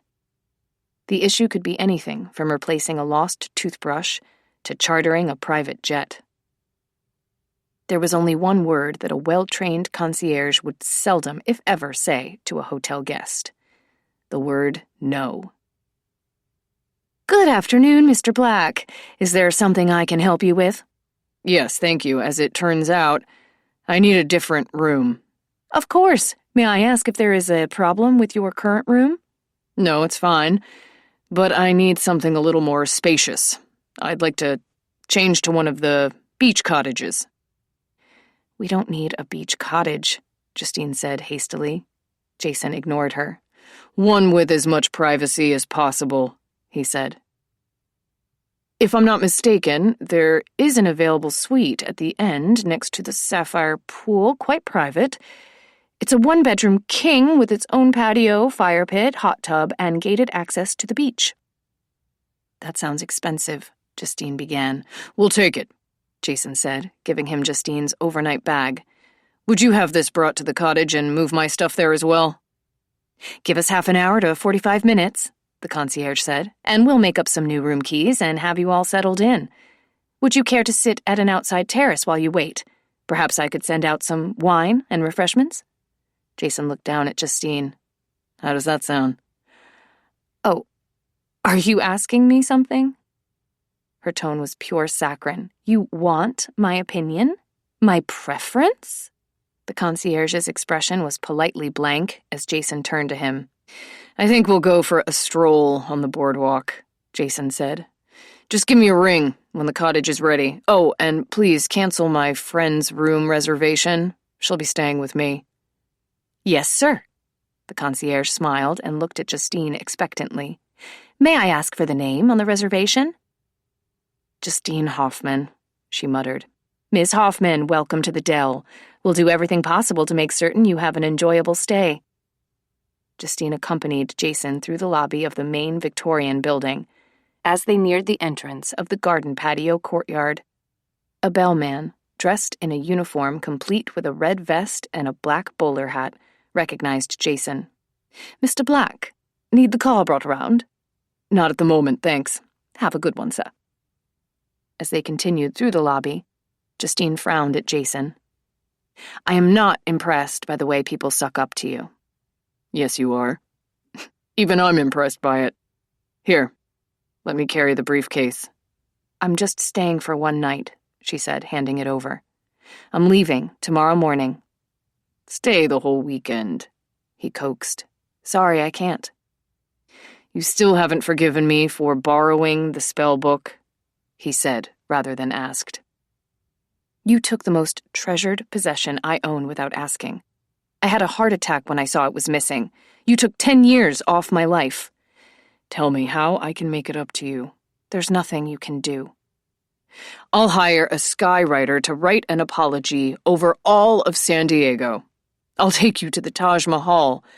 I'll start a charity for wounded kittens. She gave him a disdainful glance. You like books? Jason continued, undeterred. Did you know that L. Frank Baum wrote The Wizard of Oz while living at the Dell? Yes, I knew that. What about it? Right now, there's a display of Wizard of Oz memorabilia in the lobby, including a first edition copy autographed by the author and the entire cast of the 1939 movie. That's cool, Justine said. I'd like to see that, but why are you... I'll buy it for you as a souvenir. She stopped in her tracks, obliging him to stop as well. Had he really made such an outrageous offer? That's not a souvenir. A souvenir is a t-shirt or a snow globe. You'll need something to read on the way home. A book like that would cost a fortune, she said, adding in a highly insulted tone. How many times do I have to tell you that I can't be bought? She paused. The entire cast? Including Toto. Seeing her expression, Jason pressed his advantage. His cute little paw print is right on the inside of the front cover. Had a woman ever faced such temptation? I don't want the book, Justine forced herself to say. Not even if the ruby slippers came with it. What if I take you to dinner tonight? A table by the ocean, the two of us watching the sunset. Justine wanted to prolong her coolness toward him. However, she was hungry and tired, and the prospect of a fine meal with an ocean view was too tempting to resist. That might be nice, she said grudgingly. But even if I have dinner with you, it doesn't mean you're forgiven. Am I at least a little bit forgiven? Maybe a barely measurable by science bit forgiven. That's a start. Jason fished his cell phone from the inside of his suit jacket. I'll make the reservation. All by yourself? Justine asked in mocking awe. You're not going to have one of your minions do it? He gave her a sardonic glance and began to dial. Wait, she said, recalling his schedule. You have plans for the evening. I'm completely free. You're supposed to have dinner with some computer simulation guys tonight. Jason looked up from his phone. How do you know that? Priscilla gave me your schedule. He glowered down at the phone. Bad minion, he muttered. It's no problem. I'll just relax in the private hot tub while you go out for your business dinner. Justine paused before adding, I hope there are no rules about nudity. I didn't bring a swimsuit. She heard his breath catch. I'm canceling dinner. At the last minute? I cancel dinners all the time, he informed her. It's part of my elusive charm. Justine couldn't help smiling. Elusive is one word for it. As they reached the boardwalk, she paused to take in the view. The flat sand beach, silvered with a heavy infusion of mica, the water startling Pacific blue. No wonder L. Frank Baum wrote such a great book while he stayed here, she said.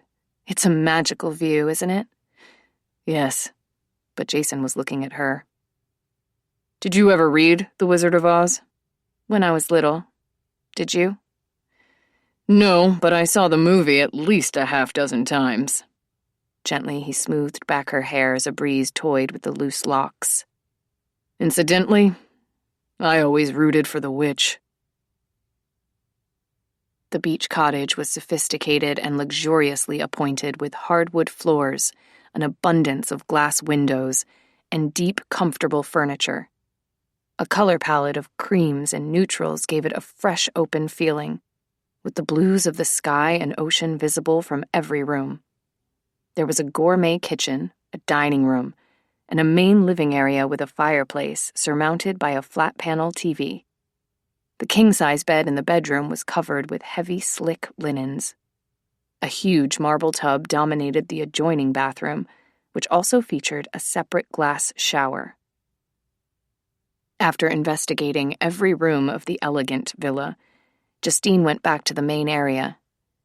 Jason had removed his suit jacket and was draping it over the back of the chair.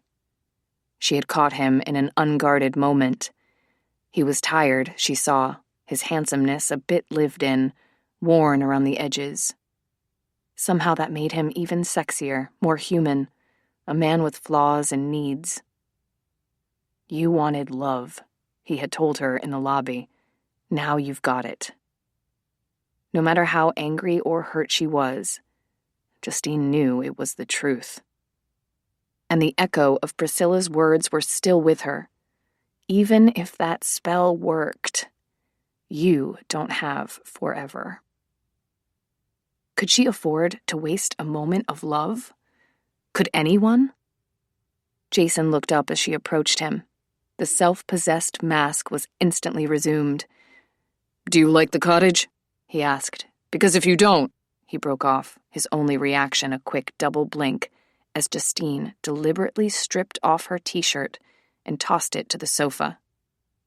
His gaze locked onto her slim form, dressed in a white cotton bra and jeans. Justine, he said raggedly, I want to make it clear that there's no obligation. That is, you don't have to. You're trying to say I'm not required to sleep with you in exchange for room and board? Exactly. He didn't move as she reached for his tie, her slender fingers unknotting the length of silk. Justine tossed the tie aside. So, when you canceled my reservation and insisted that I stay in this cottage with you, there was no thought of sex lurking in your mind? Not lurking, Jason said, breathing unevenly as she began to unfasten his shirt. Stampeding. But you still don't have to sleep with me. Justine let the front of his shirt hang open and slipped her bra straps down. Reaching for the back fastening of her bra, she arched her breasts toward him. "So if I asked you to take the sofa tonight, you'd be fine with that?" "Yes." She let the bra drop to the floor. Standing on her toes, she slipped her hand behind his taut neck. "Doubtful," she whispered, and pressed her parted lips to the underside of his jaw. "But you get points for trying to be a gentleman." The familiar warmth and scent of his skin was her undoing. All trace of melancholy was driven out by a relief so sweeping and giddy that it felt like being drunk. Jason brought his mouth to hers in a slow, hot kiss. His long fingers spread over the contours of jaw, cheeks, nose, forehead, as if he were blind and could perceive her only by touch. The kiss turned deep and ravenous until they were both panting, fumbling to undress each other. Soon a trail of clothes marked the path to the bedroom. Standing by the bed, Jason held her close and cupped her breast. He shaped the plush contour, his thumb and forefinger gently pinching the tip until it was hard and deep pink. He bent to soothe it with his tongue. At the moment her balance faltered, his arm was there to support her, lowering her to the wide bed covered with cool white sheets. There was nothing in the world beyond this quiet room with the shutters drawn closed. No time, no spinning earth, no deep blue ocean, no broken magic or fate bestowed by unfriendly stars. There was only this man, her lover, her charmer, binding her heart with invisible cords. He pressed her back and bent over her breasts, kissing the swollen tips. Sensation darted from her breasts to her groin in vibrant flashes. His hand went to the soft place between her thighs, one of his fingers wriggling into the tightness, his thumb resting lightly on the aching peak. He began to massage her in slow, teasing circles, inside and out. Pleasure began rolling up to her, gathering momentum. Not yet. She wrenched free and bent over his lap to take him into her mouth, letting her tongue circle the stiff, silky tip.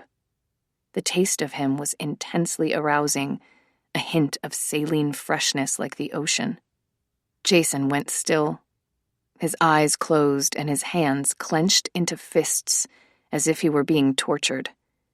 Soon he moved to stop her, pulling her head away with unsteady hands.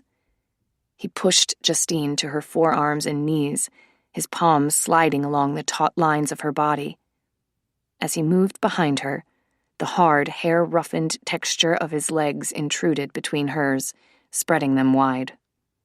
She jerked at the touch of intimate hardness, a blunt stroke all along the open cleft. Moaning, she gripped handfuls of the sheets, waiting blindly. He lifted her hips into a high upward tilt, as if she were a stretching cat. They breathed in unison, hearts and lungs laboring. Without warning, he entered her in a demanding thrust. She writhed and backed up against him, her flesh throbbing reflexively around the insistent pressure. He set a relentless rhythm, every movement roughened with pure carnal feeling. Her inner muscles clenched and unclenched in the opposing tensions of pleasure and need. Another slippery, hard plunge, another, deepening until there was no part of her he hadn't reached. Too much pleasure, her face burning with it, her flesh aching. She was so close, just a few heartbeats away. "Jason, please," she broke off with a whimper as his hands came to her bottom, rotating to make her feel the taut, circling pressure of him inside. "Tell me," came his dark whisper. "Tell me what you need."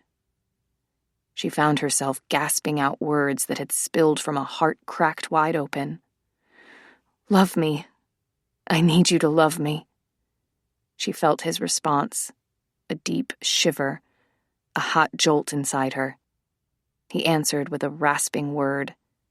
Leaning over her, he murmured endearments, gathering her hips more tightly up against his. His hand slipped between her thighs, kneading in counterpoint to the deep centering thrusts. A climax broke over her, emulating and blinding. Pressing her face against the mattress, she made raw, pleasured noises, her flesh squeezing and pulling at him.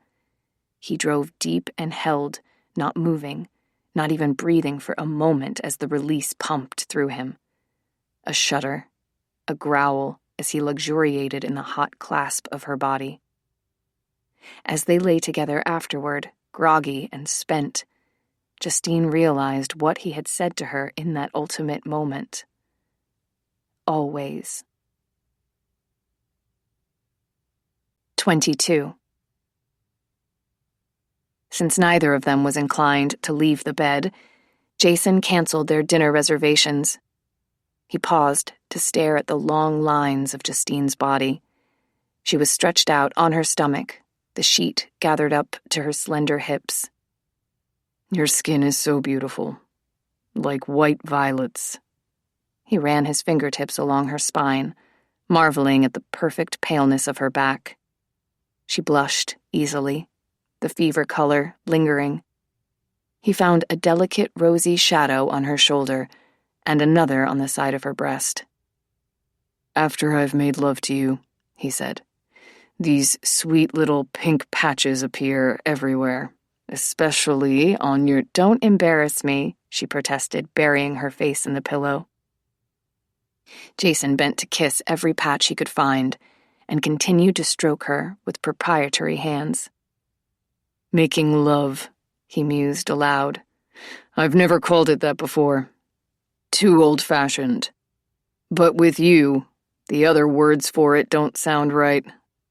Her voice was muffled in the depths of the down pillow. Trust me, there's nothing old-fashioned about the way you do it. Jason smiled, pressing kisses at intervals along her spine. Are you hungry? Her head lifted. Starving. We could call for one of the hotel's master chefs to cook something here in the cottage. Really? Justine considered it. But I'd have to put on clothes. No, never mind. Let's get room service. He left the bed, hunted for a leather-bound menu in the dining room, and brought it back to Justine. Order something from every column, he said. I missed lunch. So did I. She looked over the menu with evident pleasure. You want me to order for you? If you don't mind. He stretched out beside her, content to watch her expressive face as she read. He loved the way she wore her feelings on the outside like a price tag she'd forgotten to remove. But even so, her motivations weren't always clear to him. His hand caressed her upper arm. Justine. Mm-hmm. Why did we just have sex? You would rather have done something else? No, he said fervently. But it was sooner than I expected. I was going to give you all the time and space you needed. I wouldn't have said one word of complaint if you asked me to sleep on the sofa. I realized that time is too important to waste. Gently, her finger traced the lines of his nose and mouth. Even though a relationship between you and me is crazy and inconvenient and basically doomed, none of that matters, because I love you anyway. Jason took her hand and pressed her fingers to his lips and held them there. I've always believed love couldn't be real if it happened too fast, she told him ruefully. That's what makes this whole thing so confusing. You can't just meet a person and know he's the one. You have to spend time together, ask a lot of questions, observe him in different situations. Jason spoke through the screen of her fingers. We did that. For 2 days. That's not long enough? No, falling in love should be a process, not like a thunderbolt. There's a French phrase for it. Coup de something. Coup de grace? Coup de foudre, Jason said. A bolt of lightning. Love at first sight. A coup de grace is when you deliver a death blow to someone. Which for us— Don't joke about it, she warned, covering his mouth firmly. When Jason fell obligingly silent, she removed her hand. "Aren't you supposed to pronounce it coup de grace?" she asked. "In French, you leave the last letter off." Yes, but the word is grâce. A coup de grace means a blow of fat, as in death by bacon. Her stomach growled and she grinned sheepishly. "I'm going to order a coup de bacon," she said, and turned her attention back to the menu. In a couple of minutes, she dialed the concierge and ordered several items off the menu, including a bottle of wine. As she considered ordering dessert, the concierge offered to send the ingredients for s'mores to roast over the private fire pit. She put her hand over the mouthpiece and asked Jason, "Do you like s'mores?" He looked at her gravely. "It hurts my feelings that you would even have to ask." Grinning, Justine said to the concierge, "Yes, to the s'mores." After Justine had set the phone back into the cradle, she told Jason, "I hope you're good at roasting marshmallows." "I am." "Because I always burn them." "I know." Justine wrinkled her nose at him. "How?" "Because roasting marshmallows takes patience." "Are you implying that I'm impatient?" He walked his fingers along her sheet-covered thigh. "I'm stating it as a categorical fact," he said, and she grinned. Dinner had arrived by the time they had left the bed and showered. Justine put on a hotel robe and stayed in the bedroom while Jason, who had dressed in casual clothes, let the room service attendants into the cottage. They set out a feast of exquisitely prepared dishes, decanted the wine, and left discreetly. "How does it look?" Justine asked, venturing out of the bedroom. "Fantastic," Jason said, his gaze taking in the sight of her in the hotel robe. She smiled at him. "I meant the dinner." "The dinner, too." He poured the wine and seated Justine at the table. They started with sun-ripened tomato slices, drizzled with delicate green olive oil and flaked sea salt, followed by salads of crisp fennel leaves dressed with jammy slices of mission figs. Justine's entree was osso buco, rich braised meat melting off the shank. For Jason, she had ordered a vegetable ricotta tart topped with pine nuts and slices of smoked Meyer lemon. It was seriously good food, the flavors so sublime that you would remember them later and be sorry if you hadn't eaten every bite. They did justice to the meal, hunger tamping down all but the most necessary conversation until they were finally satisfied. They went outside to sit by the fire pit, orange flames dancing against the darkness and warming the air pleasantly. Jason roasted a steady supply of marshmallows, each one perfectly golden, the toasted sugar skins breaking to reveal melting white interiors. When Justine was too full to eat another bite, she went to Jason, took the skewer from him and set it aside. "No more," she said, sitting on his lap. "I've eaten so many marshmallows, I feel like a giant s'more." "Let me taste." Having noticed a bit of fluff on her thumb, Jason took it into his mouth and licked off the sticky sweetness. "Perfect. I just need to layer you with chocolate." Settling back against him, Justine shivered pleasurably at the contrast of the fire and the cold night, and the sound of chilled Pacific waves against the shore. The hard masculine arms around her, the heartbeat at her back. They were both quiet, relaxing deeply as warmth accumulated between them. An unfamiliar feeling stole through her. She realized it was joy, burnished with the bittersweet awareness of its transience. "I didn't know happiness came in these flavors," she said absently, her head on his shoulder. "Marshmallow and chocolate?" "And you, my favorite flavor." She turned her face until her lips brushed his ear. "Do some people really get to have this for a lifetime?" she whispered. Jason was quiet for a moment. "Not many," he said eventually. and she didn't complain, even though his arms were a little too tight. "Don't you want to go sightseeing?" Justine asked, late the next morning, in the aftermath of a leisurely lovemaking session that had begun with Jason kissing every inch of her body. He stretched out at the foot of the bed to play with her toes. "I've been sightseeing you." "I guess your mother never told you to look with your eyes instead of your hands."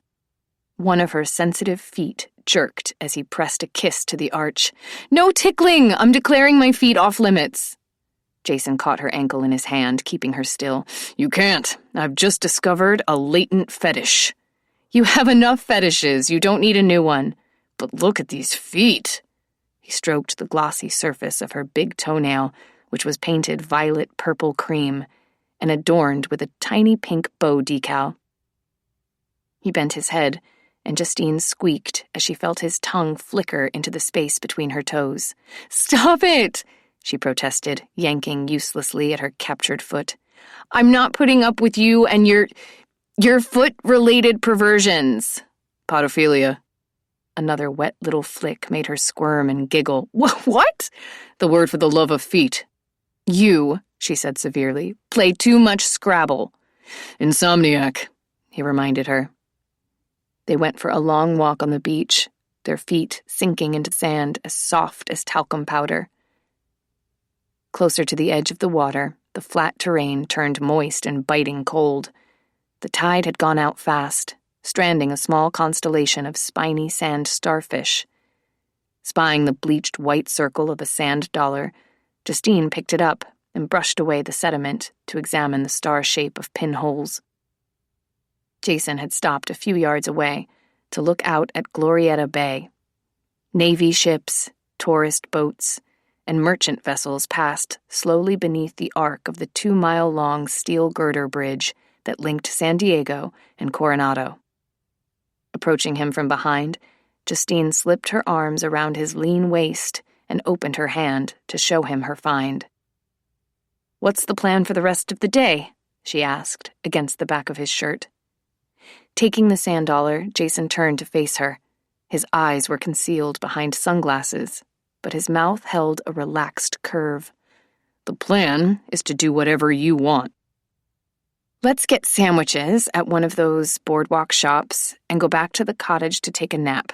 And then I'll need some time to get ready for the cocktail party tonight." His mouth flattened into a hyphen. "I need to cancel that."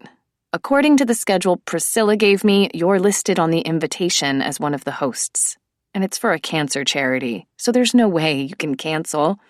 "I'm considering faking an illness." "Tell them you have severe localized swelling," Justine suggested innocently. "Tell them the only cure is to go straight to bed. I'll vouch for you." Giggling at his expression, she scampered coltishly along the beach, obliging him to follow. After they had returned to the cottage and showered the powdered grit from their legs, Justine promptly dove into bed. Jason spent a few minutes sending texts and emails to business associates and went to set the alarm to wake them in an hour. He went still as he saw that the digital numbers on the clock were flashing. 12, 12, 12. For a moment he couldn't breathe. It happened all the time, Jason told himself. An interruption in power or someone pressing the wrong button. A hotel maid forgetting to reset the clock. Nothing to worry about. But he'd gone cold all over, his heart starting to slam. He went to the dresser, where he'd put his Swiss Army watch. The second hand had frozen. The watch had stopped at 2:15. "Come to bed," came Justine's dozy voice from among the heap of pillows. Jason was vaguely surprised he could hear her over the chaos of his thoughts. He forced himself to act normal, stay calm. Shedding his robe, Jason slid in beside her and took her into his arms. She fitted against him bonelessly. "Did you set the alarm?" she asked. "No." His hand passed gently over the satiny river of her hair. "The clock stopped. Don't worry, I won't sleep for long." He wouldn't sleep a wink. That's weird, Justine mumbled. Did I tell you about the clocks at the inn? She yawned again and settled more deeply against him. Jason's hand stopped in the middle of a caress. What? He asked softly. She was quiet, drifting off. Baby, don't go to sleep yet. What about the clocks? She stirred and made a protesting sound. Jason fought to keep his voice gentle. Just tell me about the clocks at the inn. It's no big deal, rubbing her eyes, Justine said. A couple of days before I left, all the guest room clocks stopped working. It was strange because the wall clock in my cottage stopped working too, and that one's not plugged in. It runs on batteries. Why do you think that happened? Jason asked carefully. I have no idea. I'm going to sleep now. She yawned hugely. In a couple of minutes, her body had gone heavy and relaxed, and she was breathing deeply. She'd said it had been happening for 2 days. Jason hadn't noticed anything of the kind until now. His watch had frozen at 2:15, which was about the time he had met Justine in the lobby the previous afternoon when she'd been about to check in. What if the clocks had stopped not because of his presence, but because of Justine's? A hideous thought came to him. Was it possible that when the longevity spell had been cast, the effect of the witch's bane had somehow transferred to Justine? A nightmare feeling unrolled over him in a chilling blanket. A man's most primal instinct, an instinct no less compelling than the need for food or sex, was to keep his woman safe, from anyone and anything. Horror consumed him as he realized that he not only might have failed to protect Justine, he might have set her death in motion. 23. Jason was suffused with fury, directed exclusively at himself for putting what he wanted, namely Justine herself, above what had been in her best interests. He had tried to engineer the outcome he'd wanted, as if life were some damn game he was directing. It was a mistake he would never make again, but it might be too late to correct. Sweet Jesus. This was what Justine had feared doing to him. This was what her mother and Sage and Priscilla's grandmother and Bean had all suffered. Killing what you loved most. The devil knew how any of them had survived it. He realized he had never truly been terrified of anything until now. Over the past 10 years, he'd become accustomed to the idea of his own mortality. Although he had resolved to do as much as possible to prolong his life, he'd never allowed himself the luxury of imagining himself in the future at an advanced age. But it was crucial, imperative, for Justine to have the life she was meant for. He would not be responsible for taking a single minute of it away from her. Slowly, he eased away from Justine's slender body and left the bed. He dressed in the semi-darkness, grabbed his phone, and went out to the patio. After closing the glass doors, he made a call. He heard Sage answer. Hello? Sage, he said quietly. It's Jason, Justine's friend. What a delightful surprise. I'm afraid you're not going to find it delightful after I tell you what I've done. Do you have a few minutes? It's important. Yes, of course. Can you put Rosemary on the line as well? Sage put him on hold and went to find her partner. As Jason waited, he knew he was going to have to confess everything to the elderly women, including the fact that he'd stolen, the trio decade from Justine. He rubbed his forehead with the pads of his fingers, as if to erase the self-loathing thoughts. It was one thing to rationalize your actions in the privacy of your own mind, but when you had to explain your actions to someone else, they became a lot harder to justify. He heard Rosemary's voice. Is there a problem with Justine? She asked without preliminaries. Yes. I think she's in danger because of me. I'm sure of it. I need you both to help me put things right. The private cocktail party was held at a penthouse suite of the convention hotel, while tournaments and demonstrations took place in the massive banquet rooms below the lobby. A floor-to-ceiling wall of glass revealed a view of the port's Embarcadero redevelopment project, with pavilions, parks, and a waterfront promenade. Justine felt comfortable in the unpretentious atmosphere of the party. The crowd consisted of San Diego locals and people in the video game industry, all of whom seemed friendly and down to earth.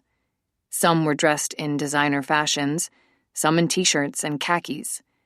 Justine was grateful to Zoe for having insisted on packing the little black dress. It was perfect for an evening like this. I didn't think I was going to be able to talk with anyone, she told Jason. I expected the conversation was going to be way too technical or that people would be standoffish.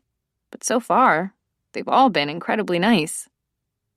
It's usually that way at conventions, Jason replied, smiling into her upturned face. We all spend so much solitary time in front of the computer that hanging out with real people feels like we've been let out of the basement. A laughing young woman's voice added, It's why I refer to my computer as my square-headed boyfriend. The woman and two men, all of whom appeared to be in their 20s, had approached them. She refers to her actual boyfriend that way, too, one of them said. His face was narrow and fox-like, his eyes bright with good humor. I'm Ross McCrae. He reached out to shake Jason's hand. And these are my co-workers, Marley Trevino and Troy Noggs. As they each shook Jason's hand in turn, Marley, a sturdy, rosy-cheeked blonde, said in a stage whisper, We all work for Valiant Interactive. Jason regarded them speculatively. You guys have a game scheduled for release next month. Shadow Justice, if I'm not mistaken. The buzz is good. The trio looked thrilled. I'm a character artist, Ross said, and these two are programmers. This is Justine Hoffman, Jason said, sliding an arm around her shoulders. A very close friend. She owns a bed and breakfast in the San Juans. Cool, Marley exclaimed, shaking Justine's hand. Is this your first gaming convention? Take my advice. Never go down to the meeting rooms completely sober, and do not, under any circumstances, sit in any of the beanbag chairs in the tournament room. For a few minutes, Jason listened as the trio described some of the graphical problems that had delayed the game's original launch date, and their worries over fans' reactions about having to download a patch the first time the game was played. I wouldn't worry, Jason said. If a day one patch makes the gaming experience better, they'll bitch for 5 minutes and then they'll forget about it. He looked down at Justine. Can I get you something to drink? White wine, please. Glancing at the other woman, Jason asked, Would you like a drink, Marley? She seemed pleased and surprised by the offer. Thanks, yes. I'd love to try one of those blue drinks I've seen people carrying around. I'll be right back. Marley was nearly preening as Jason went to the bar. Turning back to Justine, she said, Oh my God. I just met Jason Black and he's getting me a drink. I'm having a total fangirl moment. I'd always heard he was a genius in the body of a male model, Ross said, perfectly deadpan, but I just don't see it. That's because you're blinded by his charisma, Troy said. It's not like he's a rock star, Justine said, laughing. He's more than that, Troy said. He's a legend. Seeing her reaction, he said, No, seriously, cult figure level. Justine gave him a skeptical glance. I thought there were a lot of people who did what Jason does. The remark was received as near blasphemy, with all three of them hastening to enlighten her. Yes, there were thousands of great game directors and developers, but Jason did epic RPGs, role-playing games, better than anyone else in the business. He had taken them to a level so far beyond what others were doing that, at the moment, he didn't really have a peer. His work was often cited as an example of video games as an art form, offering up worlds so compelling that anyone who played an Inari game was helplessly pulled into its sad, sinister beauty. Although Inari games had earned a reputation for technical wizardry, like the stunning realism of water effects or the details of characters' faces, the true magic was in the way the games created emotional connections. Inari always puts you through the ringer, Marley said. Sky Rebels made everyone cry like a baby at the end. I didn't, Ross said. Oh, come on, Marley said. When the guy fatally wounds the dragon and he realizes it's his wife? And she takes off to go die somewhere alone, Troy added. You felt nothing, Ross? Really? I may have missed it up for a second, Ross admitted. He sobbed until he was dehydrated, Marley told Justine. As Jason returned with a glass of wine for Justine and a cocktail for Marley, Justine told him, I may have to try one of your games. They were just telling me how amazing your work is. The credit goes to my group at Inari. They're the best at what they do. A new voice entered the conversation as a pair of young men approached them. How come you only say that stuff behind our backs? Too much praise is demotivating, Jason replied, reaching out to shake hands.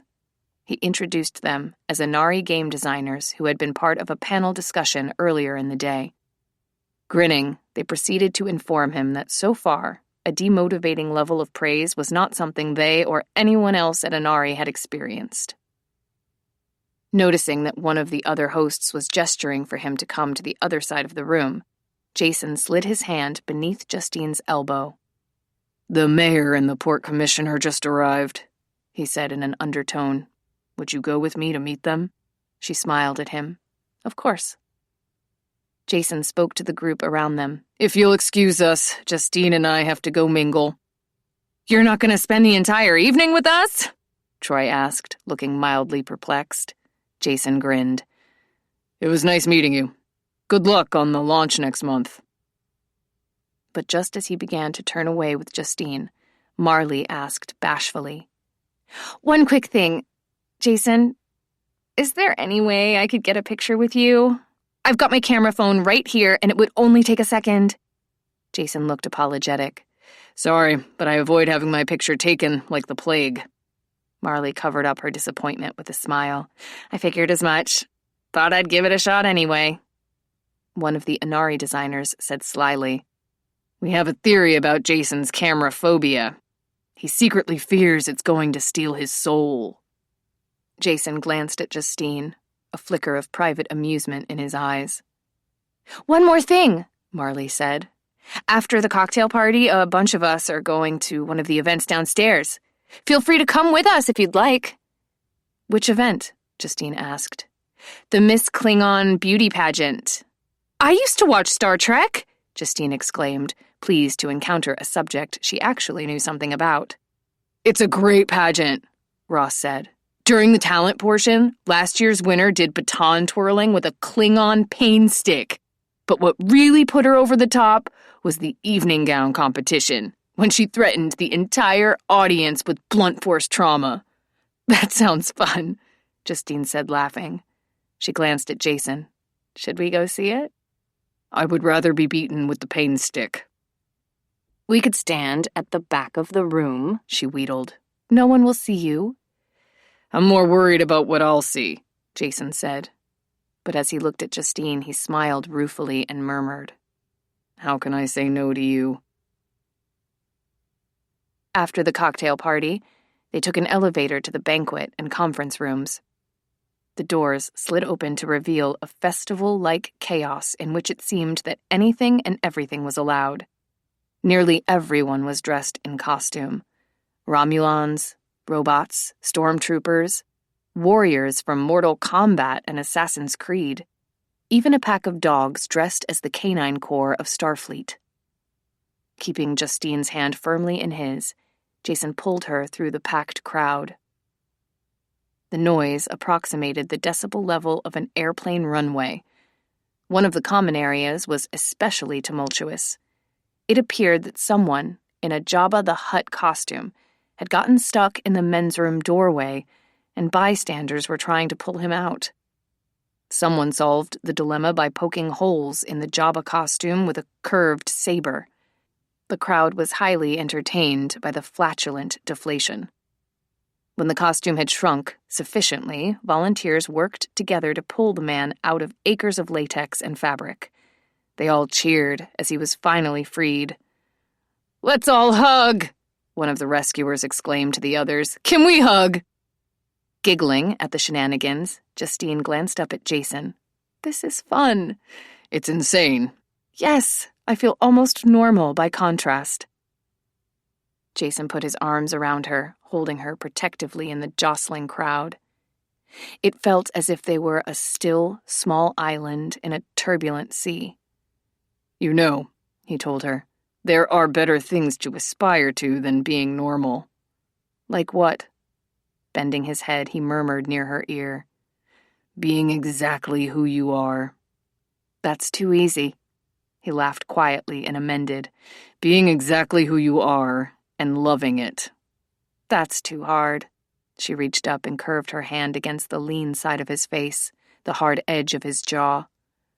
A wave of tenderness came over her, and in that moment, all she wanted was to be alone with him. "Hey," she said softly. "What do you say we skip the beauty pageant and go back to the Dell?"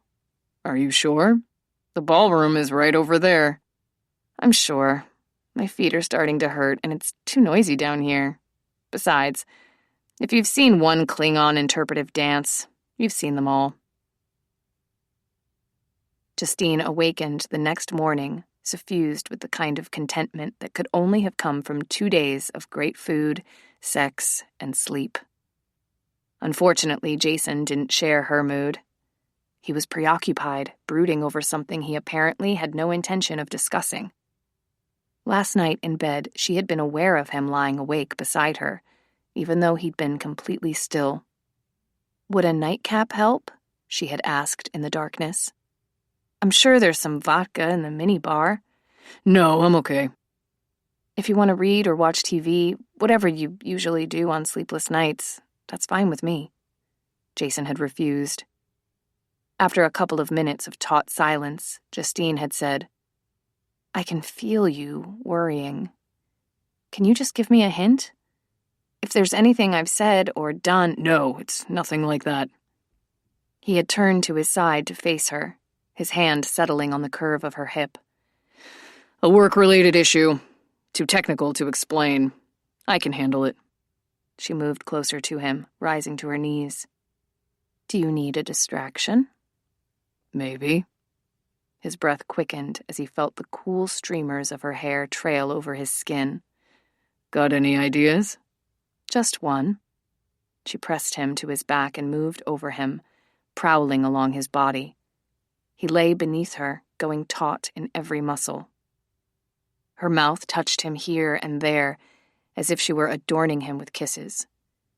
His hands went to her hair, playing gently. She mounted him and lowered herself carefully, moaning at the delicious full invasion, riding slowly. He matched her rhythm until they were moving in fluid undulations like some protean creature, a tide of sensation buoying them upward in fresh swells. It was all that mattered, this pouring of heat into heat, love into love.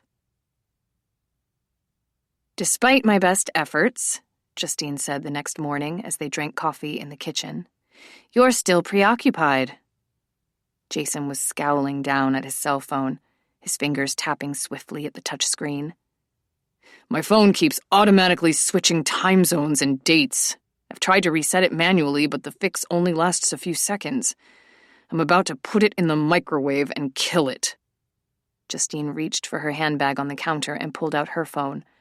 Glancing at the touchscreen, she said in bemusement, "According to my phone, we're in Beijing, and it's 8 o'clock at night. What's going on? The bedroom clock and now this? I wonder if—" "Coincidence?" Jason said brusquely. "The bedroom clock went out because of a power outage." "What about the cell phones?" "They probably received rolling software updates that screwed with data connectivity." Jason slid his phone back into his pocket. Is your bag packed? We have to leave in a couple of minutes. You want to get rid of me? Justine asked lightly, dropping her phone into her handbag. No, I want you to arrive at the airport with plenty of time to make it through security. A bellman arrived to take their bags to the rental car in front of the hotel. While he and Jason went through the obligatory "how was your stay" conversation, Justine looked through the cottage to make certain she hadn't left anything behind. She picked up the briefcase that contained the trio decade and followed Jason outside. "Do you think we'll ever come back?" she asked wistfully, taking a last look at Coronado Beach. If you want to. Jason took the briefcase from her and held her hand as they walked back to the hotel. But I thought you didn't like to travel. I can be flexible. If you're willing to visit the island, I'll reciprocate by going to San Francisco or any other place you want. Both people need to make some effort in a long-distance relationship. She paused. That's what this is, right? A real relationship? What else would it be? Well, it could be one of those fuzzy relationships that looks and feels like a real one, except you're never sure if you can keep a toothbrush at his place. And you never say the word relationship. You only refer to it as this thing that we're doing. And you can't talk about being exclusive, even if you secretly want to. There's nothing fuzzy about this relationship, he said. Yes to the toothbrush, no to seeing other people. Her hand tightened on his. He could be so straightforward at times, but there was still so much about him that was mysterious, guarded, complex. I woke up this morning thinking about something the Valiant Interactive guys were saying last night, she said. They told me about the ending of one of your games. When a man wounds a dragon and then he finds out it was his wife and the dragon flies away to die alone. Yes. That's so dark. Why does she have to die at the end? She doesn't have to die. There's the secret level to the game. Some players stumble upon it and others have heard rumors, but don't know how to access it. But if you can manage to get to that level, the man has another chance to find his wife and save her. What's the secret to accessing the level? During the time it takes to play through the game, you have to make thousands of choices about how your character lives, fights, works, sacrifices for others. You're faced with opportunities to take the easy way out or stick to your principles. At the end, if most of your choices have been moral, the last level unlocks itself. So your character has to be perfect throughout the whole game? He doesn't have to be perfect, just good enough. He has to learn from his mistakes and put other people's interests before his own. But why is there a secret level? Why not tell people about it up front and give them an incentive to make the right choices? He smiled slightly. Because I like the idea that sometimes in life, or in fantasy, you get rewarded for doing the right thing. 24. We've replaced all the batteries in the clocks and checked the electrical circuits, Justine was saying, and everything is still screwed up. I'm sorry, honey, Jason said into the phone, pacing as they talked. I know you must be frustrated as hell. I think there might be a supernatural cause for this. Jason stopped walking. Like what? He asked, keeping his voice casual. I'm not sure. I'm wondering if the inn could be haunted.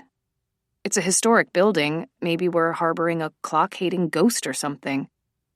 You should ask Rosemary and Sage about it. Yes, I'm going to visit them soon, and I'll mention it to them. How is your work going? Did you fix the problem you were worried about? I think it'll be resolved by tonight. Oh, good. Maybe you can come to the San Juans this weekend. I hope so. Do you miss me? Justine asked. No, he said. I spend all day not allowing myself to miss you. I don't let myself think about marshmallow-flavored kisses, or how soft the spaces between your toes are, or how I want to talk to you until we've used up all the oxygen in the room. And I especially don't dwell on the fact that wherever I am, There's always an empty place beside me that's exactly your shape and size. He talked with Justine a few minutes more, keeping his eyes closed so he could savor the sound of her voice. He wasn't entirely certain what they were talking about, and it didn't matter as long as he could hear her.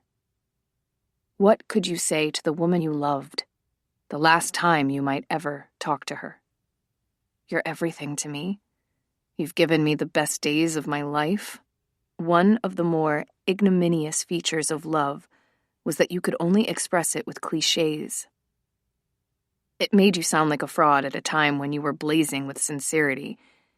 But at the end of the conversation, he found himself saying, "I love you." And she said it back. And it was enough. Those 3 well-worn, everyday words got the job done. Ending the call, he went to the next room, where Sage was dusting and cleaning, readying the lighthouse for guests. 10 to be exact. I swore I'd never lie to her again, Jason said, or go behind her back. And less than a week later, I'm doing both. For the best of reasons, Sage said. Jason lifted the Jules Verne diving helmet so she could clean the shelf under it. That's been my MO lately, he said, doing the wrong thing for the right reason. So far, it hasn't worked out too well. Don't you worry. Sage patted his arm as he set the helmet back down. We'll fix everything. Once we let the Coven know what has happened, they all dropped everything to come here right away. It's not often a man gets to spend an evening with a dozen pissed-off witches.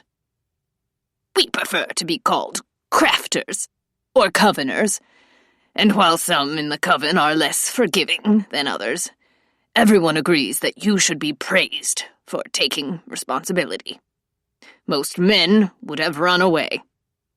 Most men wouldn't have caused all this trouble in the first place. We've all made mistakes, Sage said gently. In light of the circumstances, she and Rosemary had been far kinder than Jason had expected or deserved. When he had called them from San Diego, he had explained the situation with ruthless honesty, not trying to spare himself, offering no excuses. They had both been quiet, taking in every word he'd said, occasionally asking questions. They had agreed that the situation was dire. Sage had confirmed that the stopping of the clocks marked the arrival of the witch's bane. The same phenomenon had preceded her husband Neil's death.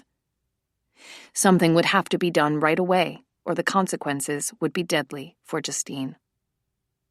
The 2 women were intrigued and even incredulous that Priscilla's grandmother and great-aunt had managed to cast a powerful spell from the Triodecad. Had anyone consulted us, Rosemary had said pointedly, we could have explained why a longevity spell was a bad idea. However, the fact that they were able to pull it off at all is impressive. I should have consulted you, Jason admitted. But I was hell-bent on forcing things to turn out the way I wanted. Obviously, I'm asking too late. But what went wrong? Even if one is able to ward off the witch's bane, Rosemary had explained, that won't make it disappear. It only attaches to someone else, which is what seems to have happened in this case. The longevity spell redirected the bane from you to Justine. How do we put things back to the way they were before? A discomforting pause had ensued. I'm afraid we can't, Sage had said. Things can't ever go back to the way they originally were. There will be differences. I think we may be able to lift the longevity spell, but that is no easy thing to accomplish. Longevity is a unique category of magic. High magic. There are risks. That doesn't matter to me. Significant risks. I want to go ahead with it. You could die, Rosemary had said, and since you have no soul, that would be the end of your existence. But Justine would be okay? She would be safe? she would be safe, Sage said. I don't know about okay. They had decided to consult the coven. It had been unanimously agreed that they would participate as a group in the lifting of the longevity spell, and that above all it had to be done fast. They would meet at Cauldron Island and perform the ritual at Crystal Cove, at the old abandoned schoolhouse where they had conducted many successful rites and ceremonies in the past.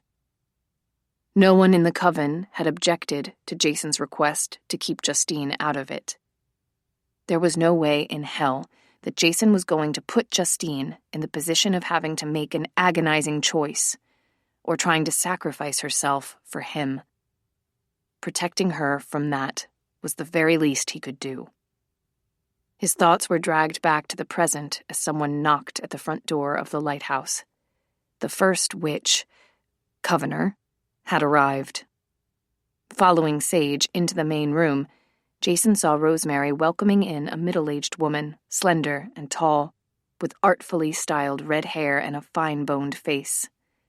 Her Stevie Nicks rock glam vibe was enhanced by a crushed velvet skirt, a skin-tight top overlaid with a delicate macrame vest, and studded wedge-heeled boots. Rosemary and Sage both went to embrace her, and she laughed, in apparent pleasure at seeing them. As soon as he heard that distinctive throaty laugh, Jason knew who she was. Looking over Sage's shoulder, the woman caught sight of Jason. The amusement died from her expression. The atmosphere chilled. Her eyes were crystalline and smoked with heavy makeup, her gaze unblinking as she approached him. Jason Black, he said, reaching out to shake hands, then curtailing the gesture as he saw she wasn't going to respond. I'd hoped to meet you under better circumstances than this, but it's a pleasure to— You can hardly do anything worse to a crafter than steal her grimoire, Marigold said crisply. I gave it back, Jason pointed out, careful to strip all defensiveness from his tone. You want credit for that? Marigold asked acidly. Jason kept his mouth shut. There was no way he or anyone could blame her for disliking a man who had put her daughter's life in danger. He studied her, seeing hints of Justine here and there, the slim and leggy build, the shape of the jaw, the skin as perfect as bone china. But Marigold's face, for all its beauty, had a mask-like quality, a facade that concealed the propulsive bitterness of someone whose worst fears about the world had been confirmed. As I understand it, Marigold said, you hired a pair of hillbilly crafters to perform a complex spell, and surprise, surprise, something went wrong. Rosemary answered before Jason could reply. The spell was cast very competently. In fact, the strength of the spell is the problem. Yes. The witch's bane has been transferred to Justine. Does she know about what's happening tonight? No, Jason said. She'd only try to argue with me. It's my fault, my responsibility. I'll take care of it. Jason paused before adding sincerely, I appreciate you coming here to help, Marigold. I didn't say I would help. Rosemary and Sage wore identical expressions of bemusement. I have one condition, Marigold continued. I'll only do it if you promise never to see or speak to Justine again. I want you to disappear from her life. Or what? Jason asked. You'd let your own daughter be taken out by the witch's bane? Marigold didn't reply, but for a split second the truth was on her face, and it made Jason's blood run cold. Yes, she was fully prepared to throw Justine into the volcano. Marigold? Rosemary asked sharply. Is this bargain really necessary? It is. He's the one who endangered her in the first place. And Justine is equally responsible for breaking the gesh. I want her to learn a lesson from this. Teach her lessons on your own time, Jason said irritably. Right now, the goal is to extend her life beyond the next 3 damn days. So she can continue to screw it up? Marigold stunned him by asking. Jason gave her an incredulous glance. It's her right to do so, isn't it? If you were a parent, you would understand that sometimes the worst thing we can do is protect a child from the consequences of her actions. Justine may learn something from this comeuppance. There was a strange and disturbing note of satisfaction in Marigold's voice. If Jason had had any questions about the estrangement between Justine and her mother, they would have been resolved in that moment. This was not a mother who would welcome back a prodigal child, unless that child came back crawling and decimated. Maybe, Jason said, but if my child were facing her comeuppance, I wouldn't buy center court seats and bring popcorn and call it a great parenting technique. She shot him a hostile glance and spoke to Rosemary and Sage. This entire problem could be solved easily if we tossed him off the cliff. I would take a running leap if that was the only way to help Justine, Jason said. But in the hopes of preserving what little time I might have left, I'd like to give the spell-breaking thing a shot first. Then give me your promise, Marigold insisted. Tell me, you'll leave Justine, no matter what happens. I can't give a promise when I know I would break it. Without another word, Marigold turned on her heel and headed to the door. Rosemary hurried after her. Marigold, think carefully about what you're doing. Your daughter's life is hanging in the balance. You must do this for her. Marigold's mask broke long enough to reveal a glimpse of anguished rage. What has she done for me? She cried, and slammed the door as she left the house. Jason and Sage stood alone in the silence. I've got one of those too, Jason said after a moment. Only it's my father. Sage was bewildered. Marigold didn't used to be like this. She's probably always been exactly like this. She's just gotten worse at covering it up. Jason shoved his hands in his pockets and went to the window, staring at the blood-colored sunset. Can we still lift the spell without her? Or should I start practicing my long jump? We can still lift the spell, but I'm sure Marigold will return to help. She won't turn her back on her own daughter. He gave her an incisive glance.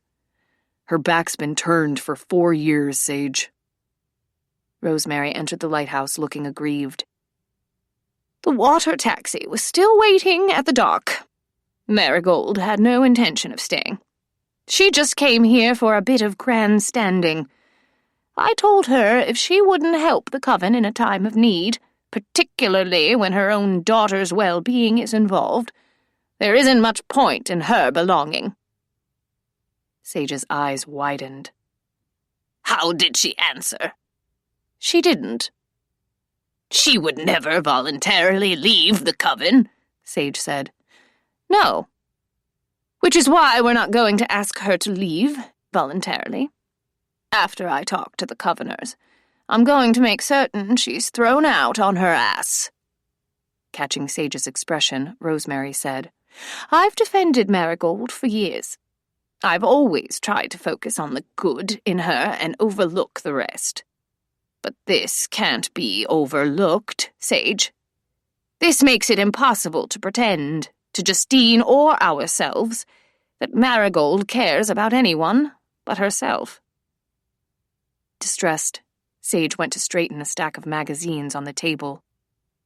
I think she might show up tonight and surprise us.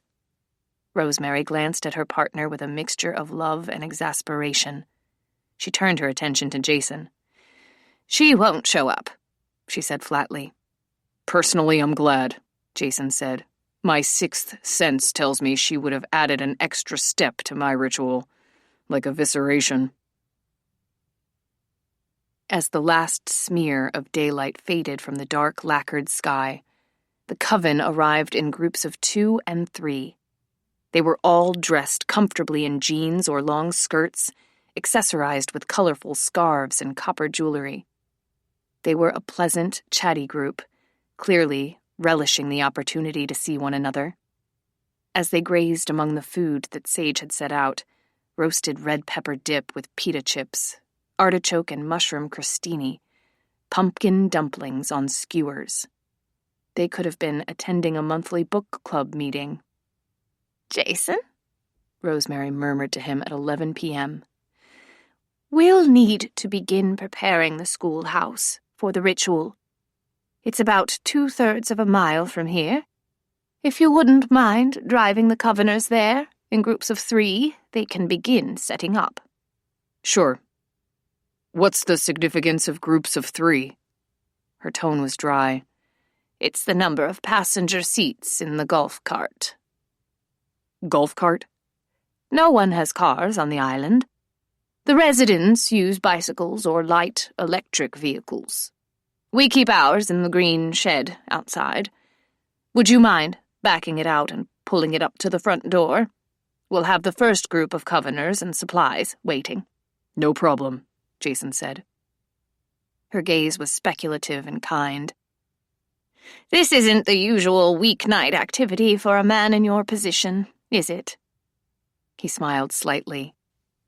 Chauffeuring witches in a golf cart to an abandoned schoolhouse at midnight? Not really. But it's a nice change in the routine. One of the crafters, an elderly woman with white hair and bright blue eyes, approached Rosemary and gently tapped her on the shoulder. "It's getting late," she said. "Shouldn't Marigold have arrived by now?" "Marigold isn't coming," Rosemary said, her mouth tightening. "It seems she had other plans." After a couple of maddening attempts at trying to fix the time and date settings on her phone, Justine gave up and downloaded a Scrabble app. Maybe playing a few rounds against the computer would give her some insight into why Jason was such a fan of the game. Curling up in the corner of her sofa, she adjusted the setting of the game to easy and started to play. A half-hour later, she had reached a few conclusions. She would be a much more successful player if the Scrabble dictionary would allow the use of certain 4-letter words, that quat was the name of an African evergreen shrub, and that there was something seriously addictive about the sound of the electronic tiles being clicked. She was mulling over her deficiency in words, starting with Z, when she heard a knock at the cottage door.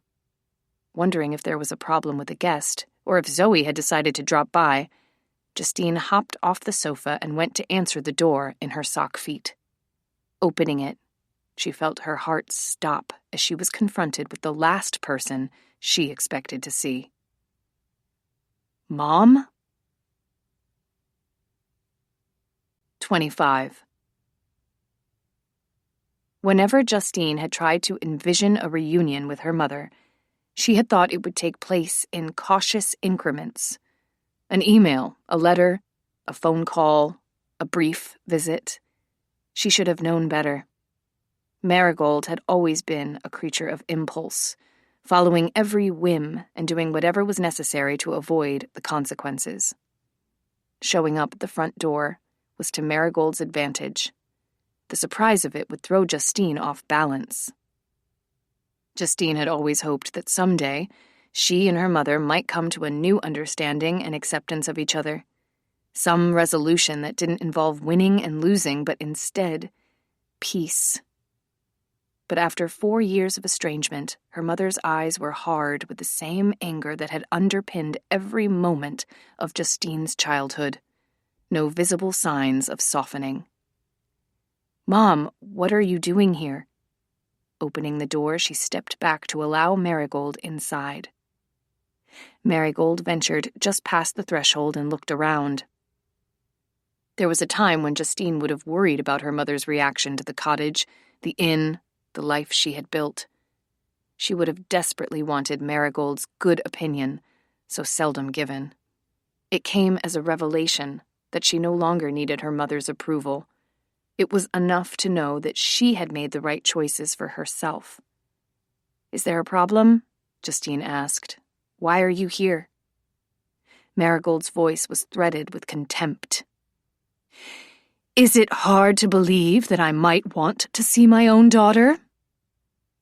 Justine had to think about that. "Yes," she said.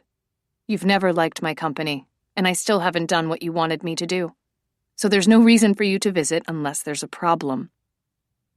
"The problem, as always, is you," Marigold said flatly.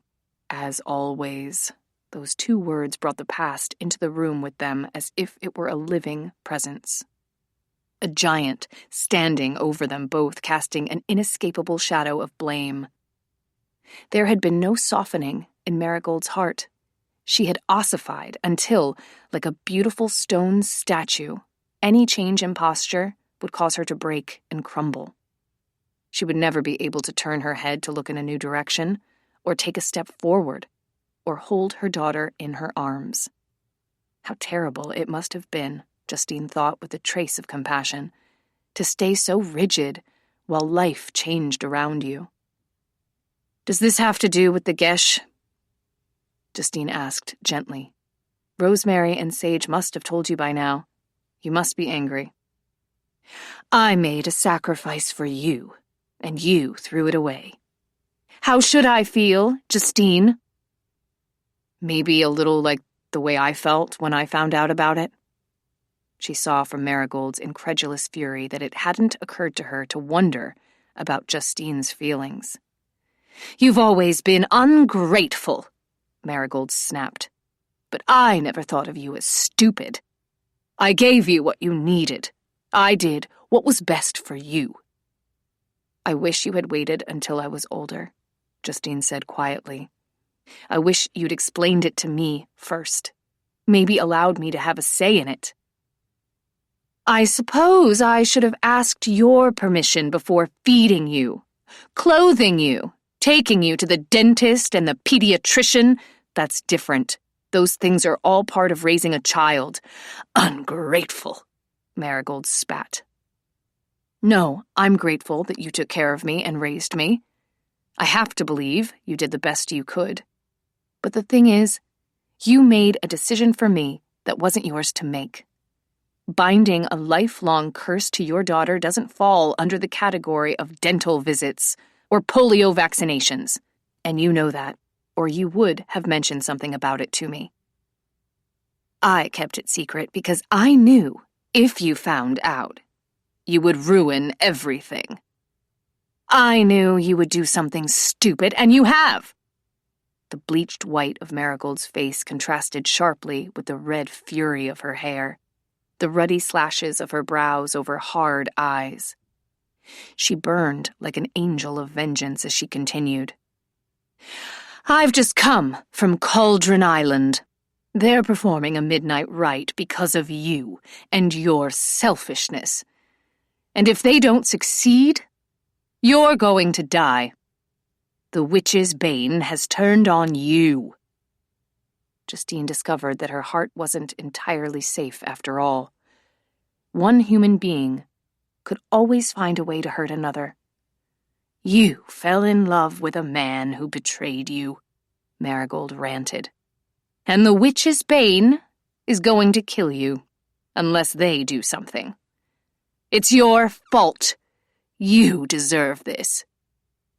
Justine tried to gather her wits. Her own voice seemed to come from far away.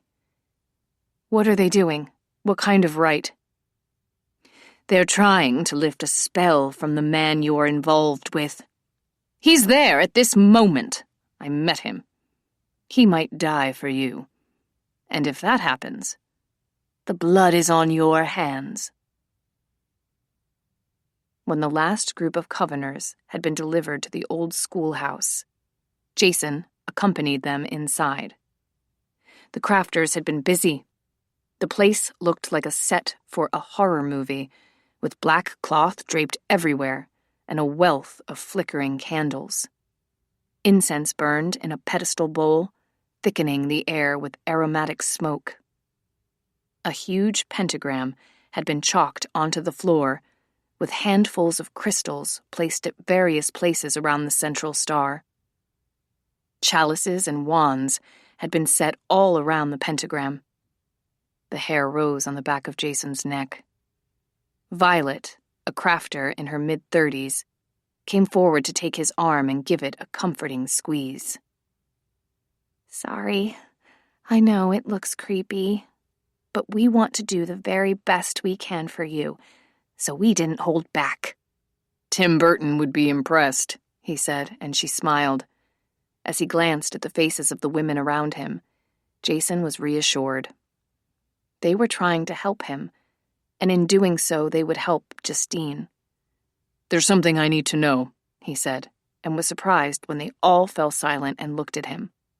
A couple of Coveners paused in their sweeping, while another, who was arranging crystals, looked up from her task. "I need to know that the results of what I did won't cause problems for Justine in the future. In other words, whatever you have to do to make sure that Justine will be safe, go for it, no matter what the consequences to me. Do you understand what I'm saying?" We understand. Violet regarded him with patent concern. Rosemary explained the risks, yes? This spell is hard to remove, like separating sand mixed with sugar. And once the witch's bane is focused on you again, you might have very little time left. No one knows what condition you'll be in when the spell is lifted, or what will happen. "That's fine," he said gruffly. "Just tell me what I have to do." Sage came to him and took his hand. Just sit in the middle of the pentagram while we do our work. Try to relax and let your mind clear. Jason went to the center of the chalked circle and sat, while the crafters gathered at the edges of the pentagram. Once we begin, Rosemary told him, you have to be quiet. No interruptions. We'll all need to maintain our focus. "Got it. No talking, no texting." He looked at the group around him. "Has everyone turned off their cell phones?" Rosemary looked stern, but the corner of her mouth twitched. "That'll be enough from you, unless you have any questions." "Just one." "Yes?" "What is that knife with the curved handle for?" "For cutting herbs." He looked dubiously at the foot-long knife. "It's midnight," someone said. Rosemary looked at Jason. "Let's begin." Sage had already explained to Jason that the ritual would involve a series of chants, blessings, and invocations before the actual spell lifting would occur. "If you could possibly go into a meditative state during the rite," Sage had told him, "that would be very helpful to us. Focus on your breathing. Let your thoughts go." "I can meditate," he had assured her. He sat up straight and focused his attention on the flow of his breath. He tried to focus on a single image. His mind touched on one memory after another until he found the dark, sliding surf of Coronado Beach at night, the endless, soothing rush of water, the way he had relaxed and listened with Justine's warm weight in his lap, her head on his shoulder. Waves turning over on themselves, salt-burled rhythm making its way from the blackest depths up to a moonstruck shore. A sense of calm pervaded him. He heard women's voices calling to unseen spirits, summoning and beguiling. A cool, dark energy seeped into the air around him. He took it inside with every breath, feeling it cleanse the lingering thoughts and anger and fear, until his mind was spread like the fingers of open hands, and the place where a soul should have lived was left raw and exposed. The truth came to him between the space of one breath and another. He had no time left. He received the revelation with wonder and a brief blind instinct to struggle. Not yet, not now. But in the absence of a soul, his heart compensated with aching beats of acceptance. Let go, let go, let go. Justine was not in a mood to take no for an answer. When no water taxis were available, she called a friend who owned a small trawler and desperately talked her into taking her to Cauldron Island. I know it's late. I'll pay anything. Do anything if you'll just get me there. You know it's not far. The friend had said yes, seeming to understand that Justine wasn't going to give her a choice anyway. In 10 minutes, Justine had scrambled to the Friday Harbor docks and boarded the waiting trawler. Every minute that passed before launching was another agonizing tug at her nerves, until the reverberations made her entire body sing in panic. Jason had gone behind her back again, and the coven too. They had all locked her out of something that would affect her more than anyone else. The longevity spell was infinitely more dangerous to remove than to cast in the first place. A spell like that could work its way down inside you with backward barbs until it would kill you to pull it out. Almost like love. The boat parted from the dock at idling speed until it had left the no-wake zone. The motor growled with rising ferocity as the bow ate through serrated water while the wind huffed and struck Justine's face and tangled her loose hair. The weight of the triodecade contained in a canvas tote bag thumped hard against her thigh. Her mind was in high gear. She had talked with Jason earlier that day, and Jason had said nothing. He'd let her think he was in San Francisco.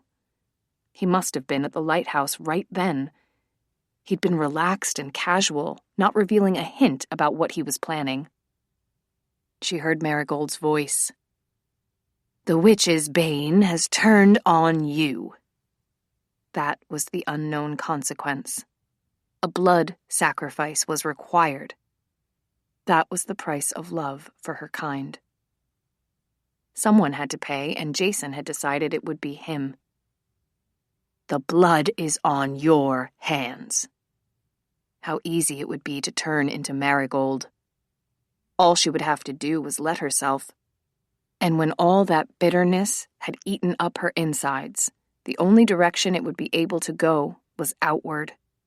The trawler docked at Cauldron Island just long enough for Justine to leap onto the slick, weathered boards.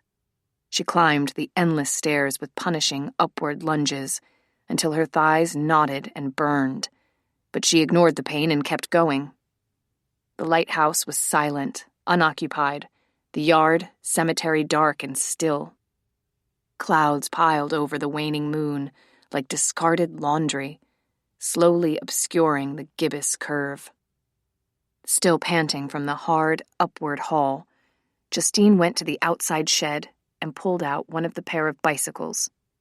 She headed down the ragged trail to Crystal Cove, wheels jolting on stones that protruded like knuckles, then dipping into shallow scoops that sent the bike upward for stomach-lifting seconds. The schoolhouse windows flickered red and black, blinking slowly at her as the bike wheels rolled and spat sand. Justine was off the bike before it had even stopped, the metal frame clattering to the ground. She shoved hard against the door and barged in.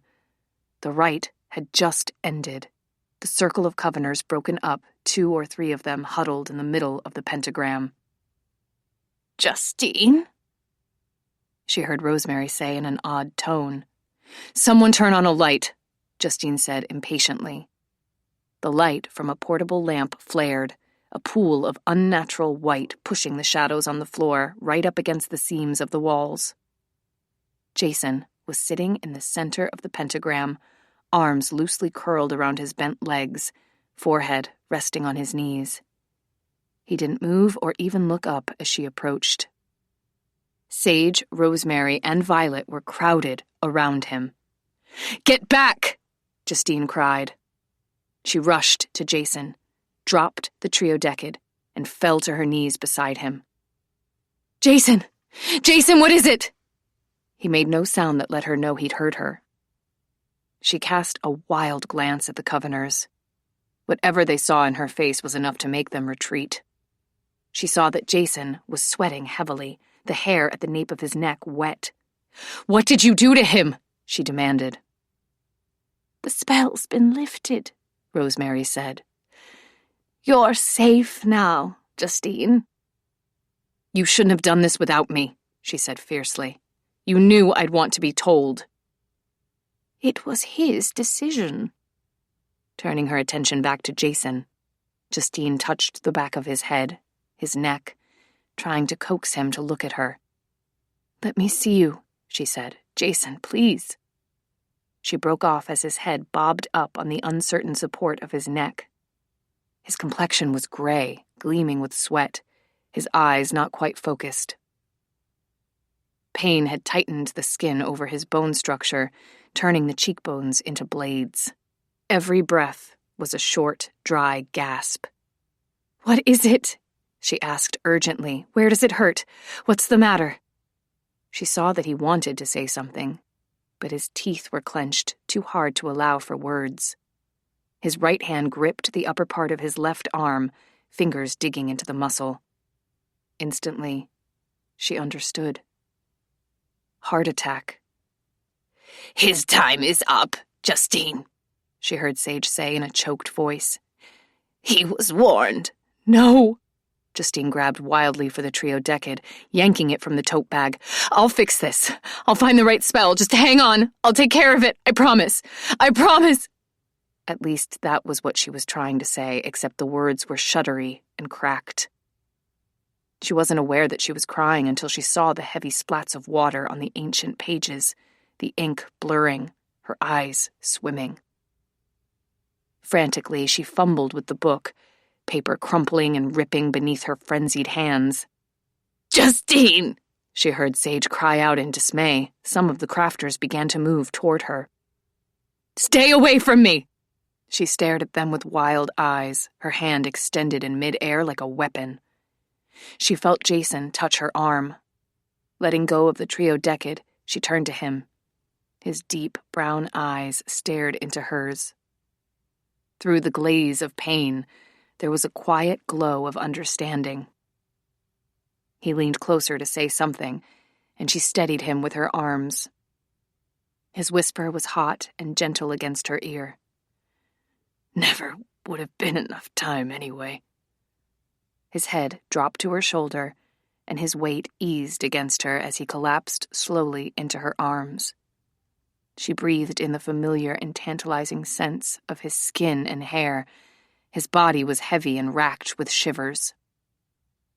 "You're going to be fine," she said desperately, screwing her eyes shut, racking her brain for any kind of spell, anything. Jason's fingers tangled in her hair, pulling her head down to his. "Worth it," he whispered. She could feel the life pouring out of him as if from a sieve, even as she tried to contain it with her hands, her palms pressing on his chest, back, arms, head. Don't kiss me. No." But she did, finding his mouth with hers, soft and warm while her tears slipped onto his face, his closed eyes, his lips pulled in a grimace of pain, and her arms locked around him. She would hold him so tight that death couldn't take him. She would keep him with her, harbor him inside herself. One last breath, a quiet exhalation. The fingers in her hair unclenched and his hand slid away, dropping to her lap. Time stopped. Seconds caught and collided like raindrops in the cup of a leaf. Easing him to the floor, Justine stared down at his expressionless face, the way his lashes lay against his cheeks, the gray tinge of his mouth. The force of a terrible energy built inside her, racing through bones, cartilage, nerves, blood. A wild pulse threatened to burst her veins. He would not disappear. She would hold him in the space between life and nothingness. She would keep him somewhere. Her face streamed with sweat and tears. She put her hands to his chest. His body jolted as a shock of energy blazed through him. She heard the horrified exclamations of the Covenors around them. "Justine, no!" Again and again while she kept her hands on him and let the fatal voltage sear through them both. She heard Rosemary begging her to stop. It was no use. She would hurt herself. But no one dared come near. She and Jason were surrounded with blue-white energy, hot as the heart of a dying star. They had formed a circuit, fused and burning out bright and fast. Let him take her with him. Let her soul carry them both, so he could never leave her and she would never have to mourn. She crawled over him, gripping his head in her hands, her mouth coming to his. The brilliance flared, followed by startling black. No pulse, no sensation, no vibration of energy. Only the cry of her soul in the silent oblivion. "Where are you?" A force more powerful than gravity pulled her out of the darkness, drew her into a steep ascent, a billowing forward roll, love tumbling into love. Here. He was with her, impossibly, irrevocably, and time began again. Slowly she returned to herself, her eyes opening. She was aware of the Covenors nearby, of the walls of the Crystal Cove schoolhouse, the flickering light of candles and glass lamps. But her attention was riveted on Jason, his still features, her hands, pale brackets at the sides of his face.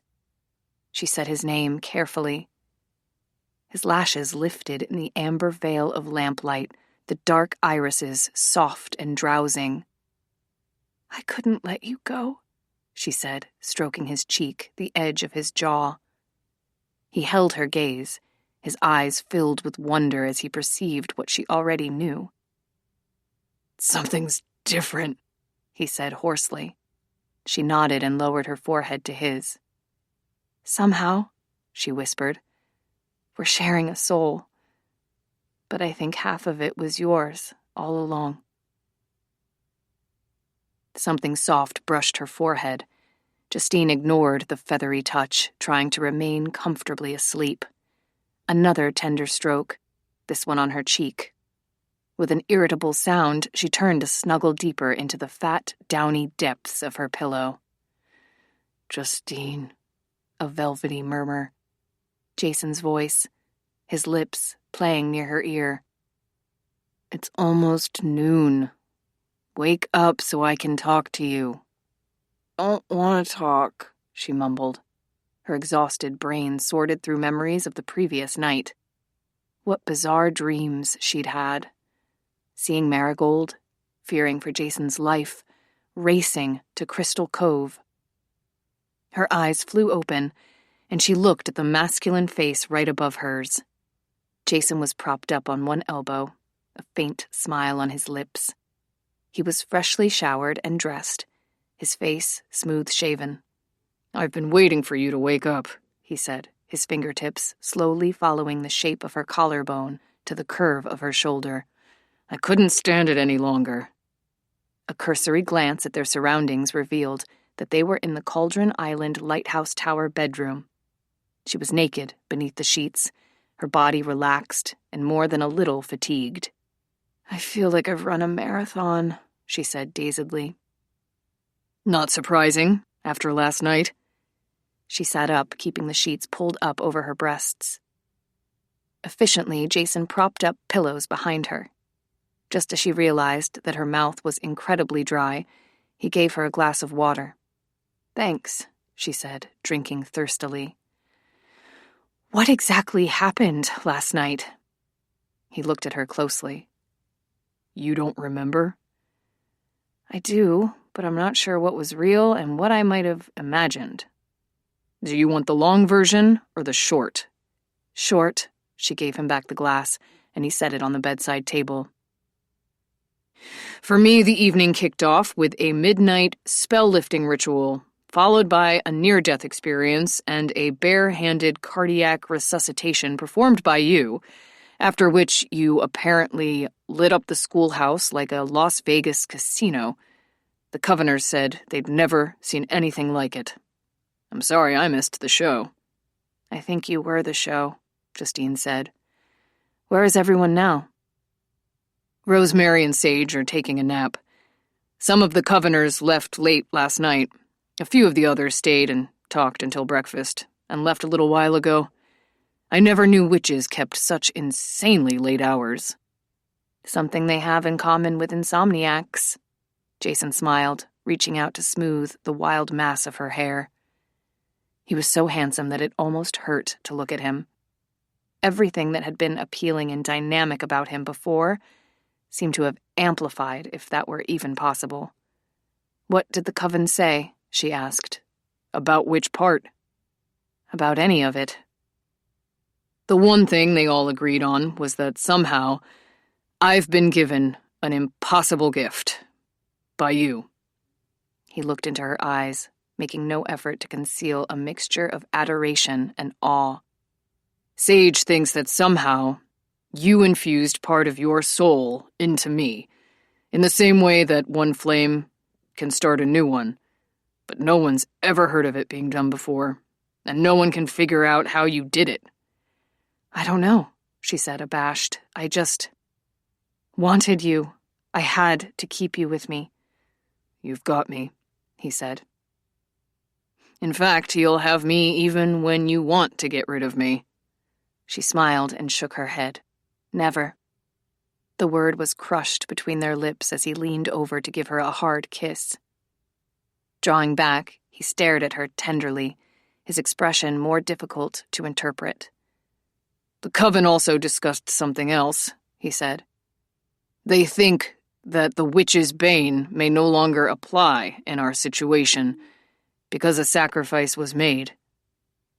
At her questioning glance, he said, Can you try to do your snapping thing?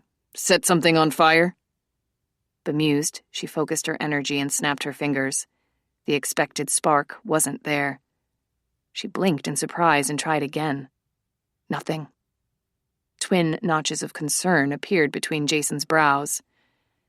I can't remember the supernatural words they used, he said. But basically, you may have exceeded your capacity. Blown a circuit. He paused, his gaze searching hers. Would you be unhappy if you had no more power? No, I just never imagined. No, especially not if it saved you. She tried to make herself comprehend it fully. If she no longer had the powers of a hereditary witch, she could probably still work a few simple spells, mix a potion now and then. For all the good it's done me in the past, she thought wryly. A giddy feeling swept through her as she said aloud, I don't need magic to be happy. It was the truth. Jason cupped her flushed cheek in his hand, his gaze caressing. What do you need to be happy? He asked. Give me the longest list you can come up with. I won't rest until you have everything on it. It's a short list, she said. God, I hope I'm on it. She shook her head as if the comment were absurd. You're all of it. Jason pulled her close for a long moment, kissing her lips, cheeks, throat, pressing endearments against her skin. Justine, he asked eventually, pulling back just enough to look at her. How did you find out what was going on last night? I'm glad you did, but I didn't want to put you through any of that. I was trying to protect you. She made herself frown, which wasn't easy when happiness was dancing in every nerve. We're going to talk about that later, she said. You promised not to do anything behind my back again. I'm sorry. There were extenuating circumstances. You're still in trouble. I know. Tell me how you found out. Justine described Marigold's abrupt and confrontational visit as pragmatically as she could, while Jason listened with quiet sympathy. She doesn't love me, Justine finished, trying to sound matter-of-fact. Jason gathered her into the warm strength of his body, giving her all the comfort she could have wished for. His hand swept gently along her naked back. "If she can't," he said, "it has nothing to do with you. The first time we met, I loved you without even trying." "I love you too." He continued to soothe and caress her until the embrace began to seem somewhat more lecherous than comforting. "You know," he said thoughtfully, his hand slipping beneath the sheet, "this whole relationship has moved so damned fast.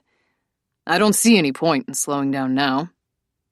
I'll ask you the right way later, but Justine, sweet love, you're going to have to marry me." He paused. That wasn't an order, incidentally. It was imperative begging. "Marriage," she repeated, stunned. "Oh, let's not even go there. It's too soon." "We're already sharing a soul," he pointed out. "We may as well start filing joint tax returns." Justine let out a rueful laugh, knowing that once Jason set his mind on something, he was nothing short of relentless. "I can't begin to imagine how the logistics would work." "Logistics are easy. Full-on marriage, 24/7, living in the same house and spending every night in the same bed. We'll spend most of our time on the island, but occasionally you'll spend a week in San Francisco with me. We'll hire a manager to help take care of Artist's Point whenever you're gone." "But not just anyone can do what I do," she protested. "Usually, guests at a bed and breakfast expect a warm and personal experience, like they're visiting someone's home." "We'll hire a warm and personal manager. I'll have Priscilla find someone."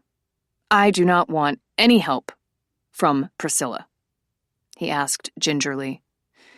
"You're still annoyed with her for helping me borrow the triodecade?" "Steal? And yes, at the moment, she has all the appeal of finding a hair in a biscuit." "None of it was her fault. I was the devil who made her do it." "Yes," she let out a breathless laugh as he tugged the sheet away from her. "But you're my devil." "And you're my gorgeous little witch." "A witch with no magic," she said, but she was smiling as he pulled her onto his lap. "There's magic in every part of you," he told her. "Prove it," Justine said throatily, linking her arms around his neck. They both knew that Jason Black was not a man to back down from a challenge.